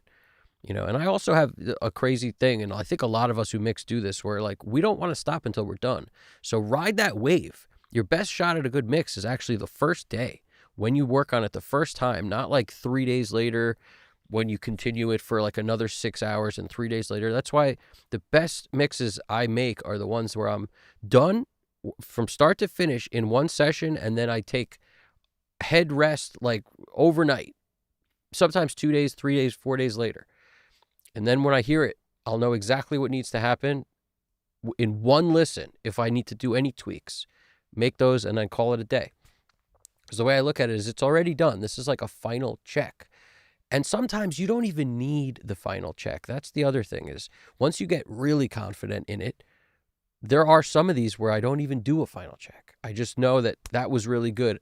I know it at the time it was really good. So I just trust myself that I didn't have fried ears when I finished, and then you don't need it. But I think it's helpful to do the majority of the time. If you have like not a deadline and you can afford that, it's helpful to do. But if you did have a deadline and you had to get it done in one day, you'd have no choice. So sometimes practicing the way you're going to play in, at a certain point is actually very helpful. And all right, I just want to thank a bunch of people here. And if you Google, this is courtesy of amazing GDP flying this plane, keeping us afloat, doing everything he's got to do to keep this balloon in the sky, the whole thing. He's saying, ask people to Google Universal Audio holiday freebie. If you do, you'll see what I'm talking about. So Universal Audio holiday freebie. That's what you got to check out. Audio guy. I heard that server mixes in 10 minutes. I can guarantee you that's not true. I can guarantee you that. So there's just, I'm sure that's not true. 100,000%. That's the most funny. That's the most hilarious joke I've ever heard in my whole life. I'm cracking up right now, but I'm actually too starving to crack up. If I did crack up, I would just wind up eating myself because I am hungry. So what I need you to do, and then go make a sandwich. That's right. And then goes, well, I got to make a sandwich. So these are I got to thank a bunch of people. Ready? And I'm going to start with Danny Lyrica. Thank you. Oh, Ostrich. CK1BQ. Ostrich eggs. We had 2 ostriches over here today hanging out. That's an amazing feat that not many people can accomplish, because if you know anything about ostrich, what's the plural for ostrich? Ostriches? If you know anything about ostriches, they're very territorial. So we had ostrich, CKU1BQ. We had ostrich eggs, 6754.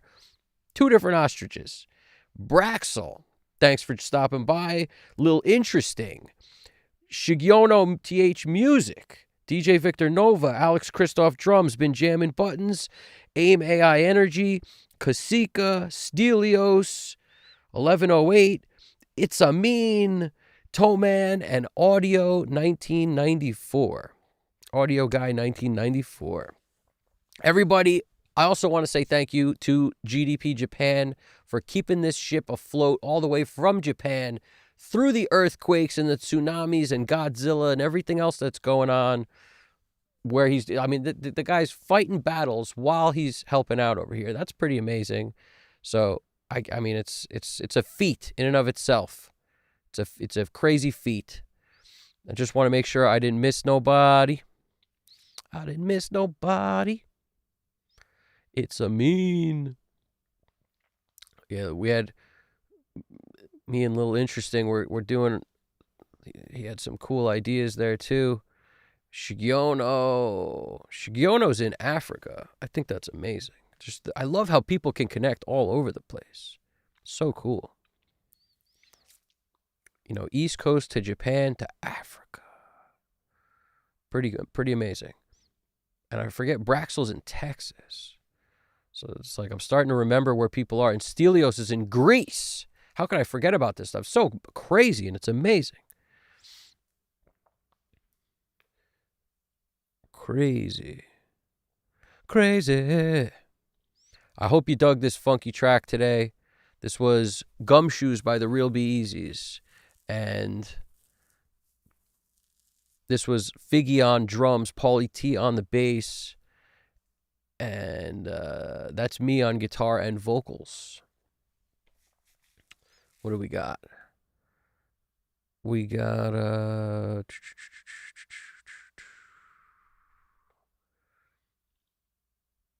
if you haven't yet, check the before and afters on this stuff because it's pretty cool. Like I recommend it highly. Listen to the beginning of the stream and check out the end, and that before and after is fun. What else we got? Just want to make sure I didn't miss nobody, so I'm scrolling right now. Scrolling chat. Nice. Yeah, no, I think we got them all. That was a very thorough list there, GDP. As always, man, flawless performance. I really appreciate it. And yeah, GDP is the GOAT. 100%. 100%. GDP's been goated. So I really, really appreciate you guys checking it out. And there's going to be so many more of these to come. And we do plan on, if you guys are into it, we will start a Discord, because I do want to have the conversation be able to continue. I like that idea a lot. And that's the way to do it. It is the only way to do it as far as I'm concerned. So I just want everyone to know this was fun. I can't wait to do more of these. If anybody has any, anything within this that you see you want me to make a video on, also let me know, because I need to be making more videos, and I have a couple in the bank that just haven't gotten done yet because it's been crazy over here recently, and I plan on getting those all done. So any other video ideas too, throw them in the comments section so that I can build on these couple that I have and knock out a bunch for you guys. So if there's anything within this that you don't understand, throw it in the comments. Doesn't matter if it's a day later, a week later, 2 weeks, a month, whenever you're seeing it, let me know. If there's something in here that I went by too quick, or you wanted to catch again, or me explain in some other way, or whatever, I'm happy to do it. So I really, really appreciate you guys watching. Thank you very much. This is Evan Jaffe, Custom Cut Studios. Everybody keep in mind, you guys got this. All right? You guys got this. You can all mix and make amazing stuff like this, and it won't take 10 minutes. It will take as long as it takes. But the bottom line is you will get quicker the more you do, and it can be as fun as this. This was super fun. So thanks for joining us. Evan Jaffe, Custom Cut Studios. You guys got this. Take it easy.